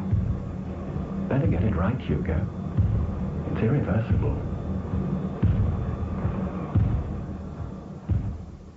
Mr. Klein, I have been recalled from embarkation leave. I would like to know why. This is beyond me too, Major Cunningham. I have the telegram. If you didn't send it, who did? I did. You memoed Major Cunningham to see me? Yes. May I have your reason? Hugo Fisher. But that matter is filed, Miss Winterflood. It is out of our hands. It's not filed as far as I'm concerned, Mr. Klein. Major, would you read this out to Mr. Klein, please? It's from your report on the interrogation of Bogusz Zalewski. What? What's going on Just here? a moment. This section here. Zalewski also identified the following names. All Sonderformationen members. Yes. And among those names is... Hugo Fisher. Now listen to this from the collator's office. Jones, Hugh, born Dunvant, Swansea, took mother's maiden name and enlisted in German army as Hugo Fisher before deserting to Britain. Has undertaken war work in Goat Street Laboratories, in Bristol University, and in Monkton Farley, Tall Fern. Hugh Jones. I recruited a Hugh Jones. Yes, and you also came across him in the information given to us by Bogusz Zalewski. Jones, is this Hugo Fisher? He is. But the Sonderformationen specialize in espionage, sabotage. My God. I sent him to Bristol. And the Bristol project was closed down because of espionage. And the Swansea project was destroyed because of espionage. Denmark, of all the... Do we know where he is now? Mr. Klein does. Monkton Farley. Tell Major Cunningham what Monkton Farley is, Robert. It's the Allies' arms dump for Operation Overlord. It's the biggest bunker in the world. Hugh Jones is there? Then for God's sake, get him out of there. Unfortunately, security are happy with the situation. They have been told the facts and Sir Ian has closed the file. The collator's office is no longer interested. Damn the office. I'm reopening that file now. Mr. Klein, I suggest you get on the telephone to the securities man down there and tell him I'm on my way now. I'll have to get this cleared by Sir Ian. That could take weeks. And I can't take that risk. But security cleared him. We'll be treading on interdepartmental toes. For God's sake, Robert, can't you make your own decision for once in your life?